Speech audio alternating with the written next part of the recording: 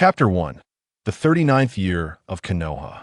A gentle breeze caressed the air, and the sunlight was just right. Within the spacious classroom, the teacher stood at the podium, incessantly reciting lessons. One might wonder, could there be a more suitable environment for slumber? A rhythmic snoring softly echoed. A small boy's head bobbed up and down, appearing quite comical. Yet the surrounding children paid him no mind. This fellow had been dozing off in class for more than just a day or two. One could genuinely suspect that he attended school not for the sake of learning, but rather to remedy his insomnia. The teacher, seemingly aware of the unusual behavior, glanced over. The girl beside the boy, somewhat helpless, nudged him. "Obito, wake up!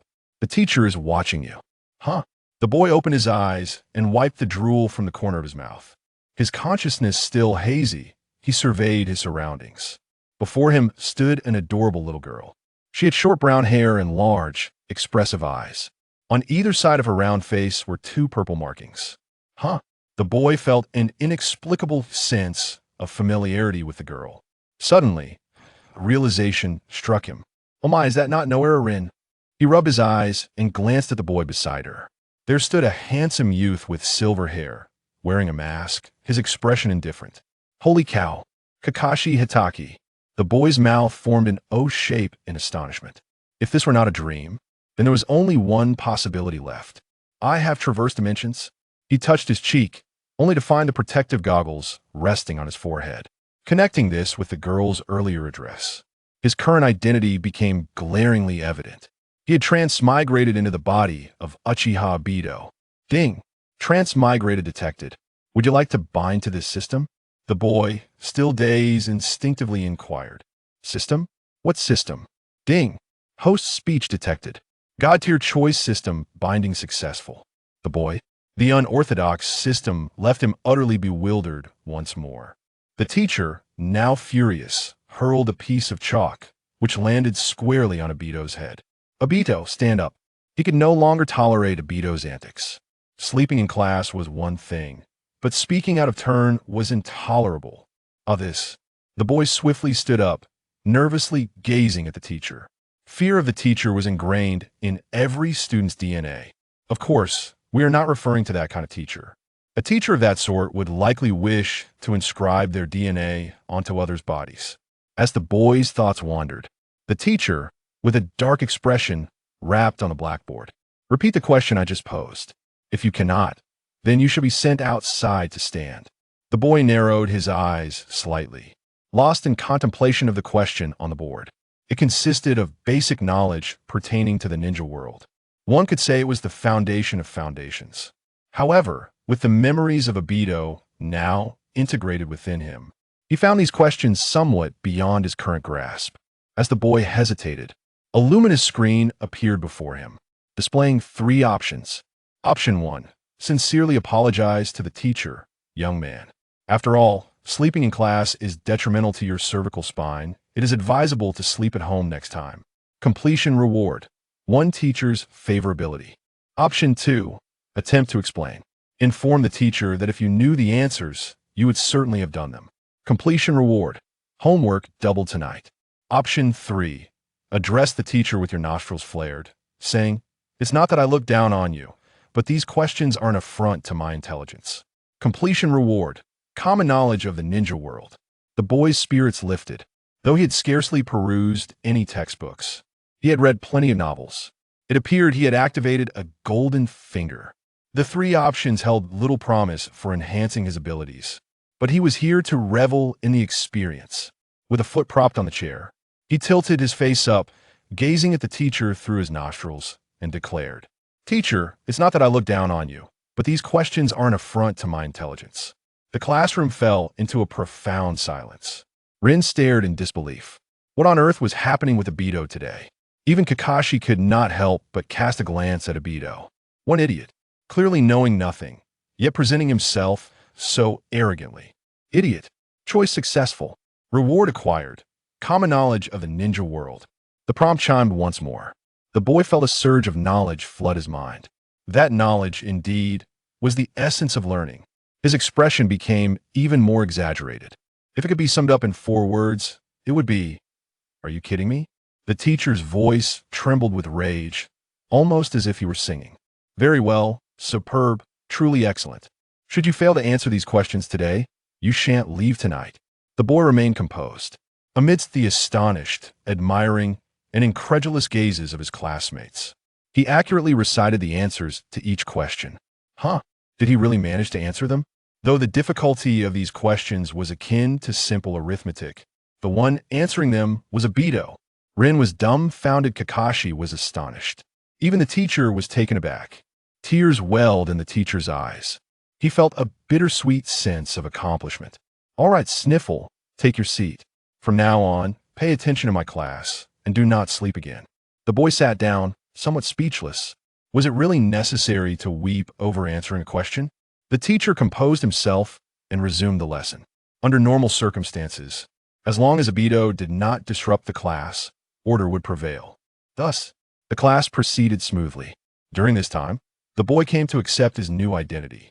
Transmigration was inherently a one-way ticket, since he had entered this body and merged with Obito's memories and emotions. He was now Uchiha Obito. In his heart, he vowed to change the tragic fate of the Uchiha clan through his unwavering efforts. Ahem. Wouldn't you agree, System? System. Obito chuckled to himself. With a golden finger at his disposal, isn't it more enjoyable to relax?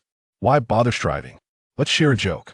Even the most talentless straggler, with relentless effort, could become a hero. Please. Such frivolous banter uttered by a child of the Hokage. Surely no one would take it seriously, right? After school, the little ones busily packed their bags. However, Obito stood out, exuding an air of carefree nonchalance. He had never brought books to school. At that moment, he rested his chin on his hand, smiling at the little girl beside him. Fostering relationships is my favorite. Rin appeared slightly flustered. Obito-kun is acting quite strange today. First he stares at me, and now, her cheeks flushed, she adjusted her tousled hair. Obito-kun, why do you keep looking at me? Is my hair messy? Obito shook his head and said solemnly. From afar, you appear as radiant as the sun at dawn. Up close, you shine like a lotus emerging from the rippling waters. Rin, you truly are beautiful. Though the essence of this phrase might be lost in translation, it was enough to send the little girl into a flurry. Obito-kun, see you tomorrow. Rin slung her little bag over her shoulder and dashed out of the classroom, watching the little girl flee in a fluster. Obito wore a faint smile. Nora Rin, do you know? Obito's greatest fondness is for you. You are the sole light in Obito's world. And I am Obito. As the sun began its descent, rays of light cascaded down, draping the earth in a golden veil. Obito cradled his head, humming a cheerful tune as he meandered homeward. Just as the sunlight pierces through the night, dawn quietly. In his previous life, he was quite the rascal, and now he merged with another. He could hardly fathom how lively his character had become. Before long, Obito halted before a quaint little house. Finally home, he carelessly tossed his shoes outside the door and skipped happily into the house. Grandma, I'm back. A rustling sound emanated from within. An elderly woman with gray hair and a kind, gentle expression emerged.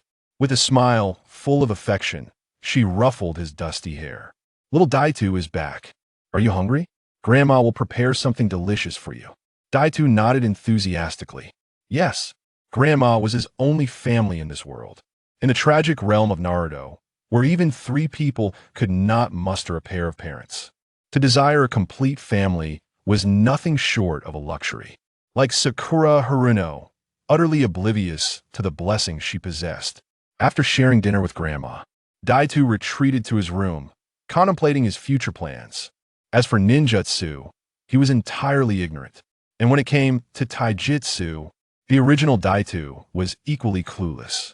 Yet, while watching Naruto, he astonishingly self-taught himself a technique, a move that could inflict pain akin to a millennia of suffering, the 1,000 years of death.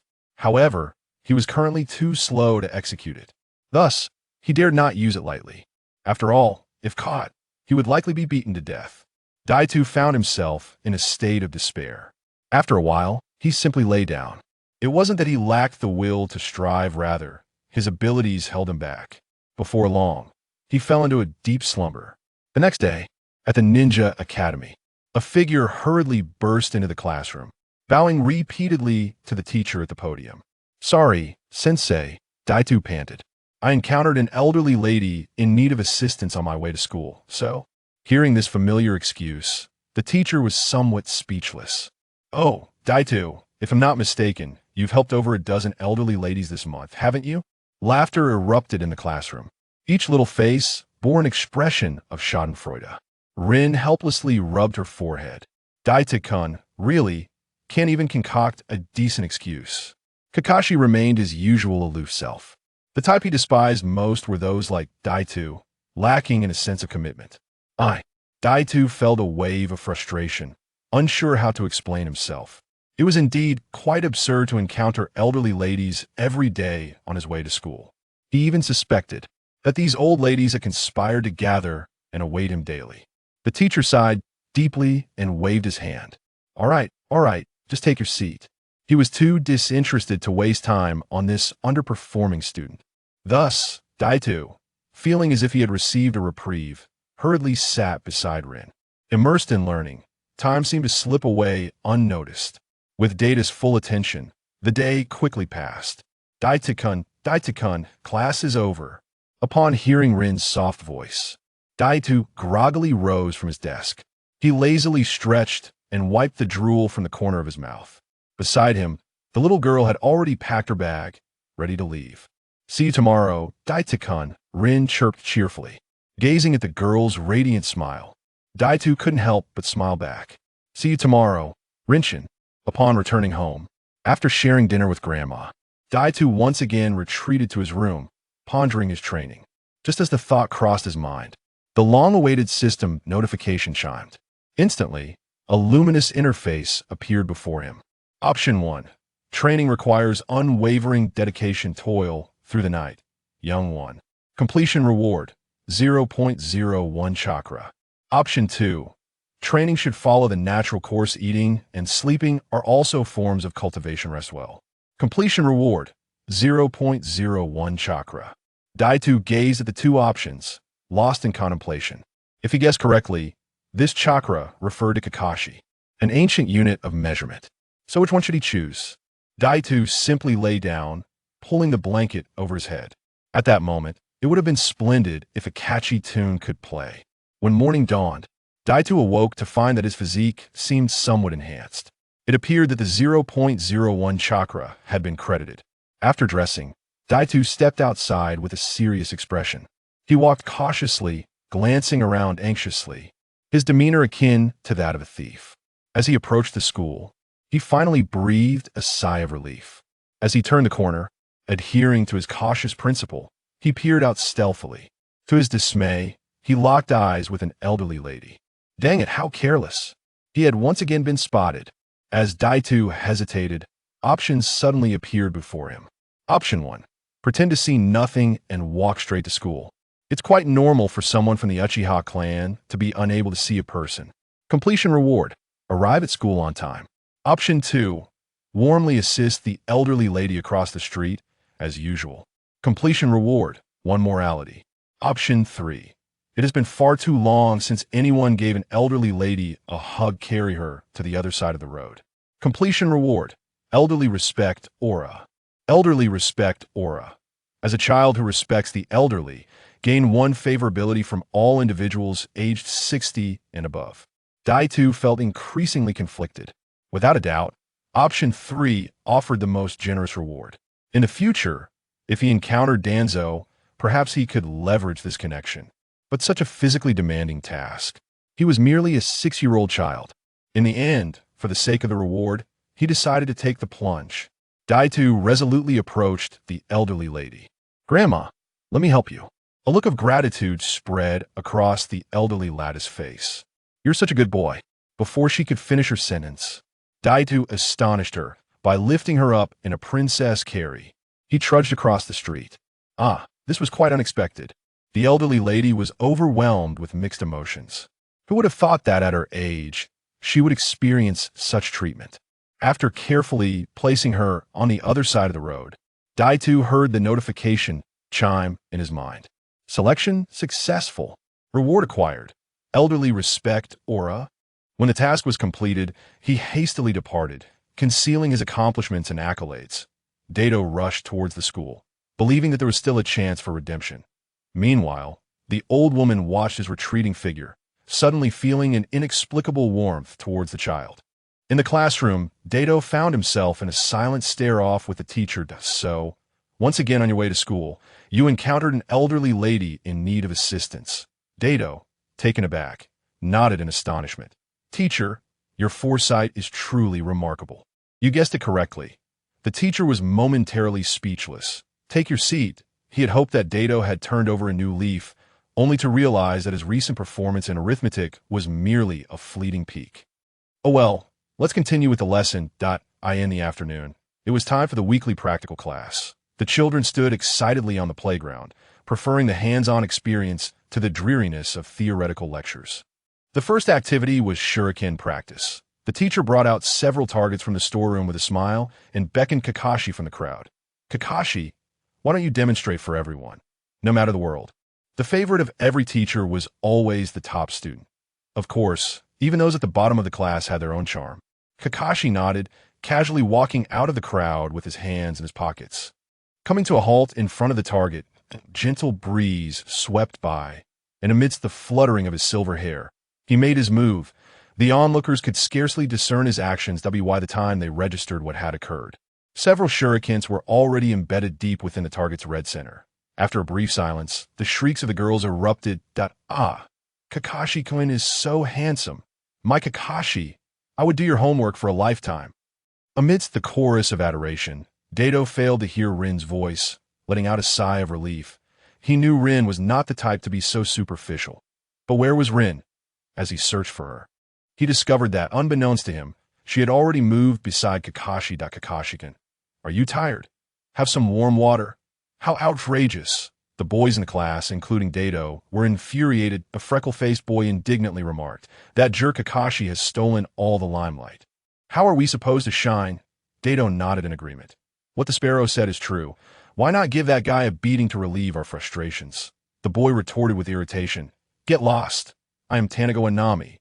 Don't give me silly nicknames. That he confidently patted his chest. Just wait.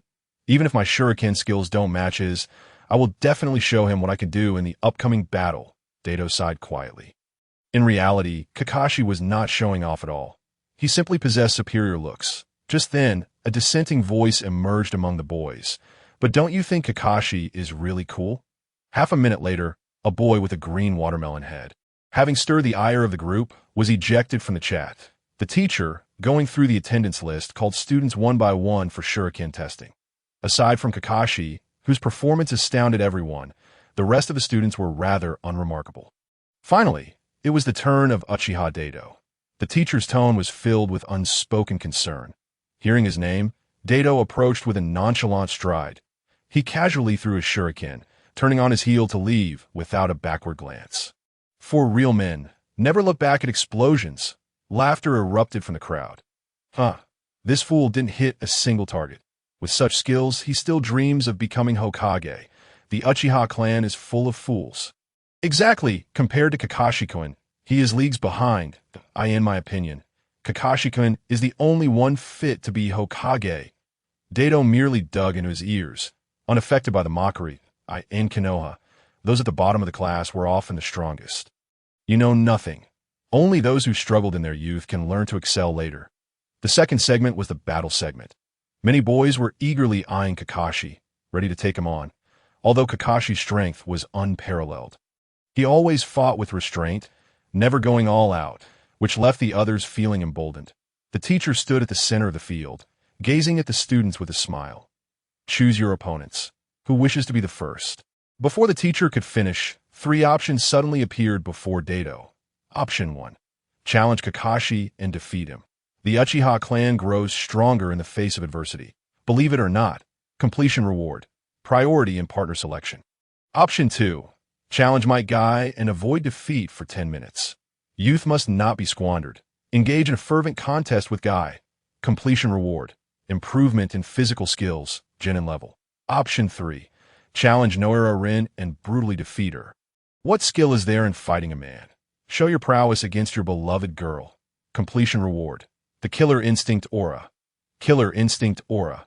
The deeper the love, the fiercer the strike. Inflicting damage on a loved one has no upper limit increase.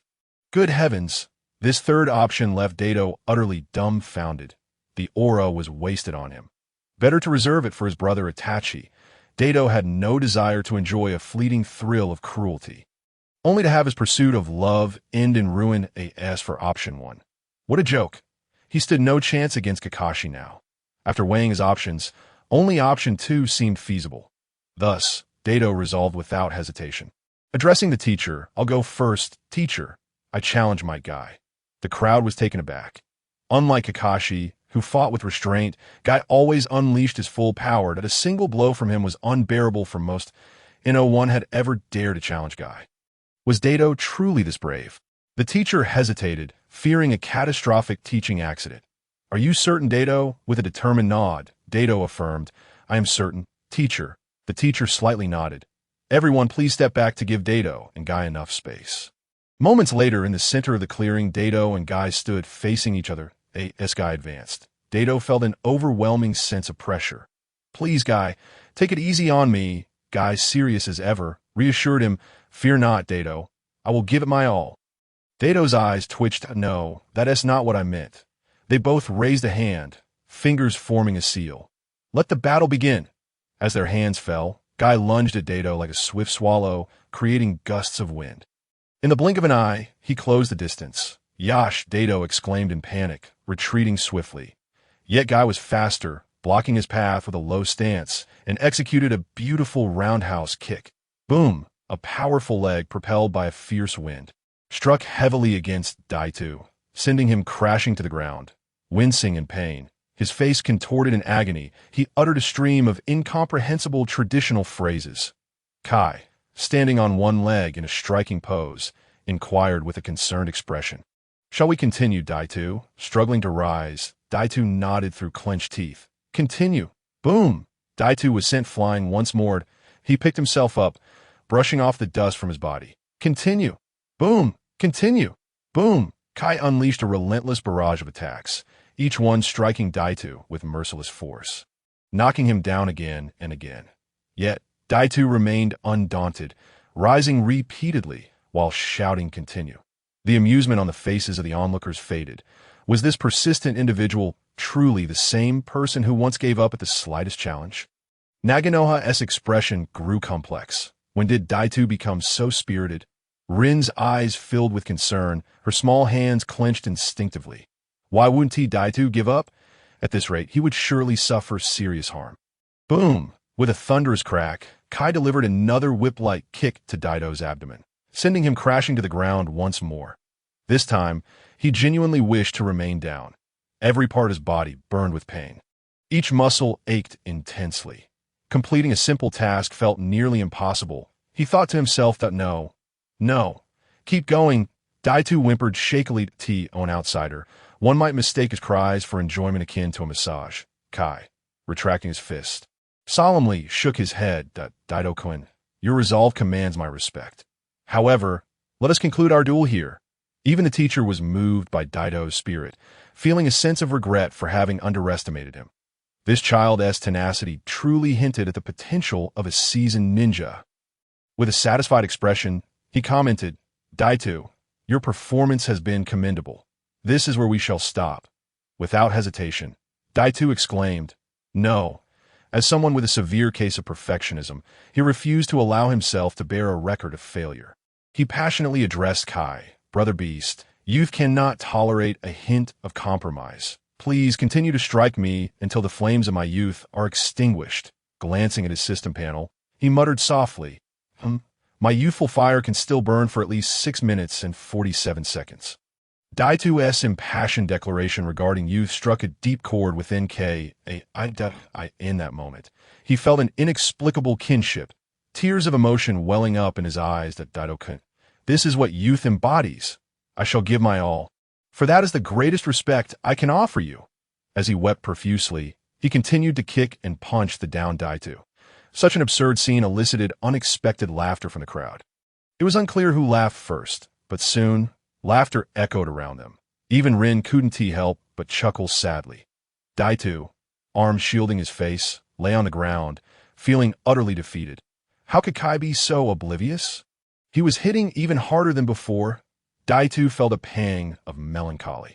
Who would have thought that his first encounter with a beating after crossing over would be something he voluntarily sought?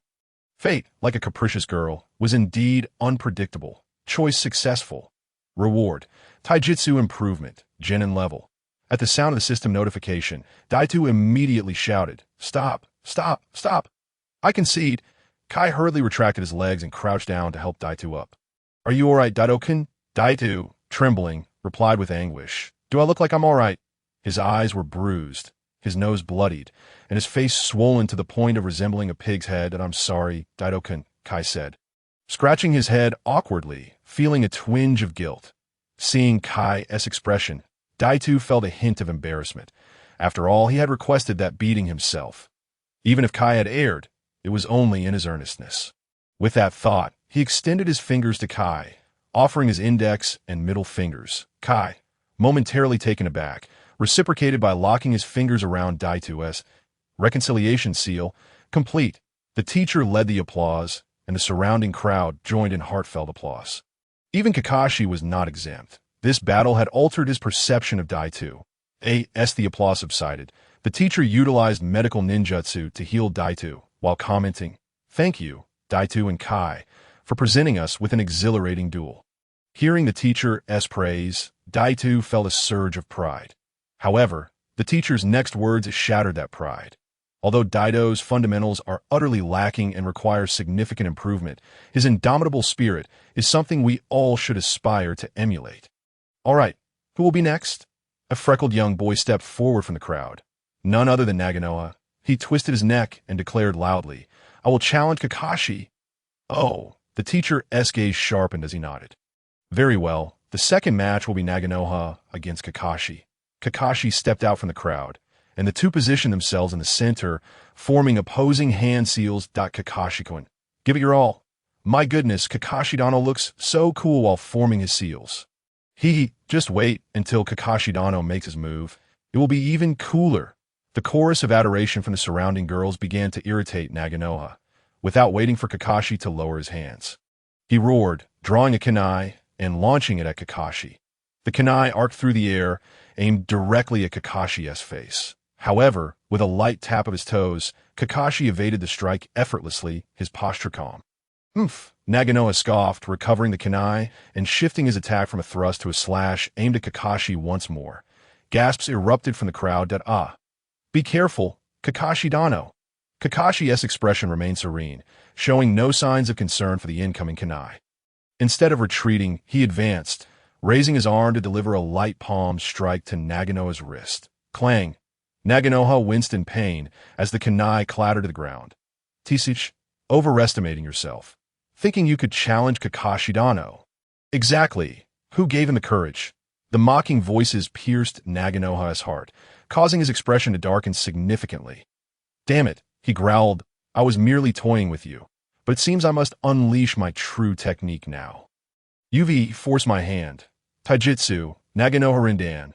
The speed of Naganoha surged abruptly by threefold. Each punch rained down like a tempest, enveloping Kakashi within a whirlwind of strikes. The teacher's eyes sparkled momentarily. He nodded in acknowledgement, only to shake his head in contemplation. Naganoha's performance was commendable, especially considering his father was a chunin, a privilege that many students lacked. With such a solid lineage, few among his peers could rival Naganoha. Alas, his opponent this time was Kakashi. The prodigious talent and prestigious background that Naganoha took pride in paled insignificantly in the face of Kakashi's prowess, in terms of innate ability, after teaching for over a decade.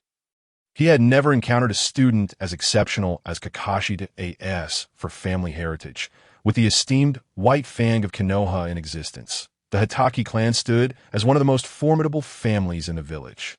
Regrettably, the teacher sighed deeply, as if recalling an unspoken truth. The duel continued. Amidst Naganoha's relentless onslaught, Kakashi moved with an ethereal grace, akin to a solitary boat bobbing on tumultuous seas, rising and falling with the monstrous waves. Yet, despite the onslaught, the little vessel remained unscathed. One might ponder, Was this not infuriating? At critical moments, Kakashi always managed to evade Naganoha's attacks by the narrowest of margins, untouched by the rain or wind. Naganoha, in a fit of fervor, unleashed a flurry of strikes into the air, yet not once did he graze the hem of Kakashi's garment. Instead, he found himself out of breath, panting heavily. "Shall we continue?" Kakashi inquired nonchalantly. Point one remained composed while the other seethed with fury, the disparity evident. The surrounding jeers grew louder, and Naganoha found himself increasingly cornered. Kakashi's calm words seemed to him more like a provocation. Silent and brooding, he resolved to attack Kakashi once more, driven by a singular thought. He must make this man pay. Faced with Naganoha's erratic assault, Kakashi merely shook his head gently. "Let us end this." He had already granted Naganoha ample face-saving opportunities by not securing a swift victory earlier. With a slight tilt of his head, he dodged Naganoha's punch and retaliated with a straight jab, sending Naganoha crashing to the ground. The force of the blow was measured perfectly, enough to incapacitate Naganoha without inflicting any significant harm. Staggering to the ground, Naganoha appeared dazed, struggling to accept the reality of his defeat. Observing this, Kakashi stepped forward and extended a hand toward the fallen Naganoha. The girls nearby erupted in excitement at awe. "Kakashi is so graceful. I adore him. Strong, handsome, and so courteous. Truly my husband. Oh, please, stop calling him your husband. How superficial. He is mine. Ladies, let us not let one boy disrupt our camaraderie. Kakashi should be mine. Draw your swords, rivals. After this duel, we shall let prowess speak." Obito stood by, dumbfounded. Wow, the girls in this world mature far too quickly. A sudden audacious thought struck him, though he wondered if such notions were permissible in the world of ninjas. Just as Obito's mind wandered, a furious roar snapped his attention back. "Stop pretending. I don't need your phony gestures." Naganoha swatted Kakashi's hand away. Rising in anger, the girl murmured in confusion. "What's wrong with Naganoha today? Why treat Kakashi like this?" Another girl echoed her sentiment. "Exactly. Kakashi was clearly letting him have his way just now.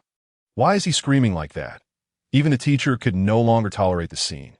"Naganoha, the outcome is clear. Extend a hand to your classmate and make amends." But Naganoha had lost his composure. Why? Why does everyone favor that guy? His eyes were bloodshot as he pointed accusingly at Kakashi. "I can't stand your arrogance. What does the worthless son of the White Fang have to be proud of?" Obito's heart raced at these words as he scanned the crowd, noticing some faces were bewildered, unaware of Naganoha's implications, while others bore strange expressions, clearly privy to some underlying truths. Obito keenly sensed that many among them had connections to the ninja world. Could it be? A troubling thought crossed his mind. Has the news of the White Fang's mission failure already spread among the ninjas? This could spell disaster. Rumors, though baseless, could ignite into flames, consuming the tragic hero until they eventually died down. Just as Obito wrestled with his unease, the teacher's expression darkened, and he spoke coldly. "Enough, Naganoha. A loss is a loss. Attacking your fellow student personally will only earn you disdain from everyone." Naganoha did not relent. "Teacher, what gives you the right to silence me?" It seemed he feared the onlookers were unaware of the White Fang's glorious deeds. His voice grew louder as he addressed the crowd. The worthless White Fang, for the sake of his friends, willingly forsook the mission, inflicting tremendous losses upon our village. As a member of Konoha, I believe I have the right to denounce such behavior, but a person who jeopardizes the collective for personal gain. What else could they be but worthless? Kakashi's body trembled, his gaze fierce, reminiscent of a beast poised to strike, that he yearned to teach Naganoha a lesson. Yet he recalled his father's admonitions and stifled his anger. Witnessing Kakashi's strained demeanor, Naganoha exhaled with satisfaction. Feeling elated that aren't you usually so composed and unperturbed, acting as if you're the best in the world? Why not continue your charade? As the son of such a failure, I truly don't understand what gives you the right to be proud. Especially as Naganoha noticed the admiration in the eyes of the girls who typically looked up to Kakashi, now shifted towards him. The exhilaration was beyond words. Rin cast a worried glance at the solitary figure of Kakashi. Kai longed to defend Kakashi, but words eluded him. The teacher sighed deeply. Senior Shiboka dedicated his life to the village, only to be criticized by a mere child. It's truly disheartening. His eyes glinted with coldness. "Heh, Naganoha, as long as I am here, you shall not graduate. I never expected Kakashi's father to be spoken of in such a manner, right? Indeed, it's quite shocking." Listening to the shifting sentiments of those around him, Obito shook his head in disappointment. He understood why the illustrious White Fang chose to end his life. The fear of public opinion was daunting. His gaze towards Naganoha grew increasingly hostile. It was clear that Naganoha could not accept his inferiority and was stirring the pot. "Enough! I can't tolerate this any longer. I'll take him down." While Naganoha reveled in his moment of triumph, he mused that Kakashi would soon be a defeated dog, and no one would admire him any longer. Who will the girls idolize then? Naturally, it will be me. I'll strike. A figure burst forth from the crowd, executing a flying kick that sent Naganoha sprawling as Naganoha clambered back to his feet. Disbelief washed over him. "Obito, have you lost your mind? How dare you lay a hand on me?" With a disdainful sneer, Obito spat on the ground. "I see that you're the one who's gone mad. A mere waste of space who only knows how to chatter. You think you're worthy of speaking ill of the esteemed White Fang of Konoha when he was serving the village. You were still nestled in your father's trousers." Naganoha was momentarily speechless. "What do you mean, you and I?" "Oh, I see what you're trying to say. With your intellect, it's hard for you to comprehend my words. I assent to it. How about we settle this with a fight? Shall we? You dead sparrow." With that, Obito formed the hand sign for a confrontation, his expression radiating provocation as he glared at Naganoha. The latter's face contorted in anger. "Kakashi may have slapped me, but now you, Obito, want to join in? Fine. What are you, a fatherless and motherless underdog, think you can do against me?" Without even forming a hand sign, Naganoha lunged at Obito with a menacing grin. Kakashi watched this scene with a look of bewilderment. Too many unexpected events had transpired that day. Even though he was mature for his age, he found it difficult to process. Their teacher stood by, observing the unfolding situation without interference. While it was highly likely that Obito was no match for Naganoha, one could never know. After all, Obito was the embodiment of unpredictability. Perhaps he could indeed impart an unforgettable lesson to Naganoha. The teacher's gaze toward Obito held a flicker of anticipation. "Oh, Obito, this is the first time I have such high hopes for you. Can you surprise me?" Rin clutched the hem of her skirt. She was well aware of Obito's capabilities.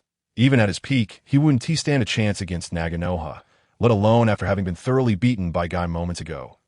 Obito-kun is too impulsive. Yet, she couldn't help but find his earlier act of stepping up for Kakashi somewhat admirable. The onlookers held diverse thoughts. Naganoha's fist was already descending heavily towards Obito. The attack was imminent. Yet Obito remained unfazed. True, in the past, he would have been no match for Naganoha. But now, equipped with the skills of a lower-ranked ninja, he felt compelled to proclaim, "Everyone here is merely a child. I can take down a kid with a single punch." Ahem. Of course, Kakashi and Guy were exceptions. The fleeting thought vanished from his mind as he faced the incoming fist. Obito sidestepped and seized Naganoha's arm, swiftly pivoting to execute a clean shoulder throw. "Yeah." A girl exclaimed in surprise that, in her imagination, it should have been Obito who hit the ground. Who would have thought that it was the class bully? Naganoha, who ended up on the floor? Naganoha sat there, his mind blank. What just happened? He had approached with confidence, only to be subdued by this underachiever. Rage surged from within him, turning his face a deep shade of crimson. How dare this perennial underdog humiliate him? He vowed to make Obito pay dearly for this affront. Rising to his feet, Naganoha glared at Obito with fiery eyes, if not for his momentary lapse. How could Obito possibly be his opponent? "I was careless just now, but now you will understand the disparity between us." Obito, unfazed, chuckled lightly.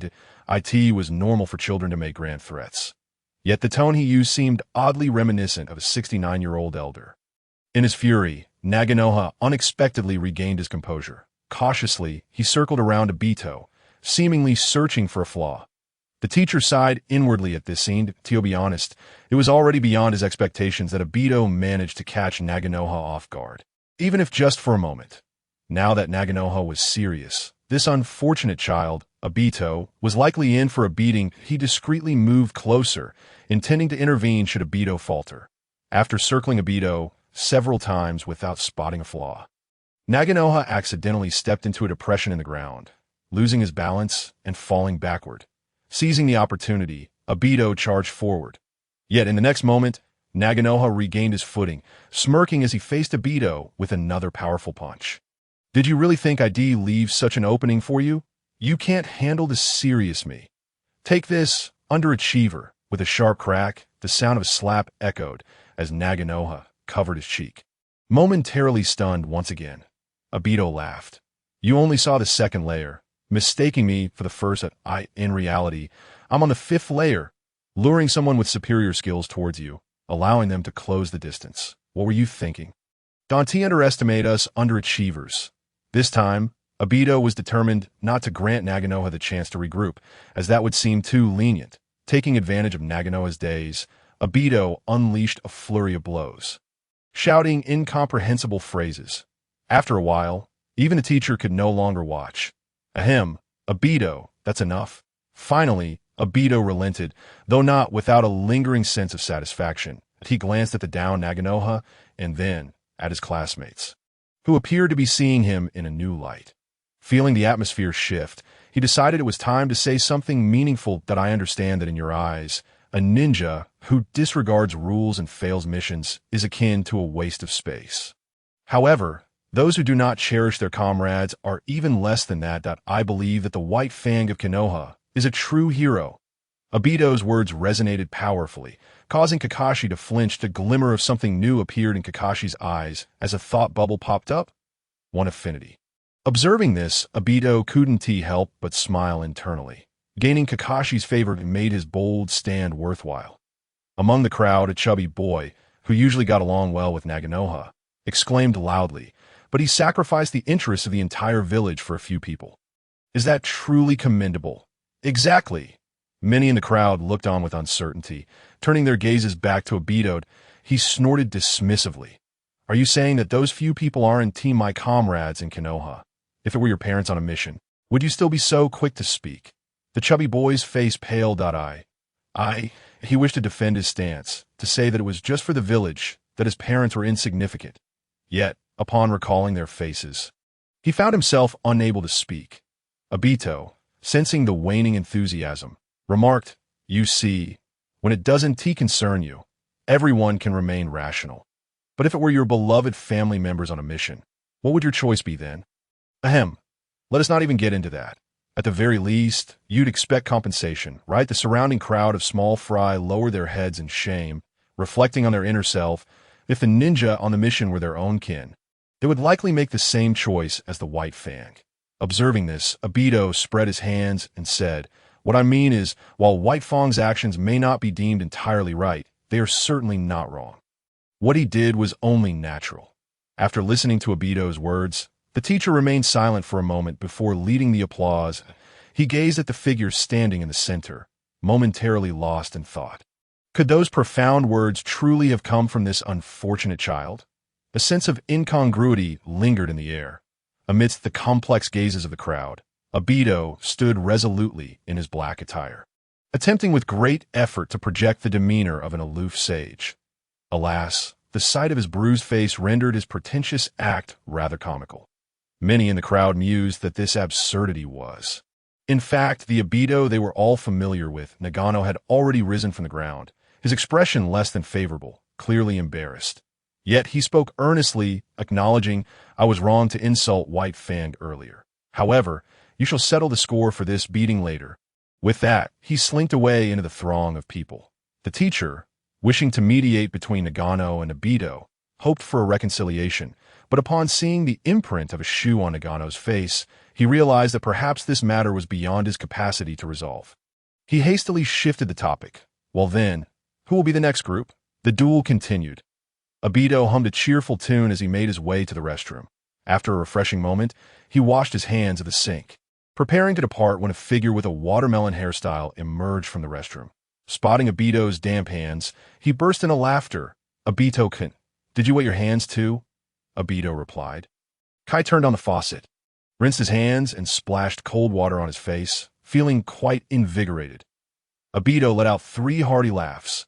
Haha, Kai-san, I never expected you to be bolder than me, splashing it all over your face as evening fell. Obito walked home, suddenly slapping himself in realization. Oh no! Have I stirred up trouble? Earlier that afternoon, in a moment of impassioned fervor, he had sung the praises of Konoha's white fang. If this word were to reach the ears of some old ninja. He shuddered at the thought. Glancing around nervously, he felt as though a rogue ninja might suddenly emerge from the shadows. Grinning menacingly as they took him down, he silently admonished himself. Obito, you must remain low-key. Until you possess sufficient strength, do not act recklessly. This world can indeed be lethal. Ah, having postured grandly, one must still know when to be humble. Outside a modest residence, a small silver-haired boy pushed the door open and called out, "Father, I'm home." But a middle-aged man emerged, possessing the same flowing silver hair tied back in a ponytail. His handsome features bore a certain weariness in his eyes. This man was the renowned White Fang of the Hidden Leaf, also known as Hokage Tsukumo, father of Kakashi. Upon seeing his son return, a faint smile strained across his pallid face. "How was your performance at school today? You didn't embarrass me, did you?" Kakashi fell silent for a moment, a flicker of pain crossing his eyes. Once, his father had stood like a sharp blade, radiating an aura that commanded respect. Yet now, that once proud figure seemed slightly hunched, and the spirited glint in his eyes had faded, replaced by an inescapable shadow. Kakashi spoke softly. "Father, today at school, someone mentioned your mission failure." Tsukumo's smile froze. "Yes, that's so." He anticipated that news of this incident had reached the Ninja Academy. Without needing his son to elaborate, he could surmise the likely accusations. Blame for violating protocols and abandoning a mission that had brought great loss to the village. He had heard similar reproaches countless times in recent days. What pained him most was that even those he had saved now turned to cast blame upon him. With a heavy sigh, Tsukumo exhaled, yet the knot in his heart remained unresolved. Could it be that he had truly erred? Kakashi whispered, "Some say you are a failure for not completing the mission." Indeed, Tsukumo's eyes dimmed, accompanied by a sense of guilt. His shortcomings had cast a shadow over his son. This weighed heavily on him as a father. "I am sorry, Kakashi." "Father, please let me finish." Kakashi interjected earnestly. "When someone called you a failure, another defended you. He argued that if one considers a ninja who fails a mission a failure, then one who does not cherish their comrades is even less than that. He believes that in his heart, White Fang is a true hero." Tsukumo's imposing frame trembled, disbelief flickering in his eyes. "Kakashi, you're not deceiving your father, are you?" After all this time, he was hearing someone affirm his actions for the first time. Kakashi nodded affirmatively. "Certainly not did I, in fact. You should have met him. His name is Uchiha Obito, and he's a friend of mine." Tsukumo's expression turned complex. "Son, you have chosen a good friend. That it was unexpected that the first glimmer of hope in the darkness would come from a boy of Kakashi's age." This left Tsukumo feeling both amused and bewildered. After Kakashi retreated to his room, Tsukumo's demeanor shifted to one of seriousness. It had only been in recent days that he sensed he had unwittingly obstructed someone's path, which might explain the ongoing targeting he faced. If a resolution could not be found, it mattered little if he fell from grace. But Kakashi, in the Hokage's office, the third Hokage, sat at his desk, savoring a cup of goji berry tea he had just brewed. He mused, reflecting on his younger days when he had scoffed at the notion of middle-aged individuals resorting to such remedies. Yet now, with the responsibilities of day and night weighing heavily upon him, he found his vitality waning. That a series of knocks interrupted his reverie. The third Hokage quickly concealed his cup and said, "Come in." Upon seeing the visitor, he smiled warmly. "Kisuke, what brings you here today?" "Please have a seat." Urahara Kisuke, the homeroom teacher for Kakashi and Obito, nodded as he took a seat across from the Hokage. After a moment of contemplation, he spoke. "Lord Third, I believe I may have discovered another promising talent." The third Hokage raised an eyebrow, intrigued. "Oh, who might that be?" "A student by the name of Uchiha Obito," Kisuke replied. "He exhibited remarkable behavior today." Kisuke recounted Obito's performance in its entirety. After hearing the details, the third Hokage's eyes glimmered with interest. "So, this young member of the Uchiha clan indeed possesses great potential. Kisuke, you must keep a close eye on him, regardless of Tsukumo's actions." Obito, at such a tender age, has already grasped the significance of protection. This is truly commendable. The essence of the will of fire lies in this very guardianship and legacy. I understand, Lord Third Kisuke assented. Then, as if struck by a thought, he appeared puzzled. However, did you not order the information regarding White Fang's failure to be sealed? How then has this news managed to spread? The identity of Urahara Kisuke is rather unique, as he possesses knowledge that eludes the common IT is precisely for this reason that he is somewhat challenging to comprehend. The third Hokage, feeling a twinge of headache, rubbed his brow and remarked, I, too, am utterly at a loss regarding this matter to mid-sentence. He suddenly noticed a flicker of suspicion in Kisuke's eyes. Momentarily taken aback, he then furrowed his brows and asked, Do you believe I have been the one to covertly disseminate this information? Kisuke chuckled awkwardly. No. I have never doubted you at ITS. Just after a brief hesitation, Kisuke mustered his courage and continued, It's just that there have been rumors circulating in the ninja community lately, suggesting that Elder White Fang has been targeted due to overshadowing you with his prominence. The third's expression darkened, becoming as black as a pot. He remained silent, merely glowering at Kisuke. Kisuke swallowed the remainder of his sentence, and, feeling somewhat embarrassed, stood up, saying, I came today to report on the recent teaching activities. I suddenly remembered that I left something cooking at home. So perhaps I should. The third waved his hand dismissively. Get out, hurry along. Kisuke felt as if he had received a reprieve and fled through the door. Once he had departed, the third retrieved his pipe and, as he exhaled smoke, began to ponder. The current situation in Konoha was indeed fraught with intrigue. Who could be the shadowy figure, stirring the pot from behind the scenes? To be honest, regarding these mindless rumors, Hiruzen Sarutobi himself felt utterly exasperated. Over the years, his contributions to Konoha had been irreplaceable. Under his leadership, Konoha had triumphed in the Second Ninja World War. The new generation of formidable ninjas had all flourished under his guidance. Even Kakashi Hitaki could be considered half his student. Not to mention, Kakashi's current achievements were still a considerable distance behind his own. Given his own qualifications and connections, even if Kakashi were to catch up, what of it? He had committed no blunders. Could Kakashi force him to abdicate? Hiruzen knew Kakashi's character all too well. There was no need to fear him usurping power. The order to suppress the information regarding Kakashi's failed mission was issued by none other than himself. The thought of how everyone was perceiving the situation left him baffled.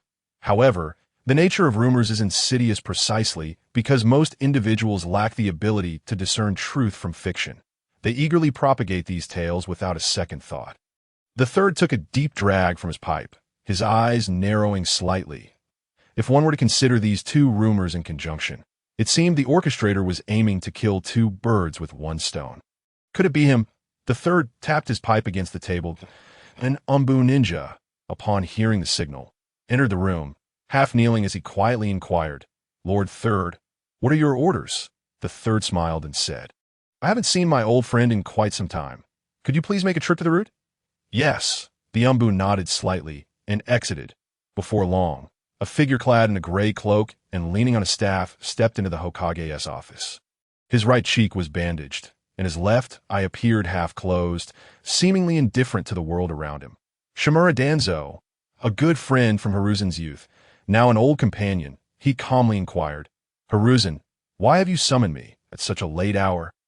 The third gestured to the freshly brewed tea on the table, smiling as he said, This delightful tea that Kakashi sent me a few days ago. I called you here to savor it. Danzo raised an eyebrow, saying little, and took a seat opposite the third that he lifted the teacup and savored the tea slowly. After a moment, he set the cup down and got straight to the point. Hiruzen, if you have something to say, just say it. I have matters at root that require my attention. The third sipped his tea, feigning nonchalance as he replied, Then I shall be forthright. Have you heard the recent rumors concerning Kakashi? Danzo nodded slightly, his demeanor unruffled. If even you are aware, then I have naturally heard as well. The third snorted softly, feeling irked by his friend's veiled provocation. Since you are so well informed, have you discovered who leaked the confidential information? Danzo shook his head. I have instructed my subordinates to investigate, but to this day, we have found nothing. Noticing the displeasure on Hiruzen's face, Danzo seemed to realize something, his brows furrowing slightly. Oh, you suspect that I am the one who leaked the information? The third responded with a non-committal grunt, his gaze penetrating as he scrutinized Danzo. So, it is you. Danzo felt a chill run through him. After a moment of silence, he spoke. This matter has nothing to do with me. Toppling Kakashi would not benefit me in the slightest. The third gave a vague nod, remaining silent. Danzo, feeling a surge of agitation, thumped his staff on the ground. Hiruzen, after all these years of camaraderie, do you really doubt me? If anyone were to do such a thing, I might have a suspect in mind. The third raised his teacup, awaiting Danzo's next words. Pray tell. Danzo fixed his gaze on the third, his voice grave. Do not forget that within Kakashi's team, there are members of the Uchiha clan, but if they were to seek the position of the next Hokage, Kakashi would undoubtedly be their formidable rival. The mention of the Uchiha caused the third to sip his tea with an impassive expression. Suppressing his surprise, after a pause, he resumed his composed demeanor, smiling as he said, I assent there's still work waiting for you at Root. I won't keep you any longer, Danzo. Danzo nodded in acknowledgement, casting a deep glance at the third before departing without a backward glance. Once he had left, the third rubbed his brow. The situation was becoming increasingly perplexing. Who could it possibly be? The following morning, sunlight quietly crept through the window, illuminating the face of a young boy who was still fast asleep. The boy stirred and turned over, showing no inclination to rise. Just then, a voice called from outside. Obito, Rin has come to take you to school. Startled, the boy sat up abruptly. After hastily donning his clothes, he exited his room. Seeing her grandson finally awake, his grandmother let out a sigh of relief. She handed a small lunchbox to both Rin and Obito, saying, This is breakfast I just made. It's getting late, so eat on your way. Rin smiled brightly, saying, Thank you, Grandma. Let us go. The grandmother's eyes sparkled with affection for Rin. Oh, be careful on your way. As they walked along, Obito munched on his breakfast, curiously glancing at Rin beside him. Rin, what brings you here to pick me up for school today? Rin finished her last bite gracefully, wiped her mouth, and replied, Well, you've been late recently, and I was a bit worried about you. With a mischievous grin, Date felt a warm glow in his heart. Aside from his grandmother, Rin was undoubtedly the person who cared for him the most. He silently vowed to protect her throughout this lifetime. Curiously, Rin inquired, By the way, Date-kun, how have you managed to improve your physical skills so rapidly? After pondering for a moment, Date explained, Actually, I've been secretly training at night lately. That's also why I often appear fatigued during daytime classes. I tend to doze off. Rin nodded thoughtfully. Is that so? But it seems Date-kun has been sleeping in class quite frequently since the beginning of the term. Date cleared his throat and deftly shifted the topic. Ahem, Rin-chan, you seem even more beautiful today. Rin's cheeks flushed red, clearly diverted by Date's comment that, oh really? Date nodded earnestly. Indeed, indeed. Strangely enough, during his commute to school with Rin, Date encountered not a single elderly lady. Perhaps the others only targeted solitary individuals. He mused inwardly. When the teacher saw Date consistently present in his seat, he rubbed his eyes in disbelief. It appeared that Date had truly experienced a breakthrough. However, the extent of this child's recent transformation seemed rather significant. The teacher fell into deep contemplation, then suddenly slapped his forehead in astonishment. In no way, it must be the fruits of my diligent teachings. Who else in the educational field could guide such an extraordinary child onto the right path? If not me, Uchiha Kisuke? I dare ask, who else? Just as the teacher was lost in self-satisfaction, a voice called out, Date-kun, wake up. It's time for class. The teacher's expression stiffened. It seems I still have a long way to go. Date, showcasing remarkable perseverance, managed to endure an entire morning of lessons. This performance provided a modicum of solace to Kisuke. As the class neared its end, Uchiha clapped his hands to capture the students' attention. Classmates, I have an important announcement. In a little over a month, the annual exams will be upon us, and I hope everyone can. Before he could finish, the students erupted in lamentations. Another exam? But the last one was just recently. Why is it coming so soon? Date secretly chuckled. His classmates were all exceptionally talented, articulate, and amusing. Uchiha, somewhat exasperated, attempted to restore order. Everyone, please quiet down. Once the student settled, he continued, I hope you all make the most of this final stretch, study diligently, and achieve excellent results to bring honor to our class. If we perform well, I'll treat everyone to a feast out of my own pocket. The students exchanged glances, intrigued. Oh, that sounds rather enticing. Since we can't escape the exam, why not study a bit? As Date's mind wandered, 3 options suddenly appeared before him. Option 1. Maintain the prestigious title of the class's bottom student.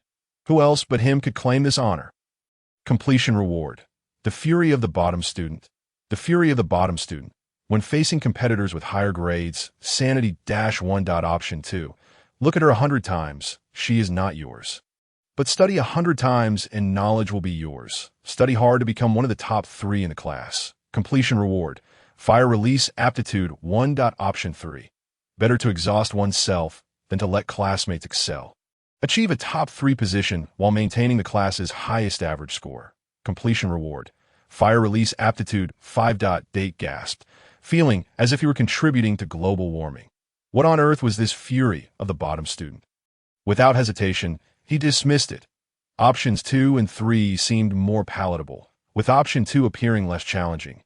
Thus, he chose option 3. In that moment of decision, a profound weariness, uncharacteristic of his peers, flickered in Date's eyes. Cited, I never anticipated that upon entering this world, I would have to endure the pressures of competition, that he resigned himself. Let me show you the formidable prowess of a Chinese scholar. Experience the dread of being dominated. Let the competition begin. As long as I don't collapse, I'll push myself to the limits. Date raised his hand. Teacher, I have a question. That Urahara's heart skipped a beat. What kind of mischief was this spirited child up to now? He cautiously motioned for Date to proceed. Date stood, glancing around at his classmates with a hint of melancholy. They were still classmates now, but soon they might become rivals. Just as he hesitated, whispers arose among his peers. What scheme does Date have this time? The top student nudged his glasses, a smirk on his face. Isn't it obvious? He's just trying to find an excuse to avoid studying. This isn't the first time. Another bright student sighed in agreement. Why are we so unfortunate to be in the same class as this bottom student? Since meeting him, I've learned that one person can indeed lower the class average by 10 points. Hearing their comments, Date's guilt dissipated. With a cheerful demeanor, he remarked, Teacher Kasuke, I believe you've assigned too little homework today. With the exams approaching, shouldn't we double the workload? A stunned silence enveloped the classroom as the students gaped in disbelief. What on earth? Is Date out of his mind? Kisuke's grin widened with each passing moment. He found himself increasingly fond of Date. Since Date had brought it up, it seemed the homework truly was rather sparse. All right, everyone, please open your textbooks. I'll assign a few more problems. The students reluctantly complied, casting daggers at Date with their eyes. Fortunately, Urahara only assigned 5 or 6 additional problems, providing them with some relief. All right, aside from those problems, the rest will be today's homework, Kisuke said with a smile. What? Oh, you must be joking. After the teacher cheerfully exited the classroom, Kakashi hesitated for a moment, intending to speak with Date, but someone beat him to it. Longiambo slammed his hand on the table and approached Date menacingly. Date, let's settle our scores tonight in the grove, that I'll deal with both old and new grievances. Date scoffed. What grievances do we have? Yesterday was your peak moment. Do you even realize it? To dare challenge the 6 Hokage and provoke the legendary demon of a ninja world, the entire ninja realm. Only Zabuza could rival you. Enjoy your fleeting glory to AS for today's matter. What's wrong with encouraging you to learn more? It's all for your own good. While he thought this, Date replied, all right, let's meet in the grove tonight. Just don't back out. I wouldn't want to lose respect for you. Longiambo snorted. I'll send the same words back to you. He strutted away, chest puffed out like a triumphant hero. Rin, looking worried, whispered, Date, Kun, are you really going to fight Longiambo? Date chuckled, of course not. I'll be at home diligently doing my homework tonight. I was just teasing that kid. Lin finally felt at ease, chuckling as she spoke, that you're such a rascal. Duncan. Datong chuckled in response. Boys are only bad, and girls only love them. The conversation between Datong and Lin was lively. Out of the corner of his eye, he noticed Kai standing beside Kakashi, his face filled with eagerness.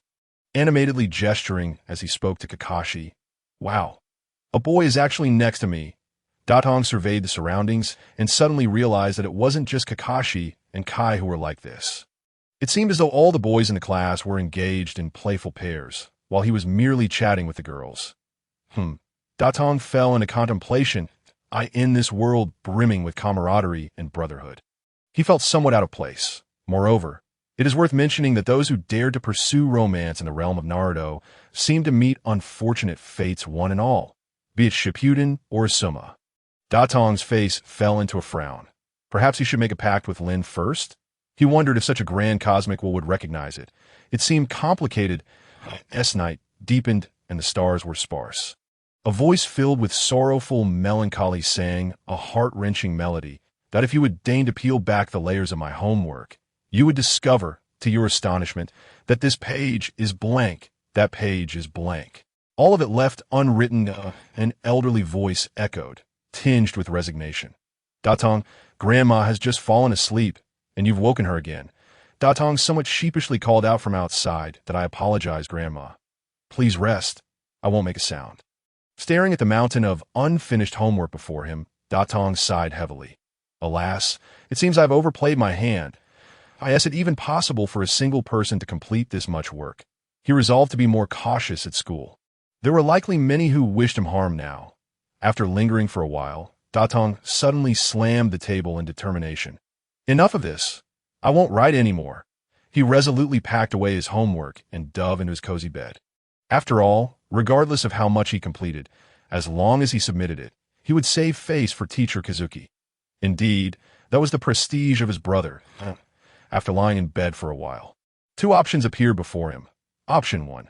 Are you there? He's asleep. Come train. Completion reward. 0.01 chakra. Option 2. Sleep. Staying up late affects growth. Even sparrows have ambitions of soaring high. Completion reward. 0.01 chakra. Datong, in a state of drowsiness, chose option 2. Amidst his hazy thoughts, he felt as though he had forgotten something. The following morning, Grandma's voice resonated from outside. Datong, hurry and get up. Little Lin is waiting for you. Upon hearing that his beloved was coming, Datong sprang out of bed in an instant. Just a moment, I'm coming. Today, Datong woke up early, and time was still on his side. After the 3 of them enjoyed breakfast together, Datong took Lin's small hand and left home. Heading towards school in the coexistence of Konoha, the two had no suspicions of each other. Datong mused that he and Lin could be considered childhood friends, observing the innocent smile on Lin's face. He felt a pang in his heart. If only he could spend every day with Lin, living a tranquil life together, he would surely be very happy. Yet, Datong knew this bliss would not last long. Somewhere in this world, a crisis was brewing that would soon engulf the entire ninja realm, and one could remain aloof, and he was at the forefront. Upon arriving in the classroom, Datong felt a prickling sensation on his back. Several pairs of eyes were glaring at him. If looks could kill, he would have died a dozen times over. Shrinking his neck, Datong settled in his seat. What is this? Datong suddenly noticed a small package in his drawer. Curiously, he opened it to find several boxes of milk and a tiny note. The note simply read thank you, with no signature. After a moment contemplation, Datong smirked. You really think such petty tricks could fool me? Datong-kun, if I'm not mistaken, there must be something wrong with this milk. He promptly discarded the package along with the milk and returned to his seat, puffed up with self-satisfaction, completely unaware of Kakashi's darkening expression from a distance. Soon after, Urahara Kizuki entered the classroom with a stack of books. Classmates, let us begin our lesson.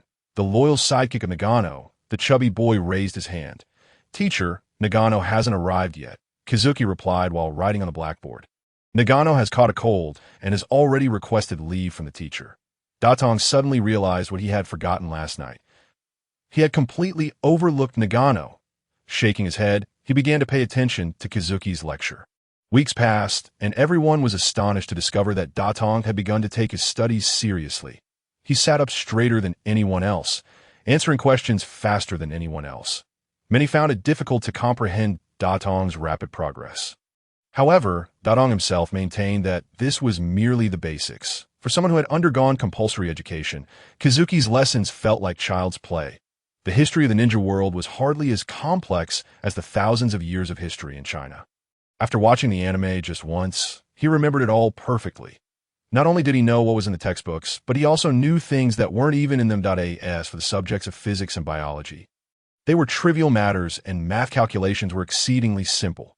The most challenging problems were merely systems of two-variable quadratic equations. As for the ideological education courses of Konoha, Datong could recite passages from his previous life's textbooks that were far more profound than what the teacher presented. The only knowledge he truly needed to acquire was some basic ninja techniques. After all, what mattered was having hands, right? Scholar, it was quite alarmed by this situation. How could this guy improve so rapidly?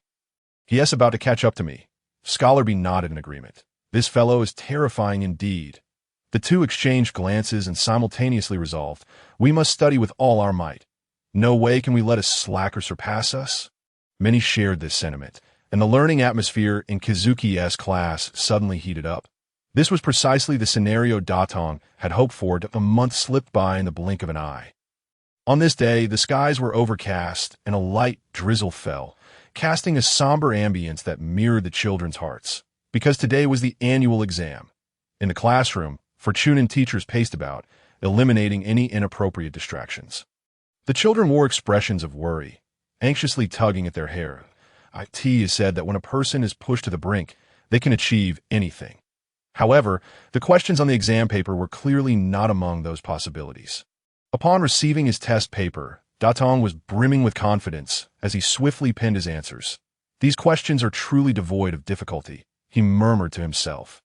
After idly staring into space for a while, Datong entertained the thought of submitting his paper early and leaving. Wait a moment. A mischievous grin spread across his face. Submitting early would be so dull. It's far more entertaining to toy with their emotions. He picked up his paper and began flipping it repeatedly. Many students felt a surge of panic that I've only completed 2 questions, and so many are flipping their papers already. Kizuki noticed this scene and gave Datong a light smack on the head. Quit causing trouble. Focus on checking your test paper. Have you finished filling out your answer sheet? The expression on Obito's face stiffened. Answer sheet? What answer sheet? Hikaru, somewhat exasperated, retrieved an answer sheet from the podium and handed it to Obito. You haven't even collected your answer sheet yet, and here you are showing off. If you end up with the lowest score again this time, you'll be standing to listen in class from now on. A wave of laughter erupted in the classroom. Feeling a bit embarrassed, Obito scratched his head. Teacher, I'm aiming for the top 3 this time. As soon as he said this, the laughter in the classroom grew even louder. Hikaru was a loss for words. Although Obito had been quite diligent in his studies lately, aiming for the top 3 was indeed a tall order. Nagano-bo couldn't help but burst out laughing. If you make it into the top 3, I'll take your surname. After a moment of contemplation, Obito replied slowly, but I wouldn't want you to take my surname anyway. How about I let your son take my surname instead? Dear. As Nagano-bo finally grasped Obito's words, he angrily slammed the table and lunged at him with a bench in hand. You brat, just wait. Obito exaggeratedly shouted that Hikaru-sensei, save me. The classroom erupted into chaos, and the atmosphere instantly became lively. After the theoretical exam concluded, it was time for the practical assessment. For the first-year students, this segment tested only one skill. Shuriken throwing at a row of targets had already been set up on the playground, awaiting the little ones to step up for their tests. The scoring rules were as follows. Each student would throw 10 shuriken. Each shuriken that hit a ring scored 1 point, and so on. With a perfect score being 100 points, Kakashi Ataki scored 100 at Might Guy, 69. Lin Noera, 67. Nagano-bo, 83. Nagano-bo swaggered back to the line, defiantly giving Obito the finger. Tsh. Obito pouted and retorted with a few choice words. Next up, Uchiha Obito. Hearing his name, Obito perked up and strode confidently to the target. The teacher overseeing the assessment, upon seeing Obito, chuckled and said, "Oh, it's you, huh?" While it's common for kids to miss the target when throwing shuriken, you're the only one who managed to miss all 10. The teacher, somewhat concerned, admonished, "Kid, aim properly this time. Don't throw at my face again." Obito chuckled lightly, his cheeks slightly raised, a hint of a smile playing at the corners of his mouth. "Teacher, you're thinking too small. It's been 3 days. You should look at me differently. I'm not the same as before. My goal is a perfect score." After striking a pose, Obito began to throw the shuriken with a swish. With the physical prowess of a lower ninja and intense recent training, his throwing skills were naturally a far cry from what they had been before. Once Obito finished, the teacher glanced at the target and, somewhat astonished, announced, Uchiha Obito, 90 points that you've made significant progress. Obito scratched his head awkwardly. He had boasted about aiming for a perfect score, only to accidentally miss 2 throws. Oh well, as long as I'm not embarrassed. I can take a little failure. In truth, a score of 90 was already quite commendable. Aside from the abnormality that was Kakashi, this was already considered top-tier performance, once all the little ones had completed their tests. A teacher announced loudly, the results of the year-end exams will be released in a week, and there will be no homework for you all this week, so take the time to relax. Before the teacher could finish, the cheers from the students drowned him out. Woohoo-yay! Lin approached Obito, her big eyes blinking curiously. Obito-kun, do you have any plans for the holidays? Obito thought for a moment and shook his head. Not for now. How about we come over to my house? I have a rather large place. Just as Obito was about to invite the little girl to hang out at his place during the holidays, an unexpected figure approached him. Lin blinked in surprise and then asked excitedly, Kakashi-kun, I was just discussing holiday plans with Obito. Would you like to join us? Kakashi completely ignored Lin and addressed Obito, saying, my father would like to invite you over for dinner at 7 this evening. Yes, soon as Kakashi finished speaking, Obito was presented with a dilemma. Option 1. An old man. How could he compare to my little girl? No way. Completion reward. 1 old lecture value. Option 2. Women only slow me down. I should seek out White Fang for sword training. Completion reward. Unlock subsequent tasks. Oh, it was the first time Obito had seen a reward for unlocking subsequent tasks in Option 2. After hesitating for a moment, he chose Option 2. All right, please thank your father for me, he said to Kakashi. Kakashi merely responded with an nodding slightly at Lin as a form of greeting before turning to leave. Obito glanced at the somewhat displeased little girl and feigned indignation, saying, Kakashi is as cold as ever. How could he treat my adorable Lin-chan like that? Lin's little face flushed, and she pouted. Obito-kun, you're just teasing me. Obito replied earnestly, not at all. Lin-chan is the cutest in my heart. After comforting the little girl for a while, Obito finally headed home. He needed to inform his grandmother about going out for dinner in advance. At 6:30 in the evening, Obito set off from home, his head bobbing as he headed to his appointment. The moon hung low over the willow branches, and people met after dusk. What a pity. What a pity that his appointment was not with a beautiful lady, but rather a middle-aged man. However, why had White Fang invited him over? Obito pondered, suspecting that it was most likely because Shumo knew of his supportive remarks and considered him a worthy junior. Hence the dinner invitation. Lost in thought, Obito soon arrived at Kakashi's doorstep. Outside the modest yet cozy house stood a figure who seemed to have been waiting for him. Obito waved at the figure. I am here, Kakashi. Kakashi responded nonchalantly, turning away without looking back. Follow me. Obito hurried to keep up, curiously observing his surroundings. The interior of Kakashi's home was simply decorated but exuded a warm atmosphere. Catching a glimpse, Obito noticed a childhood photo of Kakashi on the wall, adorably reminiscent of a silver fluff ball. If sensing the commotion, footsteps echoed from within the house, but a striking silver-haired man emerged, his expression somewhat weary, yet still exuding an air of elegance. Kakashi Hitaki, he smiled warmly at Obito. You must be the little Obito I often hear Kakashi speak of you. Obito nodded, feeling a bit bashful as he replied, Hello, White Fang. You must have heard quite a few of my embarrassing stories from Kakashi. Upon hearing this, Kakashi's face flushed beneath his mask. White Fang burst into hearty laughter, ruffling his son's hair. Embarrassing stories, you say? I say they're more like amusing anecdotes. Let us take a seat and indulge in a delightful meal while we converse. Dear uncle, tonight you have prepared several of your signature dishes. I shall savor them and see if they suit my palate. Dato nodded eagerly, for he had been famished for quite some time. The 3 of them settled at the dining table. Dato discreetly observed his companion, Shomao, who appeared so gentle and refined, a stark contrast to the formidable reputation he bore outside. Shomao offered a faint smile and, noticing Dato's slight awkwardness, encouraged him, Don't just stare. Do try my uncle's culinary skills. Dato, feeling at ease, picked up a piece of sweet and sour pork ribs, and placed it in his mouth, his eyes instantly lighting up. The rich flavors blossomed within, tantalizing every taste bud. Delicious. Shimeo's smile deepened. Then do indulge further. There is plenty more in the P.O.T. in my uncle's home. There is no need for formality.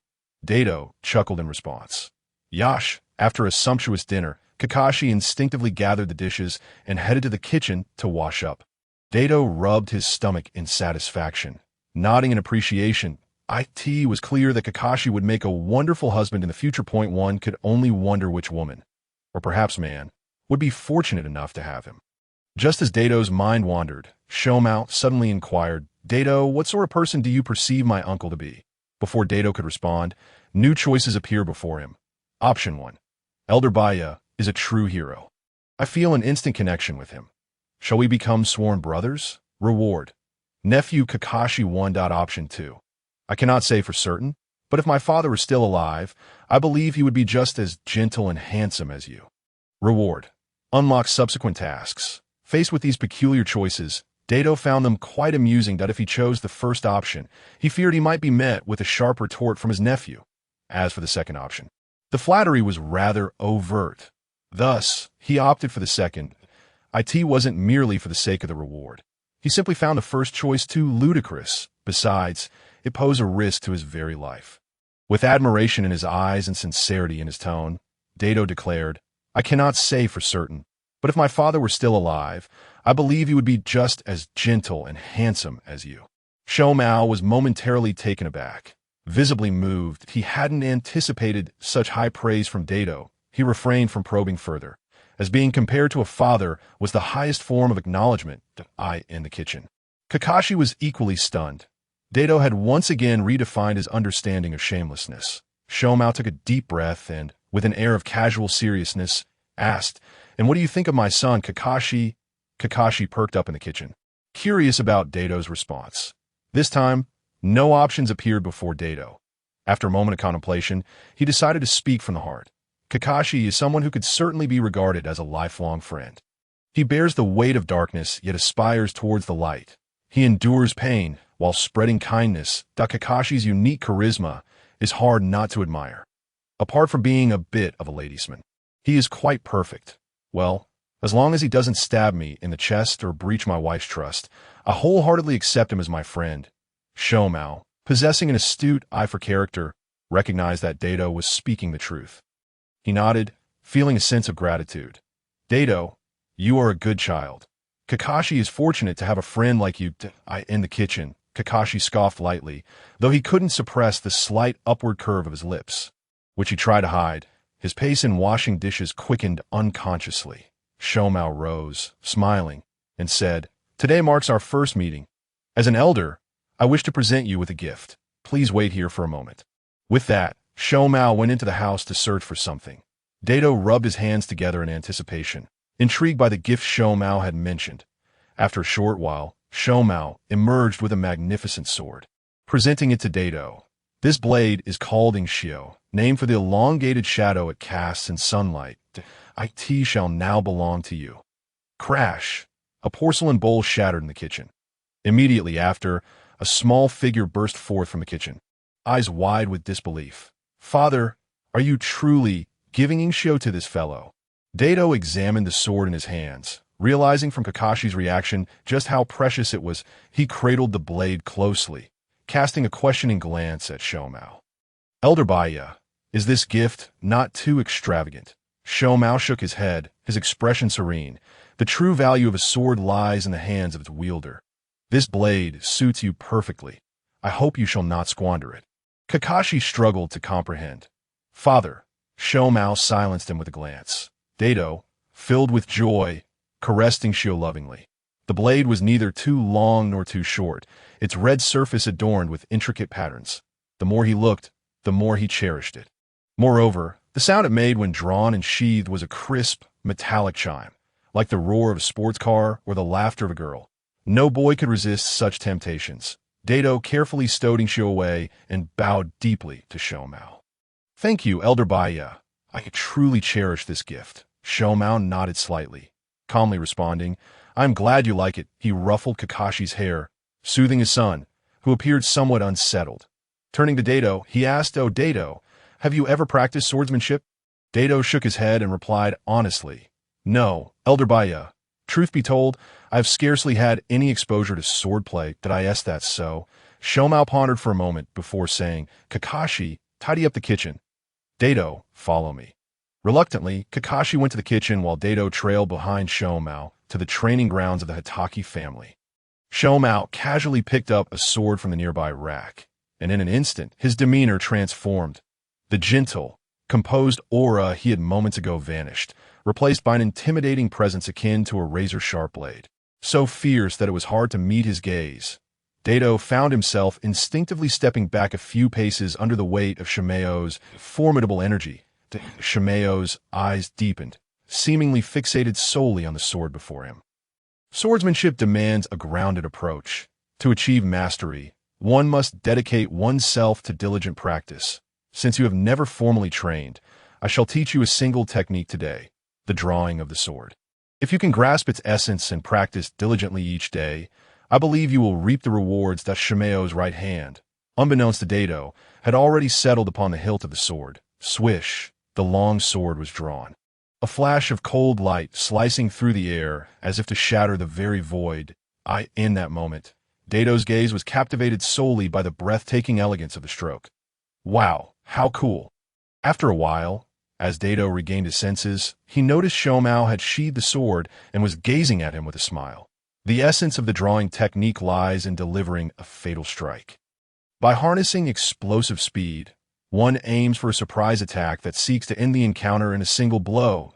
If you're genuinely interested in swordsmanship, you should practice a bit every day. After finishing his explanation, Shomao added, "Of course, it would be even better if you could learn some foundational techniques systematically." Dato grinned broadly. "Uncle, that move you just performed was incredible. Could you show me again?" After having enjoyed several free lessons from Shuangmao, Dato had nearly grasped the essence of the sword-drawing technique and felt it inappropriate to request further demonstrations. He bowed deeply to Shuangmao once more and, with a hint of confusion, spoke up, "Thank you, Senior Shuangmao, for your precious sword and your generous instruction. However, I am curious as to why." Shuangmao set down the sword in his hand, a shadow of unshakable melancholy clouding his eyes. "Dato, you are a wise child. Recently, I have encountered some matters. Just in case, this is merely a possibility. Should anything befall me in the future, I hope you will look after Kakashi well. This child has always been stubborn since he was young. And I fear." At this point, Shuangmao let out a deep sigh. Dato's heart quivered. Could it be that Shuangmao had already sensed something? A wave of helplessness surged within him, that he genuinely cherished this gentle senior and wished to do something for him. But at present, he felt powerless and insignificant, unable to do anything but sigh silently. With his thoughts swirling, Dato gazed earnestly into Shuangmao's eyes and declared, "Senior White Fang, you must take care of yourself. Please muster your strength." Shuangmao chuckled softly, choosing not to elaborate further. After practicing with Dato for a while longer, he led him out of the training room. In the living room, Kakashi had just finished tidying up the kitchen and was about to take a moment's rest when Shuangmao entered and said, "Son, it's time for little Dato to leave. Please see him off." Kakashi sighed inwardly, standing up with a calm demeanor, nodding in agreement. "All right, father." As Dato departed, he bid farewell to Shuangmao with a weighty heart. "Goodbye, Senior White Fang. Thank you for your hospitality today." The moonlight was pallid, and a cool breeze swept through. The streets, bustling with traffic during the day, were now desolate and empty. The footsteps of the two young boys were the only sounds in the night. Kakashi cast a glance at Dato, unable to restrain himself from asking, "What did my father say to you?" Dato pondered for a moment, shrugged, and replied, "Senior White Fang said you are too aloof and need to make more friends. He asked me to look after you in the future." Kakashi snorted disdainfully. This indeed sounded like something his father would say, and with Dato's intelligence, he had no reason to lie. But what on earth was his father thinking? He certainly didn't need a fool like Dato to look after him.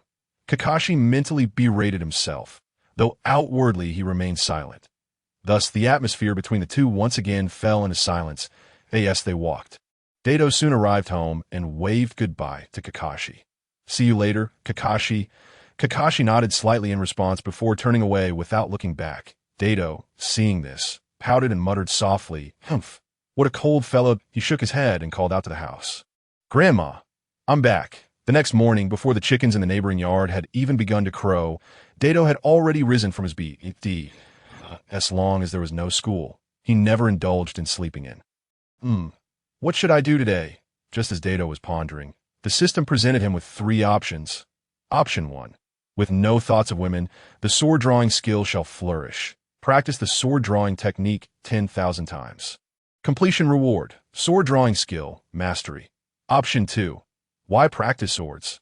Playing with Kakashi is more like playing with marbles, a waste of time. That wouldn't it be more enjoyable to play with Rin? Completion reward, small increase of 0.1 centimeter. Option 3. Women, swordsmanship. None of it interests me. I simply want to lie at home. Completion reward, 0.01 chakra. First, I shall eliminate option 3. Dato, rise at the crow of the rooster and strive ceaselessly. I'm not one to seek comfort in idleness. Option 2 seems somewhat tempting, but 0.1 cm. Am I truly lacking in that 0.1 cm? What I lack is, anyway, if I wish to rapidly enhance my strength. Option 1 is the most suitable for me. Dato quickly made up his mind. I shall choose option 1. That after breakfast, I will begin practicing the sword. His grandmother had yet to wake, so Dato casually consumed some bread and drank a packet of milk before eagerly picking up his weapon. Following the techniques imparted by Shuangmao, he commenced his training in the sword-drawing art. Death, like the wind, shall always accompany me. The might of this sword grows fiercer with each strike. Am I practicing swordsmanship? After an hour, Dato, panting heavily, sheathed his weapon and collapsed onto the ground, his arms feeling as if they had been filled with lead, utterly unable to lift them. For some inexplicable, youthful reasons, his throat felt a tad hoarse. 2 hours, and I've barely completed 100 strikes at this rate. How long will it take to reach 10,000? He sighed, feeling overwhelmed by pressures that belied his age. Yet, looking at it from another perspective, it wasn't so bad after all. After all, he was still young. For the time being, he had no need for these 2 arms to accomplish anything particularly special that a week of vacation passed in the blink of an eye. Dato had not ventured anywhere, instead laboriously practicing his swordsmanship at home. 7 days. Do you know how I've spent these 7 days? My hands are nearly worn raw, my shoulders are trembling with strain, and my elbows are practically unable to rotate. Yet, even with such diligence, I have barely achieved 1/5 of the progress. Well, I suppose that's enough for today. Dato sighed, shakily placing his weapon down, dragging his weary body. He flopped onto his bed. He still needed to attend school tomorrow. It was best to rest early, he thought. That moment, a multiple-choice question appeared before him. Option 1. Stay up late cultivating boundless powers or offer sacrifices to the heavens. Burn the midnight oil, young man. Completion reward. Current task, sword drawing technique. Progress doubled. Option 2. Pretend not to see. Option 1. Completion reward. Vision-1. What the heck? Is this the so-called choice that seems to offer options but is actually devoid of real ones? Dato sprang up from his lethargy, shouting, I can do it! I can do it! Came his grandmother's gentle voice from outside. Oh, Bipito, Dato said sheepishly. Sorry, Grandma, sorry. Please rest well. He weakly raised his arm, grasping his weapon once more. Thus began a new round of progress grinding. The next morning, Dato, sporting 2 dark circles under his eyes, trudged to school, resembling a certain star athlete. I'm so tired. However, after receiving the reward for double progress, he was now nearing 4,000 strikes. Is this the joy of burning the midnight oil? He stumbled into the classroom, sneezing repeatedly, and upon reaching his seat, he unceremoniously laid his head down to sleep. Time passed, and a soft, melodic voice broke through his slumber. Dato-kun, Teacher Kisuk has arrived. Wake up! Dato rubbed his eyes, sitting up groggily, his mind a blank. Who am I? Where am I? Why am I so handsome? Teacher Kisuk hurriedly strode in the classroom, brandishing a report card, beaming with joy as he stood at the podium. Class, I have good news to share with everyone. He deliberately paused for effect before continuing. Our class achieved the highest average score in the grade. The little ones erupted in cheers. Oh, Nagano shouted loudly. Teacher Kisuk, when will you take us out for a grand feast? Kisuk scratched his head in puzzlement. That a feast? What feast? The classroom was suddenly enveloped in a chorus of hisses. Even the ever-unflappable Yashiro was momentarily caught off guard, his embarrassment palpable, but he had genuinely intended to treat the children to a meal. Unfortunately, his wife steadfastly refused to support his endeavor, although he possessed a modest stash of personal savings. It was hardly sufficient to alleviate the awkward tension. Yashiro hastily shifted the topic. Now, let's announce our class's results, the teacher declared. However, the little ones were not so easily swayed. Someone shouted, Yashiro-sensei seems to be dodging the topic. Immediately, another voice chimed in. Yes, yes, you promised that if we secured the top spot, you'd treat us to a grand feast. Indeed, one leaf ninja does not deceive another. Spare us your tricks, the children clamored, their voices rising to a crescendo. Just then, a soft voice interjected. Oh, let us forgive Yashiro-sensei. He has his own struggles. Based on my deductions, I suspect his monthly salary barely reaches his hands. Huh. The little ones paused, and their expressions transformed into a delightful spectacle. Is that so? Indeed. Longyabo declared with a mischievous grin at Yashiro-sensei. If you had mentioned your difficulties sooner, we would have understood. Another voice echoed. Exactly. Those who understand, understand. The children of this world were remarkably precocious for them. The prospect of a grand meal paled in comparison to such juicy gossip that the girl giggled.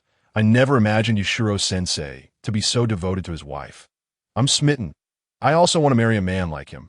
Based on character, not looks, Yashiro covered his face with his hands, feeling as though his dignity as a teacher had evaporated in that moment. Had he not been wearing shoes, he might have been so embarrassed as to dig a hole in the floor. With a look of forlorn reproach, Yashiro gazed at the little instigator. Thank you, Ryu, he murmured. The child named Ryu waved dismissively, muttering, You see, women are the most troublesome. Ryu, sporting a pineapple hairstyle, lazily leaned on the desk. This distinctive feature, coupled with an exceptional IQ, unmistakably marked him as a member of the Nara clan. Once the uproar subsided, Yashiro rapped on the desk to regain the children's attention. All right, I will now announce the results of this examination. When your name is called, please come forward to collect your test paper. The atmosphere grew tense at the mention of grades. Phew, I'm so nervous. Me too.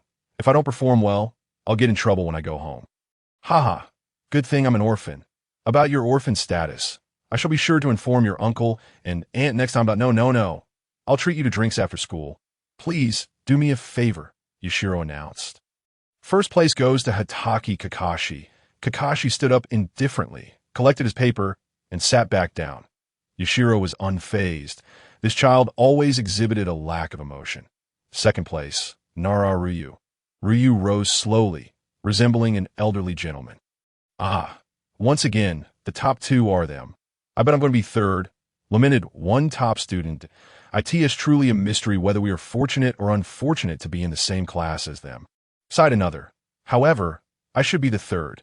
The two academically gifted students exchanged glances, their eyes igniting with determination.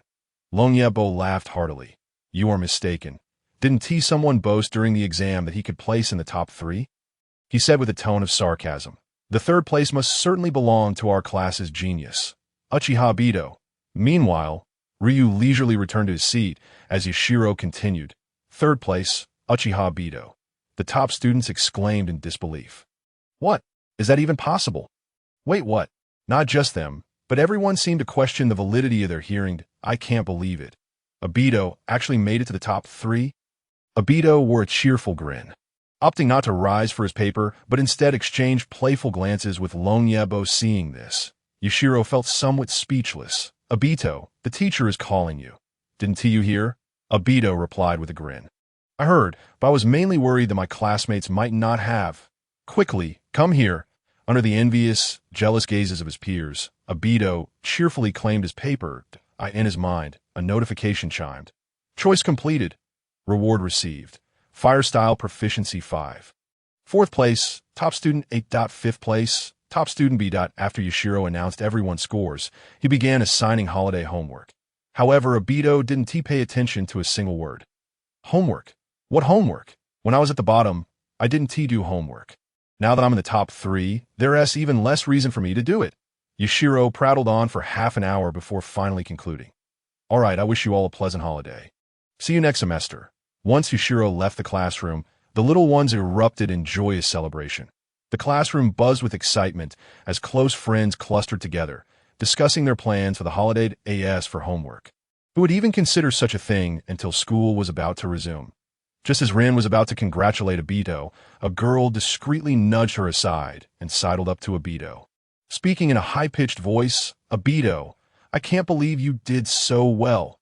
I didn't quite understand a few questions. Could you explain them to me later? Obito shot her a glare. You didn't ask when Yushiro-sensei was here. Now that he has gone, you come to me? Are you trying to make things difficult for me? I'm busy. Go ask Kakashi. The girl stomped away, muttering, I can't stand this bunch of clueless boys. Rin couldn't help but chuckle at the scene. Suddenly, an unexpected figure approached, hands clasped atop their head. Well, not too shabby. Huh. Congratulations. I must admit, I underestimated you. Obito was slightly taken aback. He had hardly interacted with Ryu before. It was surprising that he would approach him now. Thank you, Ryu-kun, Obito replied. Ryu nodded slightly. Sighing inwardly, he felt an overwhelming sense of loneliness and pity. Typically, a child from the Nara family would have 2 companions, one from the Yamanaka clan and another from the Akimichi clan, forming the classic trio of pig, deer, and butterfly. Yet, the issue lay in the fact that during that year his parents opted for a second child while the other 2 families did not. Over the years, he attempted to make friends, but geniuses often find themselves isolated. He looked down upon mingling with ordinary peers. His attempt to befriend Kakashi had failed, and he found the remaining classmates unworthy of his time. Until now, he had discovered an intriguing target in Obito. Ryu leaned in closer to Obito, scrutinizing him intently. You seem different lately. You aren't the same Obito from before, are you? Obito's heart raced. Is my pineapple hairstyle that intimidating? Upon observing the somewhat unnatural expression on Daito's face, Ryu scratched his head and remarked, I was merely joking. There's no need to take it to heart. The atmosphere between the 2 became slightly awkward. In the brief silence that ensued, a lively voice broke through. Daito-kun, Ryu-kun, and Shaolin. What are your plans for the holiday? The 3 turned their heads in unison, a shared thought flashing through their minds. Who is this person? Do we know her? The voice belonged to a girl clad in black, with long black hair and an unremarkable appearance. Her demeanor somewhat shy. On her youthful face, she sported a pair of tiny sunglasses. After a moment of contemplation, Daito finally recalled who she was. Ayako?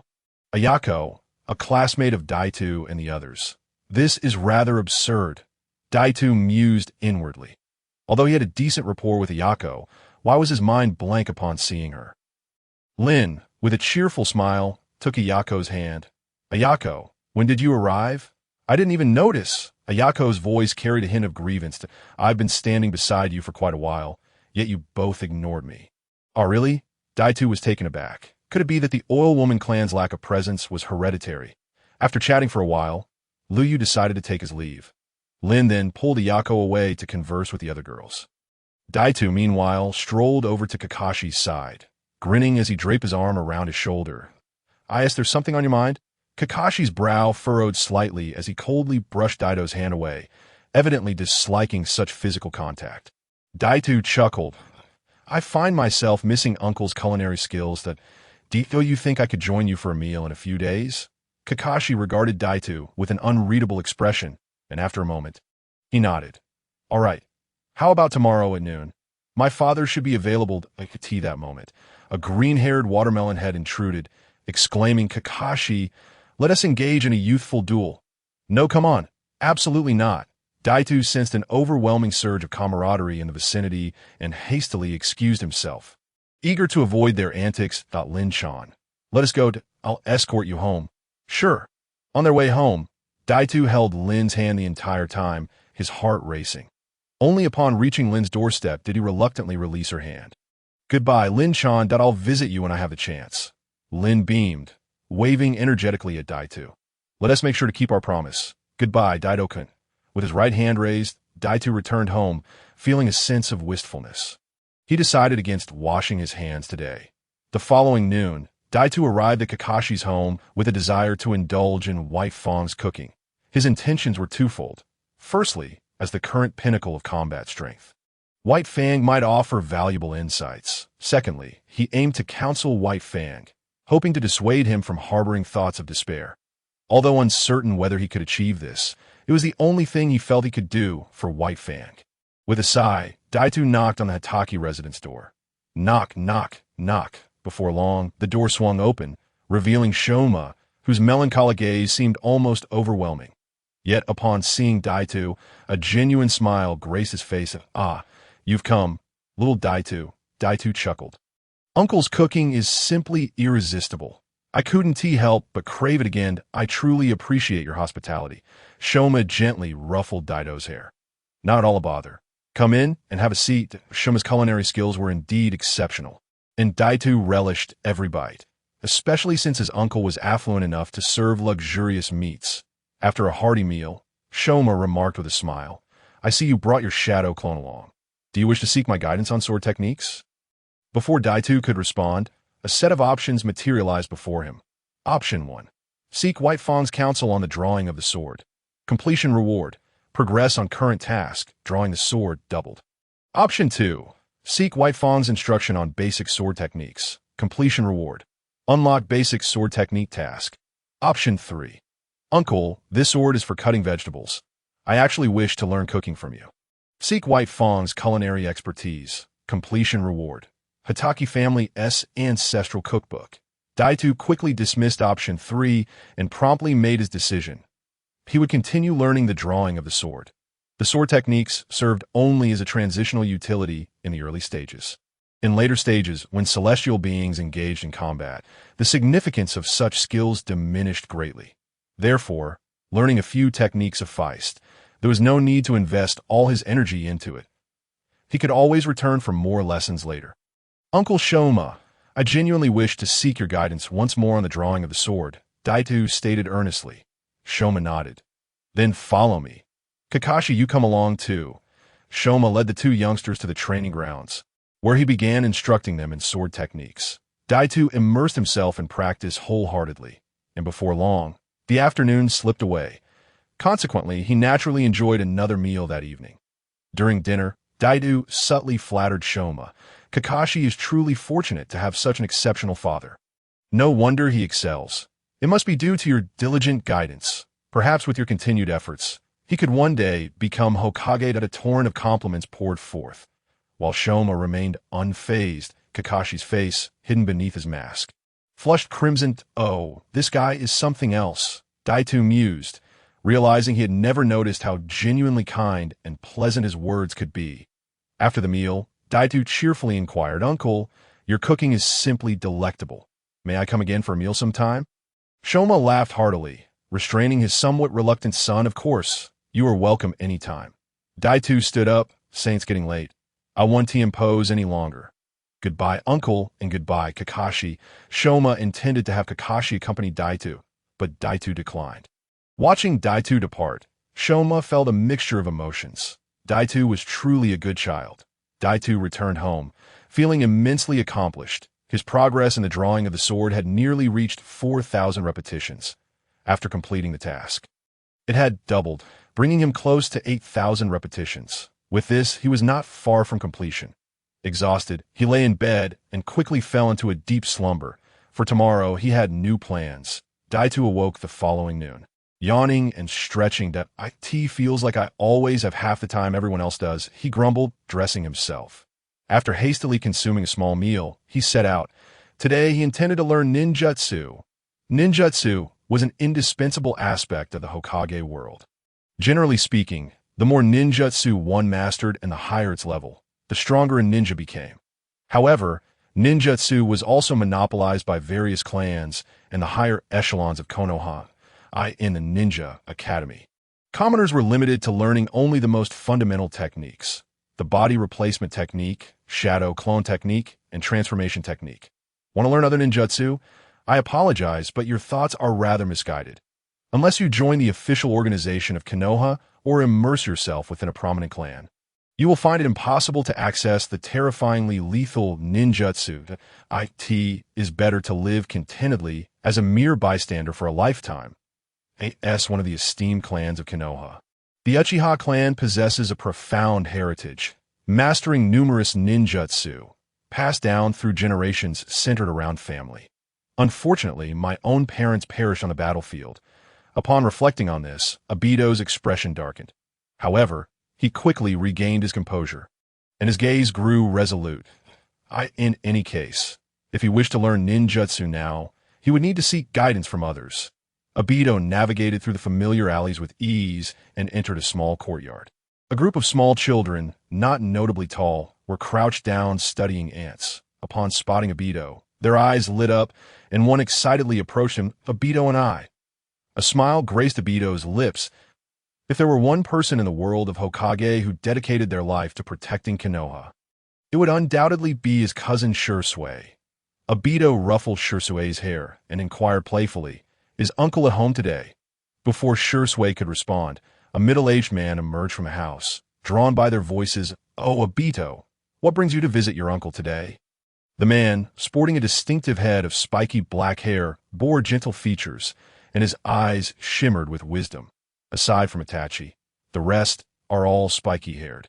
Obito scratched his head and chuckled. "It's been a while since I saw uncle, so I thought I'd come by to check on you and perhaps learn some ninjutsu." The man before him was none other than his uncle, Uchiha Kawato. Uchiha Kawato chuckled softly. "You little rascal. Just when I have some free time today, I'll teach you a technique." Obito's excitement surged as he clenched his fists. "All right." Kawato led Shursui back into the house and then took Obito to the backyard. It was an open space with the ground pockmarked with small depressions, clearly designed for training. Kawato halted and addressed his nephew. "Our Uchiha clan excels in fire release. Today, Uncle will teach you a basic fire release technique." Obito tentatively asked, "You mean the great fireball technique, right?" Kawato nodded with a smile. "Yes, indeed." Obito felt a bit exasperated. The fire release technique, which is known not to harm anyone, sparked little interest in 720 episodes. Not once in all that time did this technique harm anyone. Noticing his nephew's peculiar expression, Kawato inquired, "What is the matter, Obito?"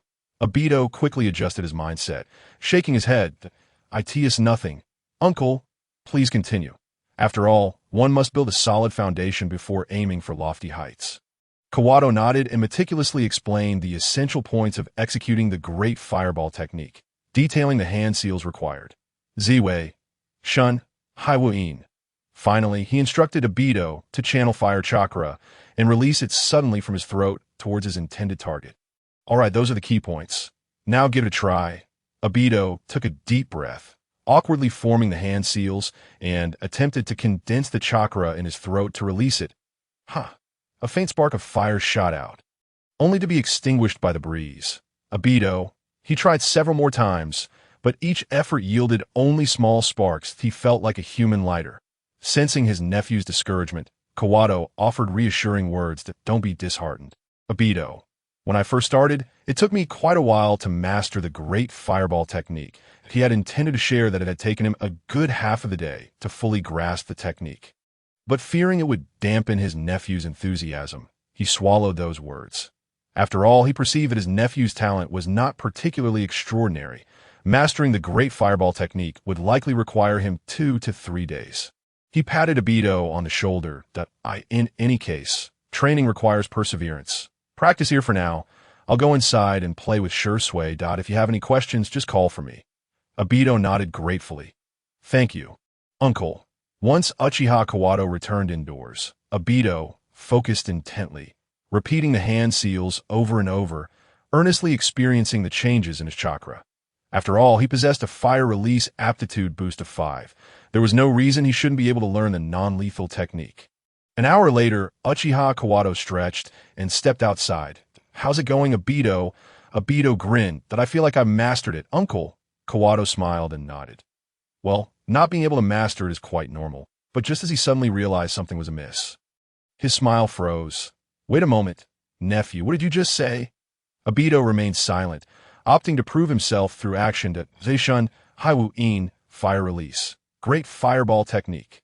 Obito slightly opened his mouth, unleashing a massive fireball. The searing flames twisted the air, and the terrifying blaze crashed against the ground, creating a considerable indentation in the once even surface. Wah! Kawato's throat bobbed. He truly had not anticipated that his typically lackluster nephew would master the great fireball technique so swiftly, faster than he himself had. Having just learned the ninjutsu, Obito was in high spirits. Curiously, he asked Uchiha Kawato, "Uncle, how long did it take you to learn the great fireball technique?"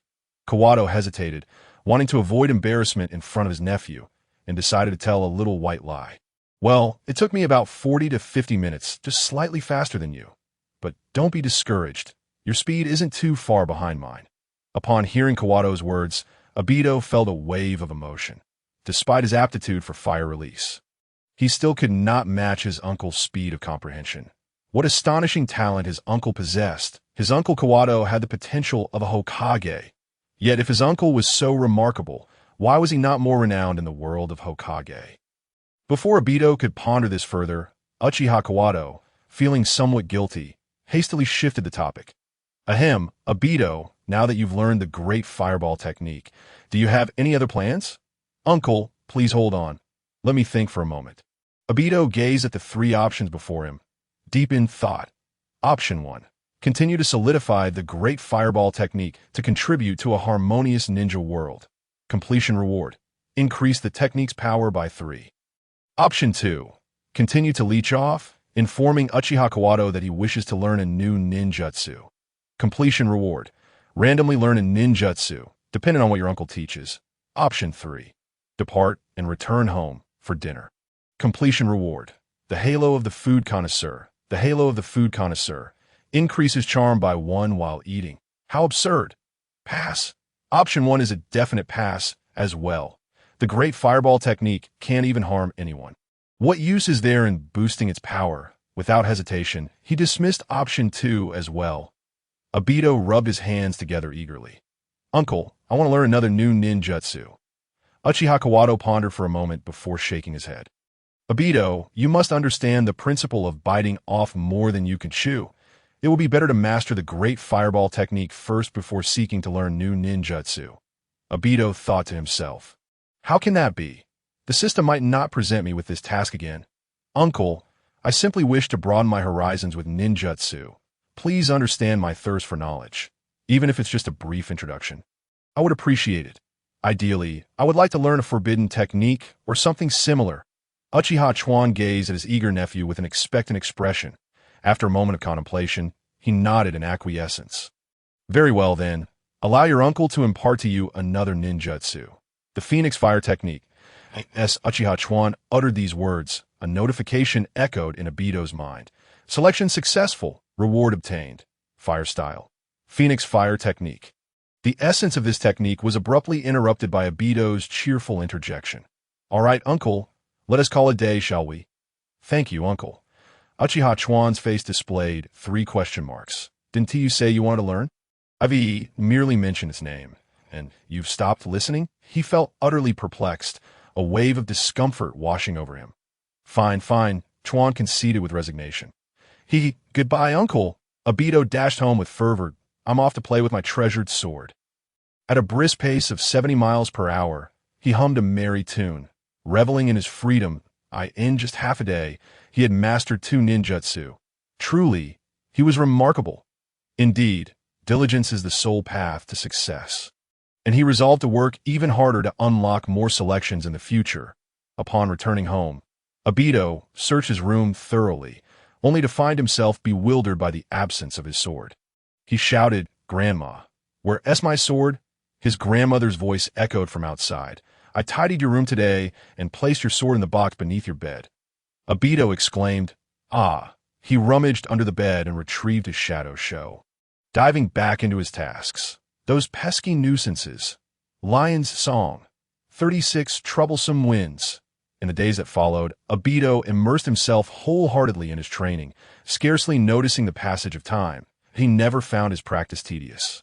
The ability to wield dazzling ninjutsu, to wield a magnificent sword, and to traverse the high walls with agility were dreams cherished by countless boys in his previous life. Of course, if the system could reward him with a technique for summoning a telescope, that would be even better if he could reward himself then with a playful smirk.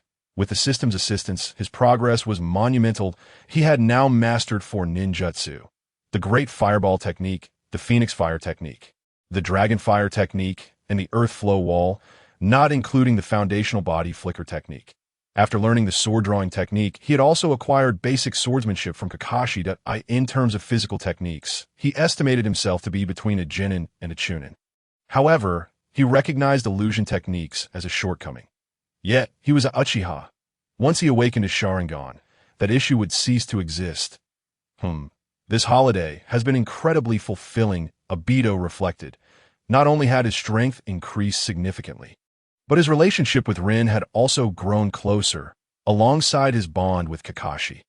Although rumors in the village spread like wildfire, as long as Shomu held onto a thread of resolve in his heart, Obito believed he would make a different choice. He hoped that Kakashi would find happiness this time. Sighing, Obito shook his head and prepared to rest in bed. Tomorrow marked the beginning of a new semester. On the first day of school, as expected, he was summoned to the office by Uchiha Kisuke. Kisuke sat at his desk, observing the dejected Obito across from him, and let out a cold snort. "Obito, why haven't you done your homework again?" Obito pondered for a moment before replying. "Kisuke-sensei, I believe the material you teach is rather unhelpful for actual improvement." Before he could finish, Kisuke sighed. "Obito, you mustn't speak so negatively about yourself.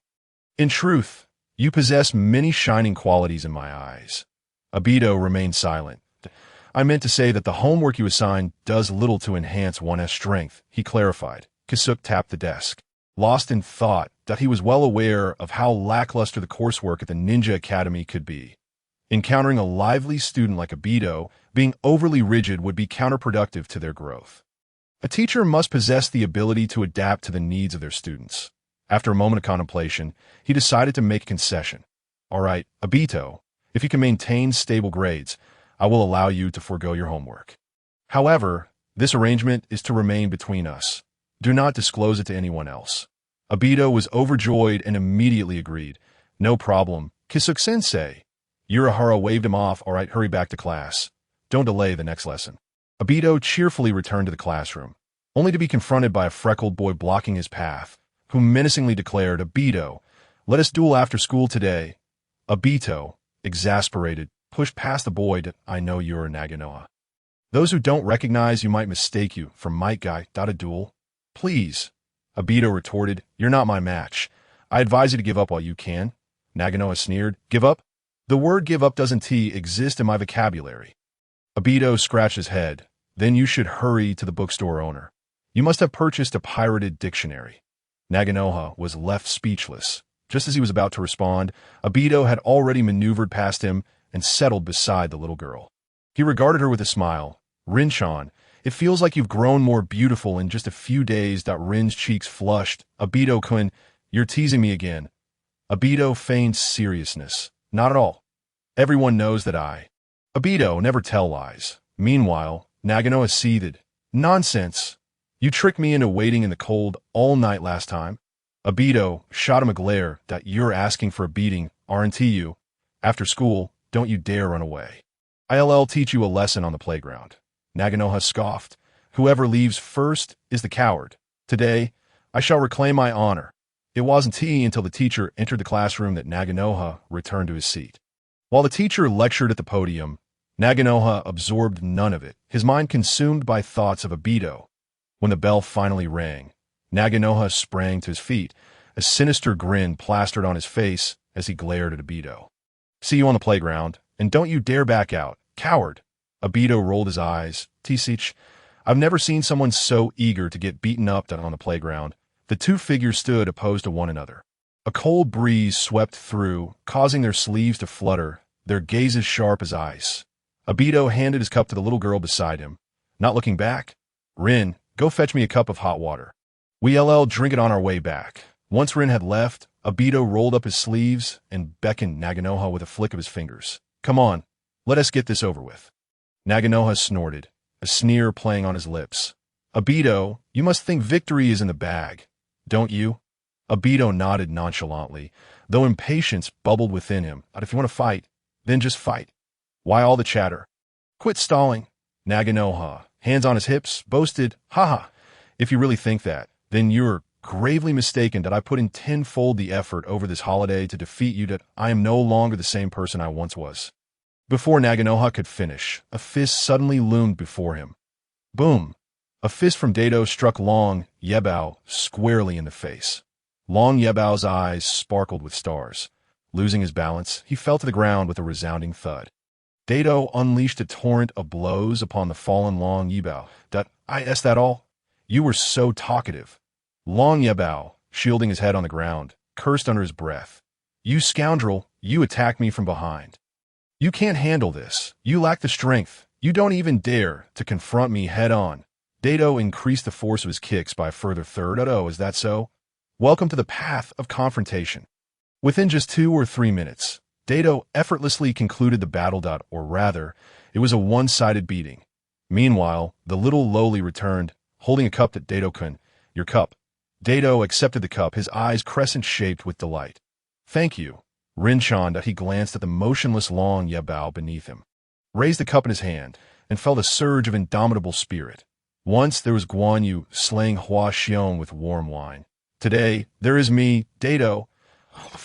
Dato took a sip of water but failed to swallow it, instead spraying it all over Long Yebao's face. Long Yebao screamed in agony. Dato cast a bewildered glance at Rin beside him. Rin blinked her large eyes and replied, You said to bring hot water. So I fetched freshly boiled water. This Dato clasped his hands together and bowed towards Long Yebao on the ground. My apologies. Let's go, Rinchan. Dato held Rin's small hand and left the scene of the incident. Behind them, Long Yebao's anguished voice echoed throughout the campus. Obito, we are destined to be mortal enemies. After escorting Rin home, Dato strolled down the road with a furrowed brow. He was now faced with a significant dilemma. The system had not presented him with a choice for nearly 10 days. During this time, he had attempted various strange postures, yet the system remained unresponsive. It should be noted that the system was the source of his confidence. With the system silent, Dato felt a profound sense of panic. System, are you there? Could you grant me a task? System brother. System daddy. System grandpa. The system. Dato's incessant prodding had rendered the system exasperated, prompting it to manifest a luminous interface. Dato was astonished. My goodness, it actually worked. However, the options presented were as follows. Option 1.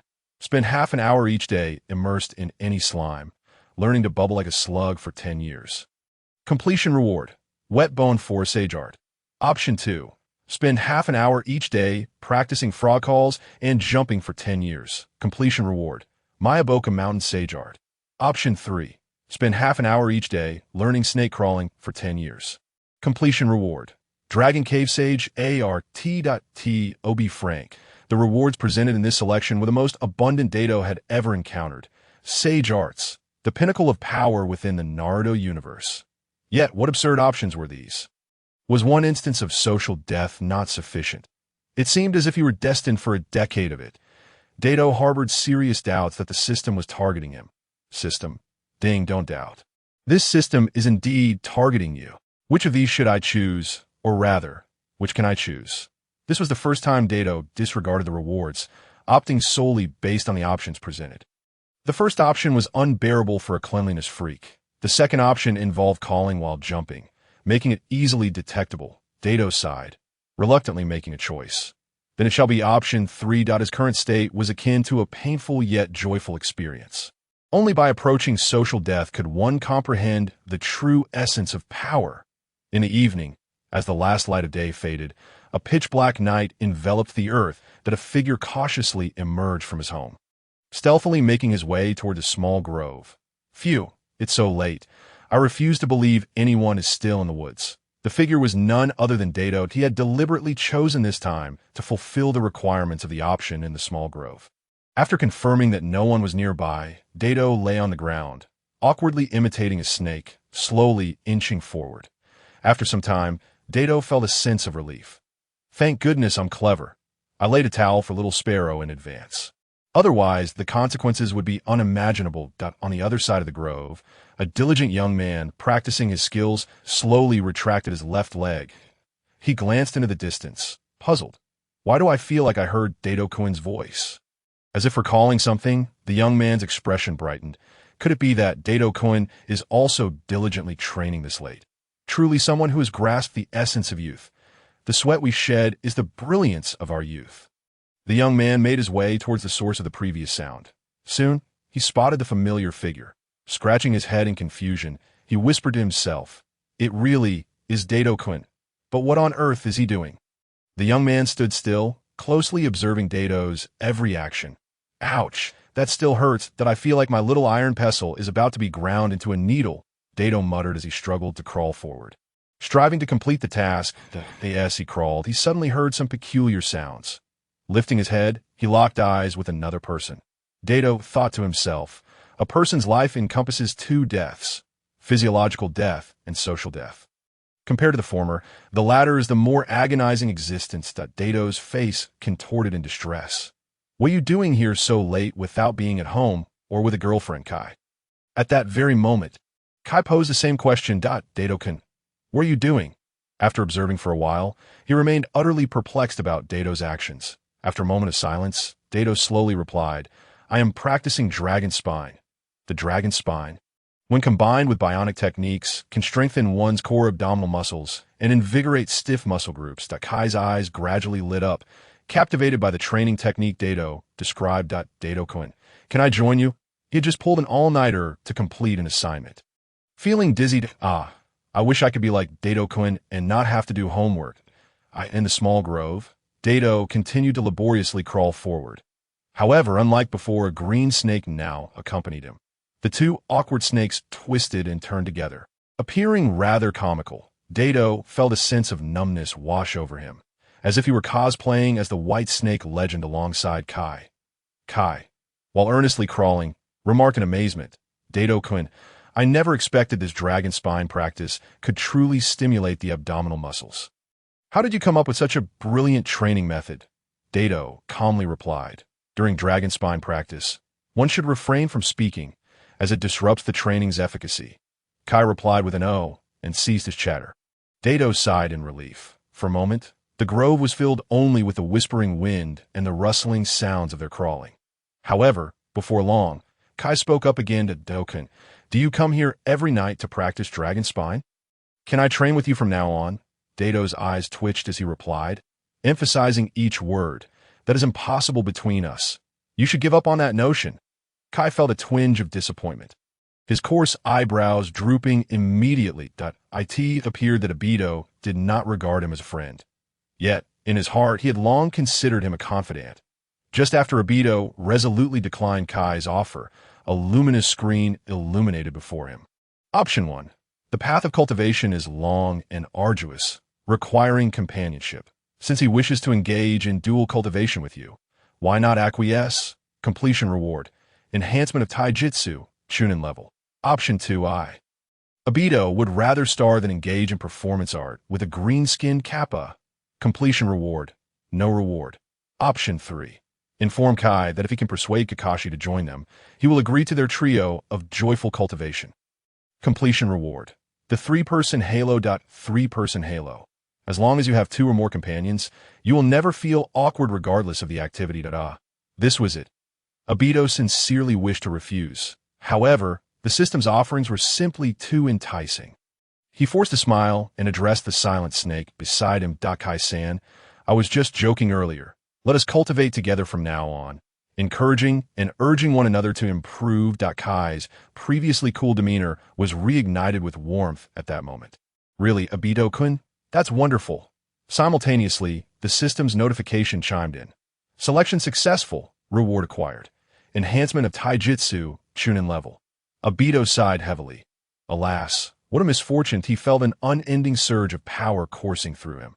His crawling speed had increased by 3-fold compared to before.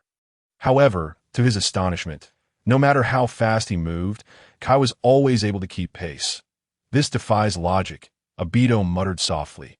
After a moment of contemplation, he suddenly grasped the distinction between an acorn and a swimming dragon. A week later, within the confines of the ninja school classroom, the teacher passionately conveyed lessons from the podium. Yet, Obito was distracted, frequently glancing toward an empty seat not far away. Where's that guy Kakashi? Why hasn't he shown up for class today?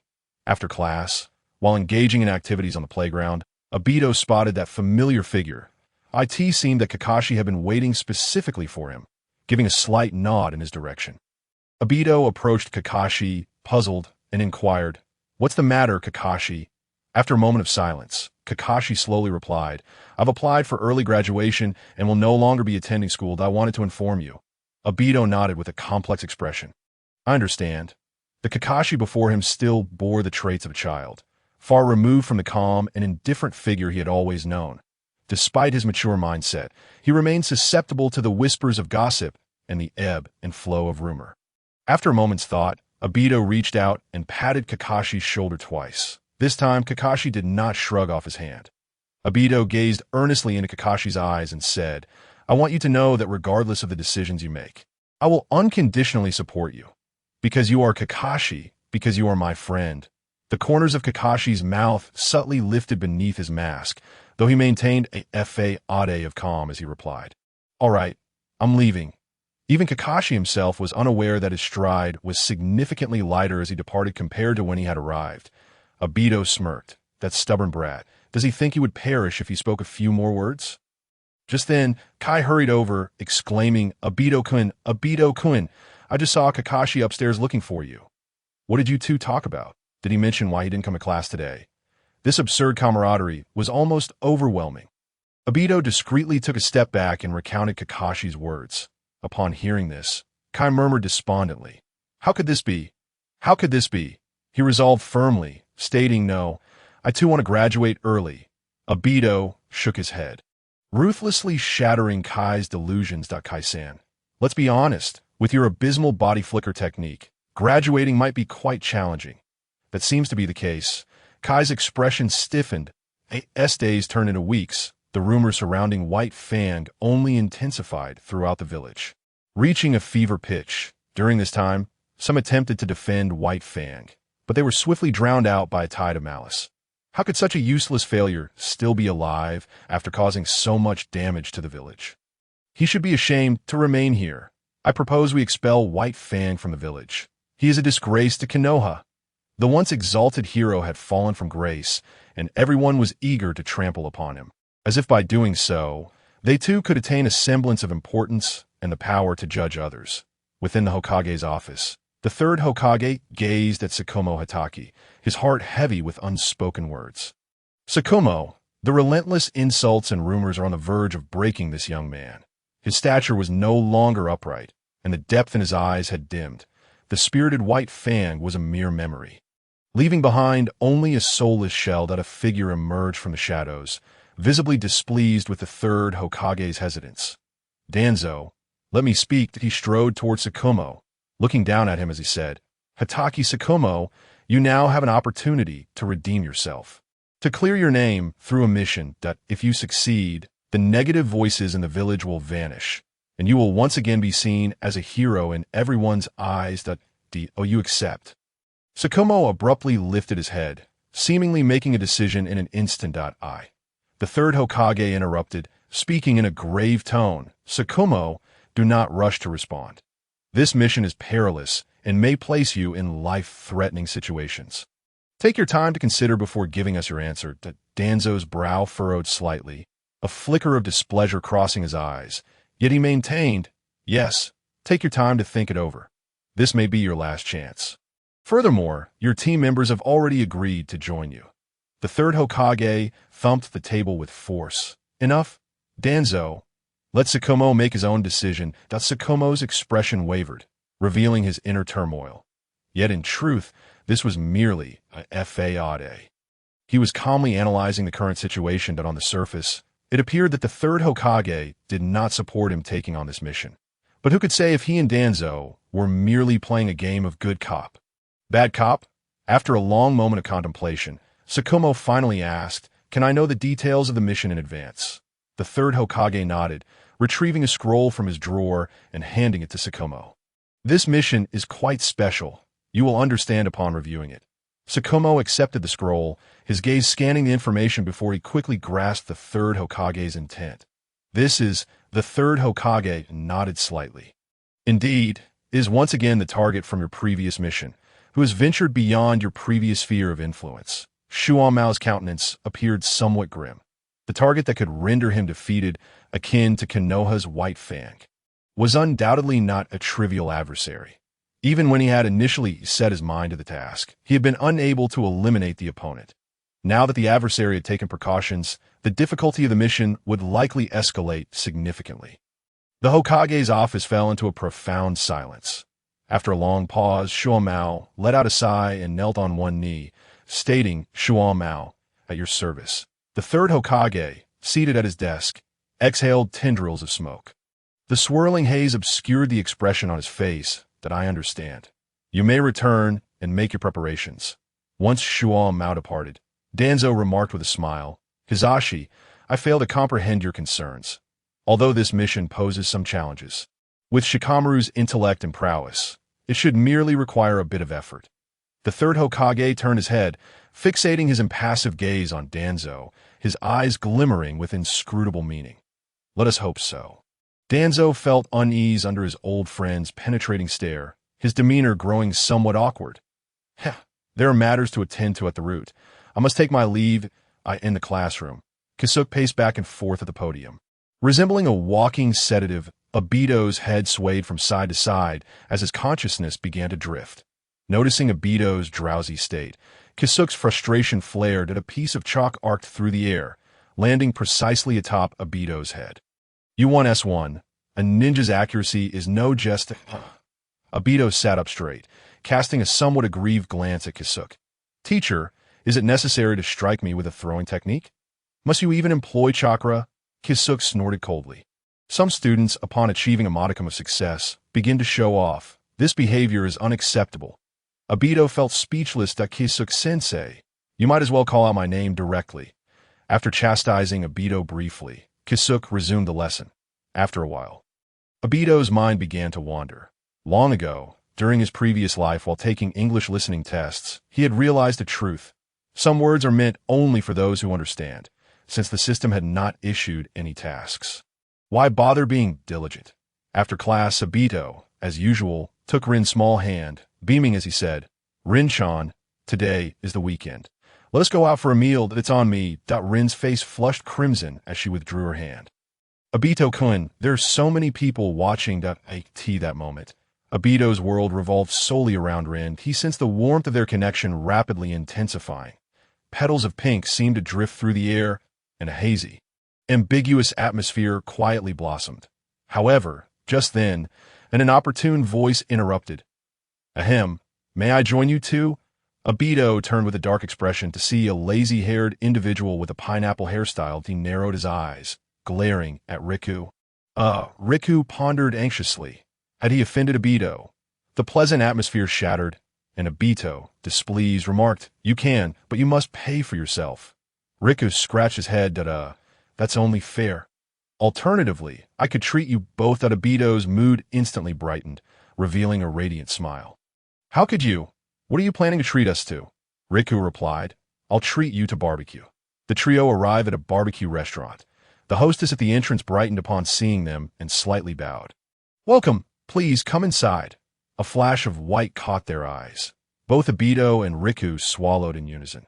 "This kimono is rather loose." Riku thought. One should not judge by appearances.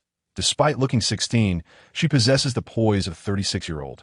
Obito mused. Guided by the hostess, they made their way into the barbecue establishment. The hostess inquired, "What would you like to order?" Riku pondered for a moment and replied, 3 servings of the signature barbecue set."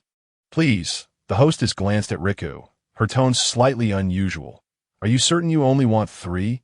3 servings of the signature set may not suffice for all 4 of you." Riku and the others exchanged puzzled glances. Aren't there only 3 of us?" In unison, they widened their eyes, recalling something as they turned to look behind them. There stood a black-haired girl wearing sunglasses, looking quite forlorn. Obito slapped his forehead in exasperation. "Curse be it, how did we forget about Ayako?" Rin also wore a complicated expression. Indeed, we all agreed to eat together.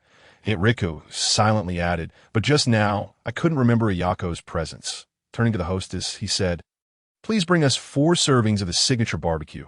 Thank you." The hostess sweetly responded, "Certainly, please have a seat. The barbecue will be arriving shortly." The 4 settled at a table, and the delicious barbecue was soon served. As they relished the delectable feast, they engaged in conversation.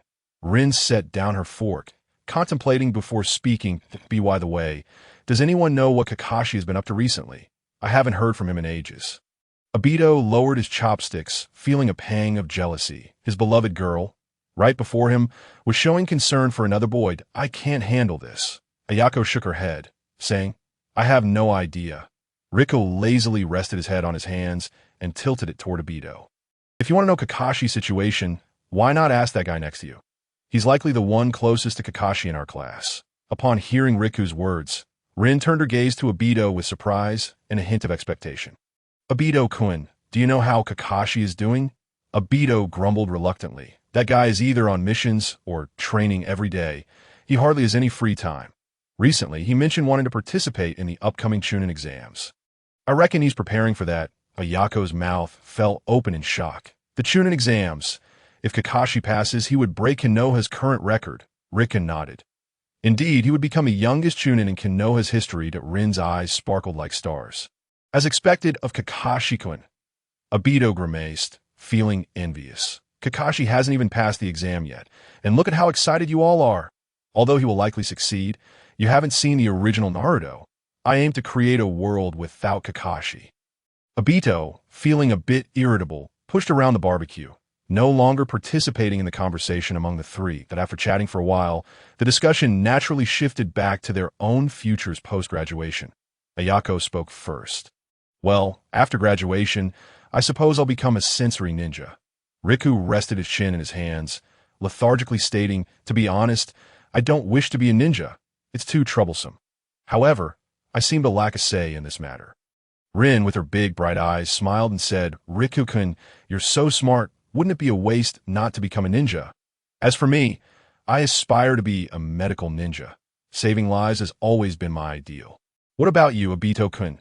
As the 3 individuals turned their gazes toward him, Dato concealed the displeasure etched on his face and, with a hint of shyness, uttered, I aspire to become Hokage." The trio, including Liu Yu, voiced their thoughts. "Perhaps it's best if you refrain from speaking, Obito, that we find it difficult to respond to your words." Once their meal concluded, the 4 companions parted ways. Liu and Ayako returned to their respective homes. Seeking their mothers, Dato grasped Rin's delicate hand, walking alongside her. The night breeze brought a refreshing chill, while the moonlight scattered a mottled silver glow. Everything, including her, appeared so serene and enchanting. Dato yearned to hold Rin's hand for a lifetime. Alas, the journey from the barbecue shop to the girl's residence took a mere 10 minutes. Reluctantly, Dato released her hand. "We'll see each other at school, Rin-chan." Rin, with her hands clasped behind her back and her head tilted slightly, replied with a cheerful smile, "Yes, Dato-kun, please ensure you return home safely." Dato, grinning foolishly, nodded and set off on his path homeward the common folk. "Today is indeed a day of joy." He hummed a little tune, feeling quite content. Yet at that moment, an indescribable sorrow surged from within, a heart-wrenching pain constricting his chest. The agony left him gasping for breath as he fell to his knees, bewildered, clutching his chest. "What is happening to me?" A luminous curtain unfurled before Dato, enveloping him in a cascade of radiant light. When his vision cleared, he found himself seemingly transported to another realm. "Where am I? Why am I here?" Rising cautiously, he surveyed his surroundings. He appeared to be in a narrow alley. The buildings loomed low, their walls painted a stark white, starkly contrasting with the style of Konoha. Had this street long been forsaken, its eerie stillness was somewhat unsettling. The sky was overcast, and a relentless drizzle fell, creating ripples in the puddles at his feet. Dato raised his arm, only to discover that the raindrops passed right through him. Moreover, he saw no reflection in the water. A realization dawned upon him. He did not truly exist in this place. Yet, what precisely was unfolding before him? Before he could ponder further, A familiar figure intruded upon his sight. Kikuchi Tsukumo. At that moment, Tsukumo appeared utterly disheveled. His clothing was stained with blood, and his body bore numerous scars. A gaping wound the size of a fist marred the left side of his abdomen. Dato gasped in shock and rushed toward Tsukumo. "Uncle Tsukumo, what has happened to you?" Tsukumo abruptly turned to Dato, his gaze fierce and predatory, resembling a beast poised to strike, that a palpable aura of murderous intent radiated from him, crashing over Dato like an unrelenting tide. This was the first time Dato had encountered Tsukumo in such a state, paralyzed by the terrifying presence that rendered him breathless. With great difficulty, he managed to speak. "It's me. Uncle Tsukumo, it's Dato." Tsukumo's expression remained cold. His white Fong sword aimed directly at Dato's chest. "Why did you choose this moment to appear?" Dato sensed a realization dawn upon him as he glanced behind. To his dismay, he saw several figures emerging from the shadows, slowly converging on Tsukumo. The leader smiled and said, "Do not misunderstand. Lord Tsukumo, we have been sent by Danzo-sama to assist you." Tsukumo let out a dismissive grunt and calmly inquired, "Are you truly here to help me?" The leader nodded slightly, speaking earnestly. "Indeed, we are here to assist you on your journey to the next world." Before his words had fully left his lips, the group lunged at Tsukumo. One of them passed right through Dato's body as they advanced. A troubling thought flickered in Dato's mind, that he shook his head vigorously. "No, that cannot be. Uncle Tsukumo is strong. You will surely be fine." Two ninjas swiftly formed hand seals, executing a coordinated ninjutsu. Fire release, fire walking technique. Wind release, divine wind. A torrent of searing flames erupted, propelled by the wind into a raging sea of fire. The inferno, capable of incinerating all in its path, surged toward Tsukumo like a roaring river. Dato watched in mounting dread. Yet Tsukumo's speed surpassed even the wind, so swift that the human eye could scarcely perceive it. In the onlooker's gaze, a flash of silver lightning split the tumultuous flames in two. Among the casualties was an unfortunate root ninja. Such speed! The leader's eyes widened in astonishment. "Lord White Fong's prowess truly commands our admiration. But how long can you endure in your injured state?" Blood flowed profusely from Tsukumo's wounds, rapidly staining the water beneath him crimson. Nevertheless, he remained composed, as if he were not the one facing imminent peril. "Eliminating you all is sufficient," he stated coolly. The leader clapped his hands in mock applause, his tone a blend of commendation and regret. "And no wonder Lord Danzo holds you in such high regard. Your demeanor and spirit are truly worthy of the title. Lord Tsukumo," he gestured behind him. "In that case, let us make your passage to the next world a grand affair." Figures cloaked in black emerged silently from the shadows, their masks menacing, their blades glinting coldly, resembling reapers of souls. Tsukumo sighed softly. He understood that he would not return today. After narrowly surviving his mission, he found himself facing death at the hands of his own comrades. Gripping his white fang tightly, he stepped toward the black-clad ninjas. Silence enveloped the scene. The only sound was the sharp clash of metal, which rang with an oddly pleasing timbre. The combatants seemed to perform a silent pantomime, a dance of blades and bodies, showcasing the art of strength and speed in vivid detail. With each heroic maneuver, one by one, the black-clad assailants fell to the ground, mere decorations upon the stage. Yet, even a hero could not withstand the combined might of many foes.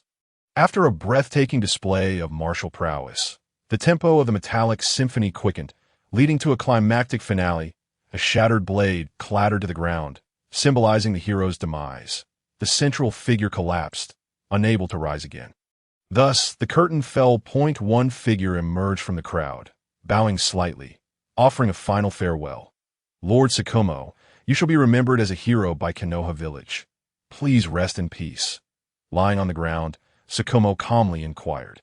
Why? He had devoted his life to the village. Why did he deserve such an end? The leader sighed. "Because you obstructed Lord Danzo's path, obstructed the way of our route, and hindered Konoha's progress for the greater good. Some sacrifices are necessary."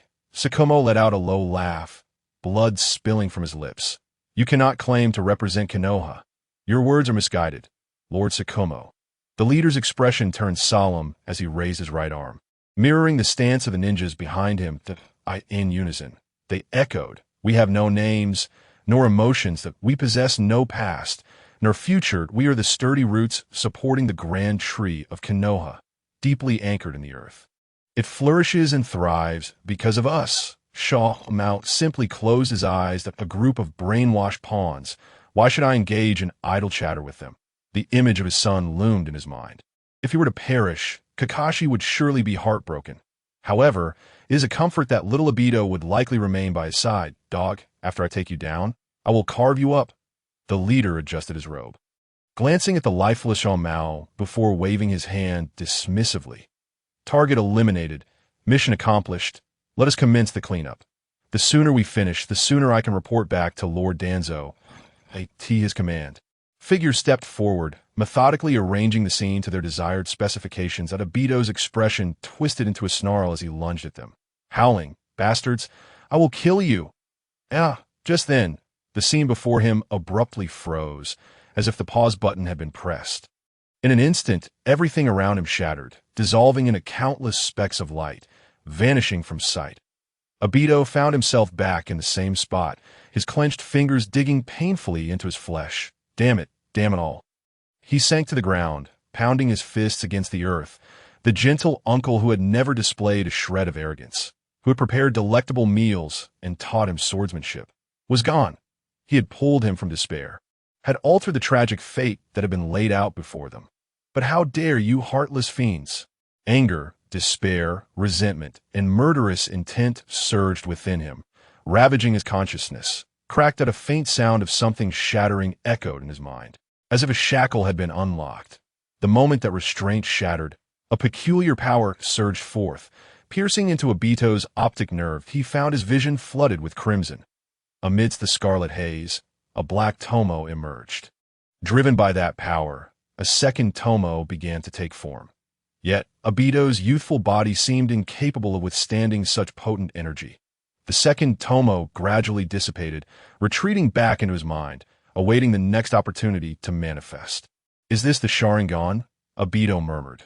There was no joy in his heart, only profound sorrow. This was the first time he had personally experienced the pain of life and death in this world. Ding! The emotionless voice of the system rang out. "The previous events have concluded. Please make your choice, host. Important notice. This choice will influence the main storyline, and no further options will be provided until this selection is complete. The host is advised to choose wisely." 3 glaring red exclamation marks stood out prominently. Obito furrowed his brow, and other tasks can be triggered until the options are completed. This was the first time he had encountered such a choice. He took a moment to calm himself before examining the options presented. Option 1. Avenge White Fang by beheading Danzo. Reward: White Fang's swordsmanship. Option 2. Avenge White Fang by exposing Danzo's shameless deeds to the public. Reward: Titanium Alloy Tombstone 1. Option 3. Forget White Fang and sever the ties. Reward: Byakugan 2. Option 4. Join Root and become a double agent. Reward: Tongue Lashing Seal 1. Option 5. Endure in silence. Awaiting opportunity. Reward: Unknown. Obito's brow furrowed deeper. At such a young age, he was furrowing his brow in thought. Mao had treated him well, and he regarded him as a mentor. Thus, he would remember this grievance. Yet, with his current strength, he could not possibly defeat Danzo. To confront him would be akin to courting death. Therefore, he had initially intended to leverage the system's power to swiftly enhance his abilities. However, the system seemed to have other designs. Damn it. After weighing his options, it appeared that only option 5 remained viable. Yet, how long would this endurance last? When would the opportunity arise? The system offered no assurances. Even the reward was uncertain. Damn it, I will figure it out. Even without the system, what does it matter? I am Uchiha Obito. I fear nothing. I will act decisively. Thus, he forcefully selected option 5 with his mind. Danzo, just you wait. In 10 years at most, I will claim your head. Feeling heavy-hearted, Obito approached his home. He brushed off the dust from his clothes before stepping inside. His grandmother, hearing the noise, hurried out with a worried expression. "Little Obito, why are you home so late? Did something happen?" Obito mustered a smile, attempting to ease his grandmother's concerns. Yet as he smiled, tears began to well up. "Grandma, I am so sad."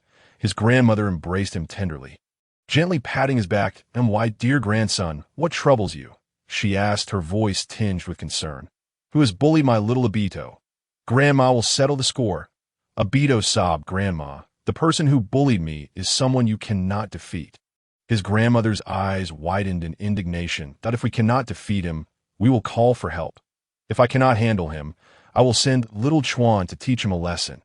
Even the Hokage cannot bully my precious grandson." Obito clung tightly to the elderly woman. "Grandma, I am so grateful to have you." His grandmother affectionately stroked his head, offering no further words as he leaned against her, finding solace in her embrace. The news of White Fang's death quickly spread throughout the village, fueled by those with ulterior motives. "Did you hear? Lord White Fang, in an effort to restore the village's lost interests, sustained fatal injuries during a perilous mission and sadly perished."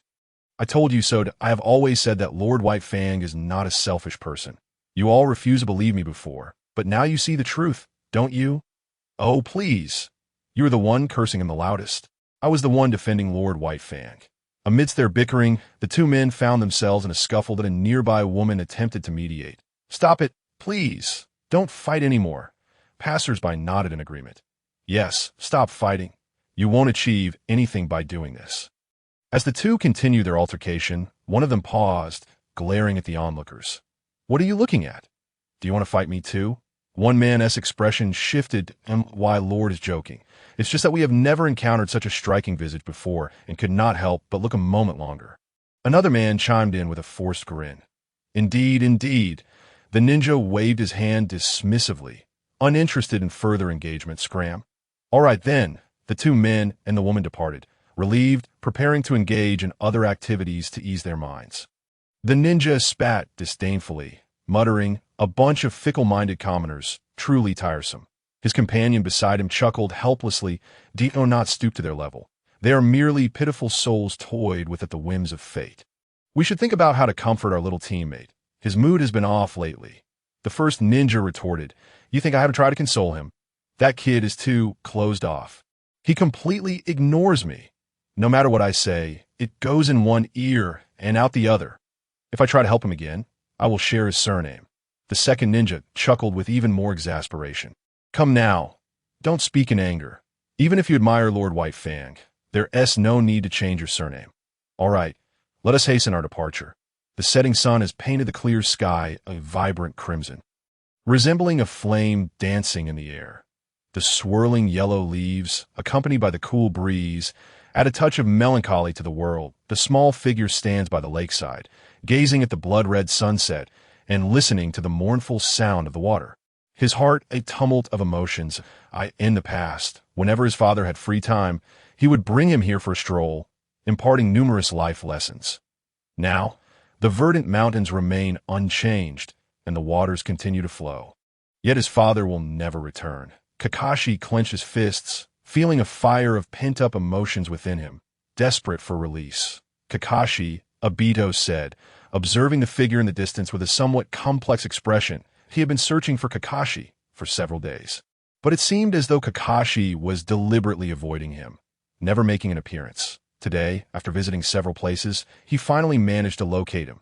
Obito quickly approached Kakashi, placing a hand on his shoulder. "Kakashi, are you deliberately hiding from me?" Kakashi turned his head, casting a cold glance at Obito, remaining silent. Seeing this demeanor, Obito sighed, his heart aching as he spoke. "Kakashi, I know you are in pain, but..." Kakashi pushed Obito's arm away, his emotions unstable. "Stop talking nonsense. How could you possibly understand my suffering?" Obito lifted his chin, his dark eyes suddenly stained with crimson. "Trust me, I can understand, truly." Kakashi was taken aback and hesitantly asked, "When did you awaken your Sharingan?" Obito locked eyes with Kakashi, speaking deliberately. "The moment I learned of Uncle Shumo's death." Kakashi lowered his gaze, falling silent once more. He had not anticipated that Obito awakened his Sharingan due to the death of his father. Obito gently embraced Kakashi. "That I can comprehend your feelings, truly. But I want to tell you, you are not alone. I am here for you. You must pull yourself together. Uncle Shuma would not wish to see you in this state. Kakashi finally felt a stir of emotion. After a moment of hesitation, he whispered into Obito's ear, "Would you accompany me in a spar?" Obito nodded vigorously. All right. The two small figures began to spar by the lakeside, exchanging punches and kicks without any intent to dodge. They allowed each other's strikes to land, retaliating fiercely in return. Before long, they resembled two playful bears, roaring and howling as they fought, after a vigorous release of emotions. Both Kakashi and Obito felt a significant lift in their spirits. Breathless, they collapsed onto the ground, laughing heartily at each other's bruised faces. Kakashi said earnestly, "Thank you, Obito." Obito waved his hand dismissively, wrapping an arm around Kakashi. "No need for thanks. We are good brothers, right, little brother?" Kakashi. Later that evening, Obito returned home with a swollen head, feeling like a capsule of antibiotics. His grandmother, seeing him in such a state, spoke with a trembling voice filled with concern. "Oh, my dear grandson, what happened to you? Did you get into a fight at school?" Obito chuckled and shook his head. "No, Grandma, it was just a little sparring practice. I accidentally took a few punches." His grandmother sighed in relief. "I told you, the atmosphere at your school is quite good. No one should bully you." Obito couldn't help but think his grandmother was too naive with the environment at our school. Even Sun Hong Lei would have to commute. His grandmother emerged from the house with ointment, applying it to Obito while scolding him. "You never say to be careful. You only make me worry." Obito grinned and nuzzled against his grandmother. "But I'm your eldest grandson. If you don't worry, who will?" His grandmother playfully poked his forehead. "You little troublemaker. Tonight, I want to prepare any delicious food for you." Obito gasped and immediately began to plead. "Please, Grandma. I was wrong." His grandmother pretended to be angry, her expression stern. "Then tell me, where did you go wrong?" Obito scratched his head, pondering. "Where did I go wrong?" His grandmother replied, "I'll go prepare you a hot meal. Tonight, we have braised pork." Obito hugged his grandmother tightly. "Yay, Grandma, you're the best." Obito silently reflected that the world was not entirely devoid of hope.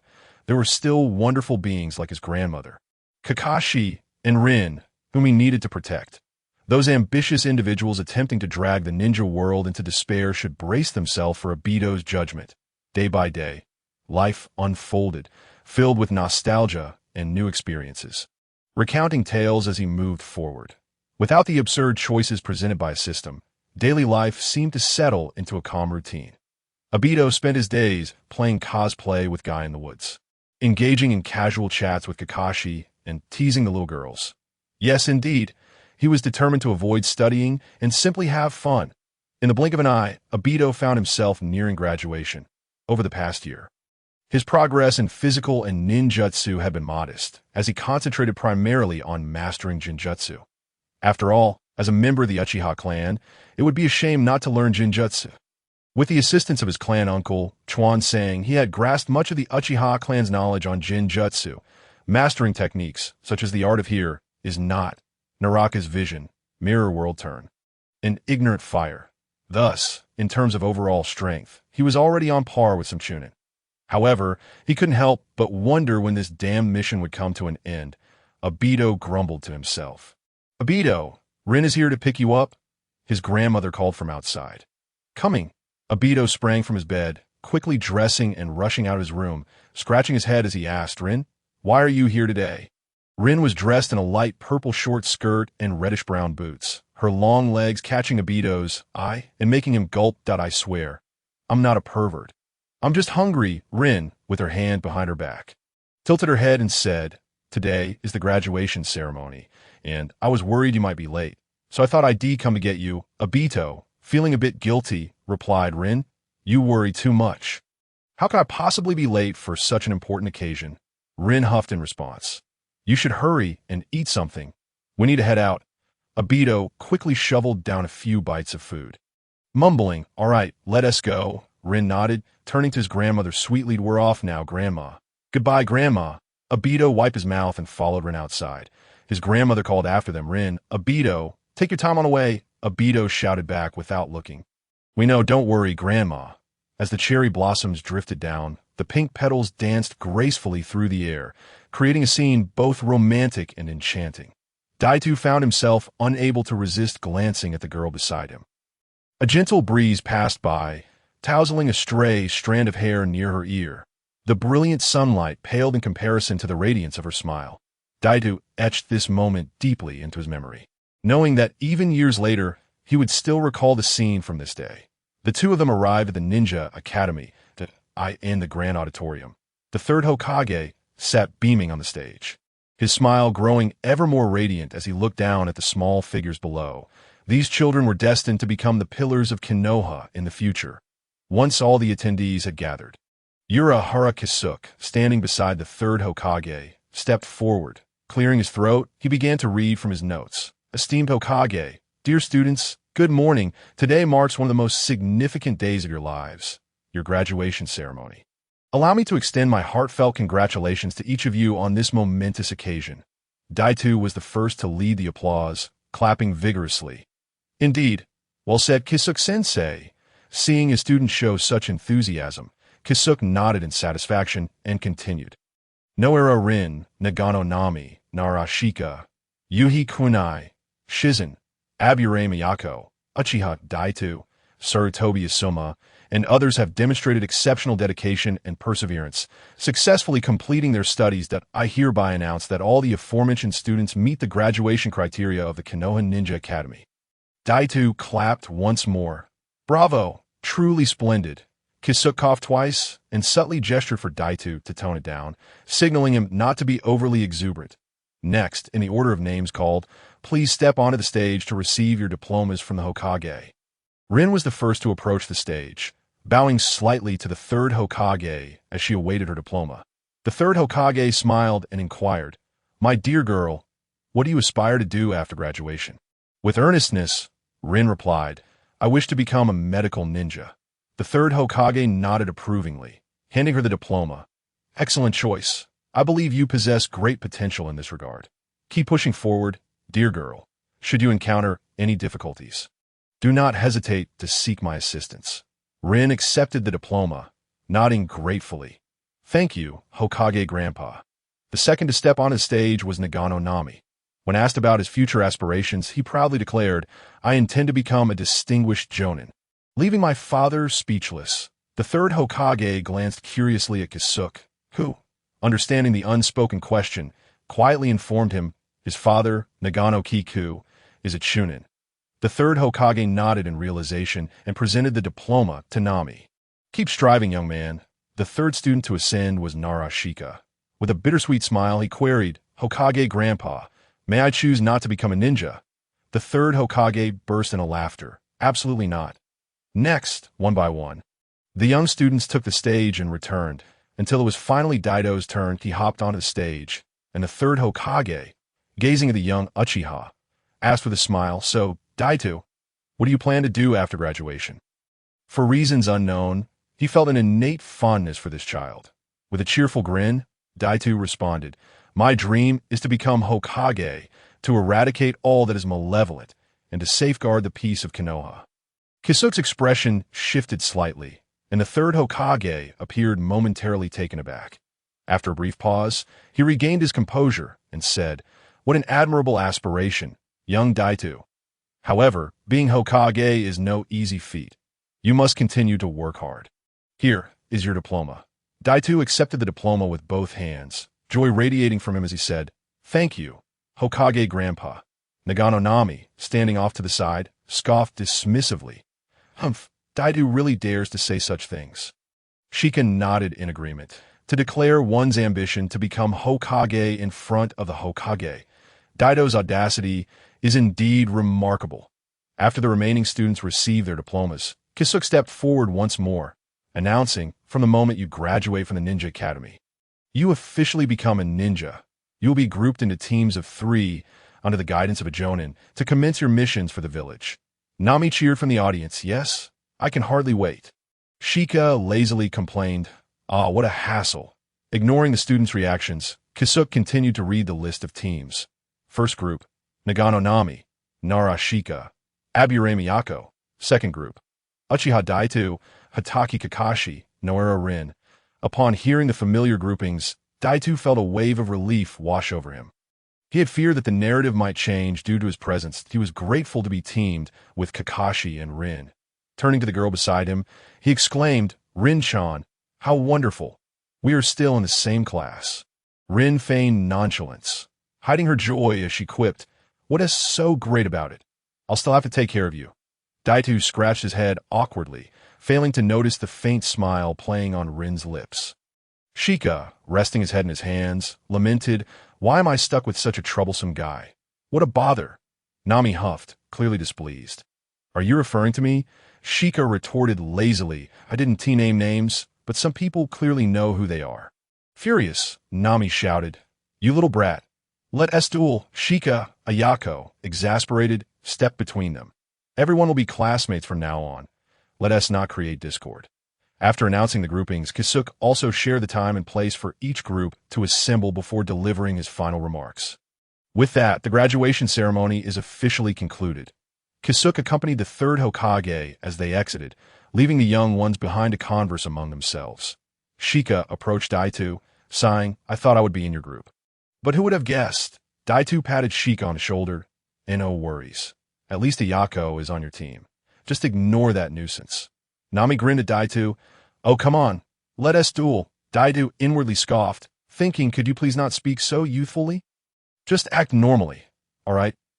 Asuma glanced over at the boys, finding little interest in their banter. He shook his head and walked away.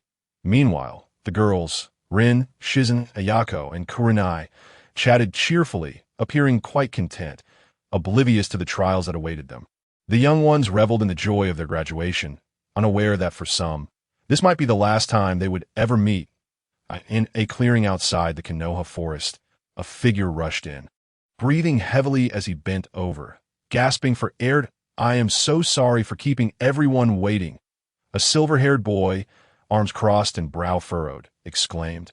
"You were too slow, Daito," chimed in the girl beside him, nodding in agreement.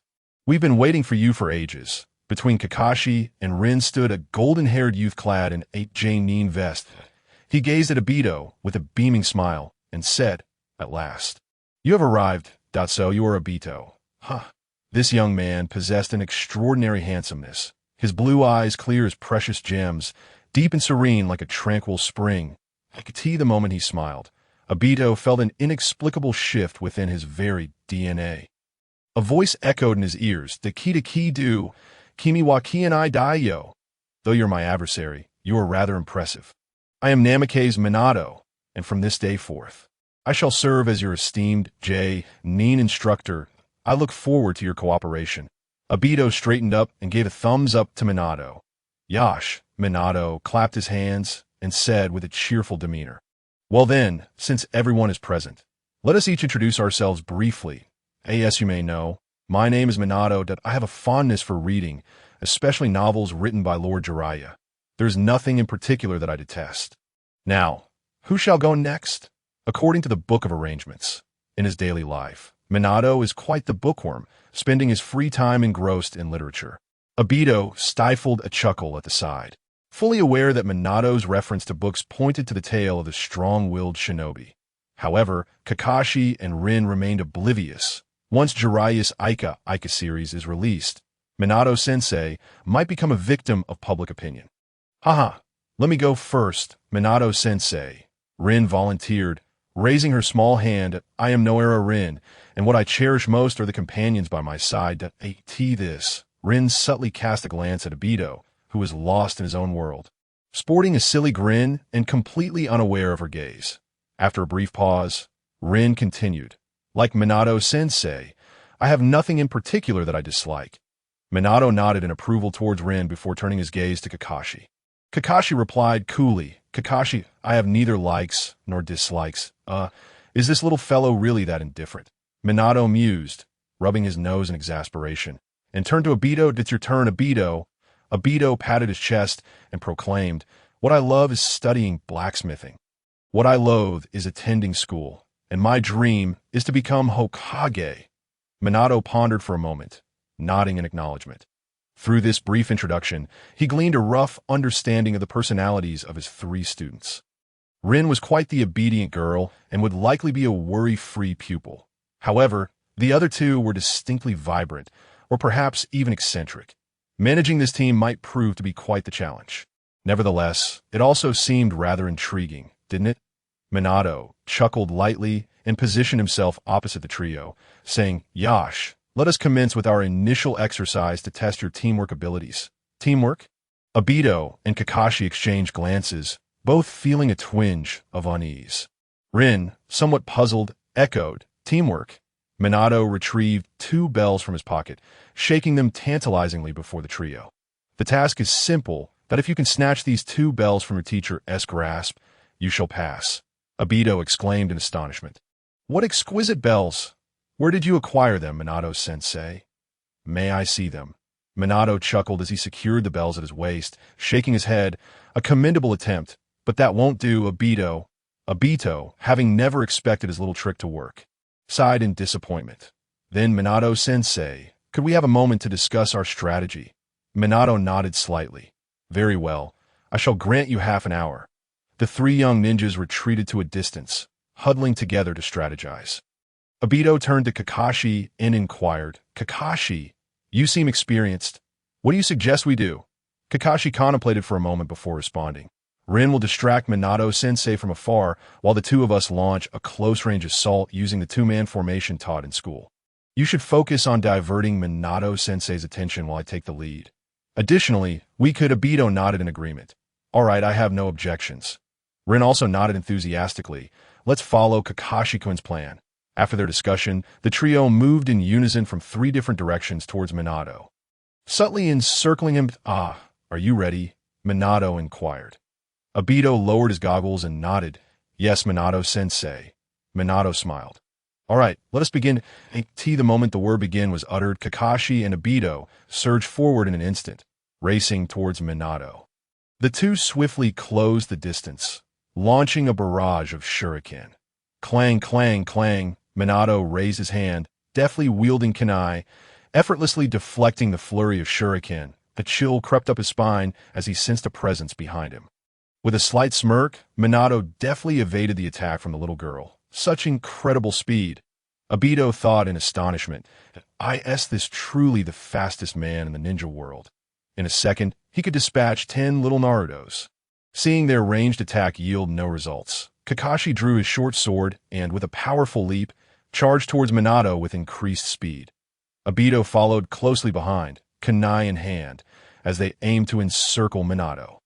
Minato's gaze sharpened as he quickly discerned their intentions. They aimed to force him into a direct confrontation while exposing his back to create an opportunity for Rin. He noted with a nod of approval. "Not bad. They are beginning to show signs of teamwork." However, this level of coordination was still lacking.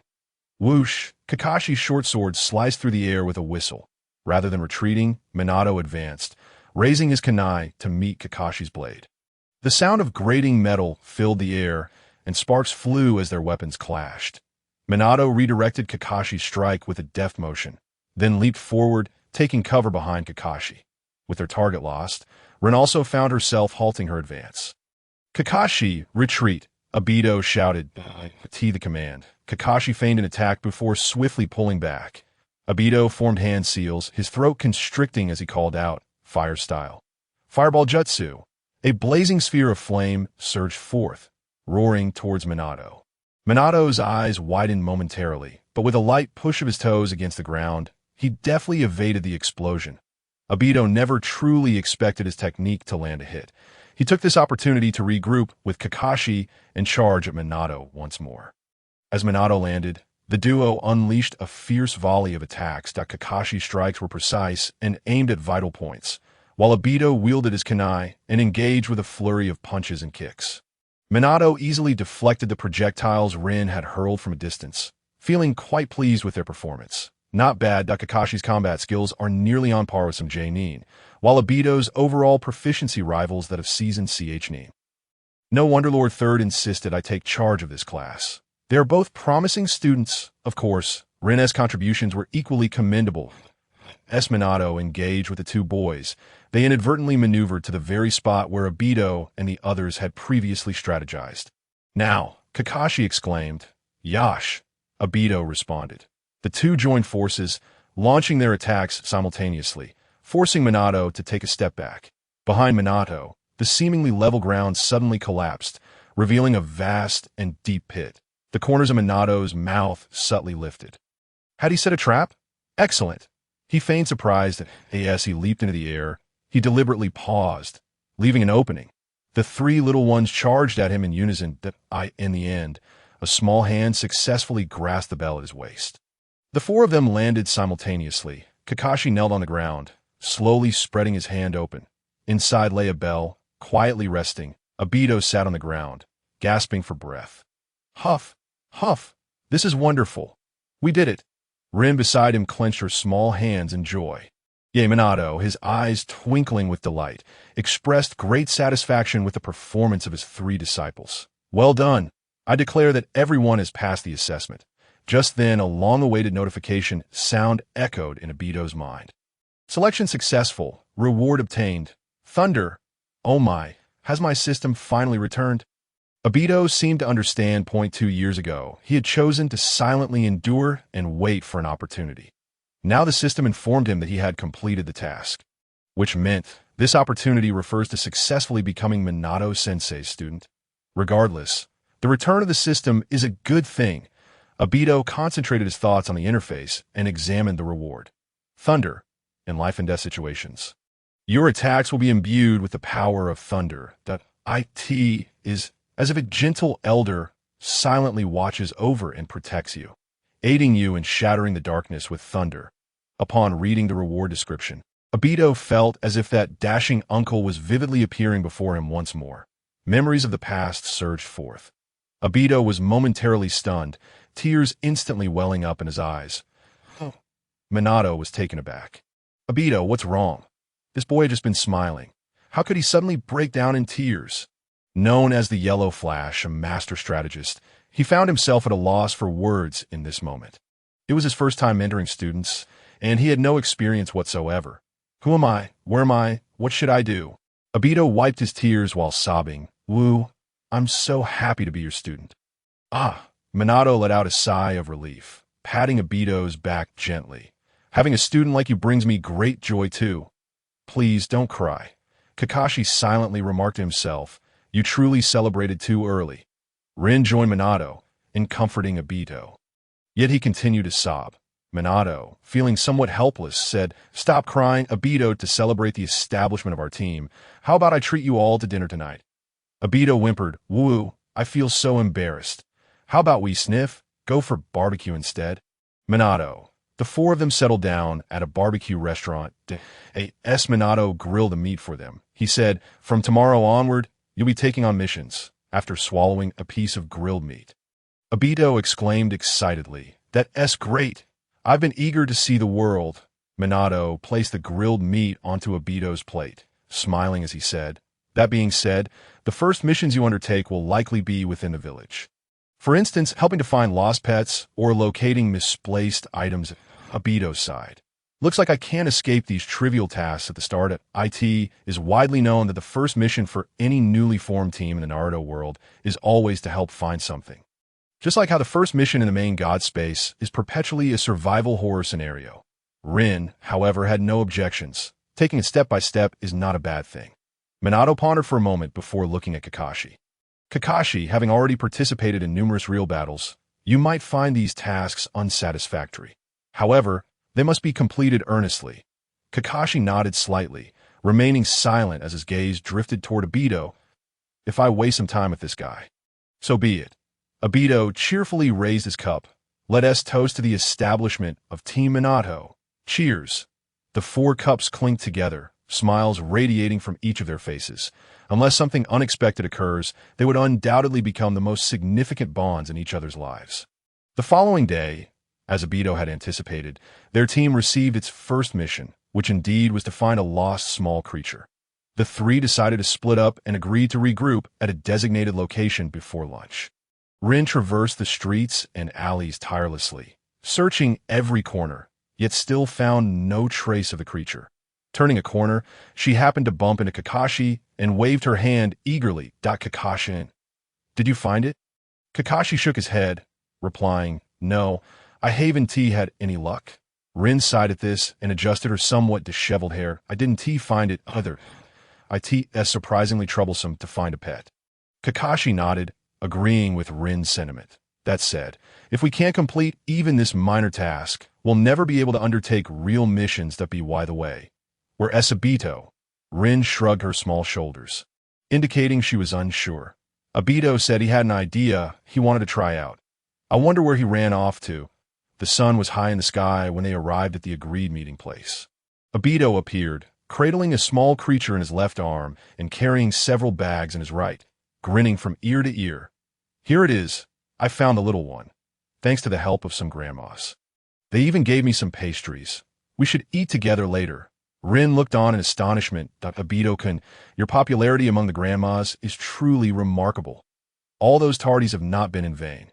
Obito raised his chin proudly. Of course, I am known as the grandma slayer among the older ladies. If I ever feel like slacking off, I could just live off their kindness. Minato chuckled, commenting on how Obito's good deeds have been rewarded. Obito glanced at Kakashi, who had remained silent and appeared slightly gloomy. He clicked his tongue in disapproval. This guy is still young and doesn't understand the importance of networking to illustrate his point. He used a direct example. Look at the selection of past Hokages. Those who understand, understand. Those who don't, it's pointless to explain that in the afternoon, the four gathered at the training ground by the forest. For ninjas, completing missions is vital, but daily training is equally essential. The soles of your feet are the hardest places to gather chakra. Climbing trees with your feet can better train your ability to refine, maintain, and control the chakra within you, Minato said, clapping his hands cheerfully. Rin, why don't you give it a try first? Rin nodded her small head, feeling a bit apprehensive as she dashed toward the large tree before her. Just a step away from the tree, the little girl leaped, planting her foot firmly against its surface. 1 step, 2 steps, 3 steps. Suddenly, the chakra under her feet dissipated. Losing her grip, she performed a backflip and fell to the ground. Rin looked up at Minato with a hint of trepidation. Minato smiled and nodded at Rin, signaling that she had done well. Next, it's your turn, Kakashi. Watergate spoke. Kakashi inclined his head slightly, taking a few steps forward, placing 1 foot upon the tree. Subsequently, he strolled leisurely upward, ascending with each step as if traversing level ground, quickly reaching the treetop. Rin gazed at the silver-haired youth with admiration. Kakashi-kun, you're so impressive, accomplishing this with such ease.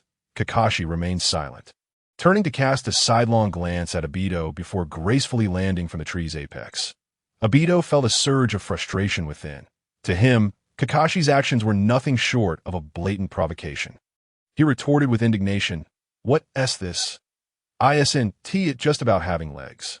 Approaching a large tree, he huffed, "Watch me show you something even more remarkable." Oh! Watergate regarded Obito with mild surprise, feeling a flicker of anticipation. Could it be that Obito had devised an even better method to enhance chakra control? Kakashi, too, narrowed his gaze, eager to discover what Obito had in store. "Go for it, Obito, but do be careful." Rin waved her small fists encouragingly. Obito turned to her, flashing a thumbs up, revealing his pearly whites. "Yash, just watch, Rin." He then pressed his body against the tree, his hands behind him, and began to undulate like a serpent, gracefully climbing the trunk, twisting and coiling as he ascended. During his ascent, he even flicked his tongue out like a viper, occasionally tasting the air. Watergate's expression of anticipation froze. Rin's mouth fell agape. Kakashi's eyes widened in disbelief. The trio was utterly astonished.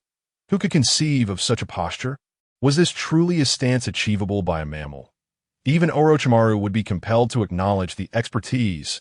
Upon reaching the tree's summit, Obito nimbly turned around and elegantly descended. He landed softly on the ground, hands on his hips, brimming with pride. "So what do you think, Rin-chan Watergate-sensei? Was my performance not far superior to that of Kakashi?" This was a training method he had devised during his studies on snake-like movements, which could accomplish systematic tasks while strengthening his core and enhancing his control over chakra, a method deemed highly effective by Might Guy. Obito felt like a genius, pondering how he could have conceived such an extraordinary training technique. Watergate opened his mouth, but ultimately chose silence. It seemed he had said nothing, yet everything at once he reflected on his earlier haste. Perhaps he should have considered more thoroughly before taking on disciples. He regretted his impulsiveness in silence.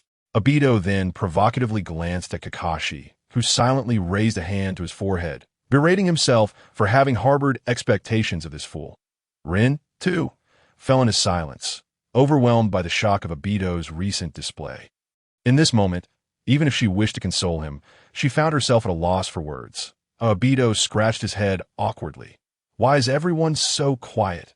Did I mess up again? Watergate, having recovered from his earlier astonishment, spoke with some difficulty.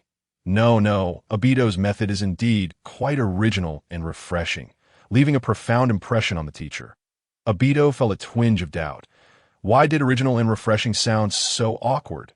Was Watergate-sensei truly praising him before he could ponder further? Watergate continued, Kakashi and Obito, your mastery over chakra has reached a commendable level. Therefore, your upcoming training will focus on practical combat. Watergate's index and middle fingers aligned, his hands forming a cross. Kage Bunshin no Jutsu. Shadow Kurun Technique. With a puff of smoke, another Watergate appeared beside them. Let us proceed to the woods for practical training. Watergate instructed the two. Kakashi and Obito nodded, following in Watergate's footsteps. Meanwhile, Watergate's clone turned towards Rin, speaking in an encouraging tone. Rin, continue practicing your tree climbing. The teacher will stay here with you. Rin nodded earnestly. All right, Watergate-sensei. Watching the three retreat into the forest, Rin silently encouraged herself. Rin, you must strive and persevere. Kakashi and Obito are so exceptional. You cannot lag behind. In the woods, Watergate halted, surveying the surroundings with satisfaction. Good, we shall train here.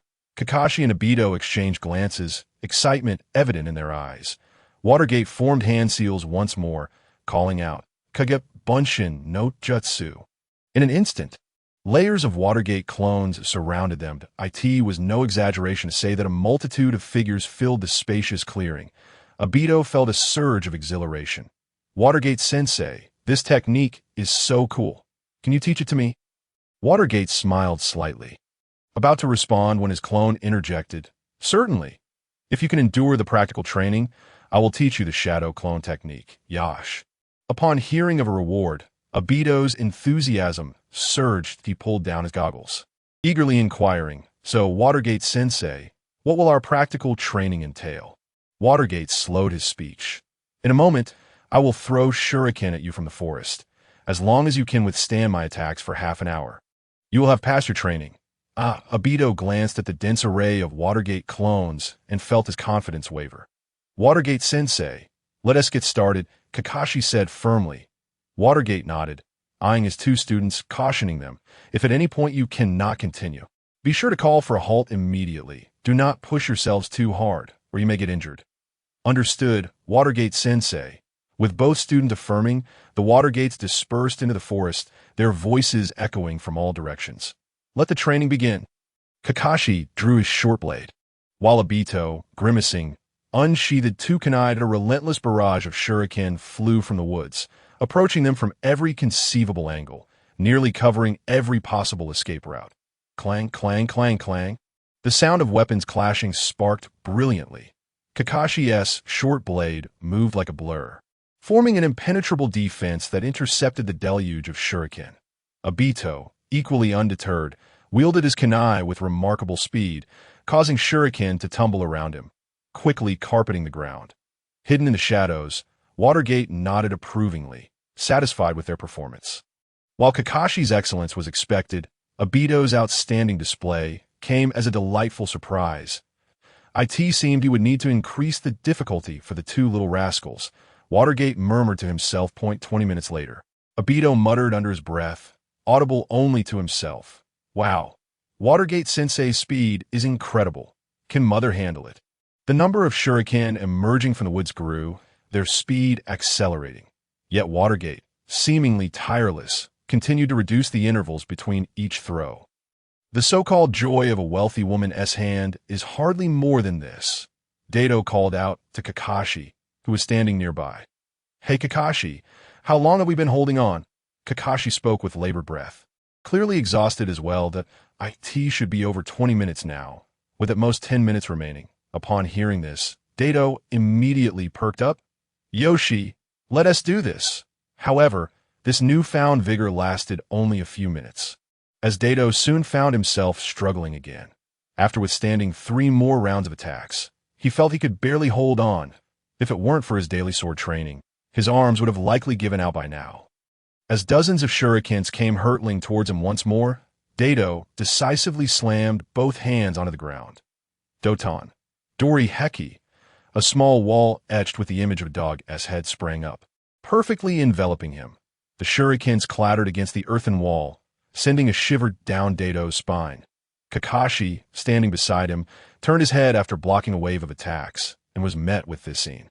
Confounded, he asked, "You're down to so little chakra, yet you still carve a dog's head into the Dori Heki.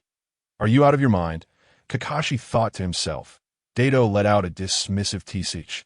Unwilling to engage with Kakashi in your previous life, you were a coward, yet you still wielded Raikiri and chatted with me for several episodes. How dare you criticize me? This time, I absolutely lend you my number. Let us see how you fare against others in the future. Time slipped by unnoticed. Only half a minute remained until the 30-minute limit. Dato exhaled in relief that it seemed this practical training was going to be a success. Just as this thought crossed his mind, Minato suddenly appeared behind him and kicked him away. Dato flew backward, bewildered. It wasn't until he saw Kakashi also flying past that he felt a sense of balance restored within him. The two landed heavily on the ground, grimacing as they got back up. Kakashi, still somewhat perplexed, looked towards Minato. "Sensei," Minato regarded the 2 young men, his usual smile absent, replaced by a serious demeanor.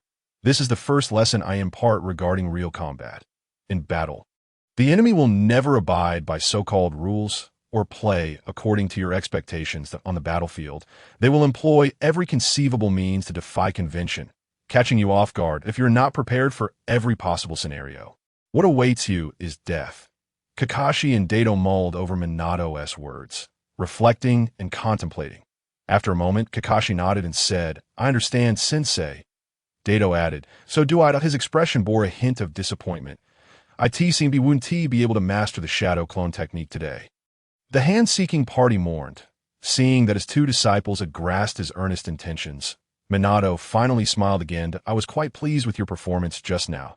You've both passed." He formed hand seals and created another shadow clone. The shadow clone of Minato said, "Oh, Obito, come with me. I shall impart the shadow clone technique to you."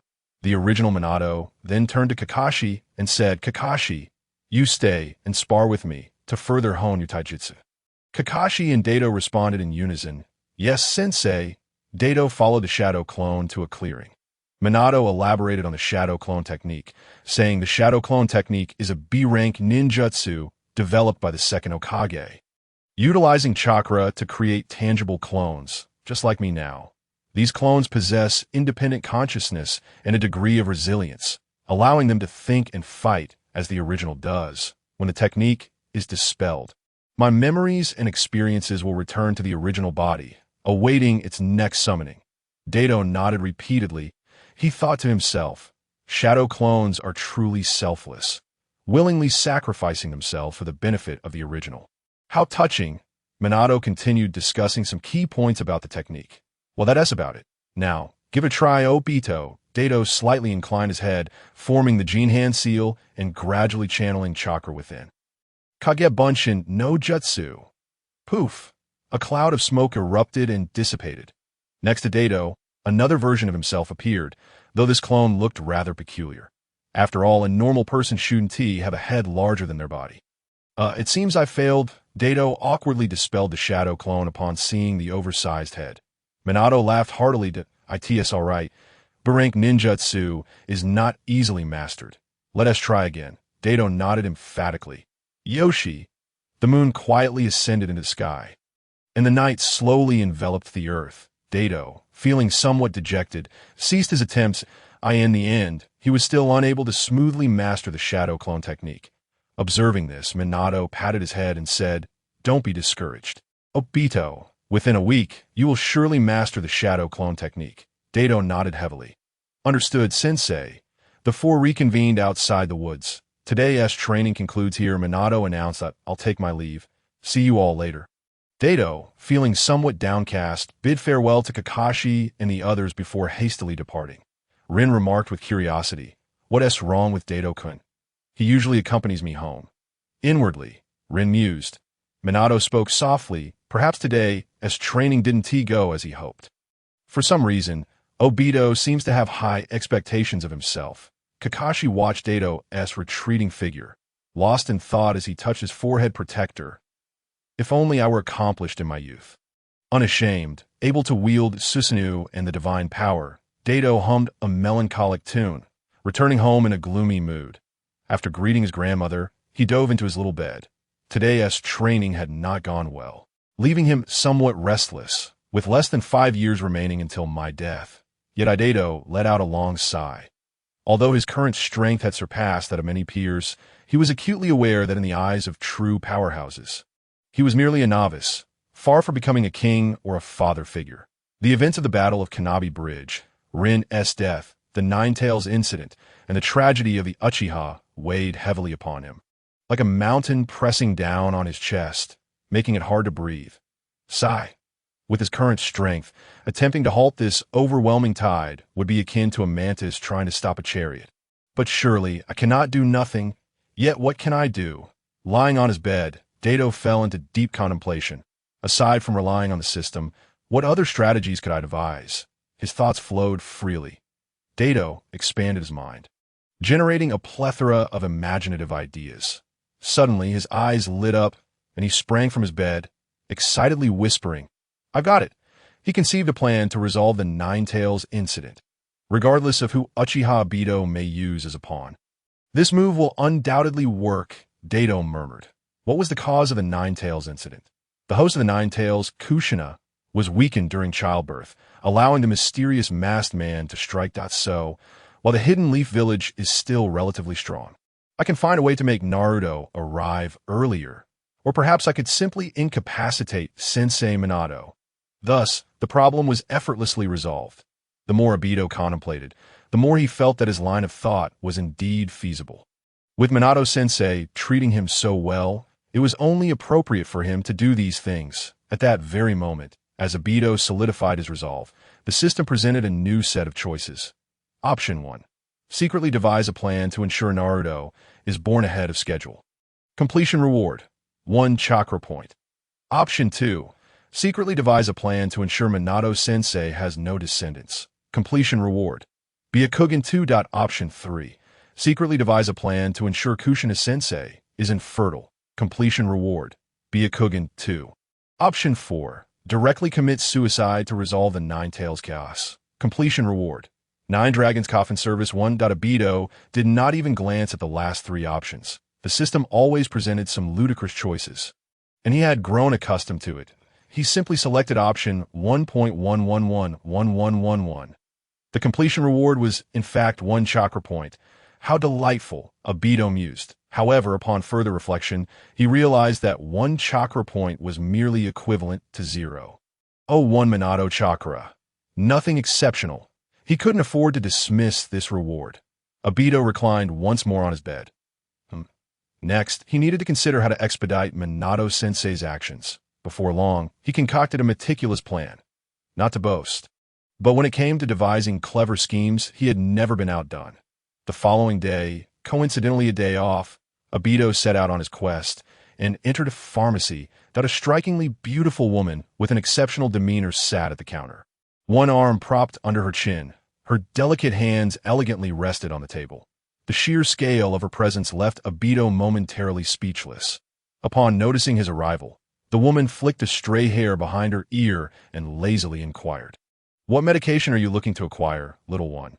Her movement offered Obito a glimpse into the waves of allure. He cleared his throat and stammered, I would like to procure some tonics, the kind that can make couples chat merrily at night and speak with a more resonant voice." The proprietress cast a skeptical glance at Obito, even scrutinizing a particular area. "Little brother, what do you need such medicine for? It seems rather unnecessary for you, doesn't it?" "Ugh," Obito thought to himself. "It appears I've been underestimated. Naturally, it's not for my personal use.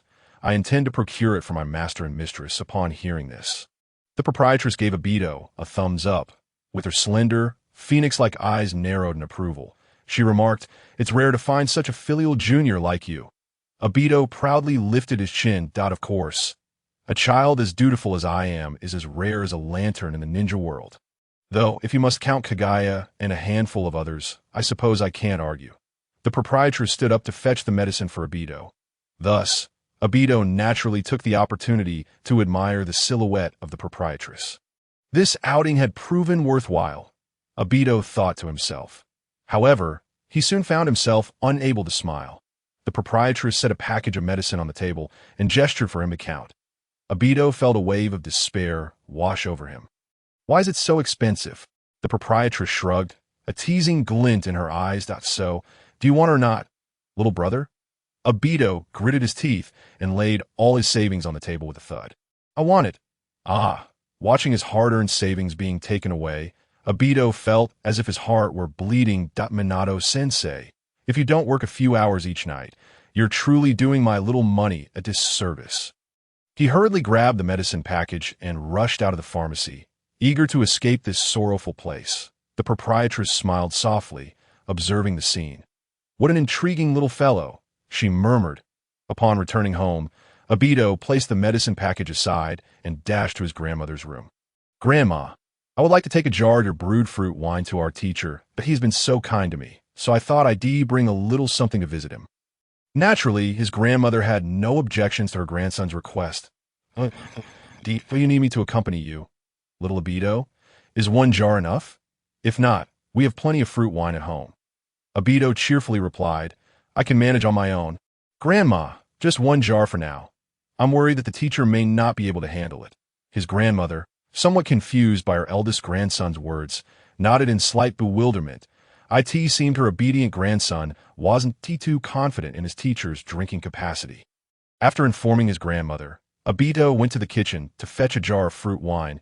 Returning to his room, he opened the medicine package and carefully read the accompanying instructions.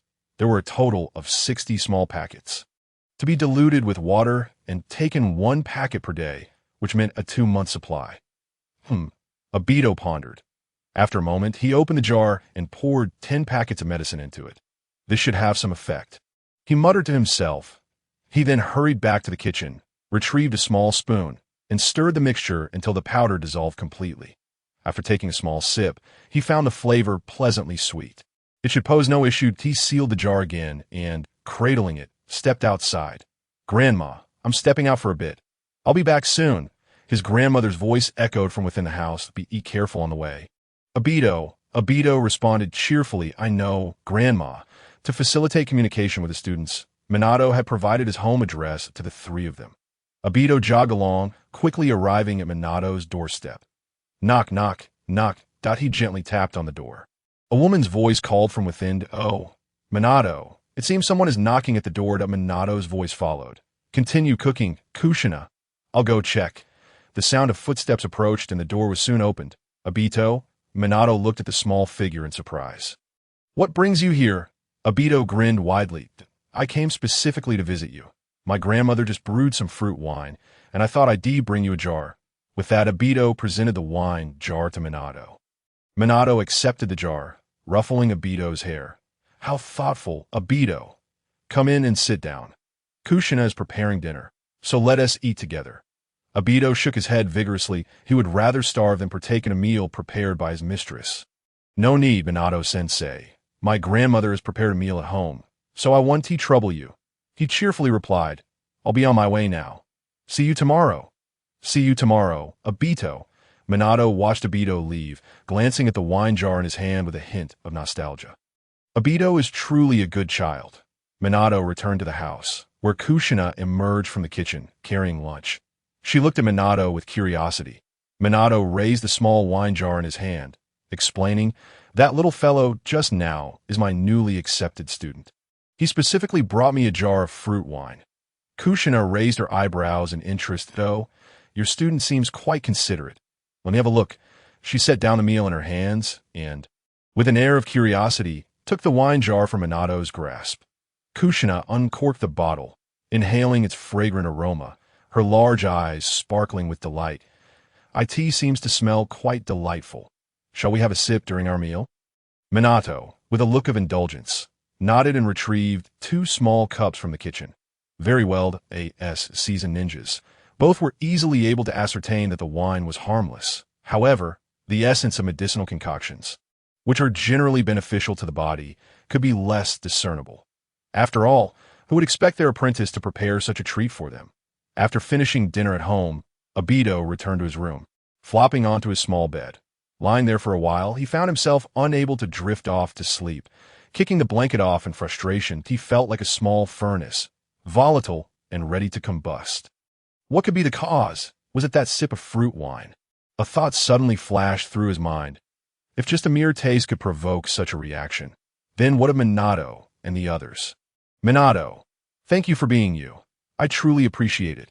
At Minato's home, after sharing a few cups with Kushina, he suddenly felt a surge of electricity coursing through him, stirring subtle emotions within. He gazed at Kushina and, unable to contain himself, exclaimed, "Kushina, why do you look so stunning today?" With a playful glint in her eyes, Kushina teased, "What is this? Am I not usually beautiful?"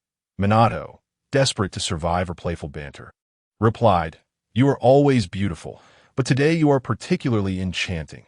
With a laugh, Kushina rose and settled into Minato's embrace. "You sweet talker, your flattery seems to be getting better." She wrapped her arms around him, burying his head against her ample bosom. "Minato, I feel a bit tired, but it's still early." Without a moment's hesitation, Minato tossed a kunai towards the window. Embracing Kushina, he performed the flying thunder god technique, arriving at the window's edge, gently drawing the curtains shut. Leaning close to her ear, he whispered, "Now, it is dark." Later that evening, as Minato tidied up the disarray in his room, he let out a weary chuckle. Obito's grandmother's fruit wine is certainly revitalizing. Kushina's large eyes glimmered eerily in the night. "Darling, why not have another cup? Let us chat a bit longer." "Ah, my dear wife, I must lead a class tomorrow in the depths of the majestic mountains." Within a palace inscribed with the character immortal, sat an enormous toad, resplendent in orange, adorned with a doctoral cap and a necklace of prayer beads. At its center was a violet-blue gemstone inscribed with the character oil. The Great Toad Sage. The Great Toad Sage had been in slumber for many years, but today he suddenly opened his eyes that a flicker of astonishment flashed through his golden irises. Just moments ago, he sensed a shift in the ninja world. As if a change had occurred. His previous prophecies had undergone an indescribable transformation, to the extent that they were rendered unrecognizable.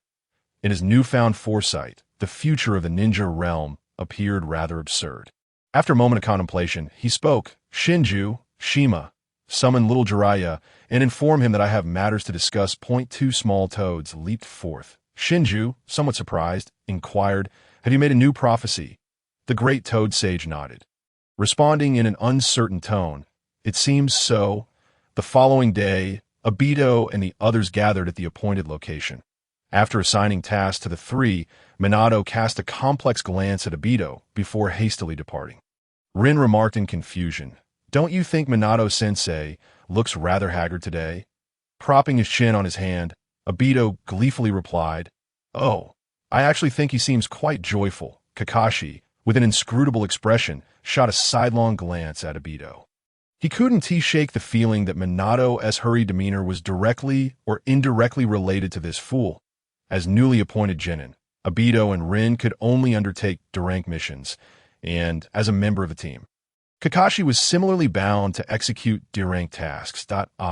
Yet another trivial matter, Obito's side. Kakashi and Rin nodded in agreement that D-rank missions are generally non-combat tasks that pose no life-threatening danger, often comprising mundane activities such as finding lost pets, picking up litter, babysitting, conducting behavioral investigations, or assisting in harvesting sweet potatoes. "Let us finish today's tasks quickly, so we can start training early this afternoon," Kakashi suggested. Yash, amidst the repetitive tasks and training, the three youngsters gradually improved. Obito finally mastered the shadow clone technique he had longed for. After finishing his training and returning home, he chuckled, forming hand seals. Kagebunshin no Jutsu. An identical figure immediately materialized. The two exchanged glances, both feeling a sense of novelty. Yash, you take over my training. Good buddy, Obito declared. The shadow clone lounged lazily on the bed, shaking its head, and I refuse. The two stared at each other for a while. Obito sighed in resignation that, I should have anticipated this, that I create a clone because I'm too lazy to train myself, and it's supposed to train in my stead. Truly, it's just like me. He clicked his tongue in exasperation and dispelled the shadow clone. Alas, my plan to train with my shadow clone has fallen through. Glancing outside, he noticed it was still early. Perhaps I should go for a stroll and find someone to play with. But who should I look for? As Obito pondered, the system provided options. Option 1. Seek out Guy. Reward for completion. White Lady Skin 1. Option 2. Seek out Rin. Reward for completion. Balenciaga High Socks 1. Option 3. Seek out Katsu. Reward for completion. Partner and vehicle. Option 4. Seek out Ayako. Reward for completion. Chakra Insect Eggs 100. Option 5. Seek out Kakashi. Reward for completion. Seduction technique. Ugh, Obito was momentarily at a loss for which absurdity to comment on first. The White Lady Skin and the ludicrous rewards like chess pieces were already baffling enough that I just want to know why seeking Kakashi would reward me with the seduction technique. Obito found himself deep in thought. After a moment, he shook his head, dismissing the notion. All right, time to make a choice. Options 1 and 3 were immediately discarded. Option 4 too. I have no interest in bugs. Option 2's reward was indeed tempting. But if I were to gift it to Rin, wouldn't that just allow others to gawk? He shook his head again that no, I absolutely cannot let that happen. By the way, system, can I select multiple options? Obito tentatively inquired. The system's cold voice echoed in his ears. Ding. Can this system change hosts? Obito was momentarily speechless. Forget I asked. Kagebunshin no Jutsu. He performed the hand seals again, summoning another shadow clone.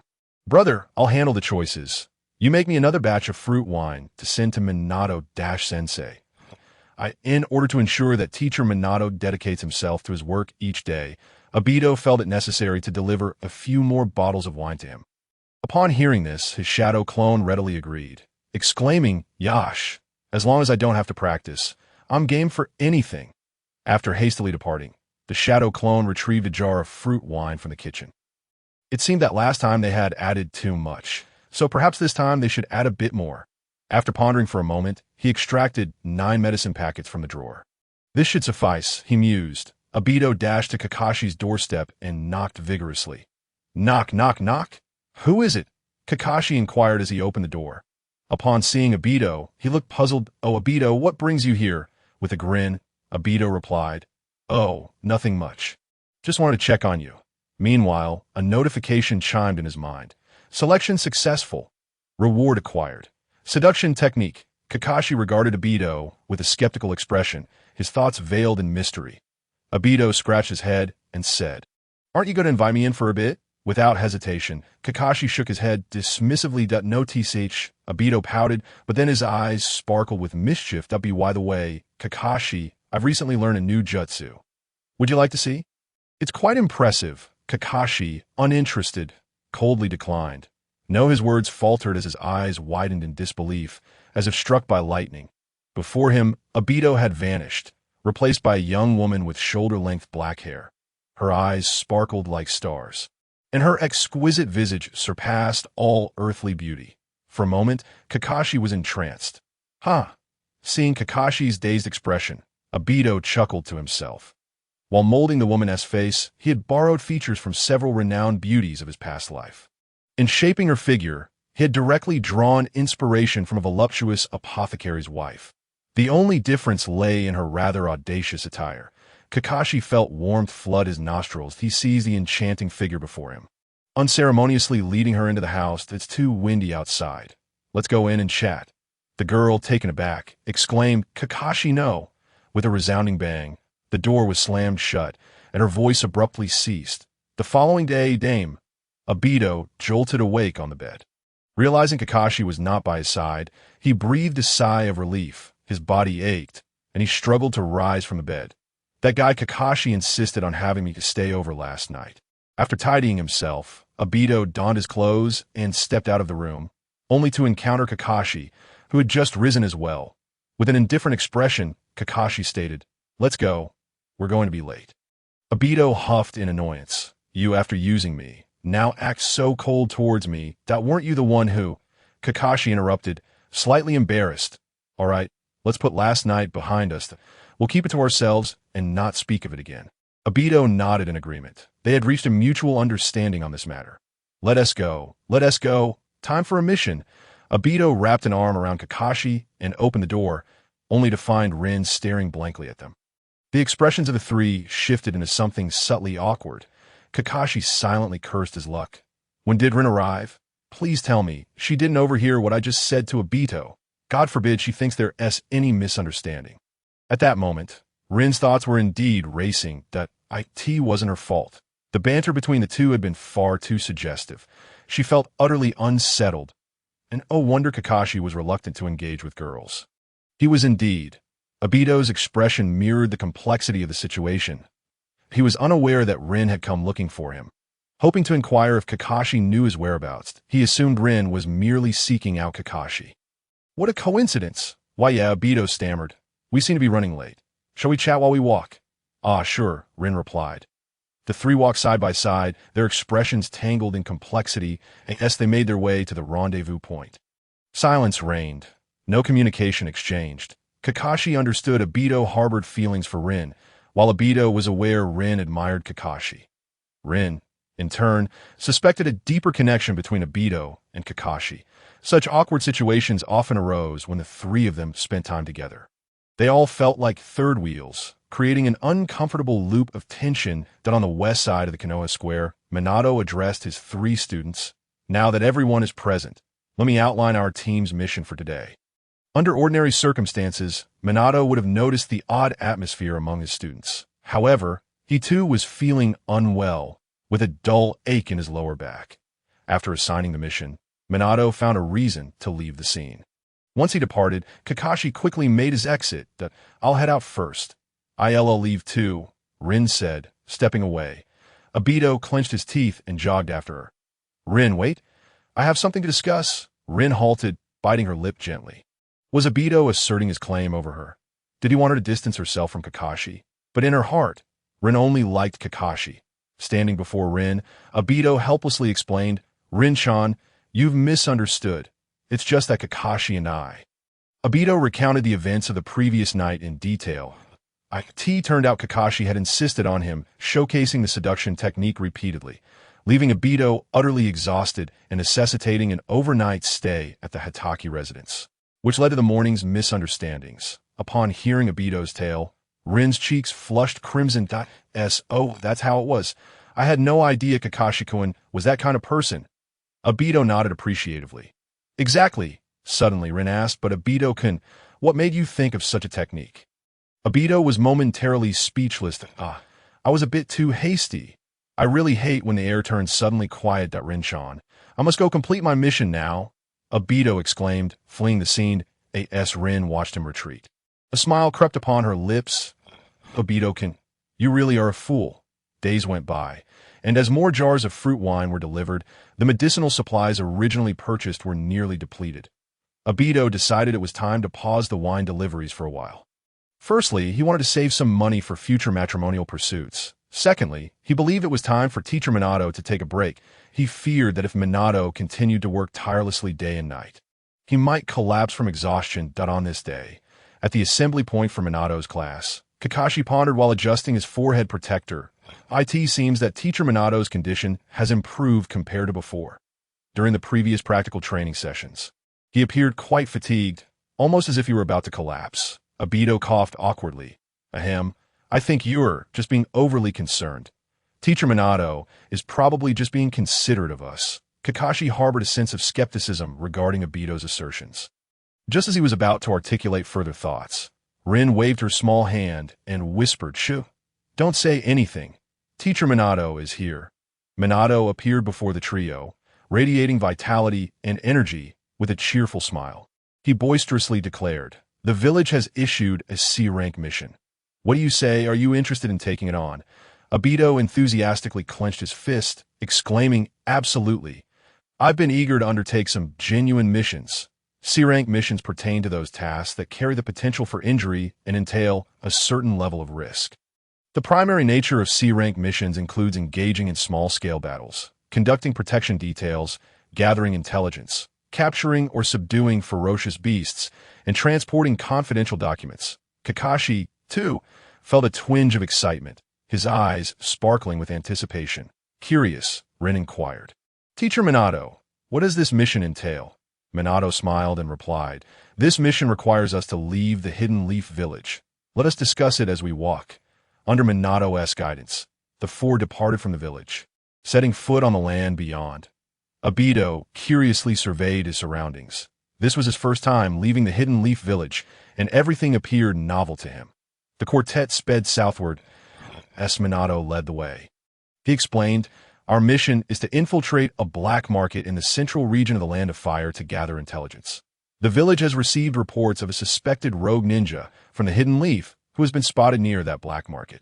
Obito, somewhat taken aback, asked, "A black market? Does the Land of Fire actually permit such a thing to exist?" A black market refers to an unregulated market that operates without official approval. Before Minato could respond, Kakashi interjected, "The existence of black markets persists despite attempts to eradicate them. In such cases, it might be wiser to allow some regulated operations to flourish. This way, we can control their scope and swiftly acquire intelligence from various sources." Obito nodded in sudden understanding. "Well said." Minato cast an approving glance at Kakashi. "Indeed, our mission's objective is the former special jonin of the Hidden Leaf, Inosuke." Minato retrieved a scroll from his robe and tossed it to Obito. "This contains his likeness and detailed information. Please circulate it among yourselves." Obito examined the scroll. He noted that Inosuke had an elegant appearance, but boasted a robust physique. His temperament was fierce, and he was adept with a pair of twin blades. His taijutsu was on par with that of Jonin, while his ninjutsu skills were average, with a notable weakness in Jinjutsu.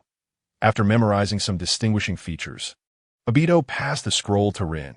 After she had read it, she handed it to Kakashi.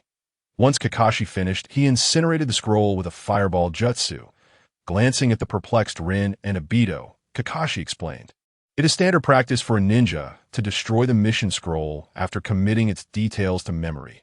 While he stated this, Obito's mind suddenly conjured up an image of Guy, if it were that Guy. The mission would likely falter without the scroll. Guy, who was I supposed to assassinate? Uchiha Kisame. Uchiha Obito, what was I supposed to do? Just thinking about it is amusing. The four of them, hands clasped behind their backs, leapt through the forest. When hunger struck, they would pop a soldier pill, and when thirst arose, they would endure it to avoid frequent bathroom breaks. After an extensive run, they finally arrived near the black market. The moment Minato announced their arrival, the three youngsters sighed in relief. Obito looked around, peering at the so-called black market for a while, yet he could discern no signs of it. It merely appeared to be an ordinary village. He muttered quietly that if one were unaware of the hidden intricacies within, it would be hard to associate this sparsely populated settlement with an illicit marketplace. "Everyone, remove your forehead protectors once inside the black market. Be sure to conceal your identities," Minato instructed. Heeding his words, the trio carefully stowed away their forehead protectors. Transformation Jutsu. Minato transformed into a burly, intimidating man. Obito and the others followed suit, disguising themselves as well. It is worth noting that when employing the transformation jutsu, one must select a familiar individual or someone with a similar physique as a model for disguise. Otherwise, sharp-eyed individuals can easily see through the ruse. Of course, if one possesses the protagonist's aura, it is a different story altogether. Right, Naruto? The four boldly strode into the black market that a few guards, dressed as villagers, cast a glance their way, but did not impede their entry. The four clearly radiated an air of intimidation, not resembling ordinary individuals who had stumbled upon this place by accident. Once inside the black market, Minato quietly instructed, "You three are free to move about and gather intelligence. I will speak with the local leader." Given that fighting was prohibited in the black market and that his students were not lacking in strength, he felt no concern for their safety. The three nodded in agreement. "Understood, Teacher Minato." They were all aware that Minato had brought them along primarily for their training and did not genuinely expect them to uncover any critical intelligence.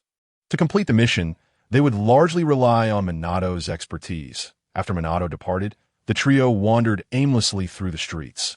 Obito asked, Kakashi, what should we do next? Kakashi pondered for a moment before suggesting, let us attempt to strike up a conversation with some individuals and see if we can glean any useful information. However, do not make our inquiries too obvious. The black market is a tangled web, and we must avoid inadvertently alarming anyone. Obito and Rin nodded in agreement. Rin sincerely praised Kakashi-kun, you're so knowledgeable. Obito rolled his eyes dramatically. TCH, just then, they spotted a burly man idling ahead, and the trio approached him. You appear quite formidable. May I inquire which ninja village you hail from? Obito complimented with a grin. The middle-aged man did not respond directly, but smiled at them and asked, might I ask where you three gentlemen are from? The trio exchanged glances. Obito replied earnestly, we are ninjas from Iwagakure. What about you, my friend? The middle-aged man nodded in feigned understanding before cheerfully stating, so you're ninjas from Iwagakure that I am from the Hidden Leaf. The trio, what? What are you trying to pull? The middle-aged man continued, do you gentlemen need any explosive tags? As he spoke, he lifted his shirt to reveal a plaster with explosive tags. These are high-quality items from the Hidden Leaf. I find you three quite agreeable, so I can sell them to you at a discount. The trio turned on their heels and walked away. The middle-aged man called out after them, hey, brothers, at least haggle a bit, will you? After making a circuit of the not-so-large black market, the trio could be said to have come up empty-handed. Gathering intelligence is so challenging. Obito lamented, if only my Sharingan were at the 3-tomo level, I could see everything in a glance. Rin nodded in agreement, and then looked at Kakashi with anticipation. Kakashi, do you have any good ideas? Kakashi shook his head, feeling equally at a loss. His attention was suddenly captivated by an individual not far away. After observing for a moment, he whispered to the others, do you see that person to the west? Do they not resemble our intended target? Obito and Rin exchanged furtive glances, yet discerned nothing from their observations. Their appearances and physiques seemed rather incongruous. How did you arrive at such a conclusion? Kakashi, Obito inquired. Kakashi, with a look of unwavering conviction, responded, it is those two blades. Their likeness to the images on the scroll is nearly identical, and I am 80% certain of it. Nanny? Obito scrutinized the blades once more. Still unable to fathom how Kakashi had made such a deduction. They are merely ordinary knives. After all, at that moment, a translucent screen appeared before him. Option 1. Swiftly relay this information to Minato. Completion reward, 0.03 chakra. Option 2. Engage your intellect and devise a method to subdue Inosuke. Completion reward, shadow clone explosion technique. Obito was taken aback. The system has indeed presented a multiple-choice question. It seems that individual is truly Inosuke. Rin, feeling anxious, clenched her small hands. What should we do then? Should we seek out Minato-sensei? Kakashi shook his head. Unfortunately, we may not have the time. By the time we find Minato-sensei, the adversary may no longer be present. Obito nodded in agreement with Kakashi's assessment. We must take action. He silently urged his thoughts, fervently pressing option 2.22222. Kakashi furrowed his brow slightly, a myriad of strategies flashing through his mind. Only to be dismissed one by one. Engaging in combat within the black market is prohibited, unless we can strike decisively in a secluded area. Otherwise, we risk expulsion. To swiftly subdue a special J-nin renowned for his taijutsu prowess? It seems rather challenging. Obito bit his finger, lost in contemplation. After a moment's reflection, he spoke up. I have an idea. We could proceed in this manner. And then that Rin, listening intently, slightly parted her lips. I assent that a bit too risky. Obito-kun? Kakashi glanced toward a figure preparing to depart in the distance, and quickly made a decision. There's no time. Let us proceed with Obito's plan. Rin, you go seek out Minato-sensei, while Obito and I act according to the plan. Rin hesitated momentarily, but eventually nodded in agreement. All right, you two must be cautious. Obito grinned. You can count on me. Rin-chan. With that, he and Kakashi took different paths, gradually making their way toward the figure out on the street. After completing his procurement for the month, Inosuke felt an inexplicable urge to glance back. He spotted a figure hastily retreating to a corner, appearing rather clumsy. He couldn't help but chuckle to himself. I wonder which faction has sent their spy this time. Send someone of such caliber to tail me is quite the underestimation of Inosuke. Over the past month, he had encountered several spies of this nature. Yet they had all met their demise at his hands. Inosuke walked leisurely, pausing at a stall, feigning interest in the items on display. In reality, he covertly cast glances toward the shadowy corner. Just a fleeting look was enough to captivate Inosuke's gaze. What a stunning woman, with golden locks and gentle, pure features, yet boasting a sultry figure. Inosuke was momentarily entranced. Gulp. His throat bobbed as he eagerly licked his lips. Send such a beautiful girl on a mission. This lord shall gladly accept. A few rounds of play, and then it would be time to eliminate her. The stall owner, noticing Inosuke's idle handling of goods without payment, grew impatient. Kid, are you going to buy something or not? If not, don't waste my time. A glint of coldness flashed in Inosuke's eyes. With a disdainful huff, he turned and departed. He chose a side street, and after navigating a few turns, soon found himself in a secluded alley. The golden-haired woman stealthily followed, only to discover upon entering that it was a dead end.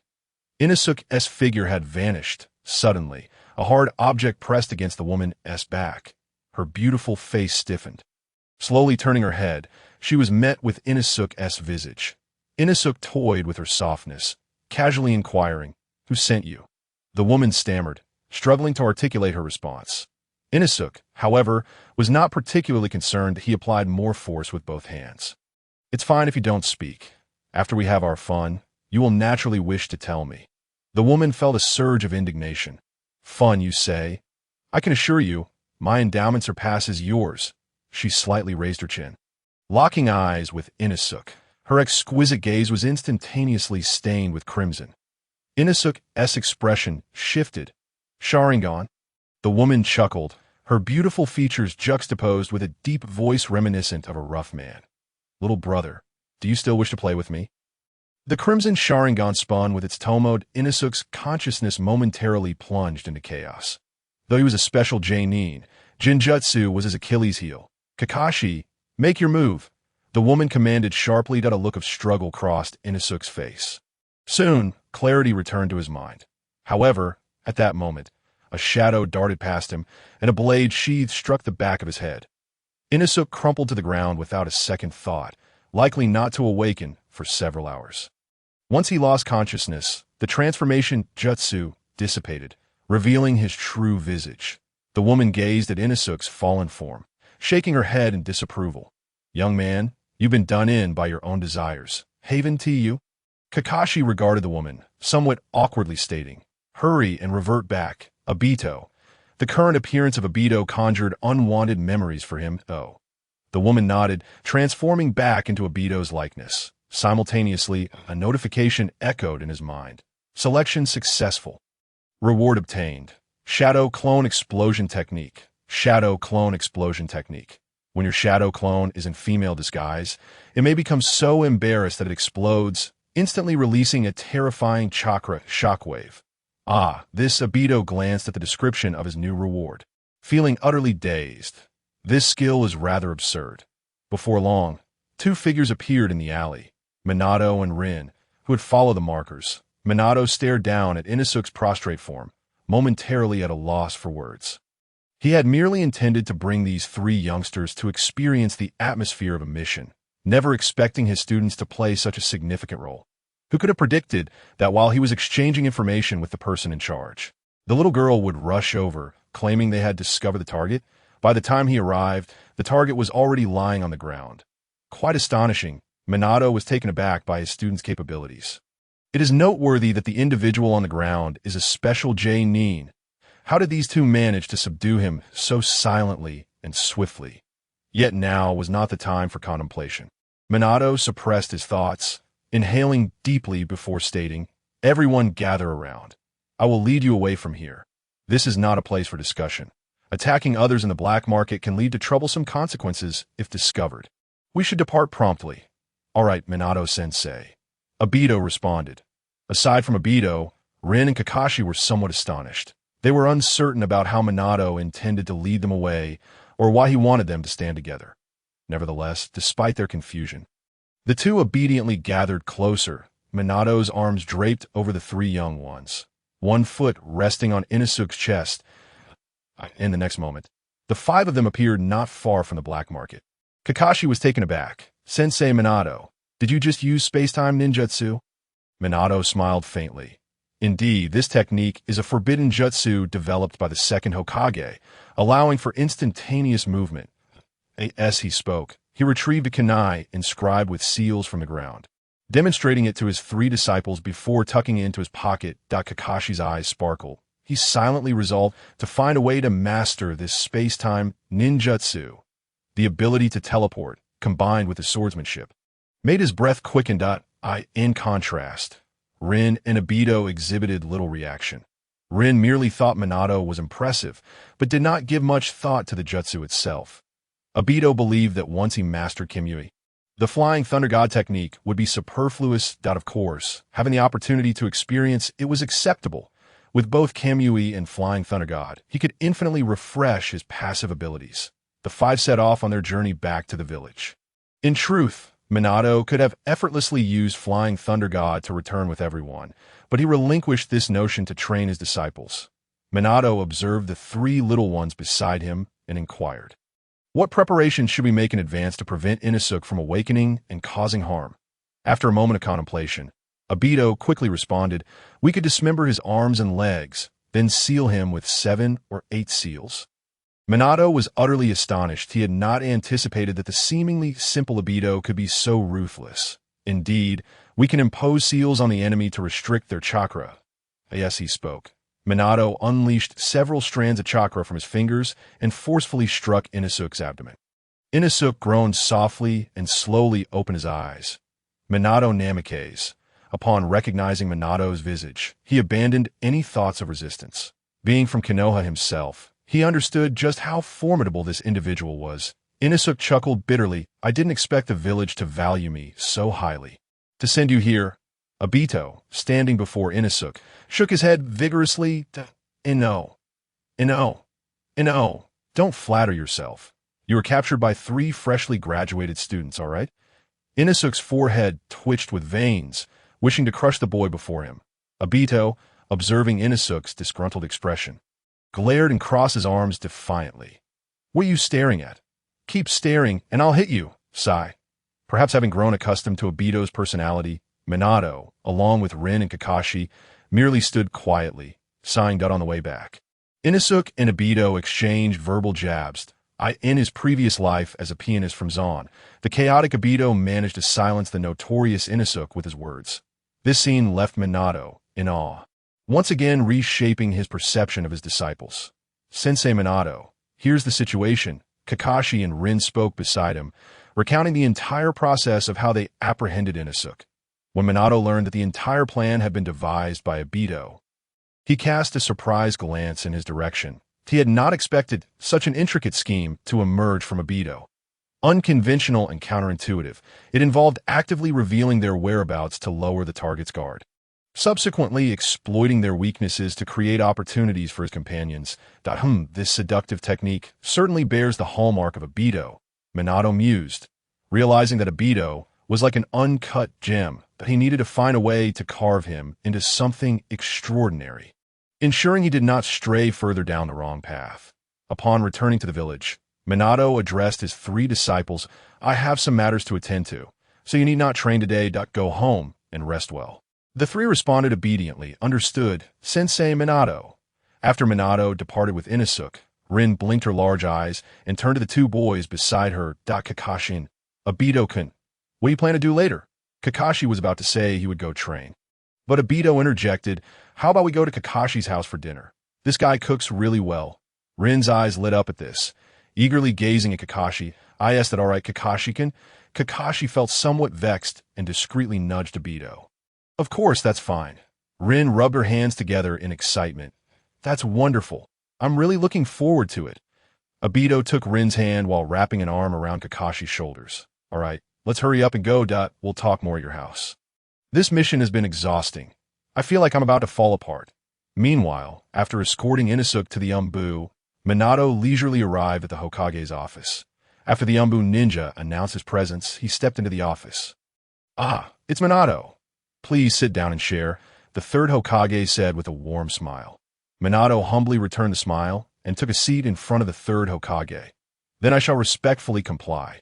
Lord Third. The third Hokage retrieved his pipe, enjoying a couple of puffs before cheerfully stating, I heard you captured a rogue ninja while scouting for intelligence with your students. Truly, you are a worthy successor. Minato felt a bit embarrassed and rubbed his nose. Actually, Lord Third, I came to discuss this matter with you. The third Hokage's eyes glimmered with curiosity as he instinctively straightened in his seat.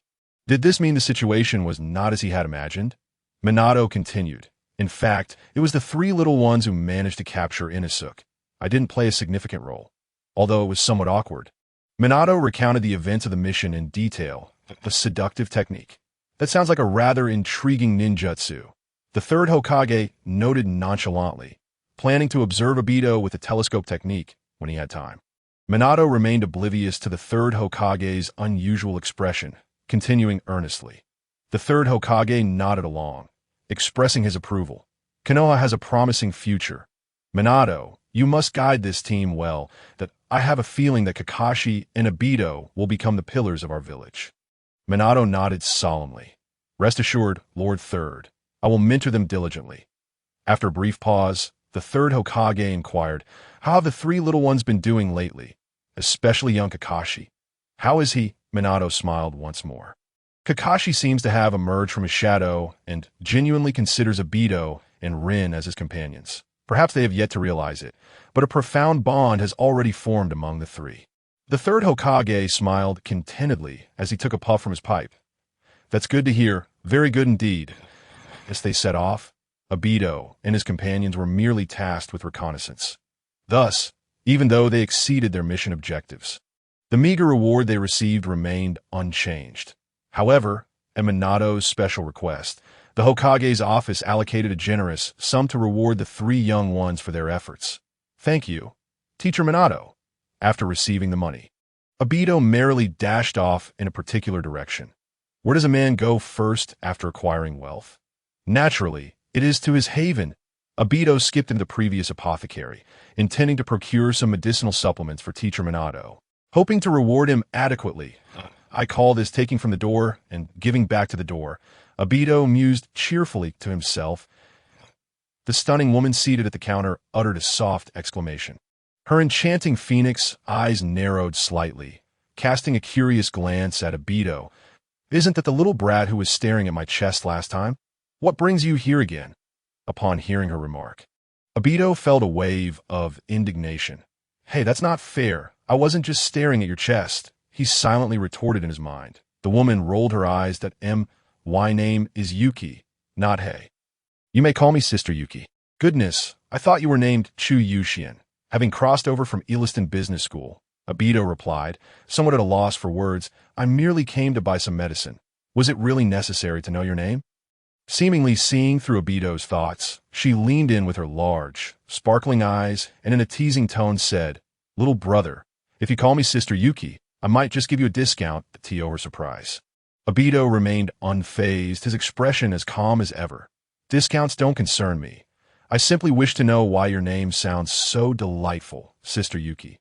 Yuki, it appeared she had overestimated the little brat. Truth be told, Obito had some thoughts regarding Yuki's name. The character often denotes a woman of noble status. Isn't it a bit pretentious for the owner of an apothecary to have such a name?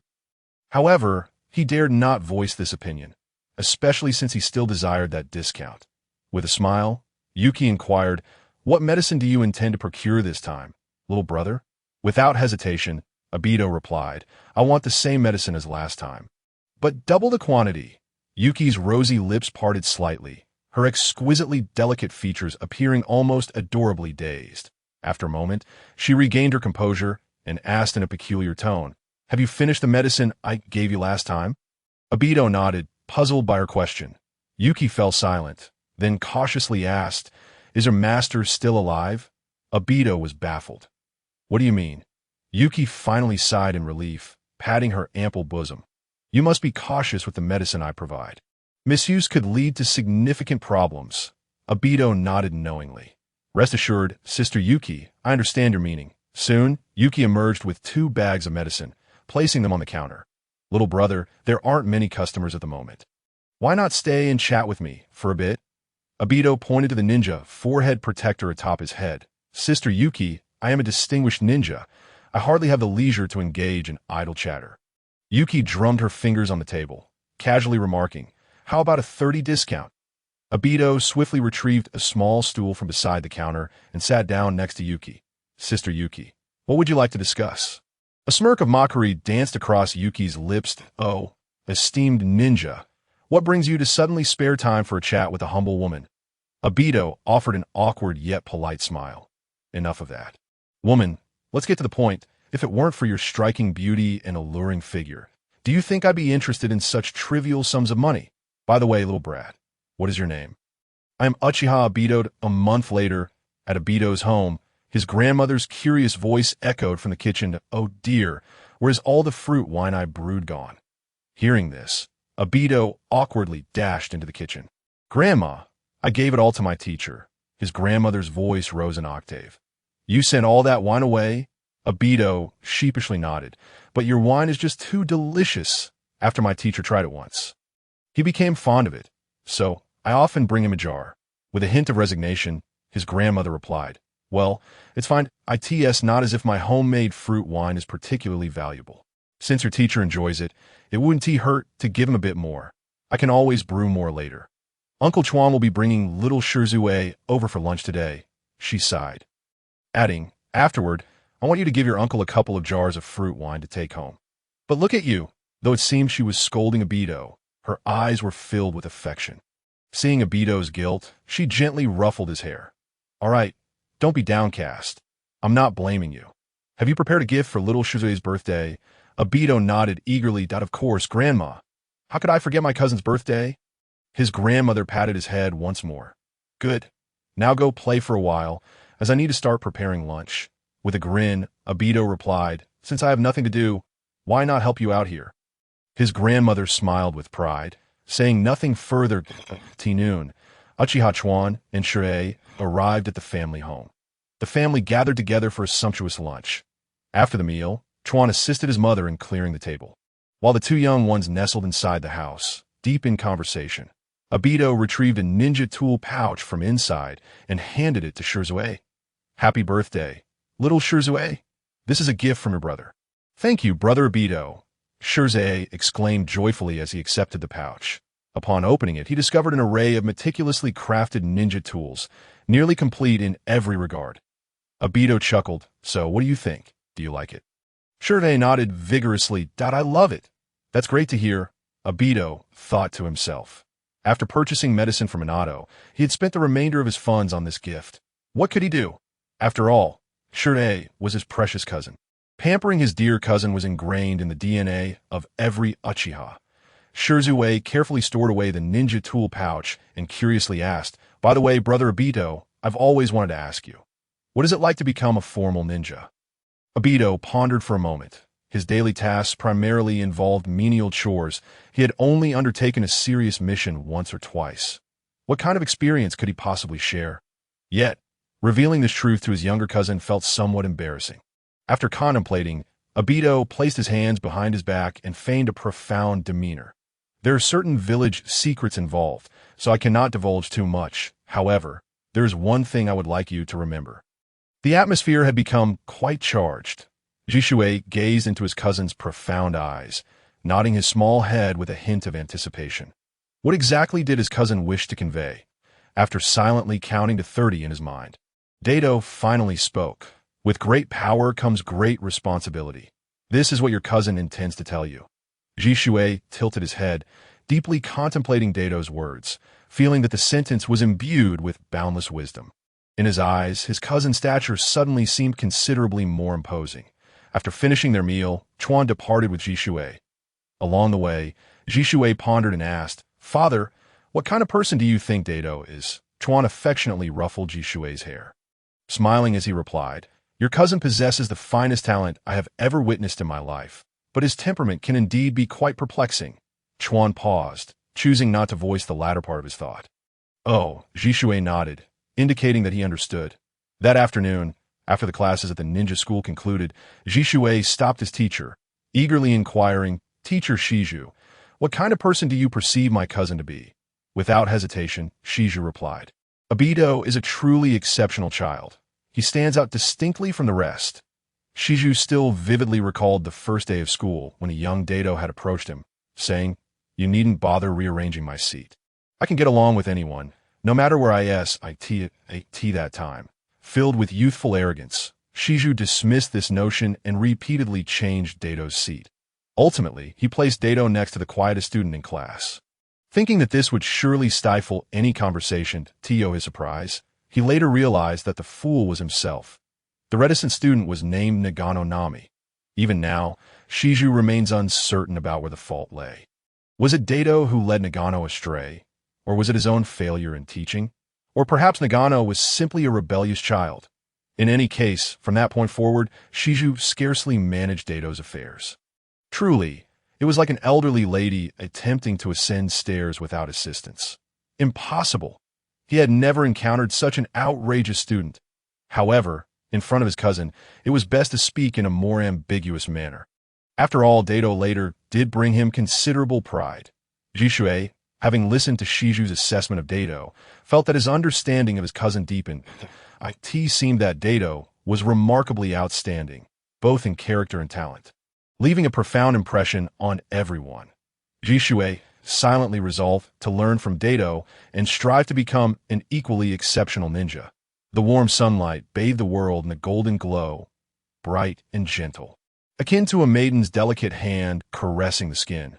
Dato leaned against the railing of the bridge, basking in the sun, languidly remarked, "What's up with Teacher Minato, calling us in early yet arriving late?" Kakashi, beside him, with a lazy expression, retorted, "Obito, how can you even say that?" Dato opened his mouth, wanting to respond but unsure how to counter. Instead, he shot Kakashi a fierce glare. Kakashi defiantly glared back. "Obito, Kakashi, Obito." Rin, somewhat exasperated, chuckled and positioned herself between the two boys, placing a hand on each of their heads. "All right, you two." Just as the three were playfully bantering, a figure descended from above. It was Minato. He smiled and said, "Sorry to keep you waiting. Everyone is here now." Dato stepped forward, curious, and asked, "Teacher Minato, why did you jump down from such a height? Do we have a new mission today, sensei?" Minato found himself momentarily speechless that Dato's interruption had made him forget what he was going to say. After a brief pause, he finally recalled his words, "There is no mission today. I have other matters to discuss with you." With that, he pulled out 3 forms from his robe. Rin blinked her big eyes and asked, "What is this, Teacher Minato?" Minato smiled gently as he distributed the forms to the 3 of them, saying, "This is the volunteer form for participating in the Chunin exams. I've already recommended you to take part." Chunin exams. Dato reluctantly accepted the form, appearing disinterested. Minato was baffled. In his imagination, Dato should have reacted with excitement upon hearing the news, perhaps even embracing him and shouting, "I love you, sensei," as per the original plot. Why was he not interested? Minato was utterly confounded and cautiously inquired, "Obito, I see you lack enthusiasm. Do you not wish to participate in the Chunin exams?" Kakashi and Rin exchanged surprised glances at Dato's apparent indifference. Under the scrutiny of his companions, Dato remained silent for a moment before nodding. "Yes, Teacher Minato, if I remain a genin, perhaps I can shield my team from the battle at the Kanabi Bridge. Besides, the life of a genin in Konoha is quite appealing. Why strive to become a chunin?" Yet it seemed the system had a different opinion. With a sudden chime, a question appeared before Dato. Option 1. Agree to participate in the Chunin exams and dazzle everyone during the final assessment. Reward, cell modification of Hashirama. Option 2. Agree to participate in the Chunin exams and become a Chunin in a conventional manner. Reward, fire release, fire dragon technique. Option 3. Refuse to participate in the Chunin exams. Preserving the esteemed identity of a genin. Reward, Genin Halo. Genin Halo. When facing an enemy, shout, "I am a genin," causing the opponent's sanity to decrease by 1. This, Dato glanced at the options and noticed that all the rewards were quite appealing. However, in comparison, option 1 seemed most enticing. Of course, the difficulty of completion appeared to be higher as well. Sigh. It seemed that not participating in the Chunin exams was not an option. Without hesitation, he selected option 1. Seeing Dato lost in thought without providing an explanation, Minato inquired again, Obito, could you share with me why you do not wish to participate in the Chunin exams? Dato snapped back to reality with an ah, and grinned, saying, because I fear that I may shine too brightly during the exam and be envied by others later. Minato, Rin, Kakashi, utterly speechless, punched Dato lightly. Teacher Minato, don't mind him. Please continue. Minato sighed with a complex expression and nodded. Continuing, Kakashi, although you are already a Chunin, this assessment includes a group competition. Therefore, I must trouble you to accompany Rin and Obito and participate in the assessment once more. Kakashi nodded slightly, and oh problem. Teacher Minato. Minato patted Kakashi on the shoulder with appreciation. Now, let me explain the details of the Chunin exams to you. Obito, Rin, you both must listen carefully. The first part of the Chunin exams is a theoretical assessment. On the day of the theoretical assessment, Dato, brimming with confidence, submitted his paper early and exited the examination room. That was it. Such simple questions. ISNT it just a matter of having hands, due to his excessively loud posturing at the classroom entrance. Several candidates within the examination hall cast him furious glances. What? Are you implying we lack hands? Lin hastily pulled Obito aside. Once they distanced themselves from the examination venue, she cheerfully inquired, Obito-kun, how did you fare in the exam? Obito patted his chest with confidence, proclaiming, not a significant issue. Perhaps for his past self, the written examination was the most challenging segment. But now, it was merely a trivial matter. However, when the results of the written test were announced, Obito wiped the cold sweat from his brow as he stared at the score sheet on the wall. What the? I filled it all out and barely scraped by. That was close. Beside him, Kakashi crossed his arms and rolled his eyes, exclaiming, Idiot! Obito retorted with a scoff. So what if I ranked first? What is there to be smug about, Kakashi? Oh, Obito! Kakashi! Oh, Obito! The second round of the CH exams was a group combat preliminary round. In the verdant woods, sunlight filtered through the layers of leaves, casting dappled shadows beneath the canopy. In a relatively spacious clearing, 6 figures stood facing each other in 2 opposing groups. Ryu gazed at the trio opposite him and sighed. What terrible luck to encounter you 3 troublesome individuals, Kakashi, Lin, and Obito. This trio had established a reputation within their cohort that allowed them to dominate effortlessly. Obito grinned and said, Don't worry, little Ryu. I'll go easy on you. Naganoha snorted, clearly displeased with Ryu's attitude. Ryu, why must you bolster others at the expense of your own bravado? As long as the 3 of us unite, I refuse to believe we cannot overcome them. Right, Ayako. It took Naganoha a moment, but he finally remembered Ayako's name. Ayako nodded timidly, stating, Bozen is correct. Even if we face Kakashi-kun, who is nearly on par with a Jonin, we still possess the strength to fight. Naganoha. Once the small figures finished their discussions, the supervising teacher waved his hand. The preliminary round officially begins. Lin and Ayako swiftly retreated. Both were support-type ninjas, primarily focused on restraining their opponents during combat.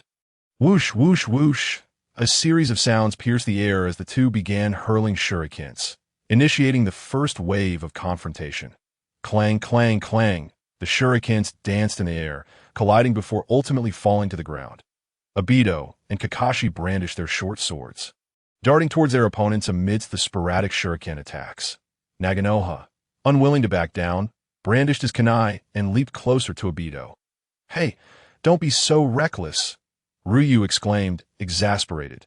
Their overall strength was already somewhat lacking.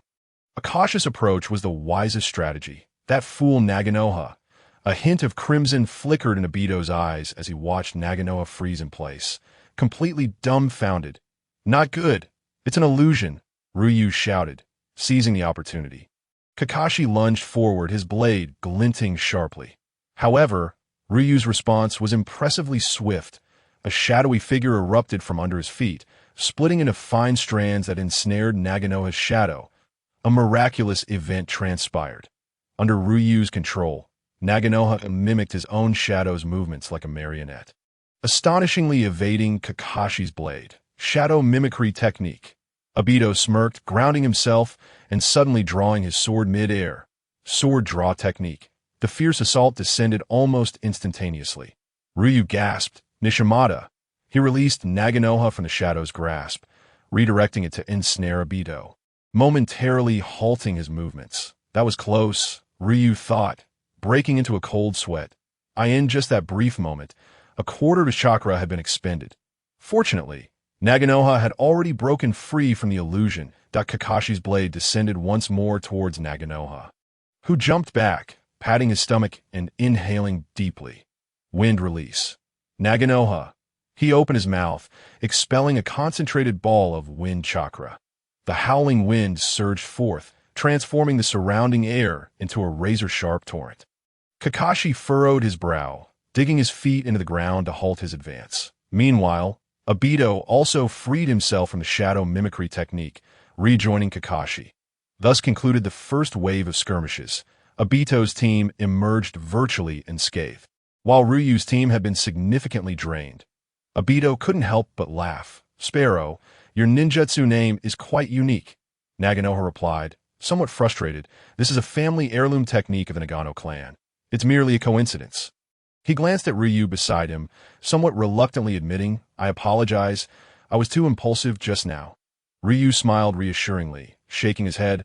And no worries, we can try again. Suddenly, Obito formed hand seals, turning to unleash a fireball. Fire release. Great fireball technique. Under the scorching flames, a sizzling sound echoed as numerous nearly invisible black dots lost their lives, plummeting to the ground. Obito chuckled. Hey, Ayako, that seems a bit unsportsmanlike. Ayako's voice emerged from the forest, tinged with guilt. I am sorry, Obito-kun. I also wish to win this examination. Obito waved his hand dismissively. It's all good. Everyone relies on their own abilities. With that, he began to weave through the woods, gradually closing the distance to Ryu and the others. Kakashi, mirroring his movements, stealthily sought an opportunity to strike. Ryu remained vigilant, observing his surroundings as shadowy tendrils extended from beneath his feet, poised to spring into action. Naganoha stood resolutely in front of him, serving as a human shield. Obito squinted, analyzing the situation in his mind. That Ryu's shadow mimicry technique undoubtedly held a significant advantage beneath the tree cover, with the shadows on the ground now doubled. Any frontal assault would likely result in being ensnared, leading to a war of attrition. Perhaps he could use shadow clones to draw attention and attempt to take down an opponent, yet he was uncertain whether this tactic would elude Ayako's perception. Obito glanced at Kakashi, who happened to be looking back at him. The two shared a silent understanding, instantly comprehending each other's thoughts. Let us give it a try. In Ryu's line of sight, Kakashi and Obito surged forward, their forms intertwining as they attacked. Ryu frowned, sensing something amiss, but the situation left no room for hesitation. The shadow mimicry technique activated, black tendrils reaching out towards the two. Naganoha bellowed, charging at Obito. Naganoha barrage. Ayako's panicked voice rang out. Be careful. Those are their shadow clones. Shadow clones? The last place Obito actually learned shadow clones. This was the first thought that crossed Naganoha's mind. The next moment, from within the woods, two additional figures emerged. Indeed, Kakashi and Obito. Ayako likewise appeared, attempting to intercept one of them. However, Lin, wielding her kunai, blocked her path. I'm sorry, Ayako-chan, but I cannot allow you to pass. Masaka. Lu hesitated for a moment, and the shadow-like tendrils came to an abrupt halt in the blink of an eye. For figures subtly formed an encircling stance. Sigh. Liu let out a somewhat helpless breath. If his intuition was correct. Bang! A dull thud echoed as Naganohama was sent flying. Lu forced a wry smile and raised his hands, declaring, we surrendered. A short blade came to rest before him, only to be indifferently sheathed by the boy wielding it. Fantastic! Lin exclaimed, pumping her little fist in excitement. However, upon glancing at the displeased Ayako, she quickly retracted her smile and began to comfort her. Naganohama, bewildered, rose from the ground, muttering to himself in confusion. Wait a minute. The one that appeared at first shouldn't have been a shadow clone. Why would it? Liu rubbed his temples and began to elucidate. We were tricked. The two figures that first appeared were not merely shadow clones. Naganohama looked at Liu with a perplexed expression, as if to say, what on earth are you talking about? Liu, letting out a hesitant, patiently explained to Naganohama. Obito and the others must have realized that within 100 steps, any extra shadow clones would be detected by Yako's senses. Thus, they cleverly mixed the real body among the shadow clones and appeared in two separate groups to confound us. The moment we hesitate or misjudge our target, they can take advantage and strike unexpectedly. Point one is bright, the other dark. One is true, the other false. In a situation where they possess overwhelming strength, this becomes an almost insurmountable tactic. Nagano-hama thought to himself. Why did I hesitate? I could have just attacked directly. Moreover, a normal person wouldn't be able to process so much in just a second or two. However, if he were to articulate such thoughts, it would undoubtedly make him seem foolish. So, Nagano-hama feigned enlightenment and nodded in understanding. Then, with a hint of anger, he glared at Obito. Obito, you despicable coward. You won't even face me head on. Obito chuckled and pointed to his head. Sparrow, you should really use your brain more in battles from now on. Lin grasped Obito's hand and softly said, All right, Obito-kun, let's keep the remarks to a minimum. With Obito silent, Nagano-hama refrained from further provocation. He turned to Liu and sincerely remarked, Pineapple Head, your mind is truly sharp. I, Nagano-hama, am impressed that Liu scratched his head awkwardly. Not all. Nagano-hama's politeness left him feeling somewhat out of his element. At that moment, the proctor responsible for overseeing the examination leisurely approached and announced Obito's team's victory. Thus, Obito and his companions successfully passed the second round of assessment. The third round was of paramount importance, the personal combat match. A moment that would thoroughly test their individual prowess. The examination adopted an elimination format, but it wasn't solely the winners who would pass. The proctors would evaluate candidates based on their performance in battle to determine if they were fit to become Chunin. Within the indoor training arena of Konoha, candidates stood loosely in a line surrounding a massive arena. Nagano-hama, among the candidates, waved his fist toward Obito, who was not far off. Obito, you'd better not cross paths with me. Otherwise, you'll be on your knees begging me not to eliminate you. Obito silently scoffed, too indifferent to respond to Nagano-hama.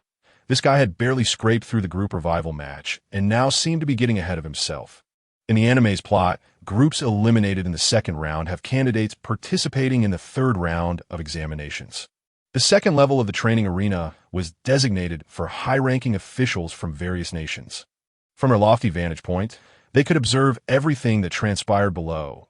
It is essential to note that the Chunin exams were also a facet of the power struggles among the hidden villages. A battleground for covert competition among nations. Tensions were palpable among the various hidden villages, intensifying the atmosphere of rivalry between the higher-ups and the candidates. The worthless ones from Konoha will soon see what we're capable of. With your pathetic skills, you needn't worry about the wind blowing too hard. Right? Numerous telegraph operators were present on the arena floor, facilitating instant long-distance communication. Silence. Sarutobi Hiruzen's chakra resonated as he bellowed with full authority. His commanding voice drowned out the clamor of the arena. Under the pressure of his imposing presence, everyone present obediently fell silent. The proctor responsible for this examination then ascended the arena to declare the rules for this round of assessment. Wow, what a beautiful proctor! With a sense of idle curiosity, Obito couldn't help but steal a few glances. After outlining the rules, the proctor drew the names for the first round of combatants. First match, Nagano-hama versus Horiichi Masami. After announcing this, the proctor stepped down from the arena. Nagano-hama swaggered onto the stage, eagerly warming up his fists and feet. Hey Sparrow, give it your all! Obito shouted from the sidelines. Nagano-hama paused for a moment, then responded with a dismissive smile. TCH, like I need your encouragement. Ayako chimed in from below, Go, Hama-kun. As they exchanged words, Nagano-hama's opponent slowly made his way onto the arena. Horiichi Masami was a ninja from Amigakure. He appeared to be around 30 years old, with a robust build, dressed in tattered cloth and wielding a long iron sword at his waist. Horiichi Masami eyed the diminutive Nagano-hama with a menacing grin. Seemingly confident of victory, Nagano-hama glanced at Horiichi Masami, disdainfully stating, You're 30 and still haven't become a Chunin. Uncle, that's pretty pathetic. It seemed that after conversing with Obito, he had developed quite the knack for trash-talking. Horiichi Masami's anger flared instantly. Baka! You're the one who's 30. I'm only 13 this year. Upon hearing this, Obito was taken aback. Big brother, with that face full of wrinkles, you're clearly in a rush, Nagano Hama. Hands on hips, scoffed 13. You're not even half my age, you little brat. Horiichi Masami cracked his knuckles, producing a sound reminiscent of popping popcorn. You sharp-tongued brat, I'll make sure to break a few of your bones and see if you still dare to be so arrogant. Nagano Hama chuckled incredulously. Asking, joke? Do you even know who my uncle is to speak to me that way? Hiss, Horiichi Masami inhaled sharply. Could it be that this little punk had influential connections? Observing Nagano Hama's audacious demeanor, he hesitated and cautiously inquired, Who is your uncle? Nagano Hama, brimming with pride, replied, My uncle is the director of Konoha Hospital. Even if you break my bones, I won't have to wait in line at the hospital. Horiichi Masami. What? You little brat dare to mock me. Nagano Hama smirked mockingly. Oh, it seems you're not completely foolish after all. Horiichi Masami. Baka! The proctor, unable to tolerate their exchange any longer, intervened. Both candidates, please commence combat immediately, or you will both be disqualified. Do the higher-ups from various nations come all this way just to watch you two bicker? Under the proctor's urging, Horiichi Masami drew his long sword and charged at Nagano Hama with a furious roar. Nagano Hama's previous antics had cost him dearly in composure. Sensing his opponent had lost their composure, Nagano Hama chuckled, a glimmer of pride flashing in his eyes. Horiichi Masami initiated the attack. Taijutsu. One sword is worth 100 words. Naganohashi swiftly mounted a counterattack. Taijutsu. Naganohashi's consecutive strikes. Horiichi Masami unleashed a combination ninjutsu. Wind release. Wind sword illusion. Naganohashi, unwilling to be outdone, retaliated with his own wind release. Wind release. Naganohashi. The two engaged in a lively exchange, each delivering blows in a rhythm reminiscent of a turn-based battle. Obito, watching from the sidelines, couldn't help but chuckle. After both had exhausted their techniques, why not follow up with a couple of normal attacks to send the opponent airborne? Pathetic, so pathetic. However, the onlookers could discern that the somewhat emotional Horiichi Masami was gradually falling into Naganohashi's rhythm. Breathing heavily, Horiichi Masami lunged at Naganohashi with another sword thrust. Unfazed, Naganohashi raised his kunai and sidestepped the attack. Slish! After deflecting Horiichi Masami's long sword, Naganohashi swiftly raised his other hand and delivered a powerful punch. Boom! That punch landed squarely on Horiichi Masami's face, sending him hurtling backward. Seizing the opportunity, Naganohashi pressed the attack. Taijutsu. Naganohashi's consecutive strikes. Naganohashi's fists fell upon Horiichi Masami with the ferocity of a tempest. Notably, he roared as he struck, Die Obito! Obito! Wow, that's quite personal, isn't it? The examiner, a graceful lady, stepped onto the stage to announce the outcome of the first round. Contest concluded. The victor of the first match is Naganohashi. Die Obito! The examiner exclaimed. Stop! Stop! Enough! Both Naganohashi and Horiichi Masami were carried off the stage. Thus, the first match came to a close. The lady, somewhat speechless, proceeded to draw the next contestants. In the second round, Nara Shikahiko faced off against Marco. Marco, a ninja from Takigakure, sported a head of short, curly hair that made him resemble a pineapple. Puffed. Obito laughed from the sidelines that a pineapple head against a pineapple head. This match holds some intrigue. Shikahiko and Marco exchanged no words, immediately launching into a flurry of shuriken. As the distance between them decreased, Marco drew a katana, opting for close combat. The long blade danced with lethal precision. Shikahiko, wary of engaging directly, retreated repeatedly. In terms of sheer strength, he seemed to be at a disadvantage. However, what followed showcased Shikahiko's exceptional evasive skills. With his agile footwork, he dazzled the spectators, leaving them in awe. Obito remarked with envy. Shikahiko's waist is truly impressive. Kai, overhearing, shook his head and said, Obito, you're mistaken. Our daily training in Dragon Spine has surely strengthened our core more than his. Lin, curious, inquired Dragon Spine. What is that? Not only Lin, but Kakashi and Iyako also shifted their attention. Kai, brimming with pride, began to explain. Dragon Spine is, at that critical moment, Obito covered Kai's mouth, feeling somewhat guilty, but it's nothing, nothing. Look, Shikahiko is about to win. The audience's focus returned to the stage. Shikahiko and Marco continued their dance of retreat and advance until they reached the edge of the arena. With his back to the edge, Shikahiko was merely steps away from falling. Opposite him, Marco launched another attack with great force. Now's the moment. Shikahiko executed a swift pivot to the side, his shadow elongated, ensnaring Marco's shadow like a web. Shadow imitation technique, activate. With the force of the shadow imitation technique coupled with Marco's own momentum, he plunged off the stage. The third Hokage, sipping tea with a smile, exclaimed, "Spectacular! Truly the child of the Nara clan." The examiner ascended the stage, waving her delicate hand. The victor is determined. The winner of the second match is Nara Shikahiko. Marco left the arena looking somewhat dejected, while Shikahiko sauntered off, lazily cradling his head. In the meantime, the lady had already drawn the contestants for the third round. The third match pitted Hitaki Kakashi against Aoyama Shinichi. Kakashi walked onto the stage with an air of indifference, drawing his short blade and pointing it at the opposing grass ninja. Lin waved her small fist from below, cheering for Kakashi. Go, Kakashi! Obito held Lin's hand, his expression serious. Lin-chan, Kakashi will undoubtedly win. There's no need to cheer. You'll just waste energy. Lin tilted her head, sensing something was amiss, but unable to articulate it. But the announcer's cold voice rang out. The winner of the third match is Hitaki Kakashi. Obito? Lin? Only then did they realize that while they were conversing, Kakashi had already secured victory. Ayako gazed at Kakashi with admiration, her heart fluttering like a little deer dancing a waltz of love.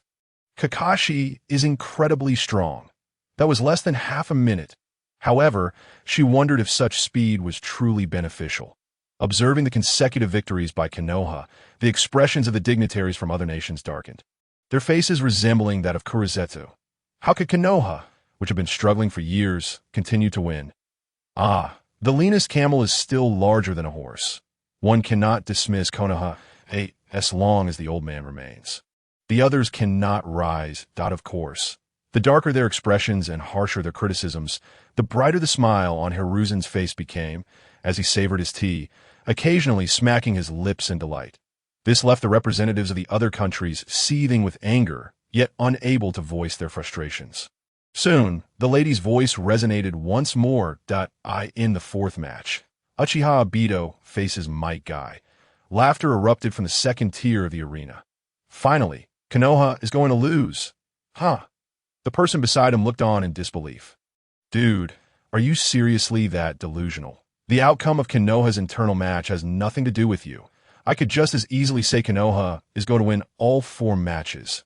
Lin softly encouraged Obito. Obito-kun, you must do your best. Obito nodded. Walking onto the stage alongside Guy, he regarded Guy with a serious expression. Guy-san, please go easy on me. Guy waved his hand, interrupting Obito. Don't worry, Obito-kun, I fully understand your intentions. As Obito's confidant, Guy believed their mutual understanding required no words. With just a glance, he could comprehend Obito's thoughts. Guy removed his weights, his demeanor turning solemn. I will give it my all and will not hold back. Obito's expression turned complex. I knew it. As he gazed into the eyes of Dato, filled with a sense of contentment, Kai couldn't help but smile sincerely. Everything was conveyed without utterance. Dato, somewhat pensive, began to contemplate. Kai, with his exceptional physical prowess, seemed an insurmountable challenge. To crush him was likely an unrealistic ambition.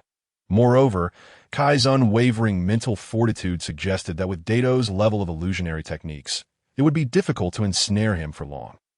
This was indeed a predicament that if victory could not be achieved effortlessly, it would be impossible to astonish the audience. There was no choice but to seek an alternative approach to dazzle the crowd. As his thoughts swirled, Dato's eyes suddenly sparkled with inspiration that he had a plan. With a swift motion of his hands, he proclaimed, Shadow Clone Technique. Instantly, 2 shadow clones materialized, aligning beside Dato. Kai, feeling a surge of excitement, adjusted his trousers. 3 Dato-kuns. This truly piques one's anticipation. In the stands, the third Hokage sipped his tea, astonished. Little Dato now demonstrated such proficiency with the shadow clone technique. Beside him, Hizashi wore a bemused expression.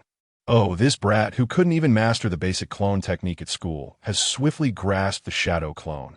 This defies logic. Yet Hizashi pondered, perhaps the world of ninjas was never bound by such trivialities. The third Hokage, with a warm smile, savored his tea, thoroughly pleased with Dato's performance. Quite impressive, indeed. However, unbeknownst to him, his amusement would soon dissipate. On the arena, Dato, his expression grave, addressed Kai. AK, the technique I am about to employ is exceedingly formidable. So please be cautious in your response. Kai's face flushed even deeper. Dato-kun, your words only heighten my excitement. Ah, my youth is about to ignite. Dato nodded affirmatively. Very well, with Kai ready, it was time to commence. Dato clapped his hands, silently invoking, Teacher Zong, Teacher Bodo, Teacher Ozawa. You are my chosen ones. Let us together mesmerize the audience. Seduction technique. A cloud of smoke enveloped the area before dissipating, revealing 3 women on the stage. Their beauty was not of the extraordinary kind, yet they possessed an endearing charm. Their figures were not overly voluptuous, yet they inspired longing. With an appearance of innocence, they stirred the desires within the hearts of men. The audience fell into a stunned silence. Men were captivated, while women were left bewildered. What manner of ninjutsu is this? Is this truly permissible in such a public setting? The third Hokage, unable to contain himself, sprayed tea across Hizashi's face. Hizashi, confused, could only respond with a bewildered expression. Delightful tea, rich, smooth, sweet, and refreshing. Rin's mouth agape. She found herself in a state of shock. Dato-kun, what are you doing? Kakashi, one hand on his forehead, lamented, this fool. Memories of less savory moments flooded his mind uncontrollably, nearly causing him to lose his composure. Ruka covered her face, thinking, I do not know this individual. With so many spectators, this is utterly embarrassing. Only Ayako, gazing at the women on stage, fell into a deep self-doubt. Nagano's eyes widened in disbelief, suddenly struck by a bold idea. His smile turning rather lecherous. In the arena, Dato's demeanor grew solemn. The seduction technique required both form and spirit. He had merely simulated the form. The spirit was still lacking. Various poses flashed through his mind, and he began to sway accordingly. The secrets of Konoha, now unfolding. The 3 raggedly dressed women executed various complex movements, eliciting gasps from the audience. The depths of Konoha's talent are truly unfathomable. Such terrifying physical techniques, previously unheard of, shocked. A certain examinee, in pursuit of passing, audaciously performed such acts in public. My friend, your eloquence is commendable. Why not join a news department in my water country? The salary is negotiable. This is indeed a disgraceful display. Hey, you there, would you kindly sit properly? You're obstructing my view. In the stand's crack, Sarutobi Hiruzen's expression darkened, his face resembling that of Danzo as he crushed the cup in his hand. The surrounding jeers were relentless. This is hilarious. Konoha, truly a great ninja village, brimming with talent. Indeed, this young man is quite exceptional. I'm inclined to recruit him at a high price. Oh, why? For no other reason than I find this rather appealing. Hiruzen scoffed, casting a sidelong glance at Hizashi. Hizashi, is this the fine student you have nurtured? Hizashi, feeling wronged, protested. This child is behaving absurdly. What does that have to do with me? If you continue to blame me, I shall resign from teaching and open a convenience store. Seeing Hizashi remain silent, Hiruzen straightened his posture, feigning anger as he turned his attention back to the stage. This seduction technique is indeed impressive. IT must be classified as a forbidden technique. Such a transformative art must not be allowed to spread to other villages. On the stage, Kai gazed at the 3 women before him, blood surging, his face flushed. Dato-kun, are you humiliating me? Dato, utterly baffled, replied, these 3 delicate flowers. How can they possibly humiliate you? If I were to truly insult you, that would come at an additional cost. Just then, the examiner's icy voice echoed. Uchiha Dato has violated examination regulations. I hereby announce the disqualification of this candidate. Dato's heart raced in shock. He dispelled the seduction technique. looking at the examiner with a sense of grievance. What rule have I violated? The examiner's delicate face was as cold as ice. What I say is the rule. Now leave. Otherwise, you shall never participate in the Chunin exams again. Dato felt a surge of discontent. Who do you think you are, speaking so arrogantly? You say I cannot participate oh, I remember now. You introduced yourself as Saratobi something or other. Well, that's settled then. Dato, in a huff, exited the arena, secretly lamenting, ah, if only the examiner were a handsome young man, he wouldn't dream of expelling me. He'd likely wish for me to remain on that stage forever. In truth. Kai felt even more dejected than Dato, his youthful spirit thoroughly extinguished. Below, Rin approached the disqualified Dato with concern. Dato-kun. Kakashi also wished to follow but, constrained by his aloof persona, hesitated before choosing to remain in place. Readers, your CP is about to be snatched away by another woman. Why maintain that persona? Dato squeezed Rin's small hand and smiled. I'm fine, Rin-chan, truly. Rin, somewhat skeptical, scrutinized Dato's expression, only to discover he genuinely seemed unfazed. While they conversed, the examiner's voice rang out once more. Please, Yusuji Kai and Noera Rin, proceed to the stage it's my turn. Rin took a few steps toward the arena, but turned back, a hint of worry in her gaze. I'm going to compete now. Take care of yourself. Dato nodded with a smile, giving her a thumbs dash up. Oh, your best. Rin-chan. After Lin ascended the stage, Liu approached and gently patted Dato's shoulder, offering him words of comfort. Dato exchanged a few words with Liu before exiting the examination hall. After confirming that no one was around, he cautiously murmured to himself, System brother, I suppose this counts as completing the task, right? If this isn't enough to dazzle the crowd, then I must have utterly failed to summon Teacher Mikami. The system responded. Selection successful. Reward. Hashirama's cell, transformation. The familiar notification echoed in his mind, prompting Dato to erupt in jubilant cheers. Woohoo! The title of Chunin seemed insignificant in comparison. The rewards from the multiple-choice questions were tangible. Dato felt a warm current surging within him, flowing through every inch of his body. Throughout this process, it transformed his meridians, bones, muscles, and even his cells that a product of the system is guaranteed to be of exquisite quality. Dato marveled that in just a brief moment, he sensed a significant leap in his physical prowess. He fancied that he could effortlessly carry a sack of rice up several flights of stairs without breaking a sweat. This indicated a marked enhancement in his stamina, endurance, and chakra capacity. More importantly, he would no longer need to worry excessively about presbyopia when utilizing ocular techniques. Although his repertoire of ninjutsu was somewhat lacking, his current strength should be on par with that of a special jonin. Dato boasted with a self-satisfied nod. This improvement in strength is far more delightful than being a mere chunin. What use is being a chunin when I can still dominate as a genin? That evening, Uchiha Chuan returned home, looking utterly exhausted. He had spent the entire day observing the chunin exams and had naturally witnessed his nephew's astounding performance. Damn it! This little brat has brought disgrace to the Uchiha clan. He fumed, though that girl in the middle did indeed possess a unique charm. Upon hearing the commotion, Shirue emerged from his room, curiosity evident in his voice. Father, has the Chunin evaluation concluded? How did Brother Dato perform? Chuan, noticing his son's eager expression, felt a headache coming on. After a moment of contemplation, he cautiously replied, Shirze, although your brother Dato did not pass the evaluation, he, certainly dazzled the crowd. This is something no other candidate accomplished. So, it is still quite commendable. Shirze's excitement bubbled as he clenched his fist. I knew it. Chuan, observing the admiration on his son's face, resolved to limit Shirze's interactions with Dato in the future to prevent him from being led astray by that rascal. The following day, at the meeting point for Minato's class, Dato stood in astonishment, doubting his own ears as he gazed at Lin. What did you just say, Lin-chan? Apart from me, all of you passed the Chunin exam.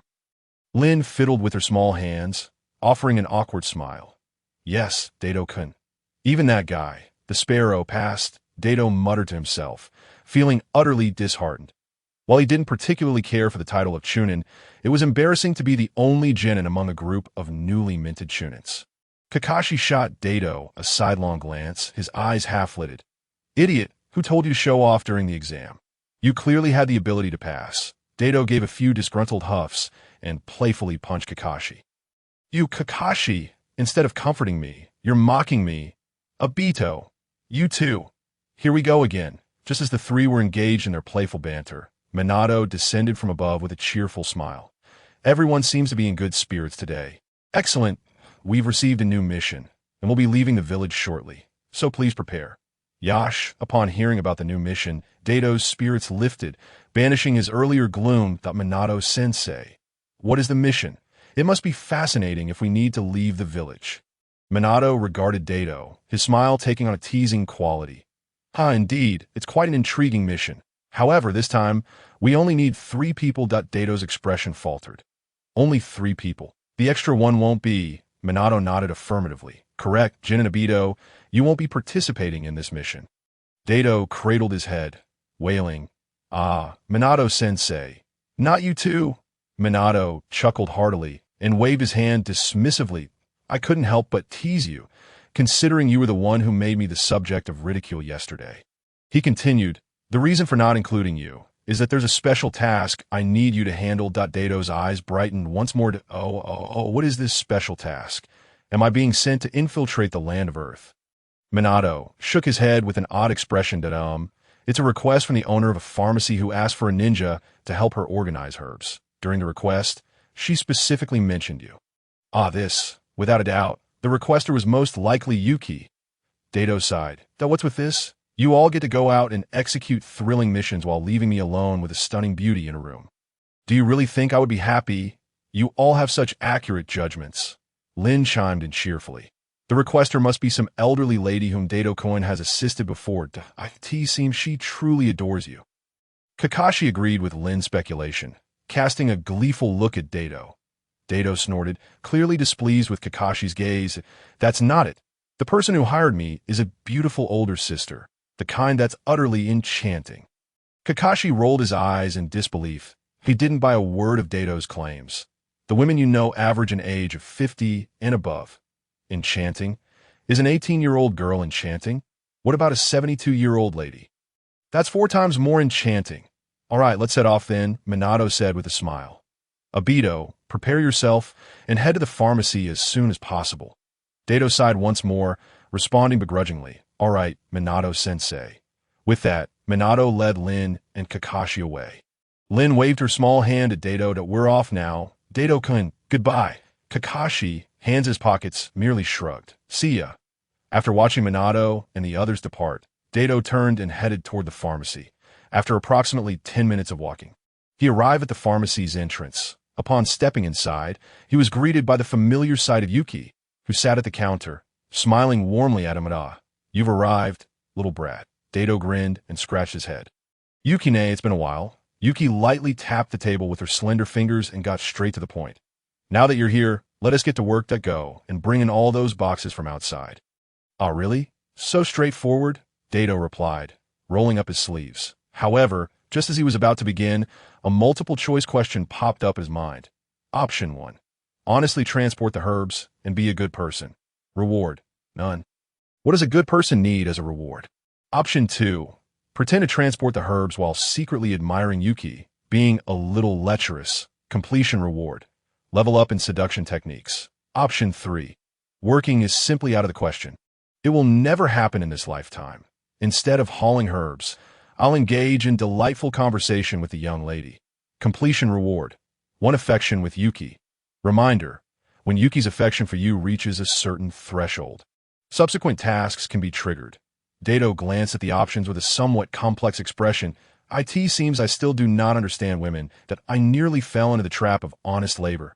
The thoughts of a girl are not something you can guess. You never truly comprehend them. Option 1 is definitely a no-go-as for option 2.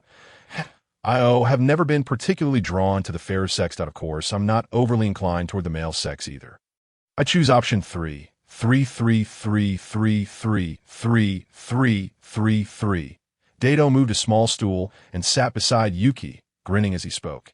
Yuki, it's been quite a while since we last met. Let us chat a bit. Selection successful. Reward. One affection with Yuki. A subtle, alluring smile graced Yuki's lips. All right then, let us have a chat. What shall we discuss? Dato tentatively suggested. How about we delve into some sensitive topics? Yuki appeared slightly taken aback, a faint blush creeping on her fair cheeks. What sensitive topics do you mean? Perhaps she was overthinking it. After all, he is still just a child. Dato chuckled. For instance, Yuki, what are your thoughts on the current chaotic situation among the 5 great nations? Yuki shot him a silent glare, incredulous that this young rascal dared to jest at her expense. Little brat, do you find amusement in this? Dato nodded earnestly that of course. I'm delighted. Otherwise, why would I tease you? Yuki, you make a compelling point. I find myself a loss for words. The two engaged in a profound exchange throughout the day until dusk began to settle. Only then did Dato reluctantly take his leave. Watching his departing figure, Yuki mused with a smile. This little rascal is quite entertaining. Suddenly, Yuki slapped the table as if recalling something. Didn't I hire him to work? How did I end up chatting with him all day? Now that he is gone, who will move the boxes on my doorstep? Glancing at the boxes outside, her delicate face darkened slightly. Singing of sunrises and sunsets, of twinkling stars and troubles, and of laughter. Dato hummed a cheerful tune as he returned home, content that, chatting with a lovely young lady and even receiving some pocket money. I truly have a knack for living off others, after some whimsical thoughts. Dato sat cross-legged on the floor, contemplating an idea he wished to explore. His physical enhancements were nearly complete. He should be able to withstand that power now. When he activated his Sharingan due to the death of Shomao, the second Tomo had already begun to take form. However, at that time, his physical strength was insufficient to bear the power of the double Tomo Sharingan, preventing him from awakening it. Yet he felt that power lingering within him, waiting to be birthed. Thus, he resolved to find a way to draw forth this power and elevate his Sharingan. Let the endeavor commence. Dato took a deep breath and cast a Jinjutsu upon himself. His consciousness was drawn into a scene. Confined within it, he would be compelled to witness everything that transpired. Before him stood a sheer cliff beneath a blood moon. Shadows, cloaked in masks, filled the suffocating darkness. They lurked in the night, brandishing sharp blades, their expressions indifferent as they gazed at two youths, as if observing the dead. Swoosh! Blades were unsheathed, and ghostly figures lunged toward the two boys. Caw, caw, caw! The shrill cries of birds echoed. The silver-haired boy, wielding thunder, charged at an enemy. Yet, contrary to his expectations, the lightning did not pierce the foe. Inexplicably, it struck his own comrade's chest. Blood stained the girl's attire, blooming like a sinister flower. Lin, the girl fell with a smile. Flames of anguish ignited within the hearts of the two boys. In the present moment, Dato let out a desperate howl, for he was indeed Dato, the protagonist of this tragedy. The girl he cherished was pierced through the heart by his closest friend. This sense of immersion is something outsiders could not fathom. Grief and despair, anger and confusion, an avalanche of negative emotions surged from the depths of his being, assailing his soul and consciousness. Boom! The power that resided within his mind stirred in response. It erupted forth, surging into his eyes. Dato opened his eyes once more, revealing blood-red irises, where two Tomo swirled slowly that I succeeded. He murmured, yet the triumph felt hollow, for the Jinjutsu had magnified his emotions. He remained ensnared in the sorrow of Lin's death. After a prolonged silence, he exhaled deeply, shaking off the shadows that clouded his heart. Phew, I finally achieved the double Tomo. Not too shabby. However, this method may only prove effective this once. Had I not briefly awakened the double Tomo before, this illusion with a known outcome would not have had such a potent impact. Dato wiped the sweat from his brow and lay down on his small bed, drifting peacefully into slumber. The next day, Dato awoke brimming with energy. Naturally cheerful and lively, he had already cast aside the troubles of yesterday. It seems that Teacher Minato and the others probably want to be returning. What shall I do today? Come to think of it, I haven't set any small goals for myself lately. With that thought in mind, he tentatively asked, System brother, why not give me a task? System, ding. Option 1, complete 100 rank missions within 6 months. Completion reward, 1 patience. Option 2, eliminate 20 chunin within 6 months. Completion reward, Taijutsu Enhancement, Jonin Level. Option 3. Complete 30 C-rank missions within 6 months. Completion Reward. Labor is most glorious BGM. Labor is most glorious BGM. In your BGM, no one can outwork you. When your stamina is depleted, it can instantly restore 20 of a maximum stamina. This effect can only be triggered once within a day. What on earth is one patience? Dato immediately disregarded option 1, his gaze continuing downward. Eliminate 20 Chunin. Hee. A wicked smile spread across Dato's face that if I take out all my peers, I have completed half the task. Moreover, with that, only Genin would remain for my cohort. Let us see who dares mock me then. Of course, Dato was merely jesting. He would never resort to harming his beloved friends and brothers for such a trivial reward. Option 3 seems preferable that I end evenly matched battles. Triggering this reward buff would be akin to gaining an extra half-life. Besides, the difficulty of completing option 3 is somewhat lower than that of option 2. 6 months should be manageable. Dato quickly made up his mind, mentally counting down for option 3. 3. Once Teacher Minato and the others return, I'll accompany them on endless missions. After a period of time, Minato was somewhat astonished to discover that his disciple, Obito, seemed to have transformed into an entirely different person.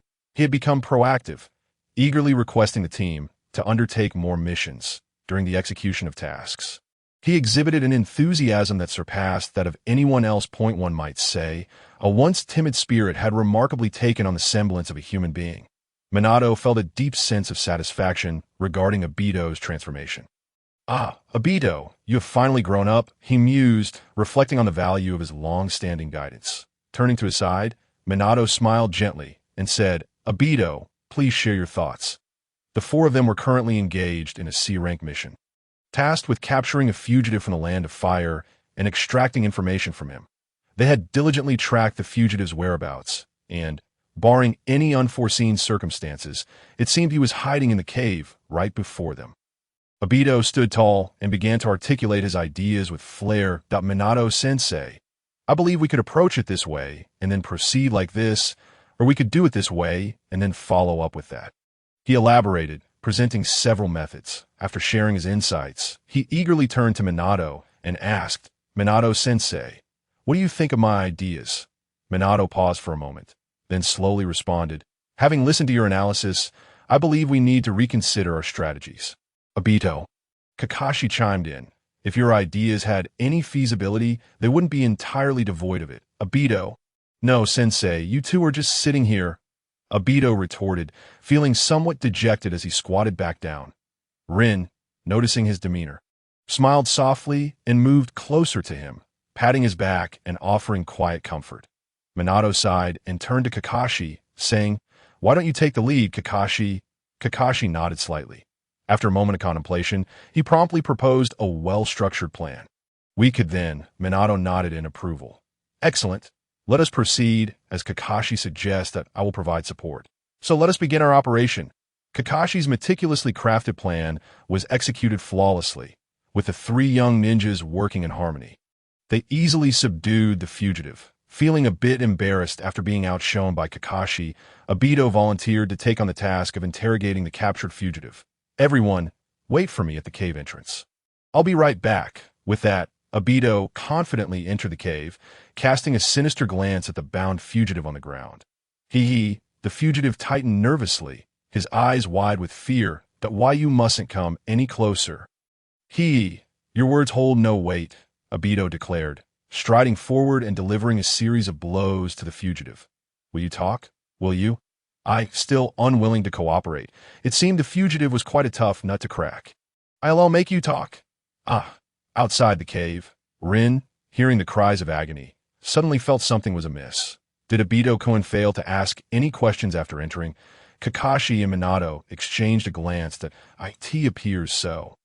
The 3 hurried into the cave, only to find the fugitive foaming at the mouth, on the verge of collapse.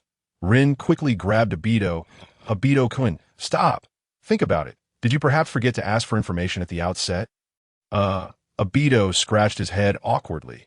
Had he really forgotten? He had been so focused on surpassing Kakashi that he seemed to have overlooked the inquiry. The fugitive, resembling a swollen pig on the ground, was nearly in tears. "You just barged in and started hitting me.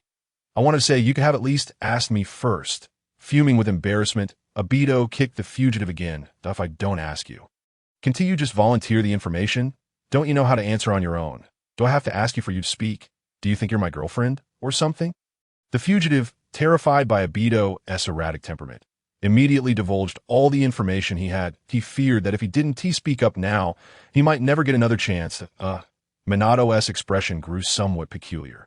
While the process was rather bizarre, the outcome was still satisfactory. "All right, let us escort him to the prison in the Land of Fire. Our mission will be deemed complete." Upon hearing this, Obito yanked the fugitive up, disdainfully spitting on the ground. "Let us go, you pathetic scoundrel." Fugitive, is it necessary to beat me up for not talking and then insult me for sharing? Can we not behave like civilized beings? I'm only 20. I just want to survive. What have I done wrong? A few months later, outside the mission hall in Konoha, Kakashi, lost in thought, stroked his forehead protector. "Lately, it seems we've been accepting missions with increasing frequency." Obito and Rin nodded gravely in agreement. First, they would take on a C-rank mission approximately every 10 days. However, the frequency of missions arranged by the village had escalated, even leading to instances of 2 C-rank missions being scheduled within 10 days.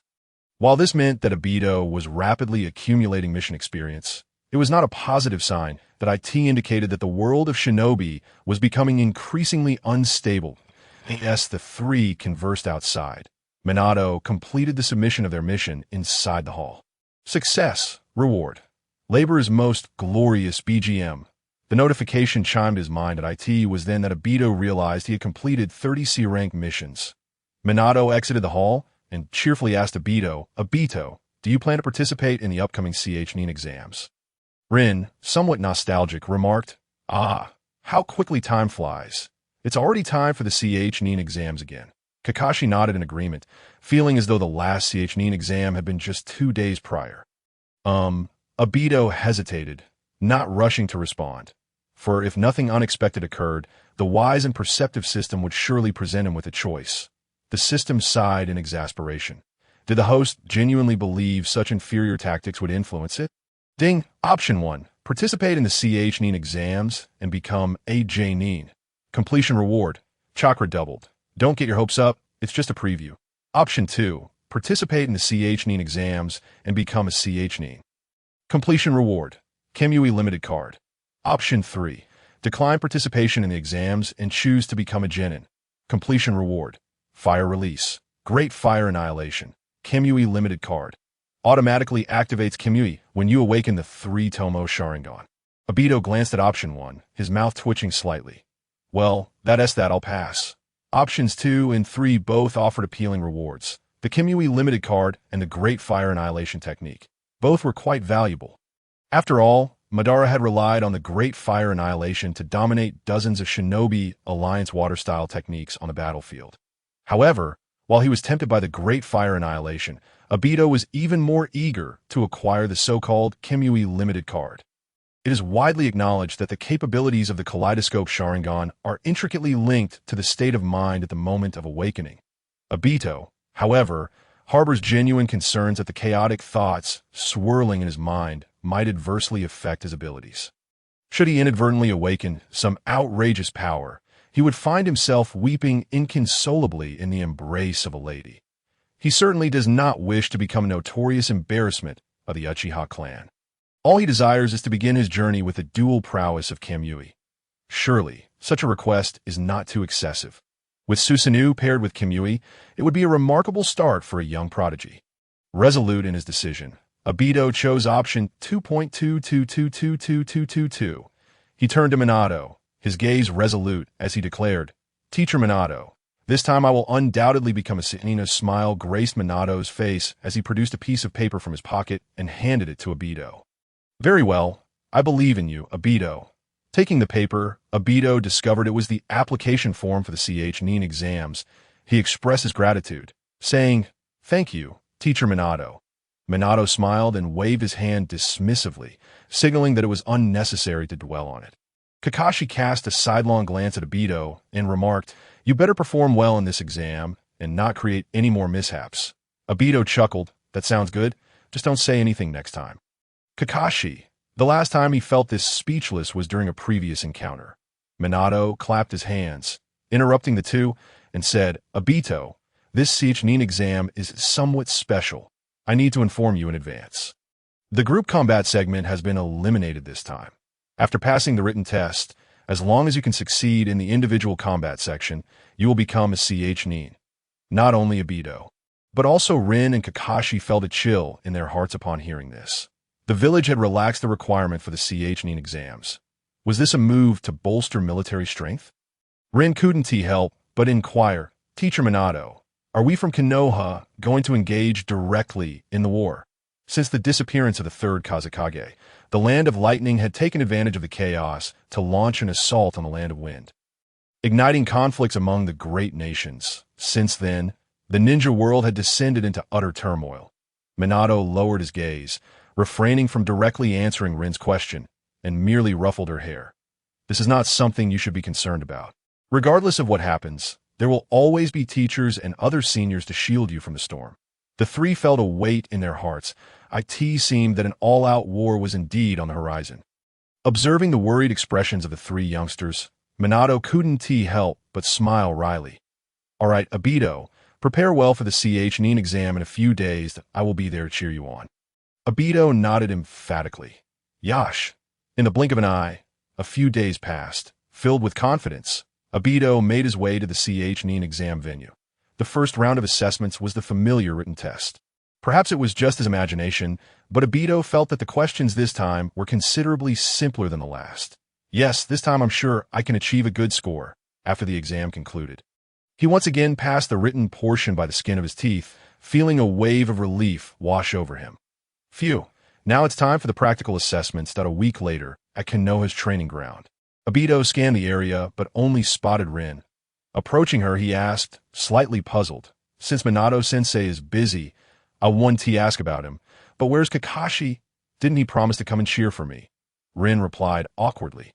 It seems he was taken away by Guy early this morning to train and spar. Obito pouted in displeasure. Humph, I knew I couldn't rely on that guy. Rin-chan is the best. Observing Obito, sulking like a child, Rin extended her small hand to ruffle his hair. Seeing this, Obito bent slightly, lowering his head. Rin giggled as she playfully tousled Obito's hair and tidied up his hairstyle. You need to do your best. Obito-kun. Obito's face turned slightly red as he nodded vigorously. All right, Rin-chan. On the arena, the examiner soon called out Obito's name. Match 3. Uchiha Obito versus Fama-Renya. It's my turn. I'm off. Rin-chan. After bidding Rin farewell, Obito stepped onto the stage.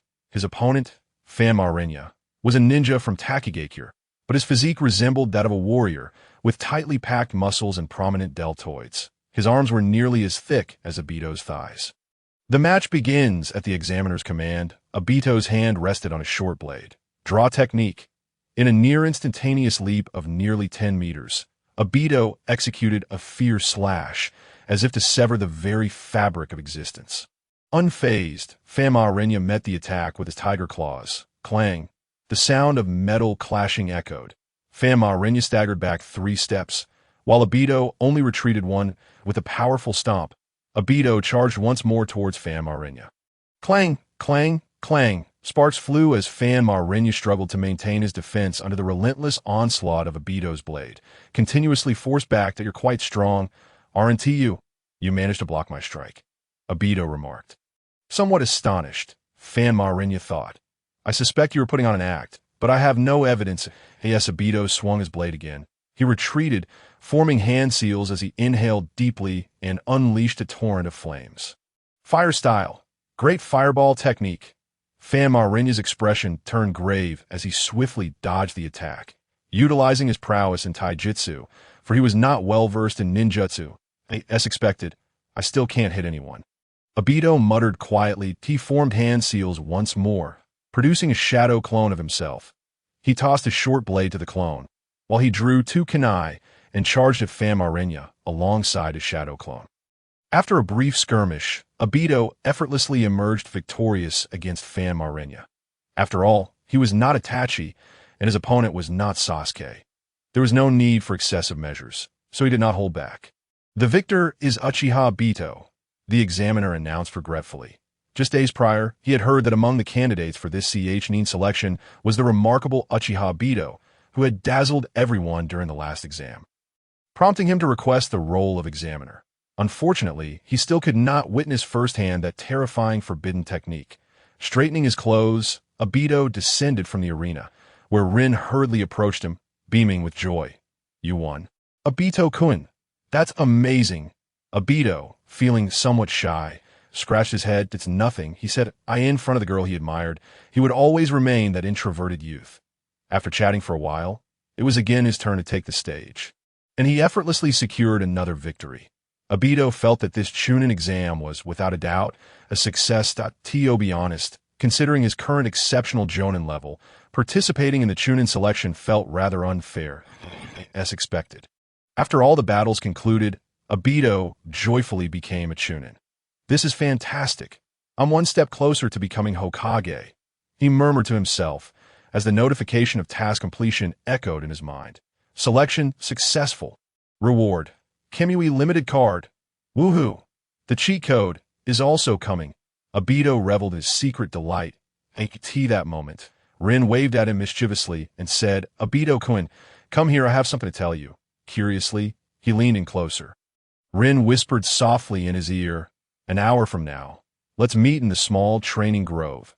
Her gentle breath tickled his ear, resembling a girl's ponytail brushing against him, igniting a flutter in his heart. Obito felt his heart racing uncontrollably. He stammered, "Where are we going there for so late? It's already dark outside. In another hour, we won't be able to see anything." Rin playfully stuck out her little tongue. "You'll find out when you get there. I'm off now." With that, she skipped away. Obito felt a tingling sensation in his heart, wishing he could jump forward in time to discover what awaited him in the grove. Next, those who passed the exam, please step forward to collect your relevant documents. Obito patiently endured 5 minutes of incessant announcements. After receiving his documents, he hurried home. Upon hearing the commotion, his grandmother emerged from the house. Smiling as she asked, "Obito, how did the exam go? Did you pass?" Obito pulled out a stack of documents from his pocket and eagerly handed them to her. "Of course. Your grandson is now a Chunin. Take a look at my certification. I have something to attend to, so I won't chat long." With that, he dashed off to prepare for a bath. Time was of the essence. He needed to wash up, change clothes, and look presentable.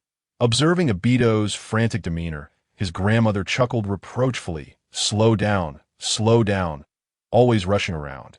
She returned to the house to fetch her reading glasses and began examining the documents.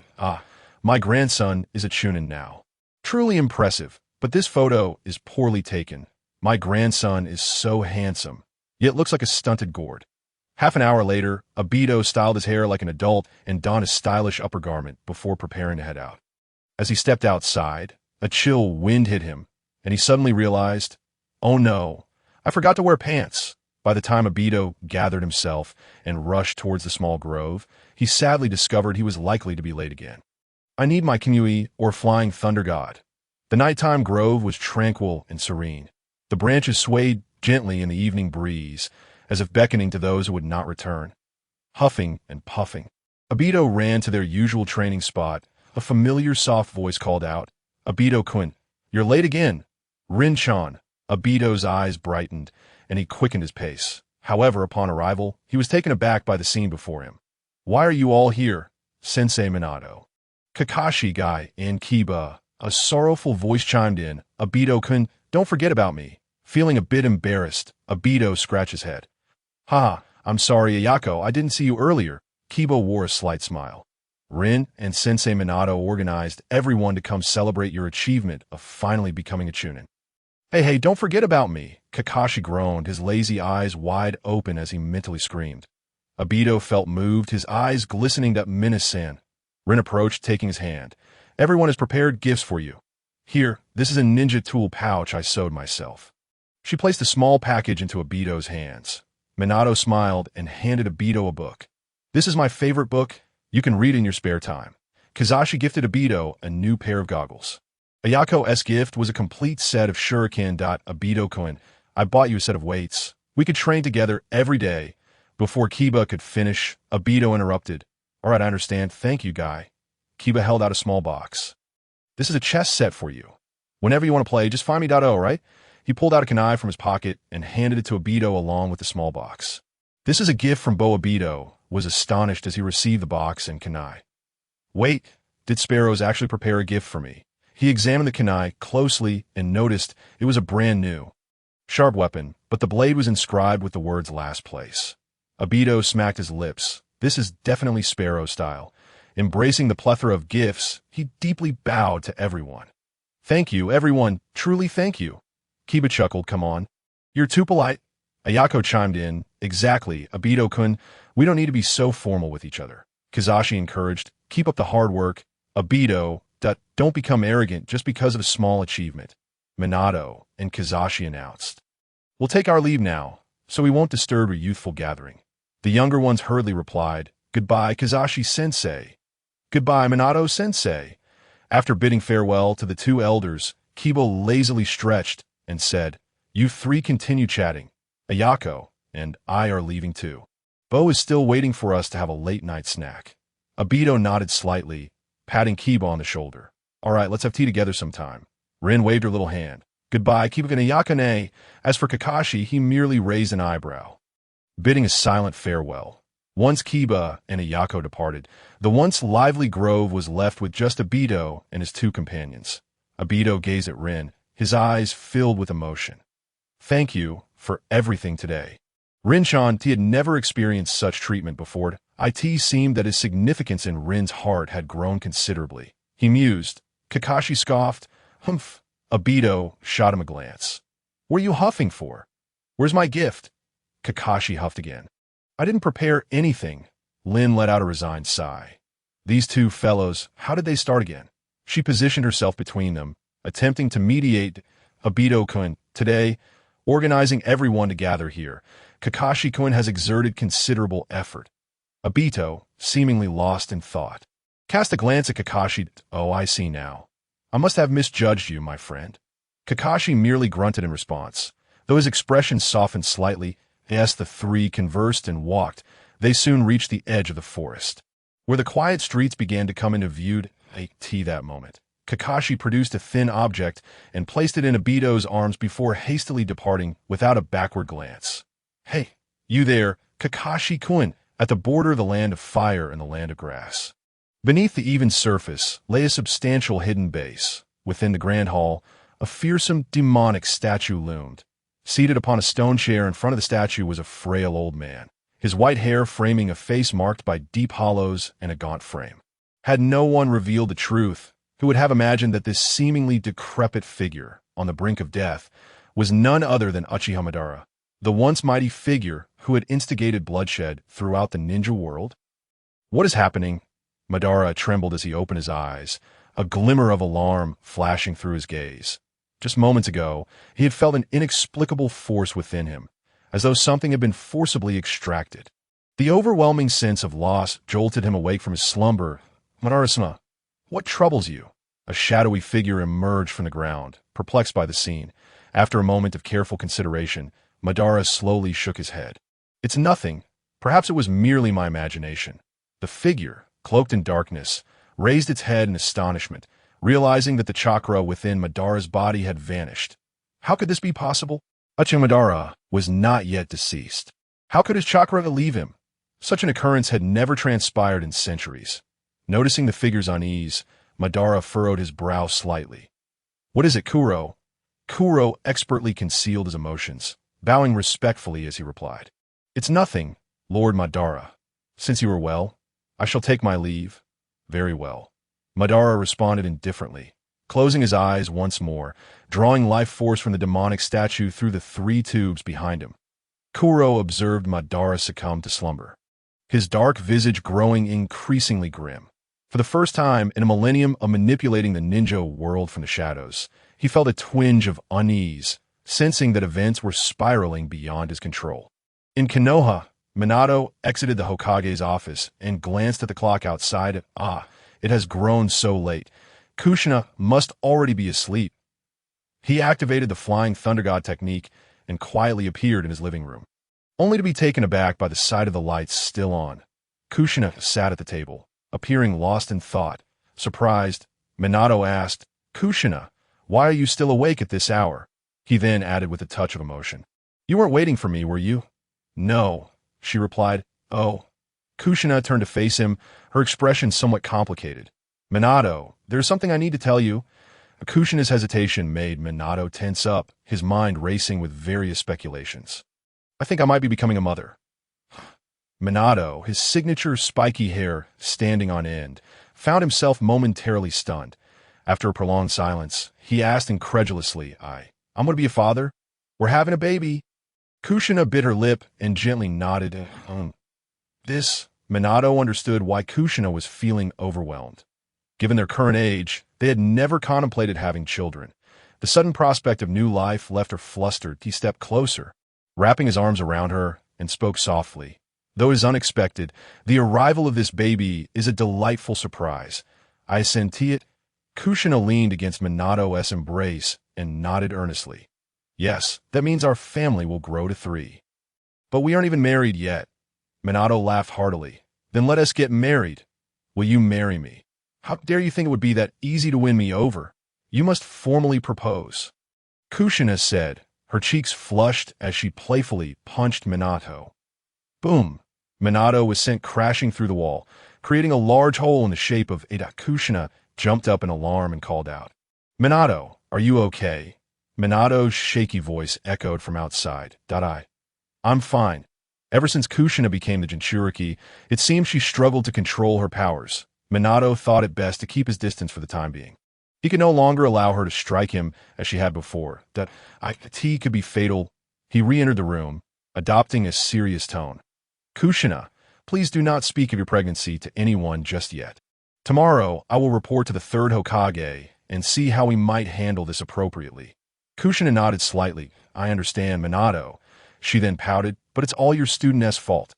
If it weren't for him, we wouldn't have a baby so soon." Minato chuckled awkwardly, realizing the truth in her words. Had it not been for Obito's overly potent sake, they might not have found themselves in this predicament so early on. Meanwhile, in the Hokage's office, after Minato departed, the third Hokage retrieved a crystal ball from his desk drawer. He waved his hand over the ball, and an image materialized within. Little Obito is doing quite well. The third Hokage, puffing on his pipe, observed with a smile. However, as he continued to watch, he suddenly noticed something amiss. Why does that girl's face appear to be getting redder?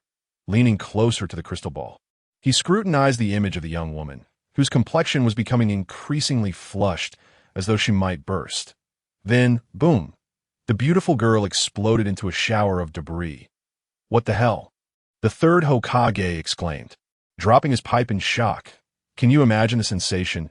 You are admiring something beautiful, and suddenly it explodes. 2 Umbu members rushed in immediately. "Third Hokage, are you all right?" With quick reflexes, the third Hokage concealed the crystal ball and shook his head nonchalantly. "I am fine. I merely dropped my pipe. You may leave now." "Yes, sir." Once the Umbu had departed, the third Hokage banged the table in frustration. "Obito, that lad is utterly absurd. Who would do such a thing? To conjure a beautiful girl, dance for a spell, and then blow her up? And besides, wasn't he that your own shadow clone? Did you agree to blow yourself up in a small grove after using the shadow clone explosion technique?" Obito once again formed seals with his hands and released the shadow clone. "Brother, are you all right? How do you feel?" As soon as the shadow clone emerged, it smacked its lips and remarked, "I must say, this feels quite splendid. Is this what art truly is? It truly brings a sense of delight." Obito, with a furrowed brow, placed his hand on the shadow clone's shoulder. "Brother, you haven't blown yourself silly, have you?" The shadow clone retorted indignantly, "You scoundrel, remove your filthy hand at once. Do you genuinely believe yourself to be Deidara?" Obito, in a huff, slapped the shadow clone away, dispersing it instantly to in the sacred temple of Maibuka Mountain. Shinzo bounced into the hall and addressed the gigantic sleeping toad upon the throne. "Great lord, it's your little Jiraiya." The great toad sage slowly lifted his eyelids, his gaze vacant as if caught in a dreamlike state. "Much like my own state during early morning classes." Shinzo, with a sense of exasperation, called out once more, "Great Lord, please awaken." The great toad sage jolted awake, finally coming to his senses. Behind Shinzo and Shima stood a human male. Adorned with a forehead protector bearing the character for oil that he was tall, donned wooden sandals, and had long, silvery hair cascading down to his waist. Below his eyes were red markings resembling two trails of blood. He wore a brown long robe, layered with a crimson outer garment, and his arms were protected by a pair of gauntlets. The great toad sage observed the human male, resting his chin in contemplation. "Who is this?" Shinzo inquired. "Great Lord, this is little Jiraiya," came the response that, "Oh, indeed, it is little Jiraiya that you've grown so much," Shima remarked, somewhat speechless. "Have you lost your wits? It was you who summoned him here," Shinzo retorted sharply. "Old hag, how could you speak so of the great lord?" The great toad sage waved his hand dismissively. "Enough of the squabbling. Harmony is essential in a marital relationship." The great toad sage then turned his gaze towards Jiraiya, his expression growing profound. "The wheel of destiny has begun to turn. Where it leads next depends on you, little Jiraiya. You will either be crushed by the overwhelming tide of fate or ride the waves forward. How far can you go?" The author is diligently typing away. Though the length may be brief, the effort is earnest that I hope everyone find a moment each day to come and take a look. Little Mount Wan fears being neglected. Sob as Obia in Konoha. After Obito returned home, clutching a pile of gifts, he finally freed a hand to pick up the envelope Kakashi had given him. He had initially wanted Rin to take a look at it. But upon seeing the envelope's exterior, Rin, fearing the contents were too private, had declined. Rin thought to herself, "What if it's a love letter? What could it possibly be?" Obito, curious, opened the envelope. What is this?" Obito tilted the envelope, and a photograph slipped out. It was a picture of him, Shumo, and Kakashi. In the photo, he had his arm around Kakashi, standing proudly in the forefront, while Shumo gazed gently at them from behind. Kakashi wore a reluctant expression, whereas Obito beamed brightly. This was taken back then. Kakashi claimed he had deleted it. How did it surface again? Truly, men are creatures of contradiction. Obito's fingers brushed against Shumo's image. A flicker of tenderness and a hint of murderous intent crossed his eyes. "Uncle Shumo, I shall soon possess the strength to avenge you." Months later, in the small woods of Konoha, Obito stood with his hands clasped behind him, explaining to the diminutive figure before him. "Well, the essence of the Phoenix Flower Jutsu is essentially this. Now, give it a try." Shurzei nodded, his hands forming seals. Fire release. Phoenix Flower Jutsu, as he unleashed a torrent of flames. He simultaneously hurled a dozen shuriken. The whirling shuriken danced through the inferno, swirling like scattered phoenix flowers, resplendent yet laden with lethal intent. "Whoa!" Obito stood in astonishment, awestruck by the sight above. It had taken him several days to master this B-rank ninjutsu. Yet Shurzei had grasped it with such ease. Is this the kind of talent that even surpasses my own efforts? Truly remarkable. He is indeed the son of my uncle. Noticing his older cousin's complex expression, Shurzei scratched his head, feeling somewhat insecure. "Cousin, did I not perform well?" Obito smiled and shook his head, patting him on the shoulder. "Not at all. Your Phoenix Flower Jutsu is executed splendidly, already on par with mine." Shurzei, filled with joy, pumped his fist. "That's wonderful." The approval from his older cousin meant the world to him. Curiosity sparked in Shurzei's eyes as he looked at Obito. "Cousin, how long did it take you to learn this jutsu?" Obito's expression faltered, a hint of awkwardness creeping in as he cleared his throat. "Ahem, probably about the same time you took." After speaking, Obito suddenly felt a sense of deja vu from the conversation he was having with Shurzei. What is this insufferable sense of familiarity? Beside him, Shurzei nodded, wearing an expression of affirmation. His older cousin, being so outstanding, surely could not be inferior. "Cousin, could you practice swordsmanship with me a little longer?" Shurzei requested. "All right then," Obito readily agreed. He slowly drew his blade, while Shurzei unsheathed his small tanto. As their footsteps drew closer, they sought each other's vulnerabilities. Since he was merely teaching his younger cousin, Obito did not hold back and launched the first strike. Leaping several meters forward to deliver a fierce slash at Shirzei. Swish. The sharp strike accompanied by a whoosh descended upon Shirzei.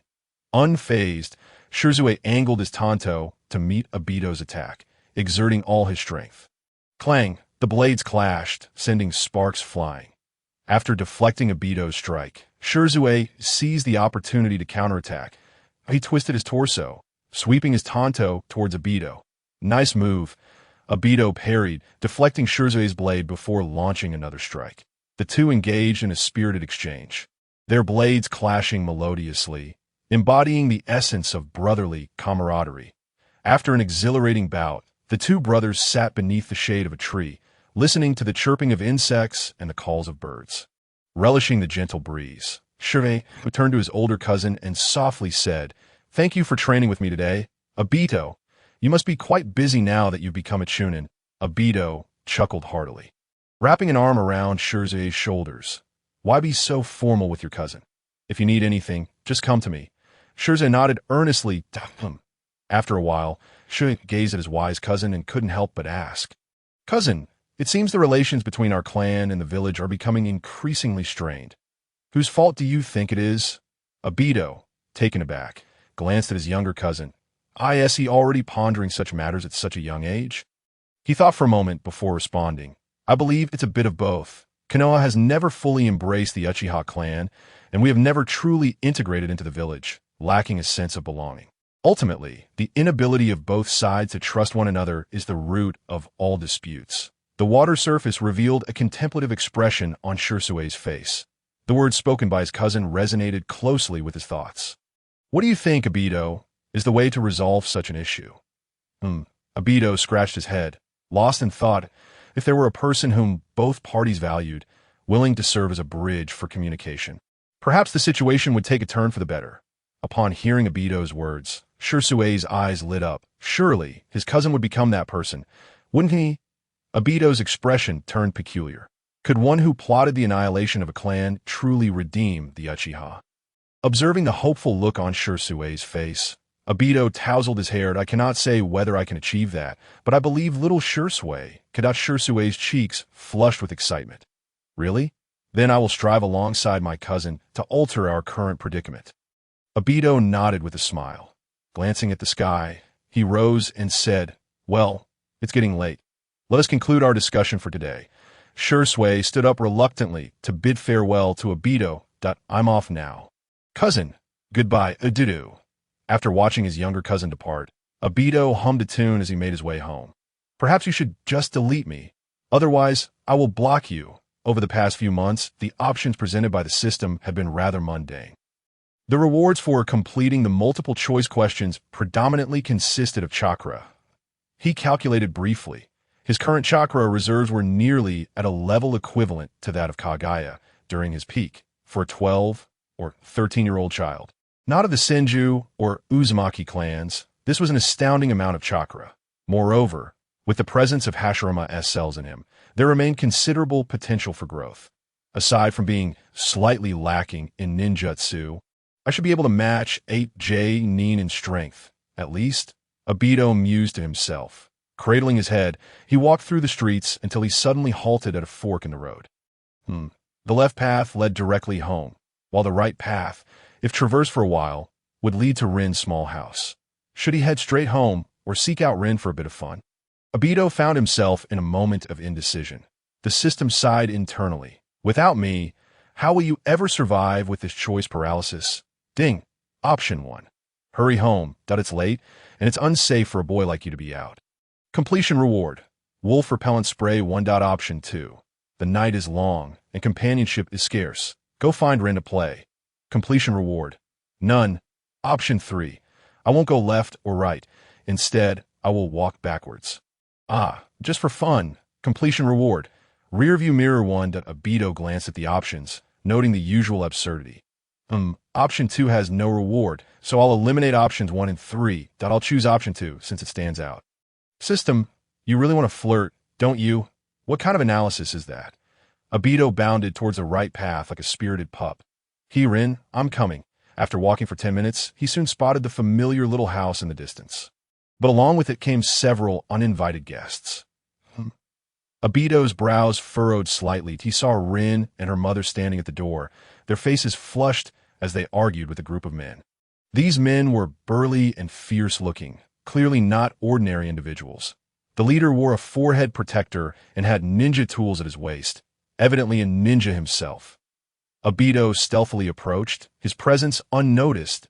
Rin's mother spoke with indignation. "You are being unreasonable. I came several times to repay the debt, yet you kept stalling with various excuses. Today, I will not pay you a single extra coin." The leader sneered. "That's not up to you. The 3% interest for overdue payments is clearly written in black and white that if you dare to pay less today, we'll meet at the village's police station." This individual, known as Imai Katsunori, was a lazy ninja who preferred to enhance his lifestyle through dubious means rather than earn money through hard work and commissions. The mother and daughter before him were merely his next target. Rin's mother resolutely declared, "Then let us meet at the police station. You will not take a single penny from me today." Imai waved his hand dismissively. "Brothers, stop talking nonsense with her. Just go into their house and take everything valuable." Rin drew a kunai, positioning herself protectively in front of her mother. "I dare you to try." Imai raised an eyebrow, his tone mocking. "Little girl, do you know the severe consequences of resorting to violence in the village?" He adjusted his ninja headband. "If reported, your ninja credentials could be revoked." Rin's hands trembled slightly, yet she stood her ground, and a flicker of regret crossed Rin's mother's eyes. Imai had been recommended by a friend, which had made her feel secure enough to borrow money in a pinch. But who could have predicted this? Gritting her teeth, she spoke with humiliation. "I'll give you an extra 100,000. Take the money and leave." Rin looked back in confusion. "Mother?" Imai shook his head. "Mrs. Noera, you are making this very difficult for me. 30,000 in interest, not a single coin less. Otherwise, we'll have to settle the debt with something else." Rin's mother pointed an accusatory finger at Imai, filled with sorrow and indignation. "You!" Imai lost his patience, gesturing for his men to start their work. The burly men took off their jackets and rolled up their sleeves, preparing to commence their task. Just then, a calm voice rang out. "Stop right there. I dare you to move." The sudden arrival captured everyone's attention. Rin exclaimed in surprise. "Obito-kun, what are you doing here?" Rin's mother pulled her daughter close. Whispering urgently, "Rin, quickly tell your classmate to leave. Don't let him get into trouble." Rin, with a peculiar expression, replied, "It's all right. Mother, Obito-kun's identity is rather special." Imai glanced at Obito, scratching his nose. "What kind of brat are you?" "A ninja." "Huh." Hey, Obito pointed at himself, feigning shock. "You dare to speak to me like that?" Imai scoffed, folding his arms. Where did this foolish child come from? Trying to play the hero. Just get lost, looking down at his own attire. Obito suddenly realized he had left his clan's emblem jacket behind in the woods during training with Shir. And no wonder this guy felt emboldened to speak to him this way. Without further ado, Obito raised his chin, revealing his signature crimson eyes. Imai. Sharingan. This little hero is actually a prodigy of the Uchiha clan? Obito smirked, amused by the rapid shift in Imai's demeanor. Imai Katsutoshi wore a forced smile, inwardly cursing vehemently to end their line of work. The most dreaded adversaries were undoubtedly the members of the Uchiha clan. Their dealings often straddled the precarious line between legality and illegality, and to offend such haughty individuals could spell doom for one's future. Imai Katsutoshi raged silently, reflecting on these narcissistic beings who even wore their family crest on their pajamas. Even the defectors from the village would don their clan insignia. So why, oh why? Did you not adhere to the proper dress code, young man? You've embarrassed me in front of so many people. Obito retracted his Sharingan and cast a sidelong glance at Imai Katsutoshi. IV grasped the situation now, and I believe you are well aware of it too. Why classmates will return the principal to you, and you shall destroy the IOU. Then this matter can be considered settled. The color drained from Imai Katsutoshi's face. Little hero, Obito mused, scratching his head. I presume your uncle should be off work by now. Should I have him work overtime? But considering his uncle's temperament, he might very well erupt if asked to stay late. Ultimately, Imai Katsutoshi chose to keep the IOU and left with the principal that he truly could not afford to offend the Uchihas. Time to move on to another establishment. Lin's mother, Keiko Noera, gratefully grasped Obito's hand and said, "Young student, I truly owe you for today." Otherwise, Obito smiled, waving his hand dismissively. "Oh, it was but a trifling effort. Auntie, no need to dwell on it. These individuals are utterly excessive. I shall speak to my uncle when I return, urging him to keep a closer eye on them." Keiko pointed towards the house behind her and smiled at Obito. "To show my gratitude. Let us have dinner at Auntie S tonight. My cooking is rather good." Obito, feeling a bit bashful, scratched his head. "Would that be too much of an imposition?" After a brief pause, "That would be quite troublesome for you." Keiko replied, "You could have hesitated a tad longer or allowed me to offer some pleasantries. Your sudden shift was so rapid, it almost seemed as if you feared I might steal your lines." Lin, fully aware of Obito's peculiar nature, stepped forward to link her arm with her somewhat flustered mother, cheerfully saying, "Mother, let us go inside and chat some more." Once inside the house, Keiko donned an apron and tied her hair back, saying, "Lin, you stay here and chat with your friend while I prepare dinner." Lin nodded obediently. "Yes, mother." After Keiko entered the kitchen, Lin turned to Obito and said, "Oh, Obito, I truly don't know what I would have done without you today." Obito grinned broadly. It's my duty to protect Lin-chan." "How annoying." Lin's small face flushed as she playfully punched Obito. "Speaking of which, Obito-kun, is there a reason you came to see me so late?" Obito shook his head, maintaining a serious demeanor. "Not at all. I just missed you since we hadn't seen each other in a day, so I thought I'd come to visit. Is it wrong to come see you without a reason?" "Of course not," Lin replied softly. The two continued their conversation until Keiko emerged with the dishes. One must admit, Keiko's culinary skills were indeed impressive, as Obito exclaimed how delicious the food was. After finishing the meal, Obito helped clear the table and stood to bid farewell. Keiko said, "Do come by often, little Obito." "Lin, see your friend off?"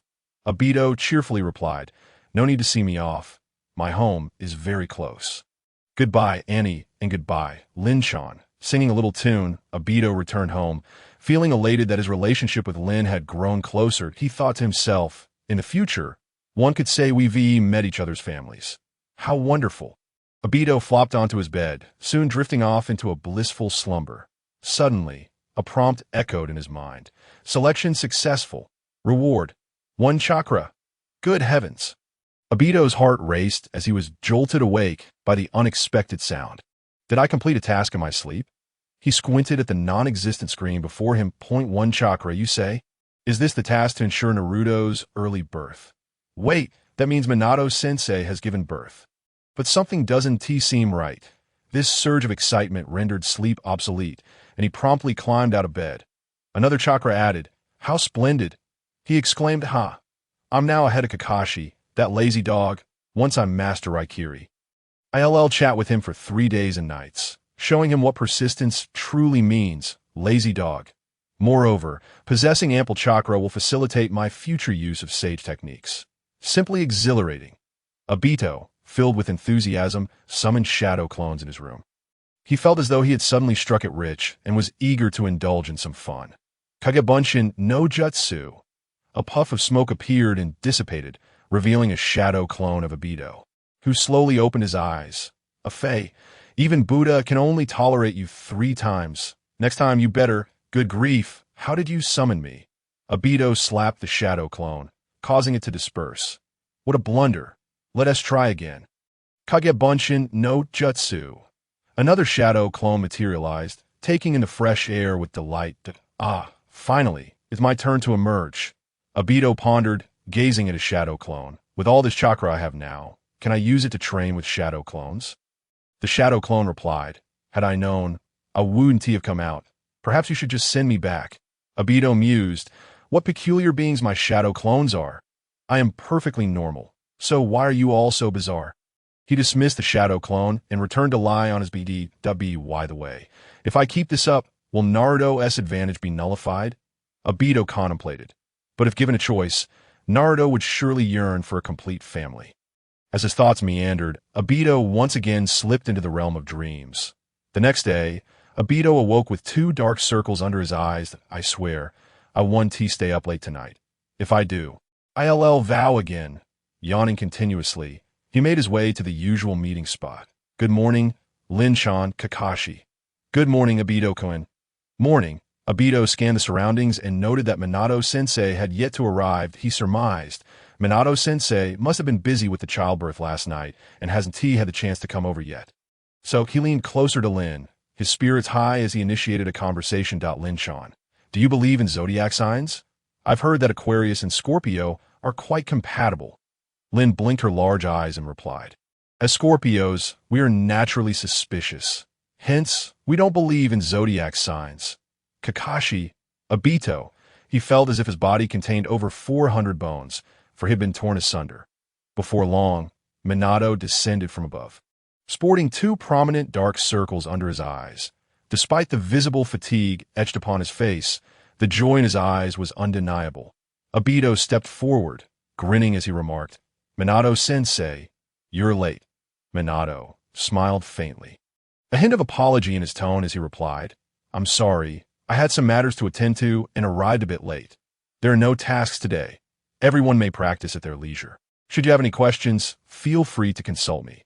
Kakashi scrutinized Minato carefully, contemplatively stating, Minato-sensei, you came using the shadow clone technique, didn't you? Minato nodded affirmatively. Yes, my other self is still occupied, so Obito interjected, pulling Kakashi along insistently towards a small grove. You focus on your work, Minato-sensei.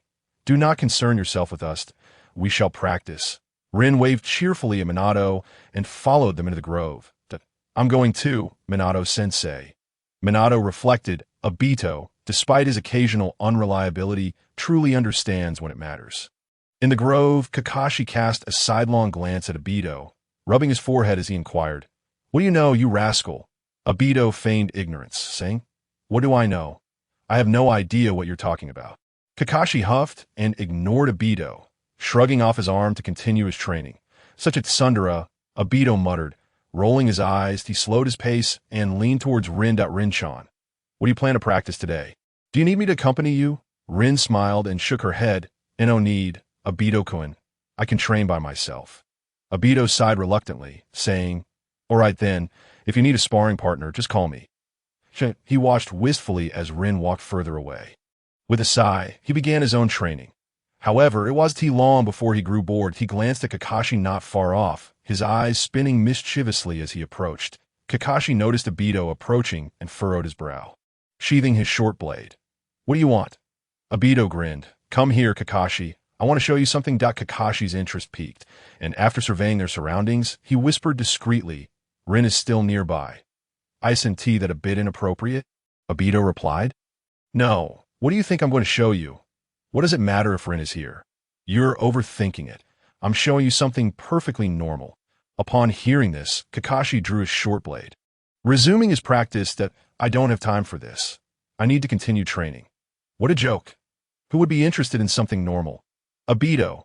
Eventually, he forcibly wrapped his arm around Kakashi, leading him deeper into the thicket. Rin paused in her actions, watching the two of them with a complex expression. Kakashi and Obito-kun are truly inseparable. Obito brought Kakashi to a secluded spot and halted. Kakashi, with a disinterested gaze, coldly inquired, What exactly do you want to show me? Go on, reveal it. Obito grinned mischievously, rubbing his hands together. You better pay attention. Don't be surprised. He formed hand seals, expertly channeling chakra. Fire style, great fireball technique. Whoosh! A massive fireball soared forth, striking the ground in the distance. That. Kakashi raised an eyebrow, feeling as though he were wasting both time and life. I warn you, if you set the mountains ablaze, you might find yourself in a cell for a long time.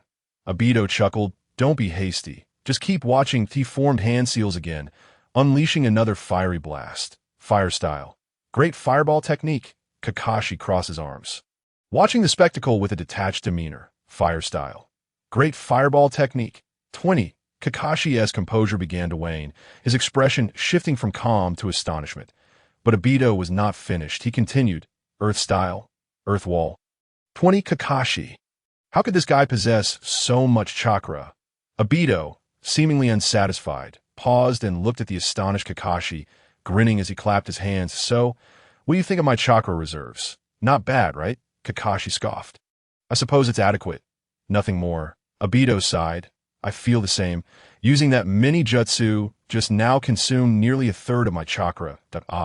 My chakra truly is limited. Kakashi shot Obito a disapproving glance. Childish. He then turned on his heel and walked away. Hey, don't go. Let us train together. In the afternoon, Obito had intended to challenge Kakashi to a game of chess, but Guy beat him to it, whisking Kakashi away for a duel. Thus, Obito found himself clutching a small box, seeking out Shikamaru for a game. The Nara house was vast, truly immense. If one were to estimate, it was at least 3 times the size of his own home, complete with pavilions and meticulously designed gardens. If that guy wasn't on a mission, he should be around here somewhere. Obito navigated the paths with familiarity, arriving at the Nara family's pavilion.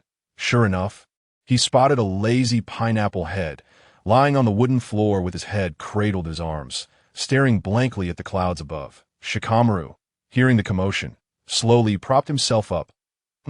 What brings you here? Obito smiled, raising the box in his hand. Good buddy.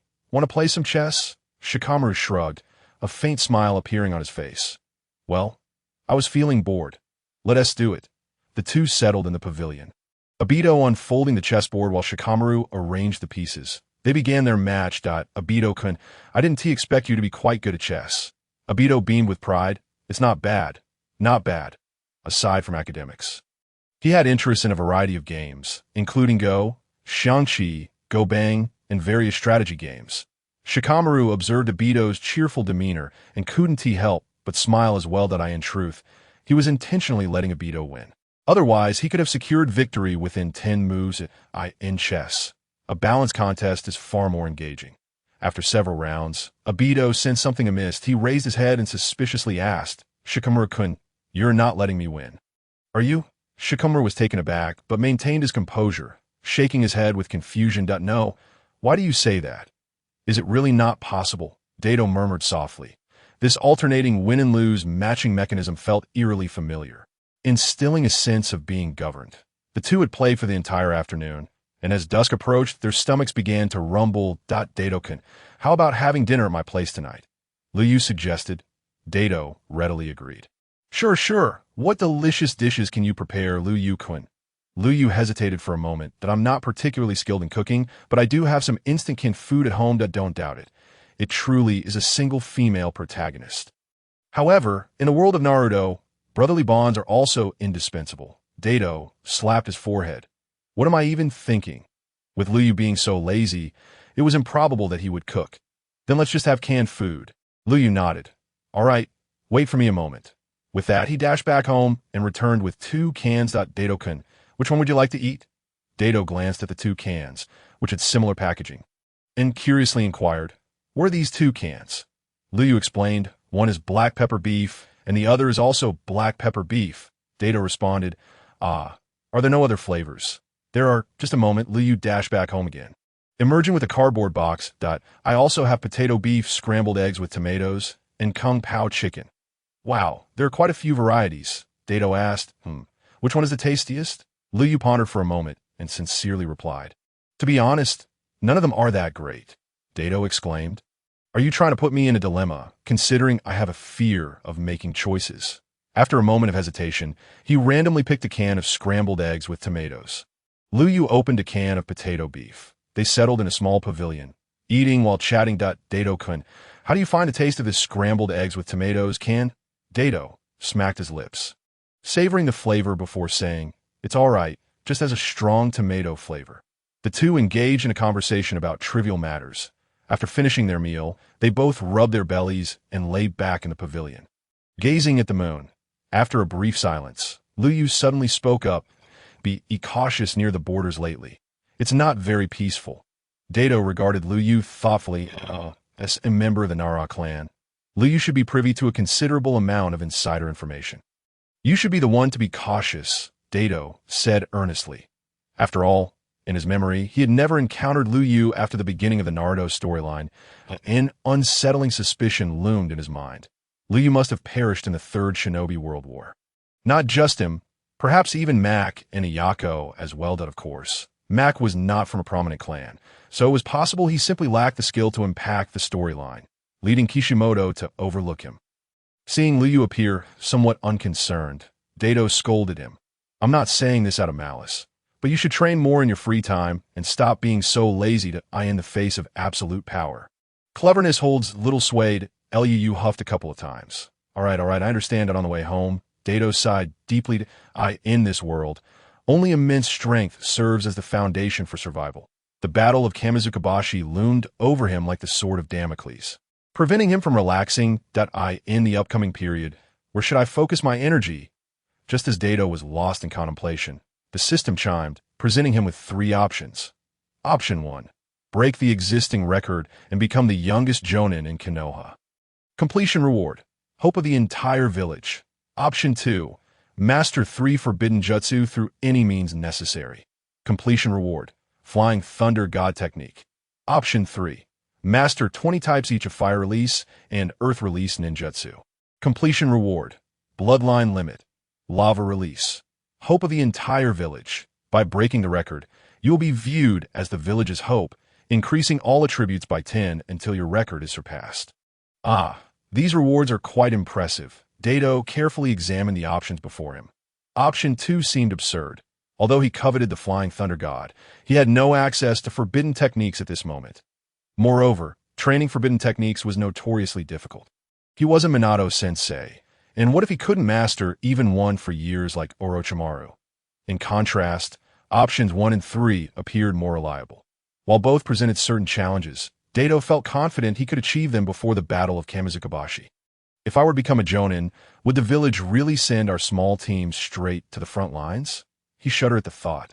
That would be a slaughterhouse, a human meat grinder. Besides, Konoha has too many prodigies.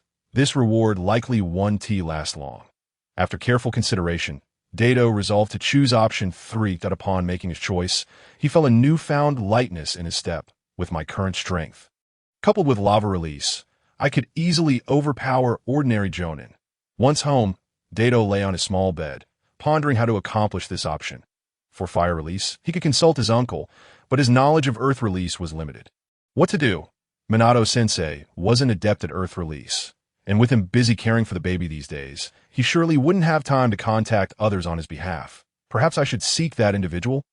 It could also help strengthen our relationship. With his mind made up, Dato pulled the blanket over his head and closed his eyes, drifting peacefully into slumber. The following morning, Dato arrived outside the Hokage building. After passing the scrutiny of the Umbu, he entered the Hokage's office. The third Hokage looked up in surprise, setting down his teacup. Little Dato, what brings you here? Is there something you need from Grandpa? Dato grinned widely. Hokage Grandpa, I've come to ask you to teach me some earth release techniques. Indeed, the person Dato sought was the third Hokage.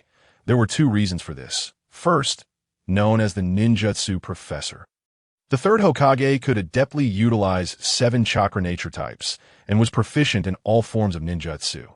Second, he sought to forge a connection that in psychology, there is an effect known as the Franklin effect, which suggests that when you ask someone for a small favor, it creates a sense of goodwill towards you. The third Hokage regarded Dato with a hint of apology. Little Dato, I have a mountain of paperwork to attend to and cannot spare the time to accompany you. Dato swiftly formed hand seals and adeptly performed the seduction technique. Oh no, Hokage Grandpa. The third Hokage wiped the blood from his nose and, with utmost seriousness, replied, Then come back in a bit. Once I've finished my paperwork, I will guide you in your training. The alluring figure nodded obediently and left, quite satisfied. Thank you, Hokage Grandpa.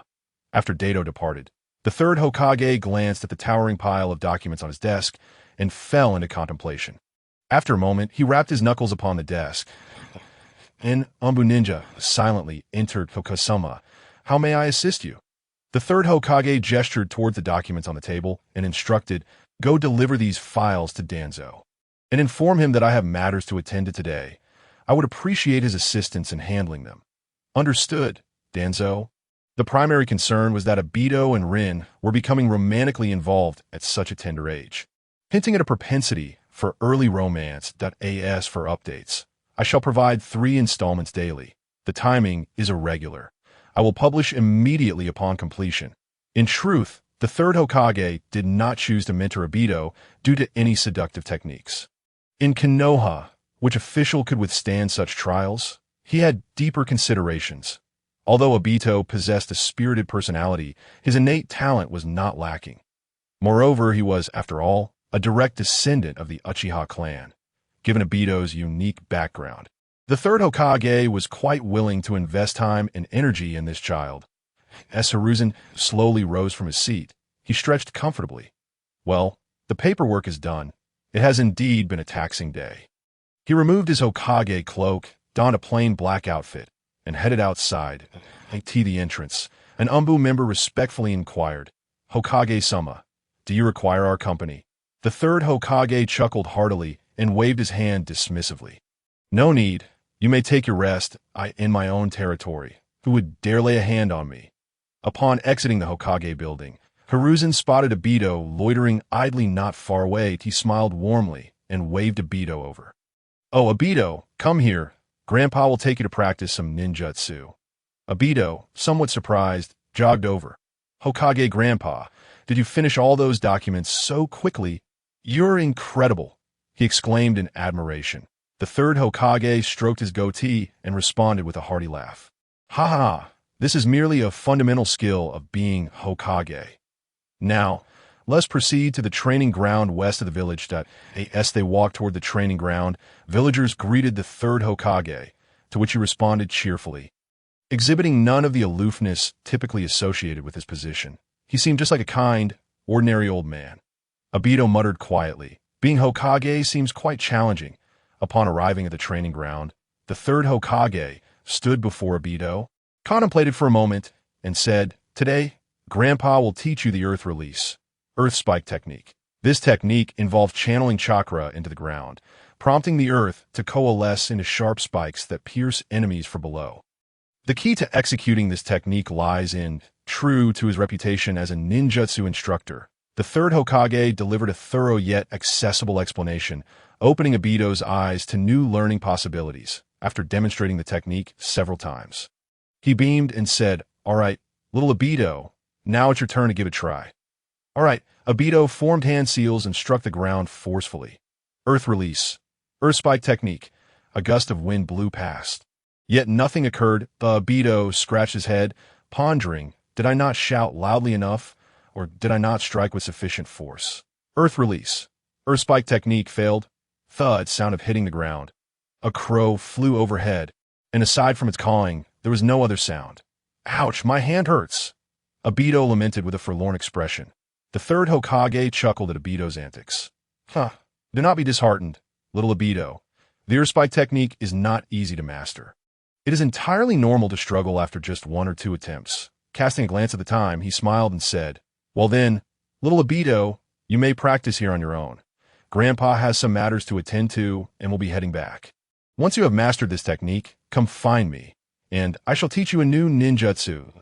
It was rare for him to finish work early, and Hiruzen hoped to engage in some other activities at home. The Earth Spike technique's level of difficulty was moderate, likely sufficient for Obito to digest for a while. Okay, Obito nodded, preparing to respond. However, unexpectedly, the system presented him with a multiple-choice question. Option 1. Tell the third Hokage that I was merely joking earlier. I have already mastered this ninjutsu. Completion reward. Earth Release. Earth Spike technique. Option 2. Inform the third Hokage that this technique is far too simple. Isn't it just about having hands? Can't you teach me something else? Completion reward. Unknown. Option 3. Thank the third Hokage sincerely, saying my grandmother just brewed some fruit wine, and I will bring you a couple of jars to taste. Completion reward. Filial Junior. Filial Junior. When you take action against your elders. All attributes increase by 5. Obito quickly skimmed through the options. Unknown reward. Such a presumptuous option clearly seemed like a trap. Pass. Filial Junior. That kind of filial piety feels a bit distorted. Pass. I choose option 1. 1111, 11111. Obito called out to the third Hokage. Hokage Grandpa, I was just kidding earlier. I've already mastered this ninjutsu. Oh, the third Hokage looked at Obito in astonishment. Choice successful. Reward obtained. Earth Release. Earth Spike technique. As the reward was granted, Obito wasted no time and immediately formed hand seals, striking the ground again. Watch closely. Earth release. Earth spike technique. Whiz, whiz, whiz, whiz. Sharp earth spikes erupted from the ground, suddenly shooting up 2 to 3 meters high. The third Hokage's expression was peculiar. Could this child truly have learned it? His talent is no less than Orochimaru's. However, his temperament certainly leaves one in fits of laughter and tears. The third Hokage glanced at the time. It should still be dancing at Lake Biwa. Now, let me teach you another new ninjutsu, called Earth Release, Earth Pillar Technique. This technique bears similarities to the Earth Spike technique, but requires a slightly different chakra activation method. After another round of explanation and demonstration, the third Hokage allowed Obito to try again. After flailing his arms and legs for quite some time, Obito still failed to grasp it. Seeing that Obito truly had not mastered it this time. The third Hokage finally sighed with relief and turned to leave. Just then, Obito called out to him again. "Hokage Grandpa." The third Hokage turned back, somewhat exasperated, and said, "Obito, you aren't trying to play tricks on Grandpa again, are you?" Obito smiled brightly and replied, "No, I want to say thank you for your patient guidance today." The third Hokage was momentarily taken aback, then smiled with satisfaction. This is what a grandparent ought to do. Farewell, little Obito. Goodbye, Hokage Grandpa. That evening, Danzo returned to the root headquarters in high spirits. Upon seeing a stack of documents on his desk, his brow furrowed deeply. "What is this? Why is there a pile of documents on my desk?" A root member knelt respectfully and responded, "These are the documents sent from the Hokage's office. They said the Hokage had urgent matters and entrusted you to handle these." Danzo exclaimed, and curiously inquired, "What could Hiruzen possibly be up to?" The root ninja replied, "Today, someone spotted the Hokage at the training ground, seemingly instructing Uchiha Obito in his training." Danzo felt a wave of displeasure wash over him. Hiruzen, you take all the credit for winning hearts, while you leave the tedious tasks for me." He slammed his fist on the desk in anger. The inherently wicked Uchiha clan. Bring me a lamp. Tonight, I shan't return home. A pen point one evening, a miracle. Despite all of Obito's calculations, he had not anticipated that he would be remembered in such a way by the old silver coin. Every day, he now leads a remarkably fulfilling life. Whenever the third Hokage has some free time, he seizes the opportunity to learn a couple of earth release techniques. If the third Hokage is unavailable, he seeks out his uncle to practice fire release. And if both are occupied, he can only make do with lessons from his mentor, Kisuke. Of course, he has not neglected his physical training. One day, Minato suddenly gathered the 3 students together at the meeting point. He addressed the trio, saying, "Come to my house for lunch today. I have some exciting news to share." Rin was the first to respond eagerly. "Great. Is there anything we need to prepare, Minato-sensei?" Minato waved his hand with a smile and replied, "Just your presence will suffice." "Yoshi," Obito thought to himself, fully aware that Minato's exciting news must be related to having his own child. Kakashi raised his hand thoughtfully and inquired, "Minato-sensei, will you be cooking today, or will it be Kushina-sen?" Minato chuckled sheepishly, scratching his nose. "You were all startled the last time you came over for a meal, weren't you?" "Rest assured, I will be cooking today." Kakashi nodded, saying, "In that case, I have no objections." At noon, Obito, Kakashi, and Rin arrived at Minato's doorstep together. Rin stepped forward and rang the doorbell. Ding-dong. The door was quickly opened by Kushina, who was cradling a small baby with golden hair. "Rin." "Kakashi." "Obito." As the instigator of the situation, he found it hard to feign surprise.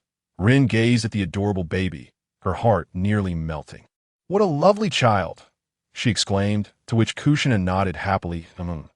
Minato then appeared from behind Kushina, looking at the astonished Rin and Kakashi, saying, "Yes, we have a child." They entered the house, and Rin eagerly took the baby into her arms, playfully interacting with him. After a while, her curiosity got the better of her, and she looked up to ask, "Minato-sensei, why have we never heard you or Kushina-sen mention this before?" Minato seemed to have anticipated the question, responding without hesitation, because Kushina and I were unsure if we wanted to have this child, but we hesitated for quite some time. By the time we made up our minds, it was nearly time for the baby to be born. Not wanting to worry you all, we decided to wait until the child was born and settle before informing everyone." Rin nodded, Accepting his explanation that, "Oh, I see," Kakashi remained silent, but a flicker of doubt crossed his eyes. Obito cheerfully inquired, "Congratulations, Minato-sensei and Kushina-san. What name have you chosen for the baby?" Minato's gaze softened as he replied, "We named him Naruto Uzumaki." Obito grinned widely, saying, "Oh, that's the name of the protagonist in the tale of the strong-willed ninja, isn't it? It seems you both have high hopes for little Naruto." Minato and Kushina exchanged a knowing smile, understanding the weight of parental expectations. Soon, Minato prepared a feast, and they began to eat and chat. Rin took the initiative to hold Naruto, allowing Kushina to eat first, as Obito watched Naruto nuzzle against Rin's chest. He mused, "This little guy, could he be a reincarnation from somewhere?" Days turned into weeks, and Obito realized that the choice he had made initially, mastering 20 techniques each of fire release and earth release, was not as straightforward as he had imagined. The distinction between mastery and proficient mastery was significant in the eyes of the system. Unless he achieved a certain level of fluidity, the system would not acknowledge his progress at all. After nearly a year of effort, he finally received the notification that he had completed the task. Choice successful. Reward: bloodline limit. Lava release. Phew. Although the journey had been arduous, the reward was undoubtedly worth it. Obito reflected, lava release is a bloodline limit formed by the combination of fire and earth chakra. It not only possesses terrifying power, but can also be utilized in physical combat. That if I could emulate the fourth-tailed beast Jinchuriki and cover my entire body in lava to form a lava release armor, I could balance both lethality and defense, potentially rivaling a Hokage. Of course, Obito was not yet capable of achieving that level. He had just acquired lava release and could only begin developing its application through basic ninjutsu and physical techniques. Despite his best efforts to remain inconspicuous while developing lava release in a secluded area, he could not escape the watchful eyes of those with ulterior motives. When the third Hokage learned that Obito had mastered lava release, he was utterly astounded. He recalled asking Obito why he had suddenly taken an interest in earth release, to which the boy had gleefully responded that he wished to develop a bloodline limit that combined fire and earth attributes. The third Hokage offered words of encouragement, but inwardly, he harbored skepticism. How could a 12 or 13-year-old child accomplish something that many elite ninjas fail to achieve over a lifetime? But lo and behold, that very child had indeed succeeded. It was simply absurd. No way.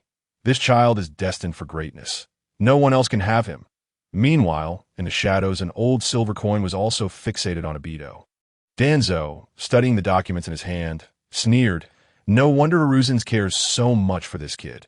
His talent is indeed irresistible." He tossed the documents aside, gently rubbing his temples. Such a promising prospect deserves to be courted. If I cannot have him, I must find a way to eliminate him. After all, he is from the Uchiha clan that if he grows too powerful, he could pose a threat to Konoha. Months passed in Konoha. Obito and Rin strolled down the street side by side. Rin, glancing at Obito, blinked her big eyes and asked, "Obito-kun, why aren't you joining Kakashi for the upcoming Jonin selection?" Others might have been oblivious, but Rin was well aware of Obito's capabilities. He had every chance to become a Jonin. Obito replied lazily, "Well, I'm not particularly interested in becoming a Jonin. I'm afraid of dying."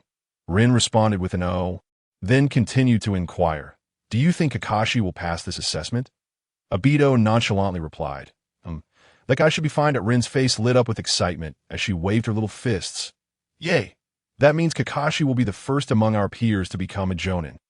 What do you think we should get him as a gift?" Obito shook his head gloomily. "I don't know."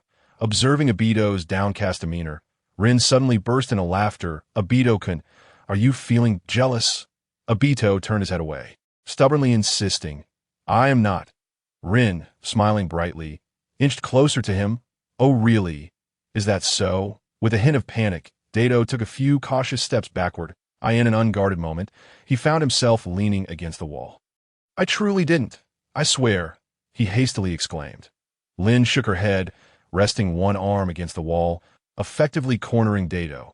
She leaned forward, drawing closer to him, nearly pressing against his form, her face adorned with a mischievous smile. "But why do I sense that you are envious?" Having penned a lengthy chapter, the narrative was rife with plot points left unfinished. their gazes locked, their faces almost touching, that a gentle breeze swept by. The strands of her hair brushing against her cheek, the subtle fragrance wafting into his nostrils. Even the sound of her breath was distinctly audible to Dato. Thump, thump, thump, thump, thump. Dato's heart began to race, like a sports car revving its engine to full throttle. His cheeks flushed crimson as he stammered, I might be a bit jealous, in a whisper. Lin wore an expression of confirmation, bursting into laughter once more. Why?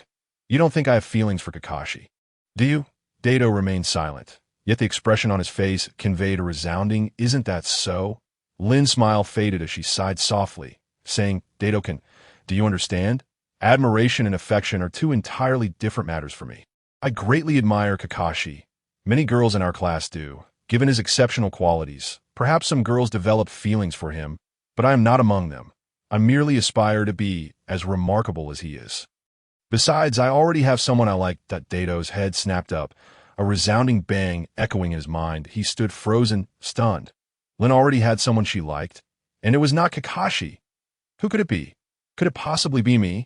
So, who is that person? He couldn't help but inquire. Lin replied softly, the person I like is a big fool who often finds himself in comical situations. Everyone says he's always trailing behind. But at crucial moments, he is more reliable than anyone else, that he is perpetually late. Yet whenever I am feeling down, he always manages to appear by my side, doing everything he can cheer me up. Moreover, he prepares gifts for me on every holiday, albeit somewhat peculiar ones. But I genuinely like this fool. Oh, you understand now, you fool? Dato's eyes reddened, yet disbelief lingered in his heart, that a fool who loves to joke. Perpetually late, surely this description fit him. He desperately wanted to slap himself, questioning whether he was dreaming. With a mixture of anticipation and trepidation, he asked, is the person Lin-chan mentioned me? Lin rolled her eyes in exasperation. Fool, why did I bother telling you all this if you still have to ask? If it isn't you, then who else could it be? Dato's face flushed rapidly, his brain momentarily malfunctioning, observing Dato's dazed expression. Lin bit her lip and asked, if you like me, why haven't you confessed? Dato stuttered. I thought. Lin's eyes welled with tears. You thought. Do you realize how long I've waited for you? In the end, I had to be the one to say it first. In a world where most marry at 15 or 16, 14 is indeed not too young. After all, Yuhi was so young when he took Kushina to the moon. Please don't cry, Lin-chan. Dato clumsily wiped her tears away. I like you. Let us be together. Humph, not too foolish after all. Lin beamed once more, her smile radiating like the early cherry blossoms. Astoundingly beautiful. Then I shall accept your proposal. Oh, how wonderful! Dato exclaimed, pulling Lin into a tight embrace. So romantic, sweet love. When will it be my turn? Even Obito has found someone while I remain single. He mused. Why should I envy such troublesome matters? Suddenly, an unexpected voice interrupted Dato's blissful reverie, causing him to stiffen. He slowly turned to see the familiar trio. Sparrow, Riku, Ayako, what brings you here? Lin hurriedly extricated herself from Dato's embrace. Her cheeks flushed as she straightened her clothes. Riku appeared contemplative. Well, perhaps we arrived when you were talking about how your crush is a big fool. Ayako shook her head. No, it must have been even earlier. Nagano placed an arm around Riku. It was about that time. Regardless, we've heard everything we were meant to hear, and more. Riku nodded slightly. In any case, upon seeing you two so engrossed, we were concerned about interrupting, so we waited for you to finish before saying hello. Lin covered her face with her hands, feeling her cheeks burn with embarrassment. This was undeniably awkward. Dato remained unfazed.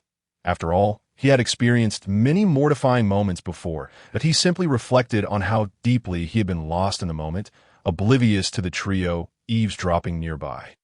Impatiently, he waved them off. You three single dogs, disperse. Don't hinder my romantic endeavors with Lin-chan. Nagano chuckled. Well then, we shall take our leave and not disturb your sweet moments. Riku scoffed. How could you forget your friends for romance?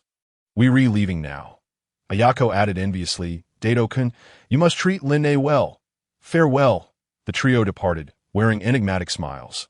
Lin exclaimed shyly, delivering a playful punch to Dato. Why did you have to say that? So embarrassing. Dato grasped Lin's hand. grinning mischievously. What's wrong? Did I say anything incorrect? You, Dato and Lin continued to stroll side by side down the street. But unlike before, their fingers were intertwined, their faces adorned with sweet smiles. Dato gazed at the girl beside him, who wore a radiant smile, and a sense of unreality washed over him. Lin tilted her head, catching Dato's gaze. With a playful smile, she asked, "What is it, Dato-kun? Why do you keep staring at me?" Dato squeezed Lin's hand gently, replying, "Thinking about how happy I am to be with you every day makes me feel elated. I can never get enough of this." Lin's cheeks flushed once again. "Stop it, Dato-kun," as they wandered past various stalls. Lin eagerly asked Dato-kun, "Do you think this hairpin looks nice? Dato-kun, do you think this bracelet suits me?" "Dato-kun," he replied with a smile. "Lin-chan looks lovely regardless of what she wears." He then pulled out his wallet, purchasing the trinkets Lin had tried on. After a while, Dato suggested, "Lin-chan, we've been wandering for a while. Are you hungry? I'll go buy some dango." Lin nodded enthusiastically. "Sure, I'll carry the things." "All right," Dato presented the tote bag to Rin, his arm swinging behind him as he dashed toward the dango shop. Upon returning with the dango, he executed an exaggerated display of acrobatics, drawing countless gazes. With effortless grace, he leaped from the rooftop and landed smoothly before Rin. "Rin-chan here. Enjoy it while it's still warm," he said, offering her the packaged treats. Rin picked up a skewer of dango, her large eyes blinking inquisitively. "Dato-kun, why were you in such a rush earlier? What if you had fallen?" Dato chuckled sheepishly, scratching his head. "Hee, I just didn't want to be away from you for too long." Rin shot him an exaggerated eye roll. "Then what will you do tonight, after we part ways?" Dato joked, "Well, I guess I'll just have to weep and spend a sleepless night." As they savored the dango, they chatted amiably. "Dato-kun, I asked a question I posed earlier. Will you still be upset?" Rin inquired. Dato shook his head with a smile. "Of course not. Hee." After swallowing her dango, Rin clapped her small hands and said, "So what do you think we should get Kakashi as a gift?" Dato pondered before replying, "Let us give him something practical. T.S. quite the pragmatist, and doesn't he fancy frivolous items?" Rin nodded thoughtfully. "It seems you're quite knowledgeable about Kakashi. Dato-kun." Dato waved his hand dismissively. "Haha, not really. How about we gift him a first aid kit? I know a pharmacy that offers particularly effective products." Rin's eyes sparkled with excitement. "Great, let us go." She took a couple of steps forward, only turned back and find Dato still standing in place. "Dato-kun," he raised his hand and waved at Rin-chan. "Did you forget something?" Rin, both exasperated and amused, returned to grasp Dato's hand. "Is this better?" Dato nodded in satisfaction. "Yes, let us set off." In truth, she had walked in the wrong direction. The pharmacy was behind them. Hand in hand, Dato led her to the familiar pharmacy. At the counter sat a charming woman, casually perched with one leg crossed, her phoenix-like eyes narrowing with a smile. "Oh, the esteemed Sichnine has graced my humble shop today." Noticing Rin's curious gaze, Dato offered a wry smile. "Sister Yuki, haven't we gotten past this yet?" Yuki shrugged, glancing at Rin beside Dato with a knowing smile. "Well, look at you, little one. After a few days, you found such a lovely girlfriend." Dato beamed with pride. "Indeed," Rin responded with poise. "Hello, Sister Yuki, I'm Rin, Dato-kun's girlfriend." Yuki stood, nodding slightly. "Hello, I'm Yuki. What brings you both here today?" Dato and Rin exchanged glances before stating, "We intend to customize a first aid kit for a dear friend, ideally the most effective kind." Yuki nodded and headed to the back storage. "All right, please wait a moment." Shortly after, she returned with a small medical kit and placed it on the counter. "Friendship price, 30,000 Rio. Please make your payment." "So expensive," Rin exclaimed in surprise. Dato, however, took it in stride. "You get what you pay for." "Sister Yuki's items are certainly worth it," he silently added. "Everyone who's used them has sung their praises." Rin hesitated but finally nodded. "All right then, we'll split the cost. This first aid kit will be our joint gift." Dato readily agreed. "Sure thing, Rin-chan." After they settled the payment, they left with the small medical kit in tow. "We're off now, Sister Yuki. Take care, come again when you can." "Goodbye, Sister Yuki." With dinner settled and the gift acquired, the night had grown quite dark. The once bustling street was now eerily quiet, with scarcely a soul in sight. "I should head back, Dato-kun," Rin said. Dato tentatively wrapped his arm around Rin's slender waist. Let me walk you home. Rin shot him a glare, but said nothing. Allowing Dato to hold her close, he felt a surge of joy. The bittersweet feeling of impending separation somewhat alleviated. He accompanied Rin to her home, reluctantly releasing her only when they arrived. Rin-chan, let's leave the medical kit with you. I'll take my leave now. Rin responded with a soft hesitating before rising onto her tiptoes to gently kiss Dato's lips, then scampering away. Only the sound of her tinkling laughter lingered in the night air. See you tomorrow, Dato-kun. See you tomorrow, Rin-chan. Dato brushed his lips with his fingers, warmth flooding his heart, though surrounded by darkness. He felt as if he were basking in sunlight. This world is truly beautiful. He murmured to himself that I possess love, friendship, and family, and no one shall take this away from me. Let them come, and I shall vanquish them. His silhouette faded into the night. The day Kakashi was promoted to Nin marked the beginning of all tragedies, and that day was drawing near to prevent repeating the past. He needed to prepare. Dato chose not to return home, but headed deep into the forest. Just one more hour of training. Then I'll sleep, he whispered. Standing still, flames suddenly enveloped his hands. I feel like Fire Fist Ace. He chuckled, in the darkness. After a set of martial arts movements, a humorous thought crossed his mind. If I were to perform this flower-shaking move, I'd surely be the brightest star of the night. He suddenly kicked into the air, flames wrapping around his foot as he delivered a powerful kick to a nearby tree. I strike. Now, I'm the foot artist, Blackleg Sanji. The abilities Dato displayed were not derived from a devil fruit, but rather the result of applying his molten release to martial arts. However, at this moment, he could only awkwardly envelop his hands and feet in molten release. A decent offensive, but offering little in the way of defense. Dato extinguished the flames around his limbs and put on his shoes and socks once more. Now, let's try that technique. Flame release. Lava flow technique. Dato opened his mouth and expelled 10 small lava fireballs. Although their diameter was modest, the destructive power they held due to the extreme heat was formidable. Observing the small projectiles he had launched, Dato sighed in resignation. This lava flow technique may be a river in the hands of the Four-Tails Jinchuriki, but mine barely amounts to a stream. Nevertheless, enhanced by the two techniques of molten release, he believed that ordinary Nin should no longer pose a significant threat to him. After practicing the art of lava release for a while longer, Obito tidied himself up and hurried home. As he approached his doorstep, a notification from his system chimed, presenting him with a dilemma. Option 1. If the moon doesn't sleep, neither shall I. I am a bald little darling. What does going home matter? Let us continue training. Reward for completion. 5 to lava release comprehension. Option 2. What are you practicing for? Staying up late is detrimental to your kidneys. Just look at those dark circles under your eyes. Hurry home and get some sleep. Reward for completion. 5 to endurance. Option 3. Neither do I train, nor do I sleep. I'll stay up late playing games. Reward for completion. Random skin 1.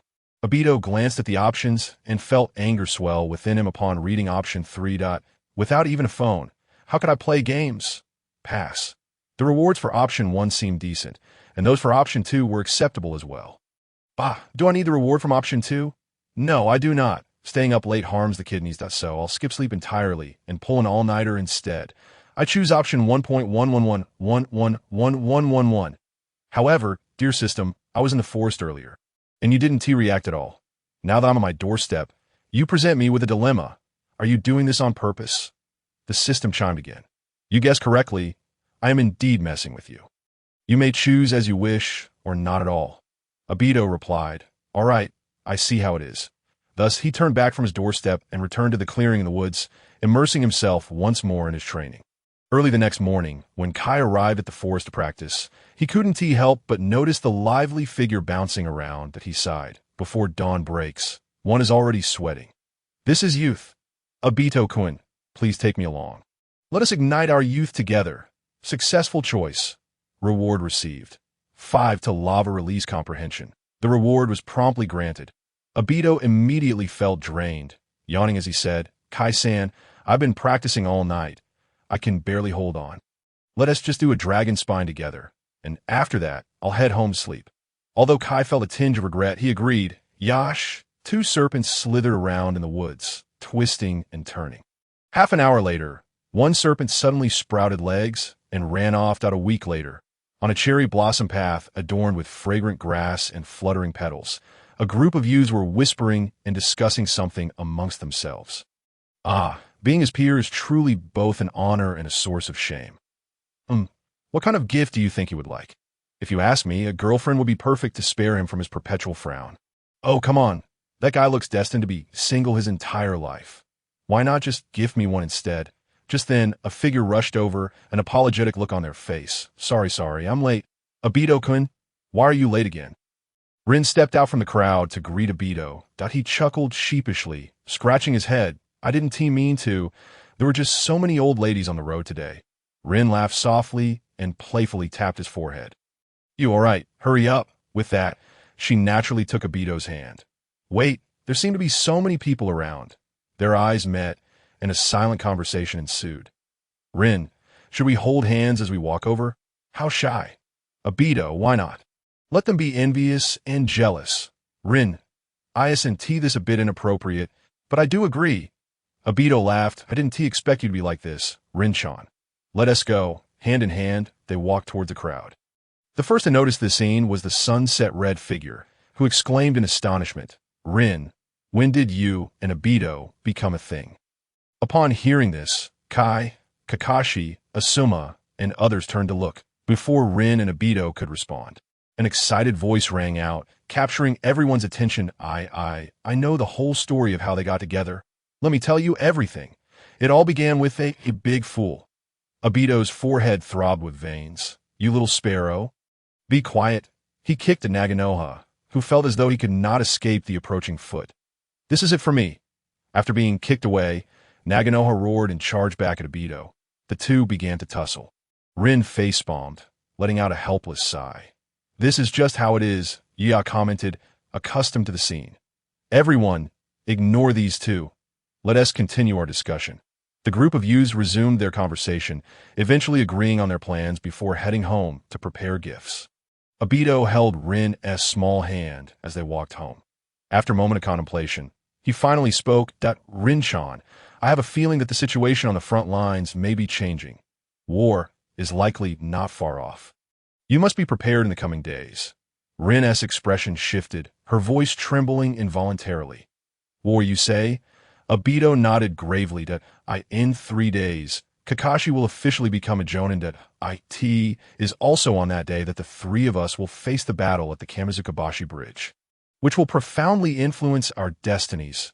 3 days later, outside a lush forest, Minato sat upon a stone, awaiting his students. Always wearing a smile, today he bore none. Iwagakure and Konohagakure were at war, with armies pressing upon the borders of the Land of Fire. All elite forces from the village had been dispatched to the front lines, leaving them in a dire predicament with no manpower available. Reluctantly, he was about to send his own students into battle. Kakashi was the first to arrive, greeting Minato. Sensei. Minato nodded slightly. Kakashi. After a while, Rin and Obito, hand in hand, appeared within Minato's line of sight. Good day, Sensei, Rin said cheerfully. You too? Minato paused, his expression becoming complicated. In the past. He would have joyfully blessed their union. But now. Kakashi observed the pair, a smirk gracing his lips. That fool has finally confessed to Rin. Suddenly, his expression froze. Wait a moment. If those two are together, then that means I'm the only single one left in the team? Being single is not scary, truly. Kakashi had never thought about finding a girlfriend, but the terrifying part was when everyone around you was in a relationship. Even worse, your two best friends are together, and you're left as the perpetual third wheel. Kakashi's eyes widened in disbelief. How could this be? Minato-sensei. What is happening? Kakashi. Why do you keep staring at me? Obito asked, puzzled. Humph. Kakashi snorted, ignoring Obito's confusion. Obito was bewildered, wondering what he had done to offend Kakashi. Rin took out a small medical kit from her bag, presenting it to Kakashi with both hands. Kakashi-kun, this is a gift from Obito and me. Congratulations on your official promotion to Jonin. Kakashi accepted the small box, stowing it in his ninja tool pouch. Thanks, Rin. Minato managed a faint smile, pulling out a specially crafted kunai from his pocket. Here, take this. a uniquely customized kunai. Though somewhat cumbersome and not particularly user-friendly at first, it becomes remarkably effective once one gets accustomed to it. With that, he hurled the kunai towards Kakashi. Kakashi deftly caught the kunai and tucked it at his waist. "Thank you, Sensei Minato," said Obito, somewhat disgruntled. "Hey, you rascal, why don't you thank me?" Kakashi shot a sideways glance at Obito, letting out a dismissive snort. Obito. Once the team was assembled, Minato led the trio onward. The situation at the front was dire. There was no time to waste. Currently, Konoha's combat strength is severely lacking to ensure the efficiency of our mission. We shall split into 2 teams. Kakashi will serve as the captain, and the 3 of you will form one unit to execute the task. He stated, "As for Sensei's orders, we will act independently." Kakashi nodded in agreement. "Understood, Sensei Minato. However, what exactly is the task we are to carry out?" Minato turned back to address them. "There is no need to rush. I will provide you with detailed instructions shortly." As they traveled, the 4 took a moment to rest around a large stone.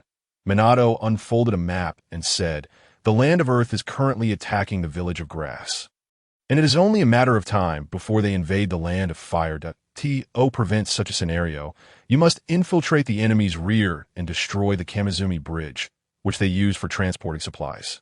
A chill ran through Obito at the mention of Kamizumi Bridge, evoking a visceral discomfort akin to that felt by Pang Tong upon hearing of Luo Feng's slope.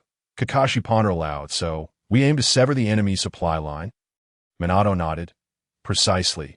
Once we reach the border, we will split up to execute our tasks. I will head directly to the front lines to engage the enemy, which will also serve to lure them away from you. You will advance swiftly, destroy the enemy's supply line, and then retreat expeditiously." Rin nodded gravely. "We understand, Sensei Minato." Minato gazed at their youthful faces, speaking earnestly. "You 3 must prioritize your safety and return in one piece." The atmosphere turned somber, as such deep incursions into enemy territory were fraught with peril. A single misstep could result in total annihilation. Seeing this, Obito grinned. "Rest assured, Sensei Minato, I will protect these 2. Kakashi retorted with a hint of pride. Who needs your protection?" The 4 resumed their journey, soon arriving at a peculiar forest. The trees were immensely thick, with trunks measuring 7 to 8 meters in width. Giant mushrooms dotted the landscape, one of which could probably sustain a person for half a year. Kakashi raised his hand, signaling for everyone to halt. "It seems there may be an ambush ahead," he whispered. Minato's gaze sharpened as he sensed the area. "Everyone be cautious. There are 20 enemies, though they are likely all shadow clones." Kakashi's eyes gleamed with eagerness. "I'll take the lead. Please provide support." Minato frowned slightly. "Patience, Kakashi. You should focus on providing backup." Upon hearing this, Kakashi formed hand seals, and a violent surge of lightning chakra coalesced around him. Akin to the simultaneous cries of countless birds, dangerous arcs of electricity dancing at his fingertips. Even against numerous foes, this jutsu could easily handle them, much like Sensei's reputation suggested. Yet Minato shook his head and raised his arm to restrain Kakashi. "No, Kakashi." Just as Kakashi prepared to argue, a hand landed on his shoulder. "Captain Kakashi, you should heed Sensei Minato's advice. There are numerous methods to deal with these foes. Your jutsu remains unrefined, and there is no need to take such risks. Let us devise another strategy, and I can assist as well." Kakashi looked up, meeting Obito's gaze. After a moment of silence, the lightning around his hands gradually dissipated. "Obito and I will be responsible for the direct assault. Rin, you will handle long-range suppression. Sensei Minato, please act as our support. Should we find ourselves overwhelmed, we will rely on your swift assistance." Minato nodded, feeling a sense of pride. "Very well. In his view, the essence of being a ninja lay in teamwork, and his 3 students had exemplified this beautifully. "Yash, let's go!" Obito and Kakashi suddenly leaped from their hiding spot. Shadow Clone Jutsu. The 2 formed hand seals simultaneously, instantly multiplying into 6 figures in the blink of an eye. They covered a distance of over 10 meters. The Iwagakure ninja, MSH, was taken aback by the approaching duo. These 2 little brats, barely out of their diapers, have speed that rivals that of AJ Nin. What a joke! Is Konoha really this formidable? MCH's main body stealthily retreated. The 10 shadow clones divided into 3 groups to confront the advancing duo. Hidden in the shadows, Minato observed the trajectory of M6's clones and deduced the location of his main body. You should be hiding behind that tree. Prepare and strike. Minato mused that, oh well, let us give the kids a chance if they can't handle it. I'll step in and take him down. Kakashi and Obito, both possessing J-Nin level strength, found it effortless to deal with a single J-Nin shadow clone. Fire release. Phoenix fire technique. Sword technique. Shadow dance. As flames soared and blades shimmered, the duo systematically dispelled M6's shadow clones. M6, filled with astonishment and dread, realized these 2 brats truly possess J-Nin level combat prowess. As he watched his clones being eliminated one by one, M6 gritted his teeth. With these 2 pinching me, there's no escape. I might as well take the initiative and eliminate one of them. With that thought, he silently descended to the ground, vanishing from sight. Obito suddenly glanced toward a specific spot. His eyes swirling with 2 tomo, a smirk crept across his lips, just the target I was looking for, and he has come right to me. In the next moment, a figure erupted from the ground, striking fiercely at Obito. However, as the blow fell, Obito transformed into smoke, disappearing without a trace. This is bad. A sense of mortality surged within M.C.H. As he turned his head just in time, he beheld a torrent of flames surging toward him. He pushed off the ground with his legs, attempting to retreat, only to suddenly halt in place. His pupils constricted as he felt a blade piercing through his chest. Think I would perish at the hands of these 2 brats. I refuse to accept this, M6 mumbled softly. Kakashi coldly withdrew his blade, and M6's body slumped lifelessly to the ground. Observing this, Obito muttered in irritation. Kakashi, you stole my kill. Damn fireball technique. It really doesn't hit anything. Kakashi shot Obito a glance, too indifferent to engage, as he busied himself cleaning his white fawn. Once everything settled, Minato approached Rin with a smile. You 2 performed admirably, even exceeding my expectations. Kakashi and Obito displayed remarkable synergy, efficiently resolving the battle without requiring Rin or me to intervene. Then, Minato's tone turned serious. However, the lone enemy you just faced was likely just a chance encounter. The next time you confront an enemy, it will likely be a fully manned Iwagakure squad. Thus, everyone must exercise caution and never let their guard down. The 3 individuals nodded solemnly in agreement that we understand, Teacher Mizukage. The 4 resumed their journey. Upon reaching a bamboo grove, Mizukage halted his steps. This is as far as I can accompany you. The rest is up to you. Are we to act separately? The 3 exchanged glances, sensing the tension in each other's eyes. Mizukage raised his hand and declared, then, disperse. His figure abruptly vanished from sight. Kakashi and the others slipped into the bamboo forest, delving deeper into the line of be careful. Kakashi suddenly warned. Before them lay a pitfall trap, brimming with sharp bamboo spikes. Lin, appearing contemplative, remarked, it seems we have entered the patrol range of an Iwagakure team. Obito nodded, squeezing Lin's hand. Indeed, the enemy could appear at any moment. Lin-chan, stay close to Kakashi and me. Do not stray too far.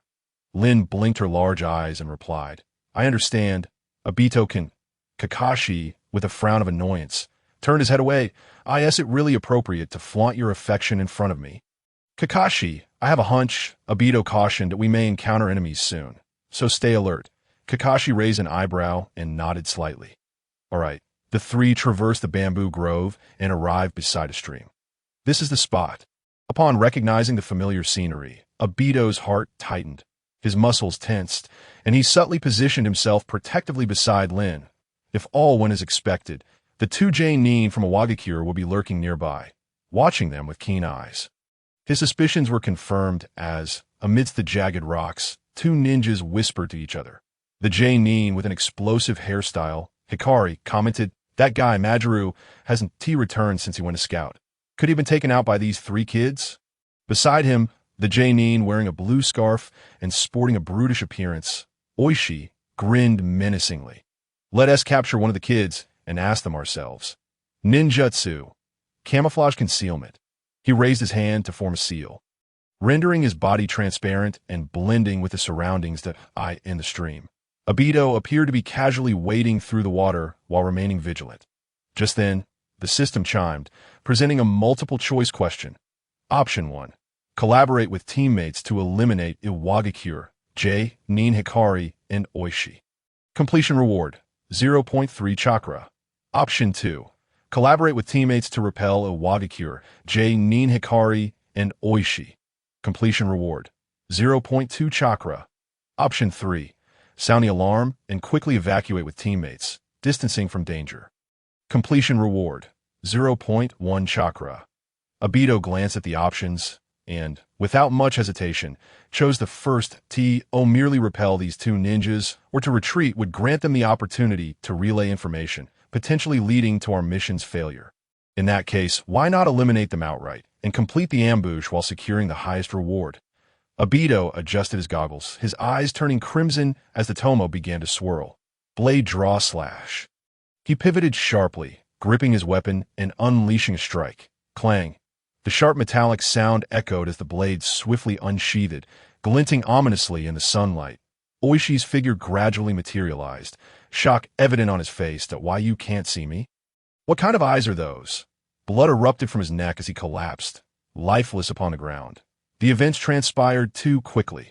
When Oishi fell, Kakashi and Lin finally reacted, staring back in horror. Obito, what just happened? Lin exclaimed. Enemies. Kakashi swiftly unsheathed his white fang, scanning the surroundings. Unbeknownst to them, Hikari, concealed in the shadows, was equally taken aback by the scene. What a joke did I end just a brief encounter. Oishi was taken out by a mere child. Retreat. We must relay this information back immediately. We cannot allow these formidable youngsters to wreak havoc behind enemy lines. That Hikari's gaze fixated ahead as he began to retreat under the cover of ninjutsu. However, at that moment, the child who had slain Oishi turned his gaze in Hikari's direction, those crimson eyes locking onto him. He had been discovered.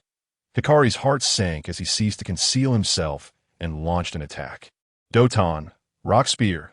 The stones behind him levitated, transforming into sharp spears that hurtled towards the trio. Obito shouted, Kakashi, cover me. Kakashi, understanding his intent, instantly positioned himself in front of Obito, slamming his hands onto the ground. Doton, earth flow wall. A rising earthen wall intercepted the assault of the stone spears. In that fleeting moment, Obito completed his hand seals. Doton, earth spike. A dozen stone spears, each half a meter thick, suddenly thrust forth from in front of the earthen wall. Hikari, unable to evade in time, was grazed by one of the spears, letting out a muffled groan. Damn kid. He gritted his teeth, staggering backward, reaching for a signal flare in his possession. The earth flow wall, deprived of chakra support, dissolved instantly, restoring clarity to their vision. Both Obito and Kakashi noted Hikari's actions. No, he intends to send a signal. We must stop him. Obito urged anxiously. They had ventured deep into enemy territory. Should their position be compromised, the consequences would be dire. Kakashi, already ahead of Obito's warning, dashed forth, swinging his blade towards Hikari. Obito's hands flew through the seals, executing his most powerful technique in an instant. Waiton, lava flow rock technique. Molten fireballs erupted, engulfing the area where Hikari might escape. Hikari, injured, scrambled to evade, but was still grazed by Kakashi's strike. That I can't believe Hikari, am being cornered by two mere children. After successfully striking, Kakashi landed a short distance away, eyes fixed on Hikari, poised for another attack. Meanwhile, Obito's molten fireballs surged towards Hikari, who could already feel the oppressive heat washing over him. The fireballs would descend in an instant, and the boy would soon close in that brief moment. Hikari's mind raced. He faced two choices. Either continue to launch the signal flare and perish beneath the oncoming lava fireballs, or temporarily abandon the flare and evade the fiery descent. Yet, choosing the latter would only delay his demise. Ultimately, he would likely meet his end at the hands of these two. Furthermore, should he be ensnared by that knife-wielding child, he would be unable to inform his comrades of the situation. With this in mind, Hikari sighed and fired off the signal flare. Boom! In the next moment, he was instantly engulfed by the falling boulders, yet a smile of relief graced the corners of his mouth. Whoosh! The signal flare ascended into the sky, emitting a dazzling brilliance. However, the hearts of the youths sank to the depths of despair. Was this fellow willing to die merely to warn his comrades? Obito gazed at the flickering light buried beneath the stones, his expression tinged with complexity. It seemed as though their fates had exchanged at this very moment. Choice successful. Reward obtained. 0.3 chakra. The chakra reward of 0. 3 units has been credited. Yet Obito felt no joy whatsoever. They were about to face a lethal threat far more terrifying than the original narrative. Perhaps 10 or even 100 squads would pursue them. Retreat, quickly retreat, abandon the mission, Kakashi urged in a low voice. The 3 turned and dashed back into the bamboo forest, retracing their steps with haste. At this moment, there was no need to consider the mission at all. Surviving would be a remarkable feat. Whoosh, whoosh, whoosh, whether it was an illusion or not, a sound resembling rushing wind seemed to emanate from the forest behind them, drawing ever nearer. Alarm surged through their hearts, prompting them to quicken their pace once more. However, shortly thereafter, a sudden rustling sound echoed from the bamboo thicket ahead. Obito let out a startled cry. We're done for. With ambush ahead and pursuers behind. They were caught in an inescapable trap. Rin gripped her kunai tightly, her knuckles turning pale. Obito shielded her behind him, his gaze warily fixed ahead. Kakashi silently released his shadow clone, while his main body stealthily advanced. Yet when the adversaries revealed themselves, both sides were taken aback. How can it be you? What are you doing here? The unexpected arrivals were none other than Riku, Ayako, and Natsu. Upon seeing Obito, Kakashi, and Rin, Riku and the others were equally astonished. Kakashi was the first to recover, urgently insisting, "This is not the place for discussion. We must converse as we retreat." Recognizing the gravity of the situation, they swiftly fled into the distance. As Obito ran. He formed hand seals, shadow, clone jutsu. A figure appeared beside him, eyes filled with deep emotion as it spoke. "Forgive me, Obito. This is the last time." With that, the shadow clone remained behind, despite the dire circumstances. Curiosity flickered in everyone's eyes as they looked at Obito. Rin directly inquired, "Obito-kun, what is this about?" Obito explained, "While I have plenty of chakra, leaving a shadow clone behind will create some obstacles for those chasing us." The group could not help but be speechless. That we understand all that. What we want to know is why your shadow clone is adding to the drama. Obito turned to Riku beside him and asked, "By the way, why are you all here?" Riku sighed before the teacher went to the front lines. He mentioned that Owagikyu's main forces were concentrated on the front battlefield, leaving the rear short-handed just like Konoha. Thus, he dispatched us to infiltrate near the enemy's supply lines to carry out reconnaissance missions. Once we gauge Owagikyu's strength, we'll bring the intel back to the village for the remaining Jonin to analyze if there's an opportunity. Obito nodded in realization. Our teacher truly thought ahead. Ayako asked in surprise, "Does that mean Lord Minato also sent you here?" Rin shook her head. "We are not on a reconnaissance mission, but rather on a surprise attack mission to destroy the Kamikaze Bridge." Goodness! Riku and his companions were astounded. They initially thought their infiltration into enemy territory for reconnaissance was brave enough, only to find that this squad was directly aiming for a raid. "Impressive," Kakashi added. "We just faced 2 Owagikure Jonin, and while eliminating them, we accidentally triggered a signal. You must have seen the signal flare, which is why you came over, right?" Natsu nodded. "We were nearby, and upon seeing the flare, we thought something might have happened here. We intended to investigate from a distance, only to find you all." "Wait," he suddenly widened his eyes. "You killed 2 Jonin?" Obito smugly nodded, gesturing with his hand. "Yep, just like that. 1 slice for each. If it weren't for the second guy being further away, he wouldn't have had a chance to signal." Natsu scoffed, "I don't believe it." Obito grinned. "Actually, it wasn't just 2. We took out another one before that." Natsu covered his ears. "I'm not listening. Not listening. You're just making things up." The shadow clone left behind formed hand seals, recalling a girl from a downloaded memory. Skillfully performing the seduction technique, This is indeed much more comfortable. She paused momentarily before continuing to run forward. In the bamboo grove. A small Owagikure squad approached, their expressions grave. How could they be so strong? How could they be dealt with so quickly? They were the closest squad to the flickering light.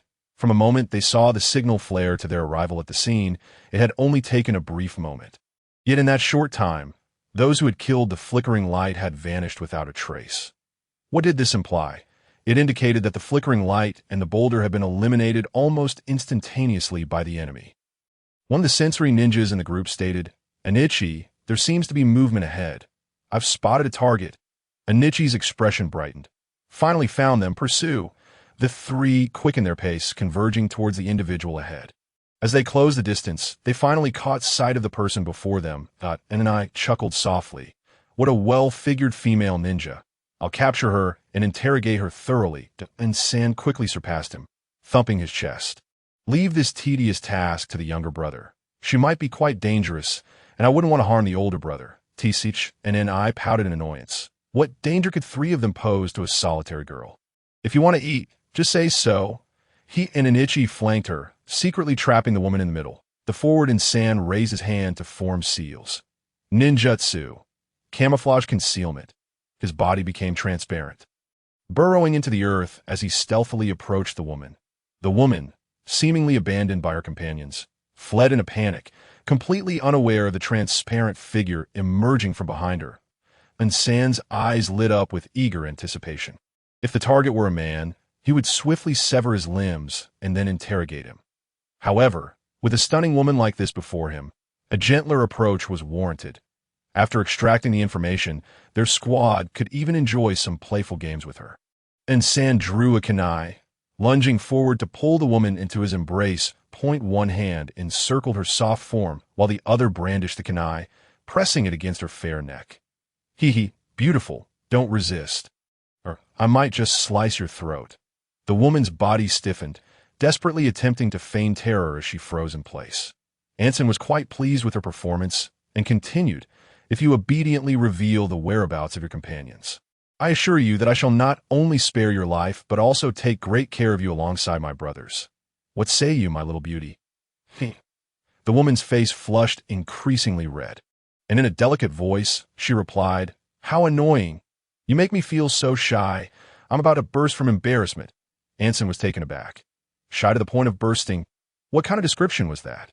The next moment he understood. She was not merely describing, but stating a fact. Boom! A thunderous explosion erupted. The woman in Anson's arms had indeed exploded. Crash! Anson was violently thrown away by the terrifying shockwave. "Anson, are you all right?" Dark 1 and Dark 2 hurried over. They were equally perplexed. How could a perfectly fine person just explode like that? Shadow clone. But shadow clones don't explode.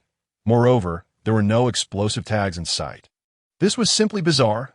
Lying on the ground, though his entire body was aflame with pain, Anson still struggled to raise his arm towards where it mattered. He exhaled in relief. Thankfully, his little brother was still intact. After a careful search, he was stunned to find nothing but emptiness. He had become a lone commander. Anson's wails echoed through the heavens, startling countless birds. "I will kill you all." Observing Anson's agonized expression, Dark 2 could not help but swallow hard. Had it been him in that position, good heavens, his elder brother would remember that for a lifetime. Upon hearing the explosion behind them, Obito's expression changed. "Everyone, speed up. The enemy is not far behind." Riku's eyes lit up. "Obito, did you bring explosive tags? How many do we have? We could set a few traps along the way." Obito scratched his head and replied, I didn't bring any explosive tags." Riku was taken aback. "If you didn't bring any, then was that explosion caused by the enemy?" Obito shook his head. "No, it was my shadow clone that exploded." "Perhaps it was too shy?" "Riku, why would your shadow clone be shy?" "No, wait. Why would your shadow clone explode?" The six of them were racing forward at full speed. However, the pursuing enemy was gradually closing the distance. Although the number of Rock Village's defenders left behind was small, it was significant in the context of the battlefield. At this very moment, behind the six, numerous small teams were encircling them. These elite members of Rock Village had effortlessly locked onto their trail. As the six raced ahead, the ground beneath them suddenly trembled. Kakashi's expression changed dramatically. "This is Earth Release. Crumbling Earth Palm." Three nearby teams from Rock Village simultaneously unleashed this earth-shattering strike. Boom, boom, boom, amidst the deafening roar. The ground beneath them collapsed abruptly, shattering into chasms resembling a vast abyss. Not only that, a terrifying surge of chakra erupted from below, hitting them like a tangible force. Dust flew everywhere as the ground gave way, sending the six into free fall. "Everyone, be careful!" Kakashi reacted swiftly, grabbing Ayaka beside him. He used his toes to push off the crumbling edge, pulling Ayaka away from the collapsing ground. Obito hung, suspended in the crevice, grabbing Rin and pushing her upwards. Just then, Riku's anxious voice rang out. "Obito, help me!" Obito turned his head at the sound. He saw Riku, standing on a precipice, hands forming seals, her small face flushed with effort. Riku's shadow was manipulating the dazed Naganoha, making him grasp at a protruding rock wall. It turned out that Naganoha, the unfortunate soul, had been caught right in the center of the chakra blast, leaving him dazed and unable to gather chakra. Had Riku not used her shadow to catch him at a critical moment, he would likely have met a grim fate. "Wait for me." Obito released the chakra from his feet, his legs propelling him towards Naganoha. 2 seconds later, he stabilized himself beside Naganoha on the crumbling edge and lifted him with ease. "Let go, Riku," Obito shouted. Upon hearing this, Riku released the shadow imitation technique and began to run upwards.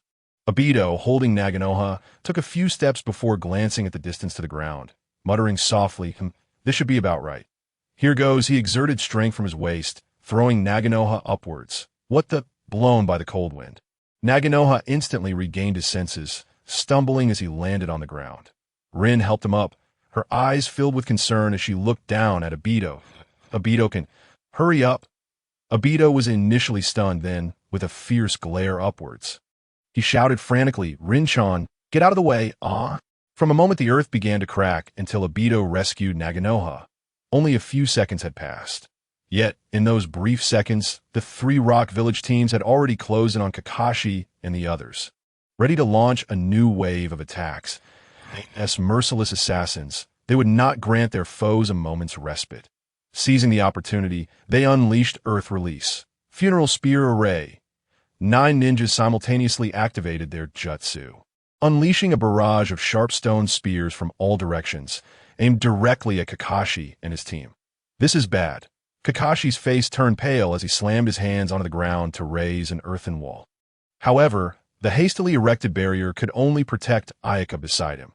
Riku leaped and took cover behind the earthen wall. In the process, he attempted to raise the shadow defense to protect Rin and Naganoha, who were slightly farther away, but having exhausted too much chakra, he found himself struggling.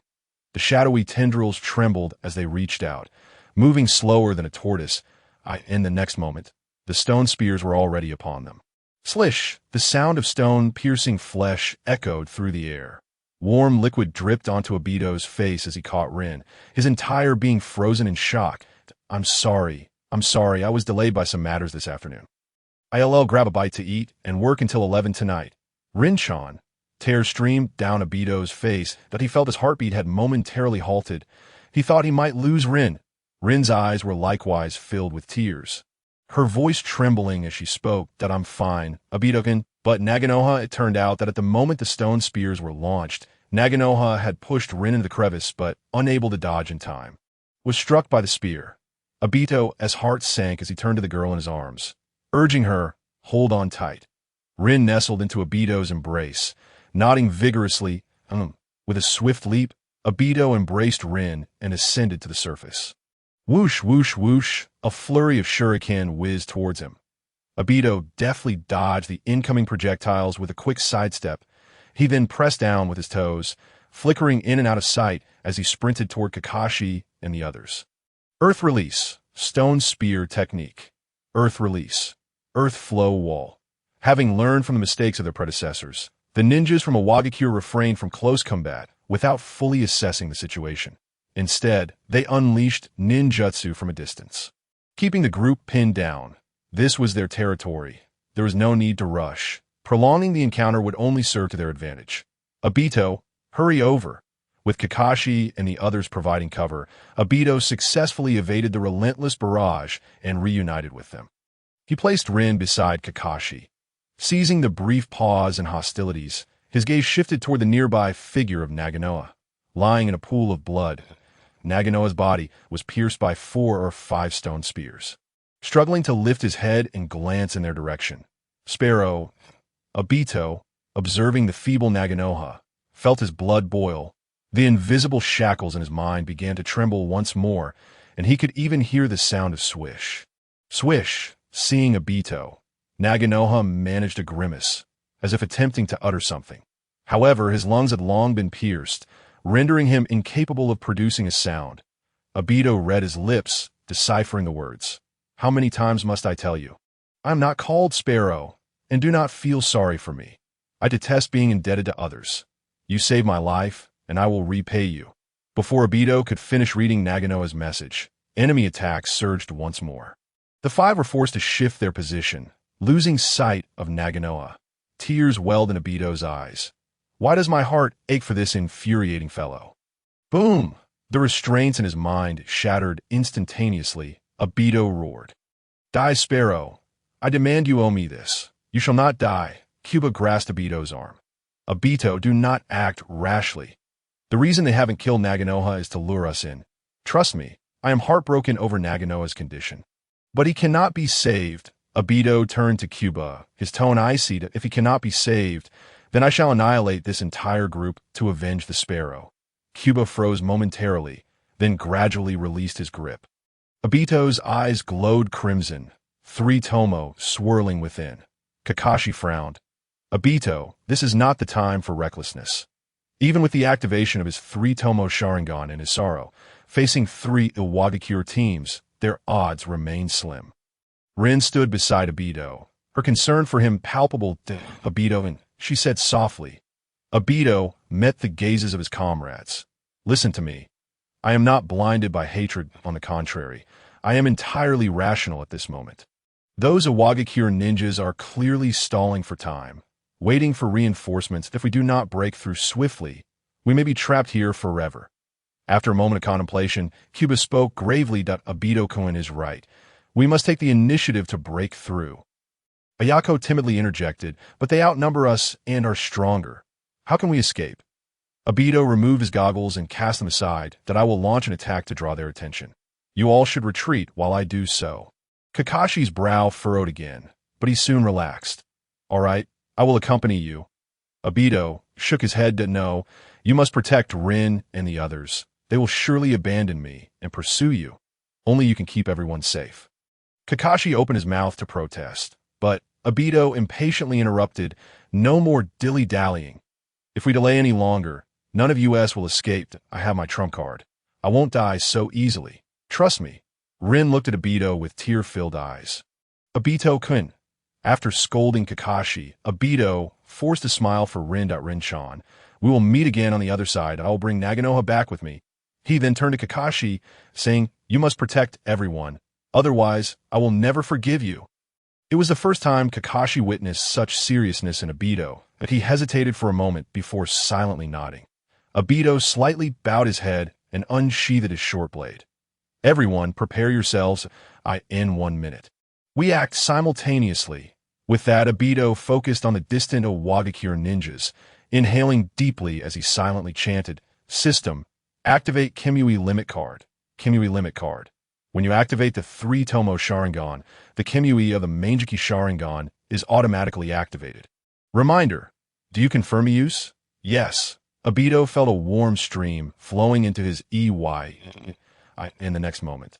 The 3 black tomo and the crimson hue shattered instantaneously, transforming into a black shuriken amid the surging energy. Kimui of the Manjiki Sharingan. A sudden understanding surged within him. Obito instantly grasped the use of Kamui. What a formidable ability! No wonder Kishimoto wanted to separate these eyes. Possessing dual Kamui is utterly overpowered. Clutching his short blade, Obito emerged from his hiding spot and began to run, charging toward the Iwagakure ninjas. Several Iwagakure ninjas murmured among themselves. In such circumstances, he still possesses the will to fight. No wonder he dared to infiltrate our rear. Indeed, though he is our enemy, this kid shows remarkable spirit. Hearing their conversation, Obito revealed a sinister grin. Oh, you think I lack courage? I could make even Gojian weep. I'm not just filled with fighting spirit. I intend to wipe you all out. Naganoha's consciousness began to fade. He vaguely saw Obito rushing toward him and couldn't help but curse inwardly. This fool, idiot, deadweight, does he not realize I'm a bait left by the enemy? But alas, he was on the verge of death. Pondering such matters was futile. However, he never anticipated this guy would stand up for him. Memories of the past began to resurface. He felt as if he had returned to his childhood, hearing a youthful voice in his ears. Hello, my name is Obito. We will be desk mates from now on. Hello, my name is Naganoha. Back then, he was a shy boy, and Obito was not the brash individual he had become. Naganoha closed his eyes, a faint smile gracing his lips, knowing he was been quite pleasant. Obito roared and furied, in his line of sight. The last vestige of chakra within Naganoha dissipated entirely. At that moment, as Obito charged forth, Cuba and the others also sprinted away in the opposite direction. The Iwagakure ninjas erupted in mocking laughter. So that's why this kid came out to die. It was to create an opportunity for his comrades. TSK, clever idea, but too bad you can't even delay for half a minute. Enough with the idle chatter. Swiftly deal with this little brat and prevent the others from escaping. 9 Iwagakure ninjas surged toward Obito, comprising 4 jonin and 5 special jonin. This formidable lineup was more than sufficient to eliminate the insignificant foe before them. Not to mention, behind them, 7 or 8 squads were rapidly approaching. With such an extravagant array on their side, what could the opponents possibly use to turn the tide? What could they possibly lose? Just charge ahead and finish it. Ding! A familiar notification echoed in Obito's mind. So exhausting. Scorpion. A sudden light screen appeared before him, filling his vision, nearly causing him to stumble. Option 1. Eliminate 10 Iwagakure ninjas. Reward for completion, 0.1 chakra. Option 2. Eliminate 20 Iwagakure ninjas. Reward for completion, 0.2 chakra. Option 3. Eliminate 30 Iwagakure ninjas. Reward for completion, 0.3 chakra. Obito quickly scanned the options, and a realization dawned upon him. The system wouldn't present such choices unless there were at least 7 or 8 squads of Iwagakure ninjas en route. With a firm resolve, he directed his consciousness towards option 3.33333333. Today, he would hunt with abandon. One Iwagakure ninja, noticing Obito seemingly lost in thought, approached with a mocking smile and thrust his blade forward. You dare to lose focus while facing me, little brat? Who gave you the audacity? Yet in the blink of an eye, his grin faltered as Obito appeared to phase through both him and his weapon nanny. Just as shock enveloped him, a short blade pierced through his chest. Hiss! Obito withdrew the dagger and kicked the fallen ninja to the ground. Once the remaining Iwagakure ninjas halted, taken aback by the bizarre scene before them. What just happened? One whispered that I don't know. Another replied with a grim expression. This kid is too eerie. Everyone be cautious. Obito, however, had no intention of allowing them any time to react. With the Iwagakure reinforcements yet to arrive, he resolved to eliminate the ninjas before him. One ninja, seeing Obito charge at him, gritted his teeth and swung his blade to meet the attack. I refuse to believe you can keep using that trick. In the world of Naruto, the more peculiar the ability, the greater the limitations during its use. It either required a price to be paid or had a prolonged cooldown. Surely, this brat's phasing ability wouldn't last long. With this thought, the Iwagakure ninja steadied himself. Shiny eye, he swung his blade at Obito, and indeed, his weapon passed through Obito's form. Yet he had already prepared for this, maintaining his balance without panic, after failing to land a hit. He swiftly retreated, ready to evade Obito's counterattack. But in that instant, the space around him warped, and he found himself immobilized, unable to move.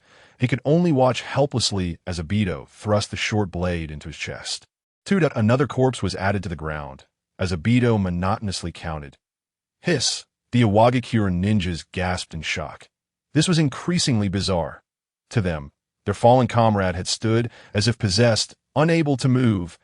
Obito looked at the shrinking Iwagakure crowd, unable to contain himself, and erupted into a mad, frenzied laughter. Ha ha! If you won't come to kill me, then I shall eliminate you instead. I demand you pay for that detestable fellow. With that, he raised his blade and charged toward the remaining ninjas. The 7 warriors exchanged glances, instinctively understanding one another's intent. They would confront this foe together. If they did not eliminate him, they would surely perish here. One Awagakure ninja met Obito's gaze as he charged. Bang! In the next instant, his head was crushed by the warped space. Red, white, yellow, green? Oh, it seems his brother wore a green headband. The colors splattered across the nearby ninja's point one, taken aback, instinctively licked his lips and nearly retched. What on earth is happening? What sort of ability is this? They gazed at the indifferent youth, a chill creeping into their hearts, in physical form, beguiling the mind, claiming lives from afar. Was this fellow a demon risen from the depths of hell? The lives he took seemed no more than cold numbers to him. His apathetic gaze upon them felt akin to looking at corpses. Are you even human? Someone could not restrain himself from asking. Ichem, you dare insult me? Obito glared fiercely. Bang! The speaker's head exploded instantly. Obito felt no disgust. Instead, he found himself craving watermelon. Observing the panicked crowd, he smirked, point forward at what a dull battle ate this stage in the Naruto world. The power balance had not yet collapsed, and the network environment remained relatively stable. Unlike a decade later, where powerhouses roamed freely and cheats were rampant, the current era still held some semblance of order. He sighed softly. If only he had grasped this formidable power sooner, Nagano would not have. Obito stored Nagano's body into his Kimui space. Dead Sparrow, once I can unleash my power, I shall revive you alongside Uncle Shumo. He has long wished to have a word with you. Feel free to voice any grievances then. He attempted to alleviate his inner sorrow with jest, though the effect seemed minimal. Point one might question why Obito did not simply use Kimui to escape with everyone. He had indeed considered this, but activating Kimui immediately would render him untouchable. However, doing so would also expose his capabilities, disrupting many of his plans. Moreover, should someone like Shimura Danzo, a 55-year-old silver coin, learn of his immense power, it would not be long before he devised schemes to extract Obito's eyes as long as he remained here. Drawing sufficient fire, Kakashi and the others should remain safe. Furthermore, he had to stay behind to avenge that sparrow. Obito shook his head, dispelling those thoughts, and once more charged forward, laughing maniacally. Ha ha ha! He swung his short blade to deflect one Awagakure ninja's attack, then, with both hands engulfed in flames, pierced through another ninja's heart. 5, 6, 7, 8, 9. He tore through the enemy ranks with the ferocity of a wolf among sheep, an utter slaughter to know. Perhaps it was inappropriate to even label this a battle. This was nothing short of a one-sided massacre. Obito retrieved his short blade from the ground and gazed at the bamboo forest nearby. There, no fewer than 10 Awagakure squads surrounded him from a distance, their expressions a mix of disbelief and caution. This little brat single-handedly decimated 3 of our squads. They had assumed that Konoha was devoid of formidable fighters, only to discover that a mere child possessed such terrifying prowess. Cursed be it. He appears to be no larger than my son. A child should be like a leaf from the village of Konoha.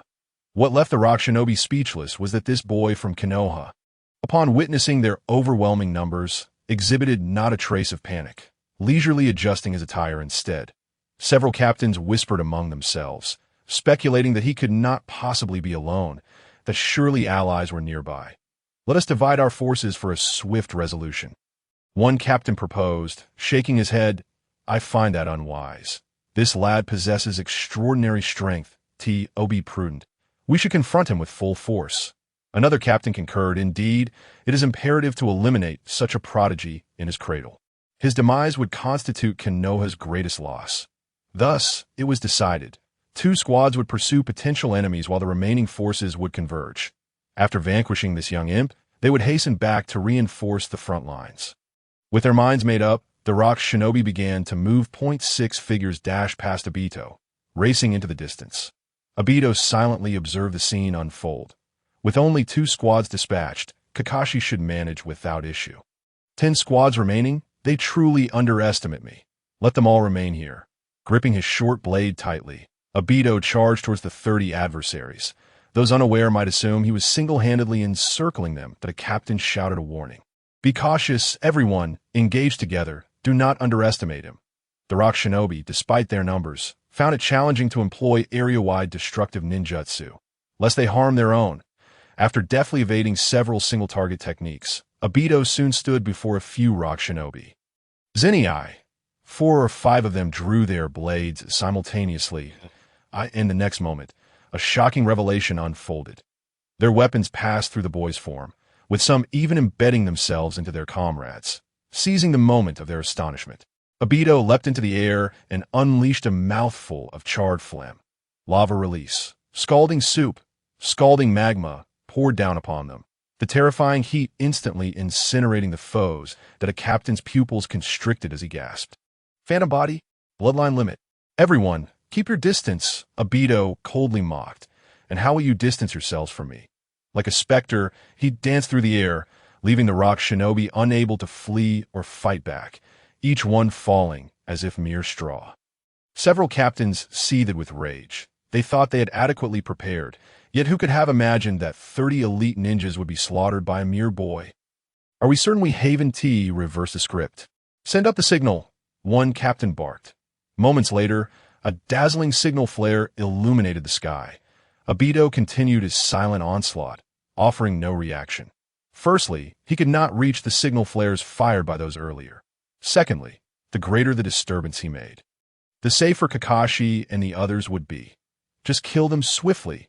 The backline of the rock shinobi, upon seeing the signal flare above, wore expressions of bewilderment. Hadn't they dispatched over 10 squads? Why hadn't they resolved the situation?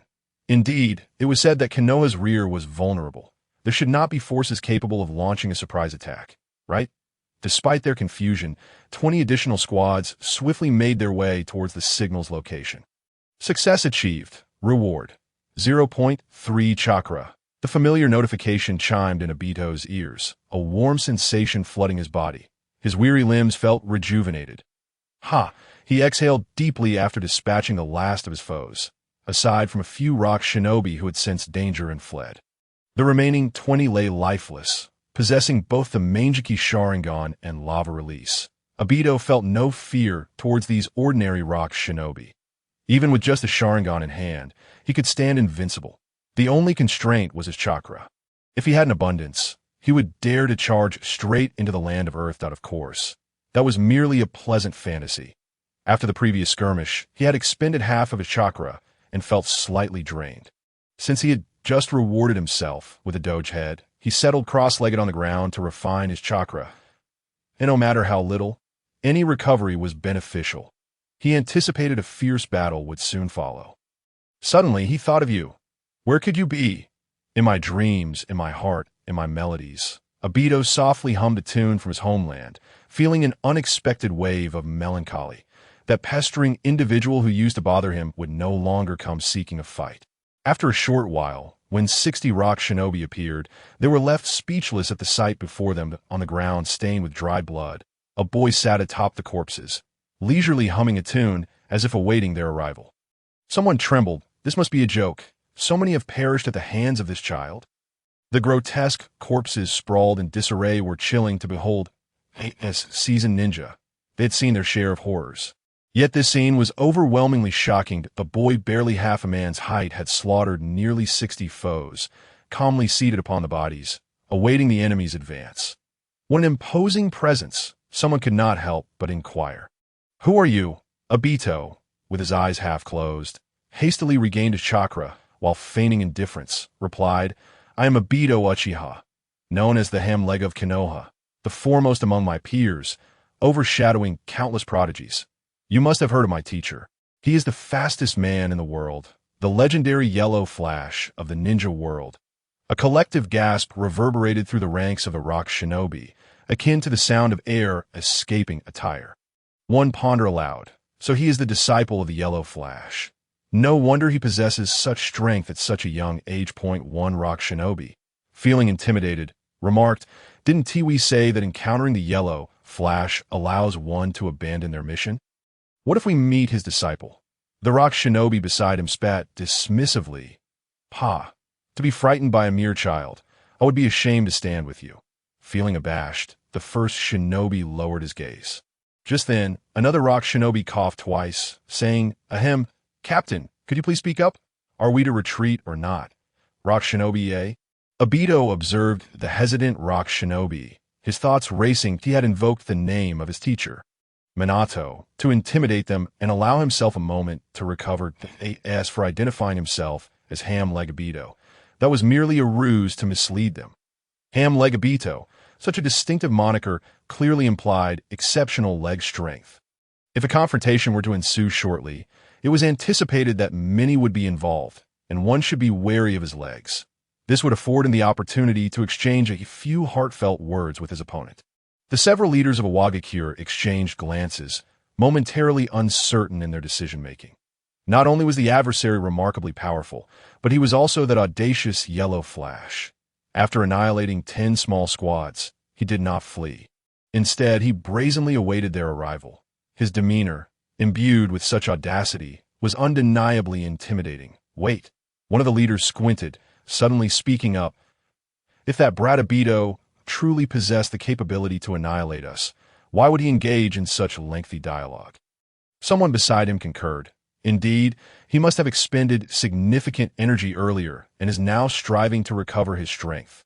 Another added, he is likely stalling for his comrades. Let us not grant him a moment's respite. We must eliminate him swiftly. The leaders conversed loudly on purpose. Upon hearing their words, the nearby Iwagakure ninjas felt a surge of confidence as they grinned menacingly at Obito. If they could slay this impudent Obito, it would surely be a grand achievement. I shall sever his head and present it to the yellow flash, one exclaimed, eagerly anticipating the expression on the yellow flash's face at that moment. Obito raised an eyebrow, gripping his short blade as he rose from the ground littered with corpses. Stop your incessant prattling, and come at me if you dare. With that, he randomly selected a fortunate squad and charged toward them. With a wave of their hands, several teams of Iwagakure ninjas advanced, encircling Obito. Should we dispatch a few teams to apprehend this brat's comrades? One pondered. Let us not rush. Wait. What?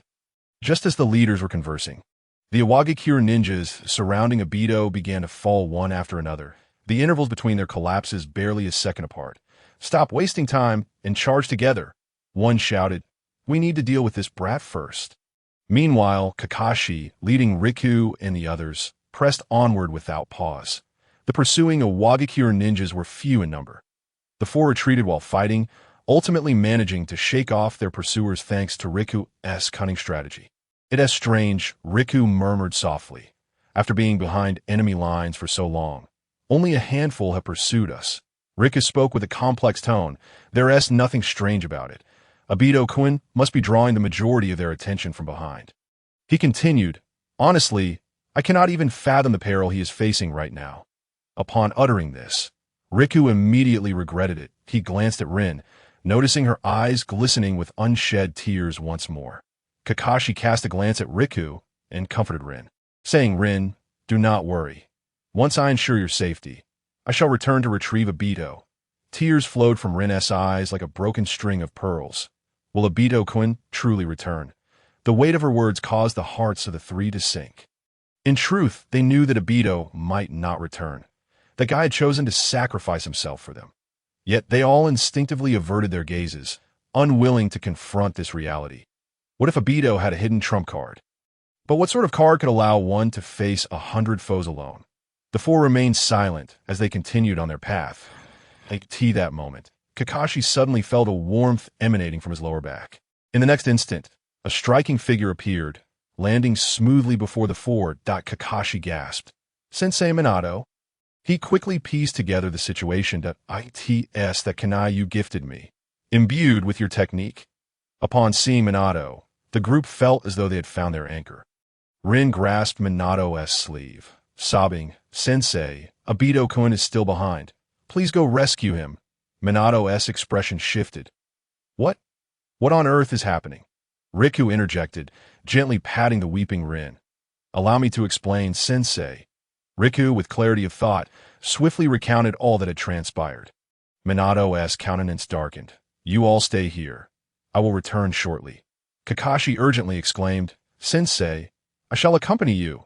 With his father already gone, he could not bear to lose that guy as well. He truly did not know what meaning life would hold for him thereafter. Be obedient, Kakashi, Minato replied, throwing a kunai that vanished in an instant. He was in a hurry. Kakashi clenched his fists tightly, watching Minato's figure disappear. Please, Sensei Minato, you must bring him back, as Minato's form flickered. He drew ever closer to the location Riku had described. He could already sense a metallic, rusty scent in the air. It was the stench of blood, pungent to the point of being nearly overwhelming. Furrowing his brow, Minato quickened his pace. Obito, hold on. In the clearing outside the bamboo grove, Obito panted heavily, his grip on the blade trembling. Before him stood 60 Iwagakure ninjas, now reduced to a mere handful. They were unnerved by Obito's uncanny abilities, too frightened to advance, instead lingering at a distance to attack. One voice suspicion. This brat seems to be running out of steam. Immediately, another responded. Indeed, he hasn't used that bloodline limit for quite some time. To be prudent, they probed further. Soon they confirmed that this brat Obito was indeed nearing exhaustion. Exchanging glances filled with excitement, they exclaimed, "What are we waiting for? Charge! Eliminate Obito!" Suddenly, someone interjected, Did anyone hear that strange sound? One person perked up, their expression ODD.IT sounds like an incomprehensible melody. Another urged, stop dawdling and kill this brat first. As the Iwagakure ninjas charged toward him, Obito let out a helpless sigh. After fighting for so long, his once ample chakra had finally been depleted. Just at the moment when his strength was entirely spent, an infectious melody began to resonate in his ears. The sun shines bright. The rooster crows 3 times. The magpie builds a new home. The bees gather honey sweet. The joy of labor is boundless. The creation of labor is most glorious. A faint smile graced Obito's lips. Here it comes, my buff boost. BGM. In your BGM, no one can outlast you. When your stamina is exhausted, it instantly restores 20 of your maximum stamina, which also includes chakra. This so-called stamina value also encompasses chakra. However, this BGM was indeed somewhat difficult to articulate. How to describe it? It was akin to Kaguya opening the door for Black Zetsu, a homecoming indeed. After regaining 1/5 of his strength, Obito raised his short blade once more and commenced a new round of harvesting. A chorus of wails erupted. This brat was merely feigning weakness. How shameless. I never anticipated that I, Moli Laoba, would meet my demise at the hands of Hamujin Daitu. Speaking of which, are you not wielding your legs? Daitu, somewhat perplexed, delivered a chilling revelation to the elder before him. Why do you, a deceased being, become so entangled in such matters? This must be the place. With a swift flying thunder god technique, Minato traversed a dense bamboo grove. Arriving at a clearing beyond it, Obito, Minato stood frozen in place. There lay his disciple, weary and leaning against a tree, a short blade clutched in his hand. Surrounding him was a gruesome tableau of slain rock ninja corpses. A veritable sea of bodies, numbering at least 70 or 80. Daitu, upon hearing a familiar voice, opened his eyes and greeted with a smile. Ah, Sensei Minato, you've arrived. The grin on the youth's face, juxtaposed against the vast pool of blood, appeared eerily unsettling. Yet, Minato felt a pang of sorrow and uttered, I'm sorry, Obito, I have come too late. Daitu gently shook his head and spoke with profound significance. No, Sensei Minato, you are not late this time. There is still hope. Minato, heart aching, approached Daitu, disregarding the bloodstains on his disciple's form, and enveloped him in a heartfelt embrace. After a lengthy moment, Minato released Daitu, hesitating before asking, Obito, what is this? He intended to inquire about Daito's remarkable prowess and its sudden escalation. He was aware that his disciple possessed strength rivaling that of a J-Nin, yet glancing at the multitude of corpses littering the ground, Minato realized Daito's capabilities transcended even that. Daitu understood Minato's unasked question. He bowed his head and spoke with a complex tone. After a sacrifice, in my grief, I awakened the 3 Tomo Sharingan. Furthermore, I have mastered the Kekkei Genkai of lava release. Minato pondered, 3 Tomo and lava release? He observed the charred remains strewn about, noticing many bore signs of scorching. Indeed, it must be so. However, the chakra of my disciple is indeed terrifying. It likely rivals at least 1% of Kushiness. Moreover, it seemed that Obito's current strength had likely elevated him among the upper echelons of the ninja world. Yet it was unfortunate about that child. Nadahama thought, by the way.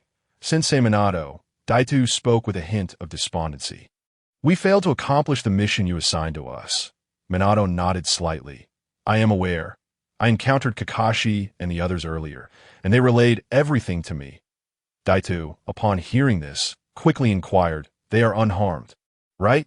Minato replied soothingly, rest assured, everyone is safe, though they are quite worried about you, especially Rin.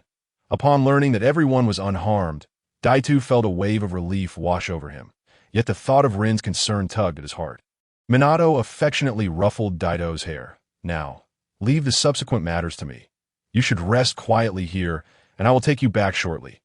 Daito nodded in agreement. Understood, Sensei Minato, with the yellow flash taking the lead. There was no need for him, Hamyujin Daito, to intervene. He could only wish for Minato to eradicate the remaining rock ninja entirely, for he feared that the few who had fled might disclose his abilities.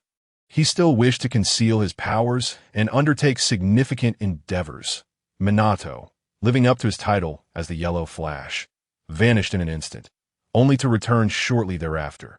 Daito, rising to his feet, anxiously asked, Sensei Minato, have you destroyed the Kamubiki Bridge? Did you eliminate all those rock ninja? Minato remained silent, merely nodding. Although he yearned for peace, he was not one to show leniency to enemies in the midst of war, especially given this was an invasion instigated by a Wagakure. Ah, splendid, Daito exhaled in relief. With this, the likelihood of his Kamui being exposed diminished significantly. Of course, it was likely that his strength could not remain concealed. After this battle, he and his cousin Shursui might become renowned figures within the ninja world. Shunshin Shursui, Hamyujin Daito, compared to his cousin's illustrious title, the one he had casually devised felt rather lackluster. Regardless, he dismissed the thought. After all, those who had faced him lay dead. He could always adopt another moniker later. As long as those fellows did not return as Edo Tensei, he would remain safe. However, Daito was still rather naive that in the ninja world, there existed numerous methods to convey information. Perhaps the remaining personnel from a Wagakure would be unable to record and relay his detailed abilities back to the land of Earth in time. Yet merely a name could still be disseminated. Seeking codename suggestions, one reader suggested Crimson Eyes, which I find rather appealing. Any others? Minato extended his hand towards Daito, offering a gentle smile. Come, Obito, let us return home. Daito grasped Minato's hand firmly and nodded emphatically. In the blink of an eye, Minato transported both himself and Daito to Kakashi and the other side. Sensei Minato, Daito-kun. Upon seeing Daito, Rin could no longer contain her tears. Do not cry, Rin-chan. I have returned. As Rin sobbed, she was about to leap into Daito's embrace. Rin-chan, do not hug me. I'm covered in blood. Though he had brushed against Minato earlier, before he could finish his sentence, was already tightly embraced by Rin. Do you know how worried I was about you? Oh, Daito found himself at a loss. Please do not cry, Rin-chan. I promise I will not let you worry again. After a considerable time, Rin finally released Daito. He thought to himself that he could finally breathe easy. However, the very next moment, Kakashi embraced him, whispering in his ear, next time, I won't abandon you. Whatever happens, we will face it together. Afterward, he let go of Daito. Then, Rukia swiftly embraced Daito, patting his back. It is good to have you back. It is good to have you back. I lost one friend today, and I do not wish to lose another. After a brief moment of their embrace, Rukia released Daito. Daito then raised his arms, looking toward Yako. Come on, you're the last one. Yako hesitated slightly. Although I'm very happy that Daito-kun has returned alive, I did not plan to hug you. Nevertheless, recalling the sacrifices Daito had made for them that day, Ayako stepped forward and embraced him. Wow, is Ayako this strong? Daito was momentarily stunned. After hugging Daito, Ayako blushed and ran away. Minato stood nearby, smiling as he observed the scene. Once the little ones had finished their exchanges, he finally spoke. Let us return to Konoha. Yash. On the way back, Rukia inquired, Sensei Minato, What do you think this war will lead next? After a moment of serious contemplation, Minato spoke. Yamashiro is already at a disadvantage on the front lines, and now that our supply line has been destroyed, this war cannot last much longer. Konoha will soon achieve victory, he stated. Rin sincerely replied. That's wonderful. Her inherently kind nature made her detest the violence of war above all else.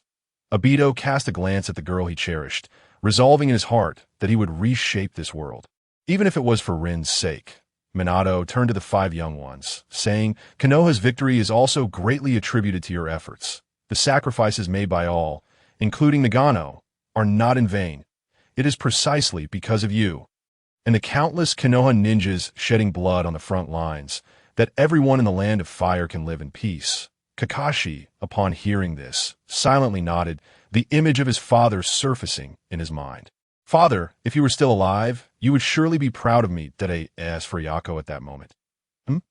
Who is Yako? Minato and the others walked ahead, consciously allowing the young couple behind them some privacy. Rin, holding Obito's hand, asked uncertainly, Obito-kun, is there something wrong with your eyes? I've noticed you squinting while looking at things. Minato and the others turned their heads, casting puzzled glances at Obito. Obito's heart trembled, yet he scratched his head nonchalantly, saying it might just be fatigue from overusing my Sharingan, that a little rest should help. Rin nodded in understanding. Oh, I see. As long as it's nothing serious. Seeing that no one was suspicious, Obito began to carefully observe his own eyes. Without Rin's reminder, he hadn't even noticed. It seemed he was indeed nearsighted. Based on his previous life's experience, it appeared to be quite significant. Given the mildness of his nearsightedness, he had not paid it much heed. What is going on? Wasn't I modified by Hashirama's cells? Confused, he inquired within his mind. System, could you explain why I still have nearsightedness? The system's voice echoed his mind. Ding. Here comes the explanation. The current development level of your Hashirama cells remains at the lowest stage. Therefore, frequent use of ocular techniques can still lead to visual fatigue and nearsightedness. Obito, what development level? You never mentioned this before. System, you never asked, did you? Obito, he took a deep breath, tried to remain calm, and asked, so can you tell me now? Ding. Of course, this system always delivers. With a ding, the system presented a light screen before Obito. Introduction. The development levels of Hashirama cells are divided into 4 stages, with the following impacts on the host. 1. First stage. Reduces the burden of Kamui on the host body, and the host can utilize basic would release ninjutsu. 2. Second stage. Significantly reduces the burden of Kamui on the host body, allowing the host to use intermediate would release ninjutsu. 3. Third stage. Completely alleviates the burden of Kamui on the host body, enabling the host to use advanced would release ninjutsu. 4. Fourth stage.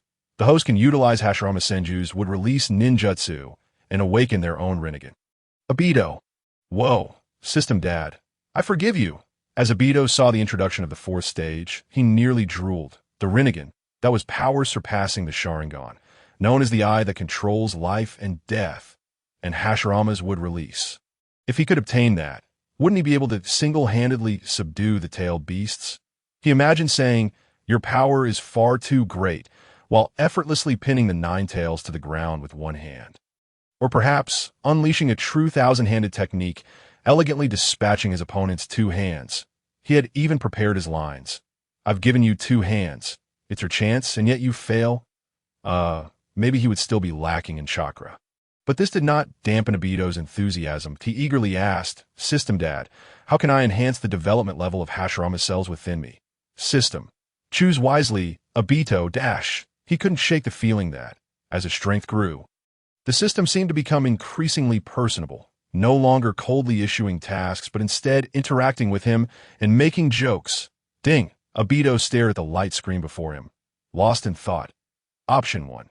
Imagine yourself as a tree, burying your feet in the ground and standing still to bask in the sunlight for half an hour every day for a year. Completion reward. 2nd stage development level. Option 2. Grind Hashirama's bones into powder and consume 100 grams daily for a year. Completion reward. 2nd stage development level. Option 3. Use would release ninjutsu daily for a cumulative duration of half an hour for a year. Completion reward. 2nd stage development level. First, he eliminated option 2. Not to mention whether he could even access Hashirama's corpse. The idea of making bone broth from someone's bones was a bit too gruesome. Pass. As for options 1 and 3, they took a similar amount of time to complete and were not particularly challenging. However, option 1 might lead to social embarrassment. Thus, he resolutely chose option 1. There was no need for a bicycle if he could complete the task by standing still. He accepted the potential social embarrassment. Upon arriving in Konoha, relief washed over the group. It was only here that they could feel at ease, free from worry. Most ninja were still engaged in battle on the front lines, leaving the streets of Konoha unusually quiet. Minato turned around with a smile and addressed the 5 young ones. Thank you all for your hard work on this mission. You should head back to rest. I will report to Hokage-sama. Everyone responded affirmatively. Understood, Minato-sensei, senpai. After Minato departed, Kyuubi spoke with a shadowed gaze. Then Ayako and I will take our leave. We must inform his family of Nagano's passing. Rin's eyes turned red. Kyukin, I'll accompany you. After all, Nagano sacrificed himself to save me. Kyuubi shook his head, replying, there's no need. The 2 of us will go. We're off. With that, he took Ayako and headed toward Nagano's home. Obito sighed and turned to Kakashi beside him. What about you? What are your plans? Kakashi replied nonchalantly. Going home. Eating, sleeping, and training. Obito nodded, saying, got it. Then you should get back to cooking. I'll go home and report my safety first at Rinchan. You should head back too. Let's meet at Kakashi's place tonight. Kakashi? Rin nodded eagerly. All right, Obito-kun. She embraced Obito tightly, lingering in their embrace for a long moment before reluctantly parting. Kakashi, woof woof woof. Is it really okay for you 2 to do that in front of me? Just because my summoning beast is a ninja dog doesn't mean you can treat me like one. Kakashi sensed that tonight would be a nightmare. That evening, at the Hitaki residence, Kakashi hung his head with a bored expression, saying nothing. Obito and Rin sat on either side of him, feeding each other at Rinchan. You must try this.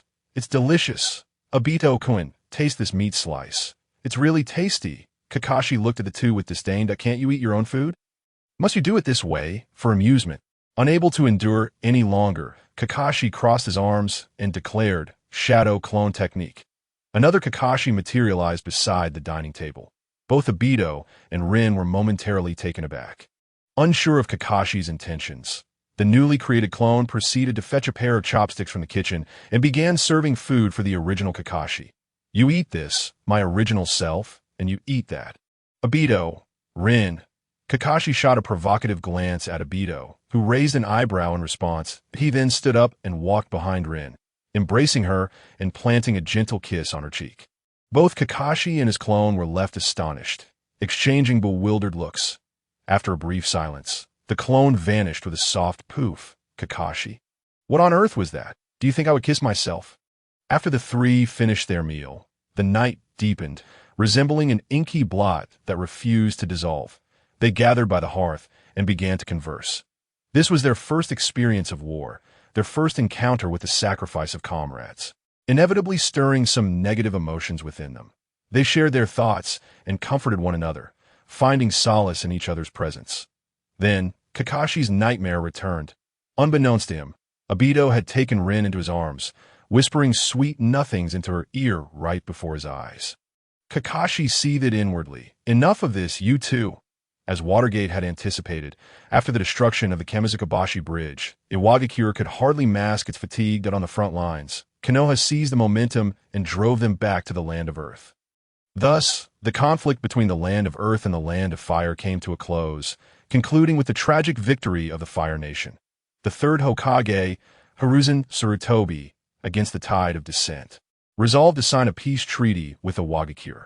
When Watergate conveyed this news to Obito, the latter nearly exploded with rage that we clearly won the war.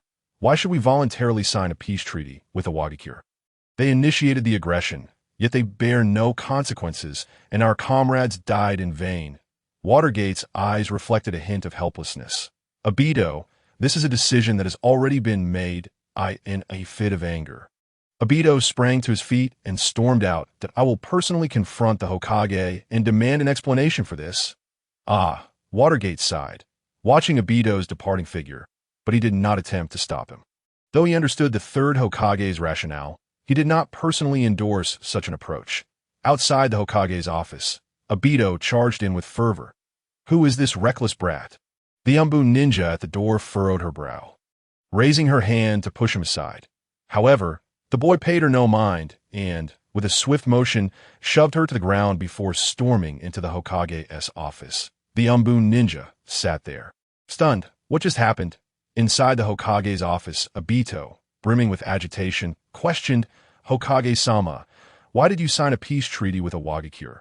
Before he could finish, he noticed other guests present. "Don't eat the sour radish. Shimura Danzo? What's he doing here?" This was Obito's first encounter with the elder statesman, and he couldn't help but scrutinize him. "Why does that old man keep squinting? He somewhat resembles my idol, Li Ronghao." The third Hokage, looking at Obito with a hint of exasperation, said, "Little Obito, there are reasons for my actions." Danzo, standing beside the third, scoffed lightly, his eyes half-dashed closed. In my opinion, Hiruzen, you are far too lenient. Even a child possesses more spirit than you if they dared invade Konoha. We should have severed one of their hands to teach them a lesson, while letting them go so easily. What becomes of Konoha's dignity as the foremost hidden village?" Danzo's words ignited a fire within Obito. Indeed, there was a unique charisma about him that if only he didn't enjoy undermining his allies, he might have been hailed as a great hero. The third Hokage waved his hand, dismissing the Umbu ninja who intended to enter. He spoke with a heavy heart.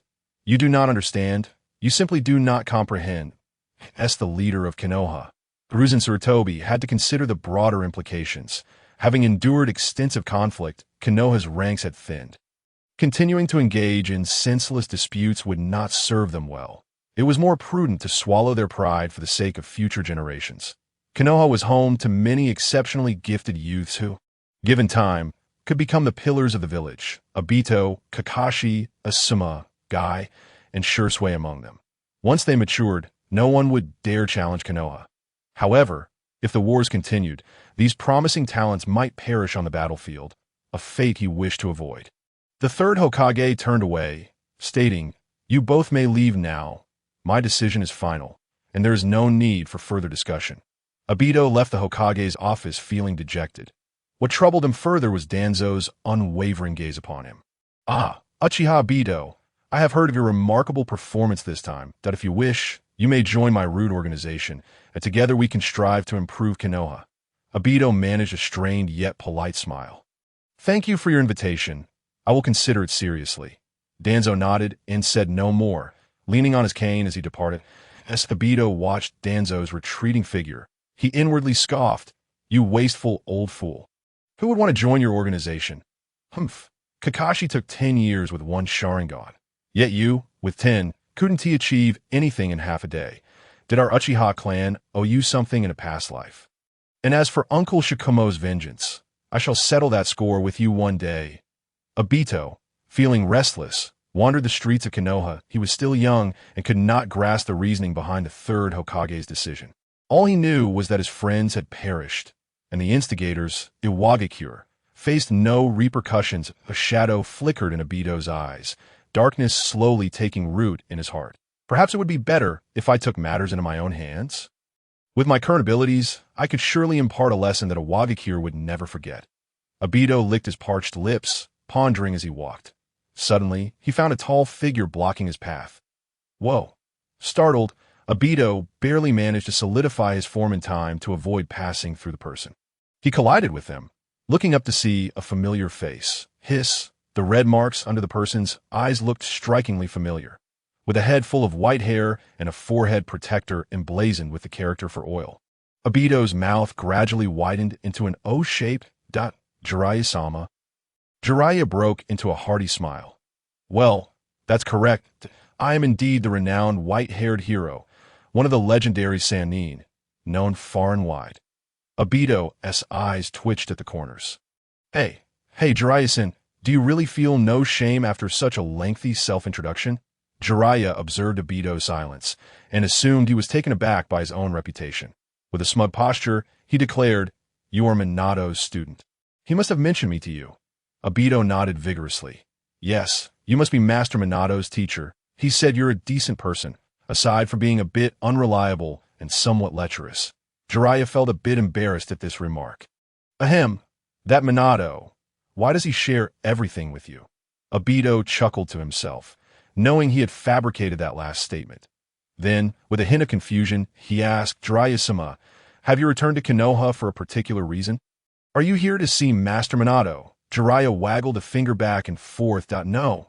I have come here for you, Uchiha Obito. Obito's mind momentarily short-circuited. Huh. For me, he pondered, wondering if Jiraiya had discovered his ability to use the seduction technique. Did that mean he would have to comply with Jiraiya's demands? The thought made him feel a bit bashful. Just as Obito was lost in his thoughts, Jiraiya spoke again. Are you willing to sign a summoning contract with Mount Mayaboku and accompany me there to train? Dear readers, I previously mentioned that Obito appeared in the prophecy of the great sage of the Toads. This is not a mindless opportunity. The character development remains intact. Everything is at the behest of the sage. Obito was taken aback. He never expected that Jiraiya had come specifically to take him to Mount Mayaboku. Should he agree or decline? Although he was unsure why Jiraiya had made such a decision, going to Mount Mayaboku might grant him the chance to inherit its sage arts. However, the thought of the arduous training involved in mastering sage techniques made Obito hesitant. Spending several years at Mount Mayaboku would be less productive than focusing on multiple choice questions. Why practicing a few more problems? He could achieve everything he desired. For instance, if he studied the snake technique for another 2 years, he would surely grasp the sage arts of the Dragon Cave. Noticing Obito's hesitation, Jiraiya was taken aback. After all, he was talking about the legacy of Mount Mayaboku, a heritage that countless ninjas yearned for, striving tirelessly to attain. And yet this child was hesitating. Jiraiya contemplated a possibility. Perhaps Obito was unaware of Mount Mayaboku's esteemed status within the ninja world. Thus, he inquired, little Obito, have you heard of Mount Mayaboku? Obito nodded. Of course I have. It's one of the 3 great sage lands, alongside the Dragon Cave and the Wet Bone Forest. Jiraiya began to feel perplexed. If this child had heard of Mount Mayaboku's renown, why was he still hesitating? Obito scratched his head and replied, I apologize, Jiraiya-sama, but this matter is of great importance. I need to think it over carefully. Jiraiya waved his hand dismissively, and oh worries, take your time to consider. Thank you, Jiraiya-sama. Obito pondered for a while, but after much deliberation, he still couldn't reach a decision. Forget it. When in doubt, consult quantum mechanics. No, better to directly ask the system. System brother, could you help me come up with a multiple choice question for reference? System. Alright then, ding. Option 1. Abandon the Dragon Cave Sage Arts and sign a summoning contract with Mount Mayaboku. Completion reward. Mount Mayaboku Sage Arts. Option 2.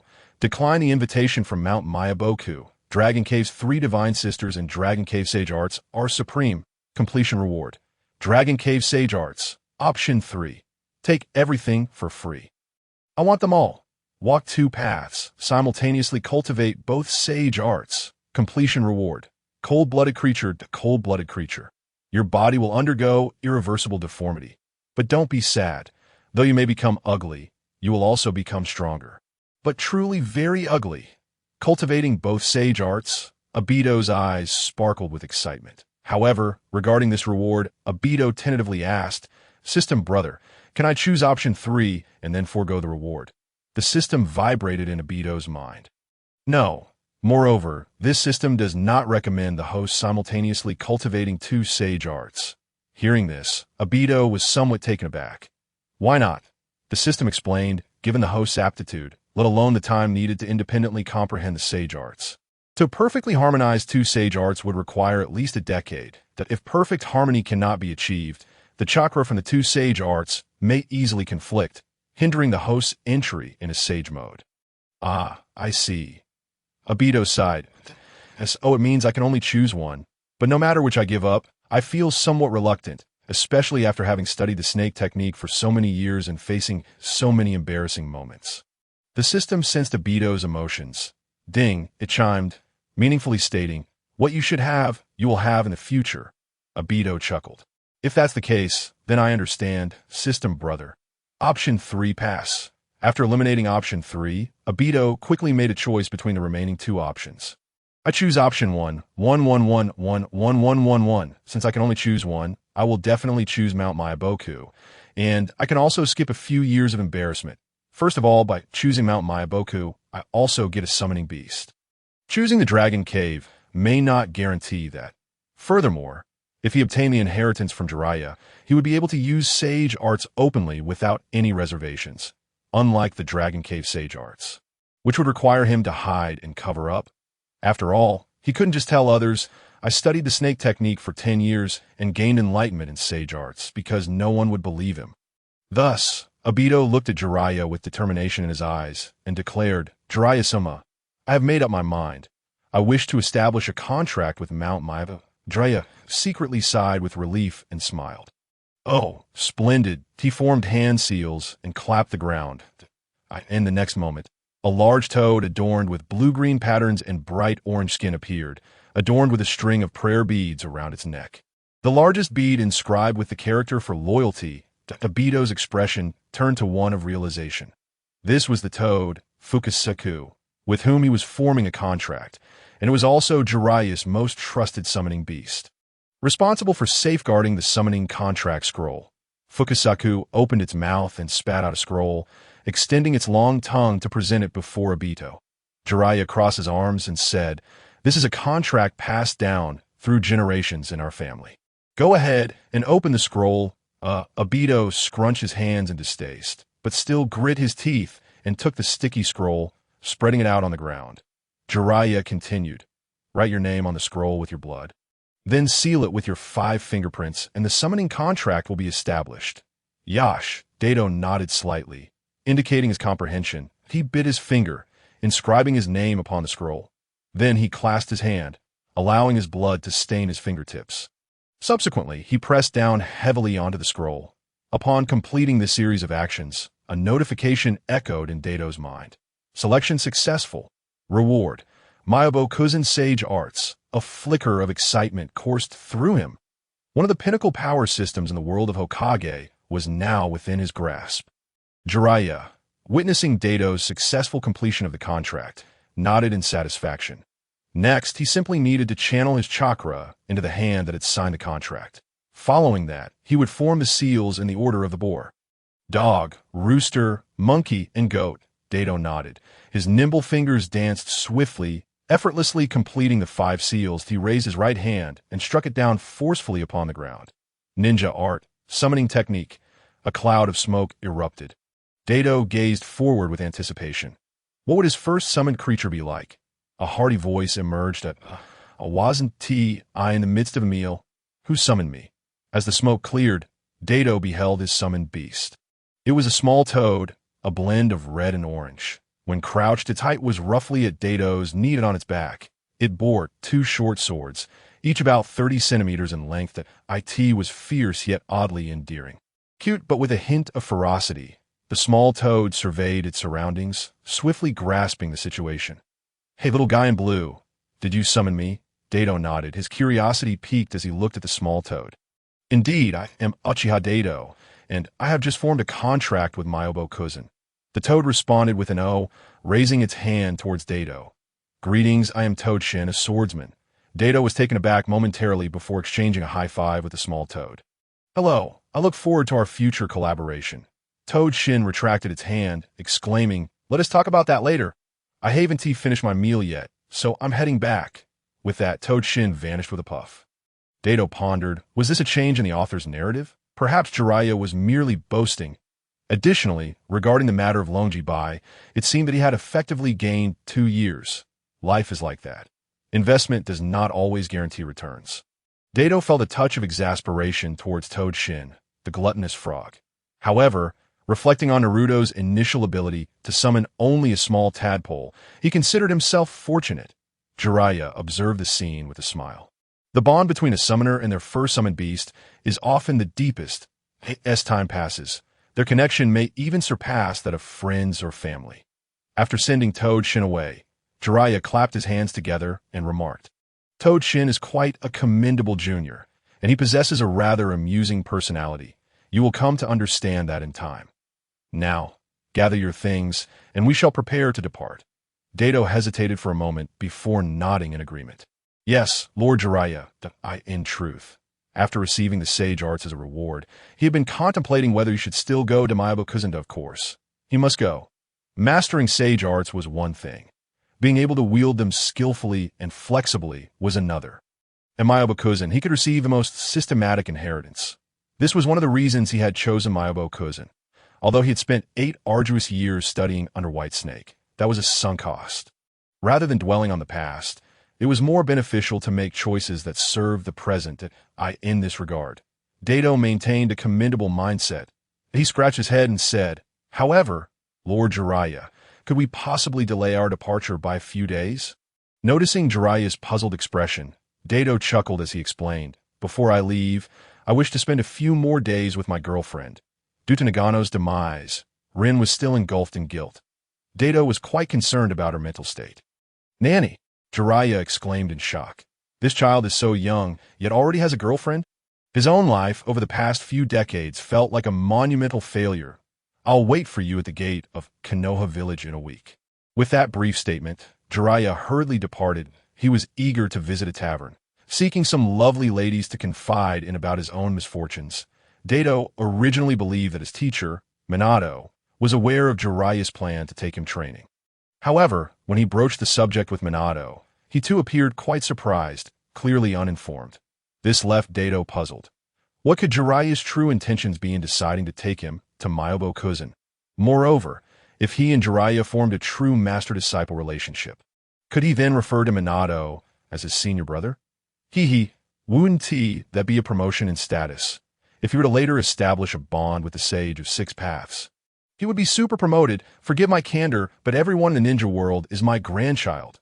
A week later, Dato, carrying a small bundle, arrived outside Konoha village. Jiraiya had been waiting for him for quite some time.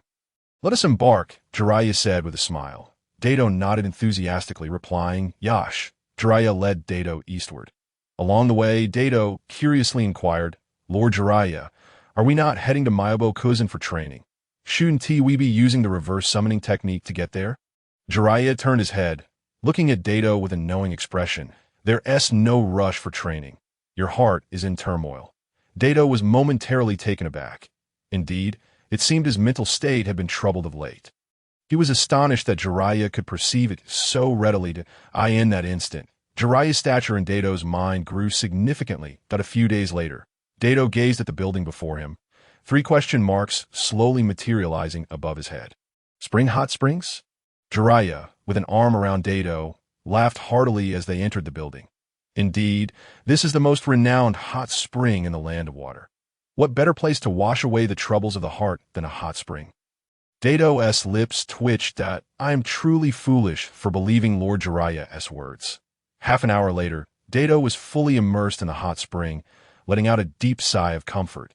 Jiraiya, observing him, smirked with contentment. "So, little Dato, do you feel as though your heart has calmed considerably?" Dato gazed at the young girls frolicking in the hot spring nearby and nodded sincerely. "Yes, Lord Jiraiya, I've suddenly realized that this world is still quite beautiful." The two fell into a comfortable silence, relishing the moment and taking in the splendid scenery around them. Their expressions, old and young alike, were surprisingly harmonious at that moment. After a while, Dato softly spoke. "Lord Jiraiya, I had a friend who perished in the war. I am filled with rage and have harbored many dark thoughts." Jiraiya, shedding his carefree demeanor, replied earnestly, "That is entirely normal. Each of us harbors a shadowy side within. However, the ability to reign in that darkness will ultimately shape the kind of person we become." Dato nodded thoughtfully. "I understand. Lord Jiraiya, he did not abandon his grand aspiration to reshape the world within his heart. However, he felt that perhaps he could pursue his goals through a different approach. After leaving the hot springs, Jiraiya intended to take Obito to Myoboku Mountain for training. He solemnly cautioned, "Obito, the 2 sages responsible for your instruction are quite strict. This training could last anywhere from 3 months to several years, so you must be mentally prepared." Obito, with an odd expression, nodded in agreement. "Understood, Lord Jiraiya.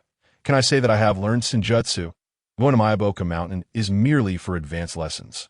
With a flourish, Jiraiya employed a summoning technique, calling forth a gigantic toad. Subsequently, To Obito's horror, he pulled him into the toad's mouth. Obito gazed at the mucus covering him, utterly disheartened. Wasn't this hot spring visit in vain? The enormous toad closed its mouth, plunging them into darkness. The sensation of tearing engulfed him.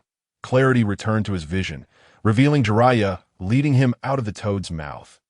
"Wow!" Obito exclaimed, captivated by the sight of verdant mountains and swirling white clouds. Resembling a celestial paradise, or perhaps it was indeed a realm of divine beauty. Lush waters and vibrant greenery painted a breathtaking tableau. Jiraiya smiled and said, "Come, let me introduce you to the two sages." "Okay." Obito followed Jiraiya's lead. Along the way, they encountered numerous stone toads, unfortunate souls who lacked the protagonist's aura and had faltered in their pursuit of Senju. Soon, they arrived at a modest cabin atop the mountain.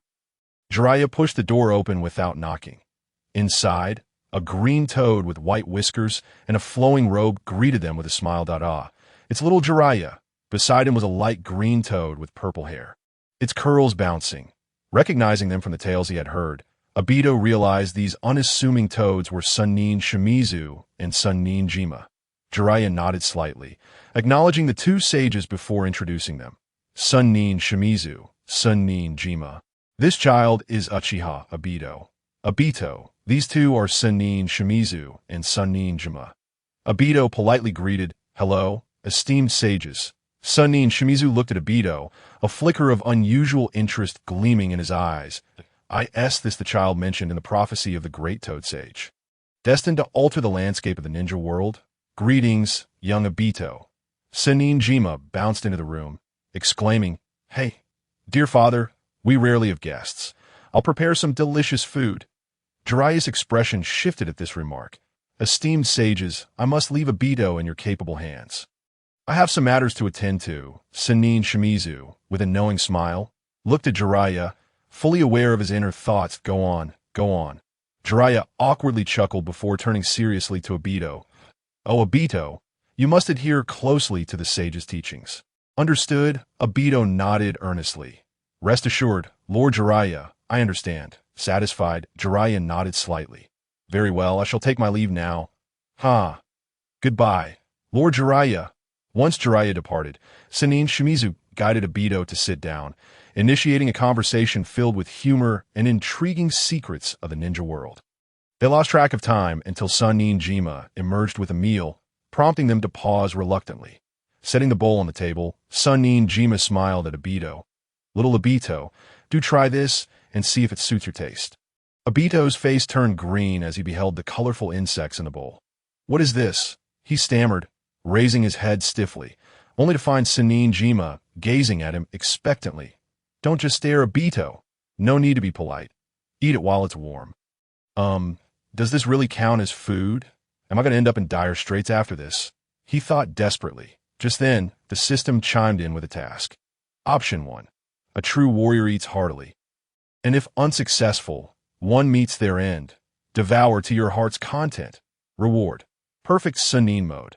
Option 2. I, Obito, would rather starve than consume your food. Reward. Ordinary Sannin mode. I in his heart. Obito lamented. "System, I resent you." The system replied. What other choice did he have? He could only select option 1. Trembling, Obito reached out and grabbed a handful of insects, shoving them in his mouth. Oh, his surprise. The taste was not bad, until he felt the insects wriggling within.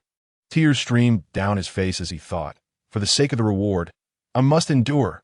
He ate while spitting some out, finally managing to finish an entire bowl of insects. Sannin Jima beamed at the sight.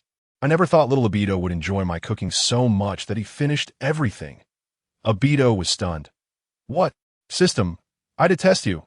Selection successful. Reward. Perfect Sannin mode.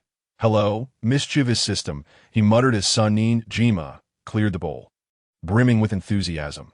"Dear father, little Obito, wait here. I shall prepare more for you." Obito's face turned pale. "Sannin Jima, no need to prepare more for me.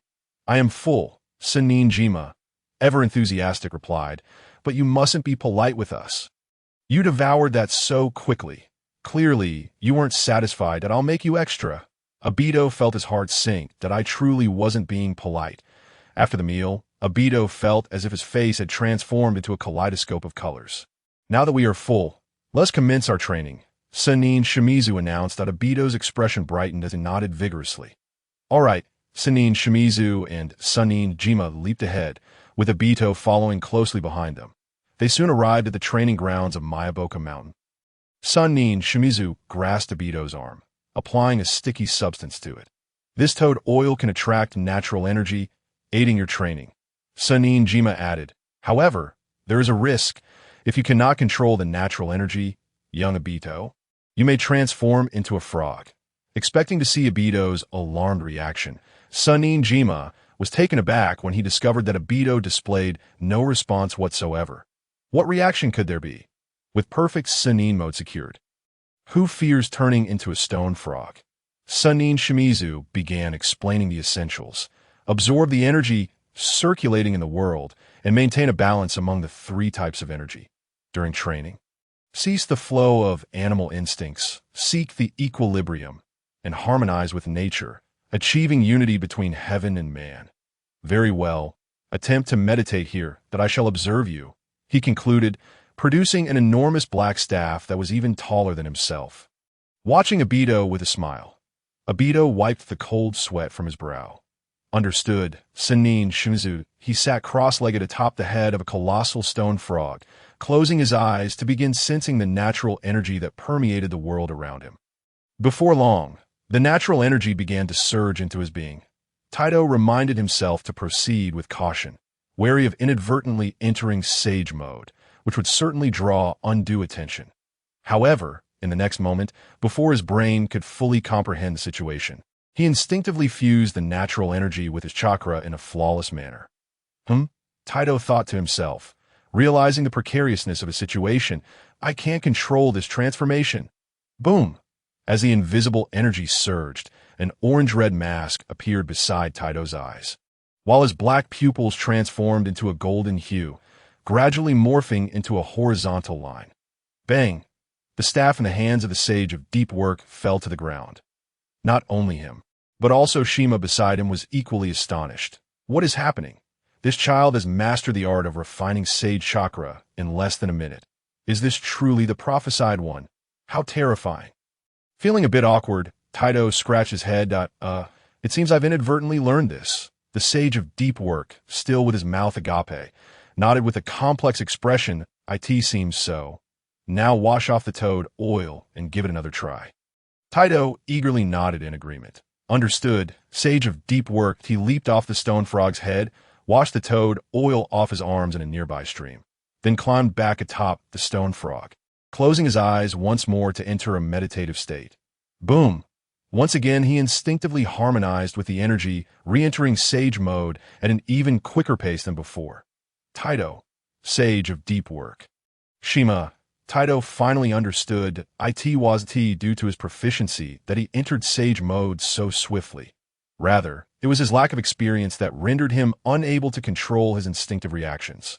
The moment he absorbed natural energy, he subconsciously fused it with his chakra, leading to an uncontrollable and instant transition into sage mode. Jiraiya, have you heard the rumors? The sage of deep work took a deep breath, accepting this reality. After all, he is the prophesied child. Is there anything wrong with exhibiting some extraordinary traits? No, indeed. Is it so strange to master the art of refining sage chakra in a minute?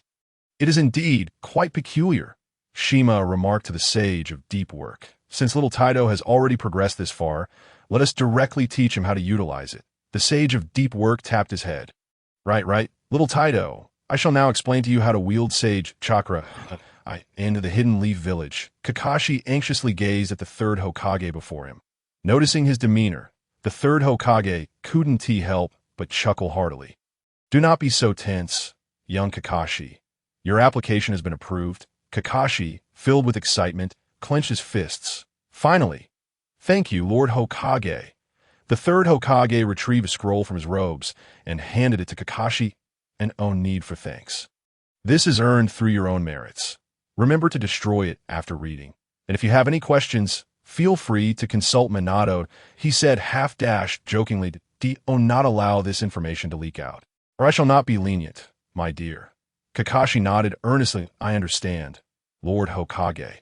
Kakashi carefully tucked the scroll away and exited the Hokage's office. Upon returning home, he could hardly contain his eagerness and swiftly unwrapped the scroll. The exterior bore the bold inscription, Flying Thunder God Technique. Kakashi murmured, once I master this forbidden technique, I should be able to catch up with that guy. He had never envisioned a day when he would be left behind by Taito.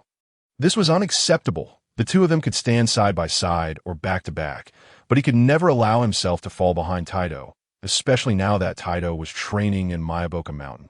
He had to double his efforts. A month later, Jiraiya reappeared in Mayaboka Mountain. Sage of deep work, how has that child performed? A month had passed, and by now, he should have been able to autonomously absorb natural energy. Right, that child has surpassed those expectations, the sage of deep work replied, shaking his head slowly. Jiraiya was perplexed. A month had passed, and Taito had yet to reach that stage. Was his talent truly so lacking? Of course, Jiraiya did not belittle Taito's capabilities. Him, character was the most crucial trait for a ninja. However, as Taito was the prophesied child, Jiraiya's expectations were understandably high. With that thought, he sighed internally. Alas, I have been too impatient. Sage of deep work. What stage has little Taito reached? With a cheerful smile, the sage of deep work responded, he has already entered sage mode and has nearly mastered the sage techniques of Mayaboka Mountain. Jiraiya instinctively remarked, he can enter sage mode already. Quite impressive. ISNT it.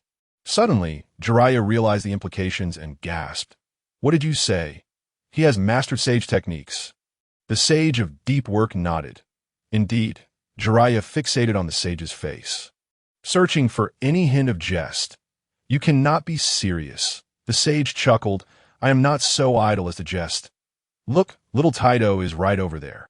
You can see for yourself. Jiraiya turned in the direction the sage pointed.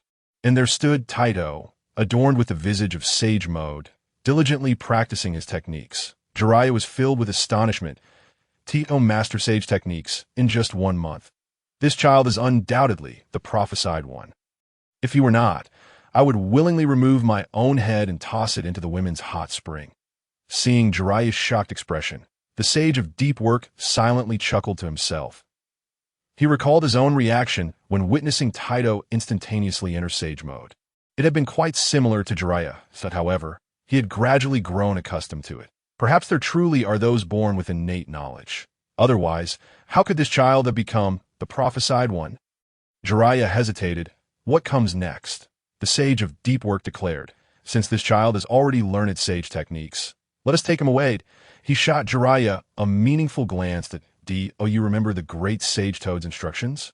We cannot allow him to miss that opportunity. Jiraiya felt a shiver run down his spine. That I understand. Sage of deep work. The two, one human and one frog, stood at a distance, quietly observing the young man's training. After a while, the young man concluded his practice, withdrawing from sage mode and sprinting toward them. Sage of deep work, Lord Jiraiya, you have arrived.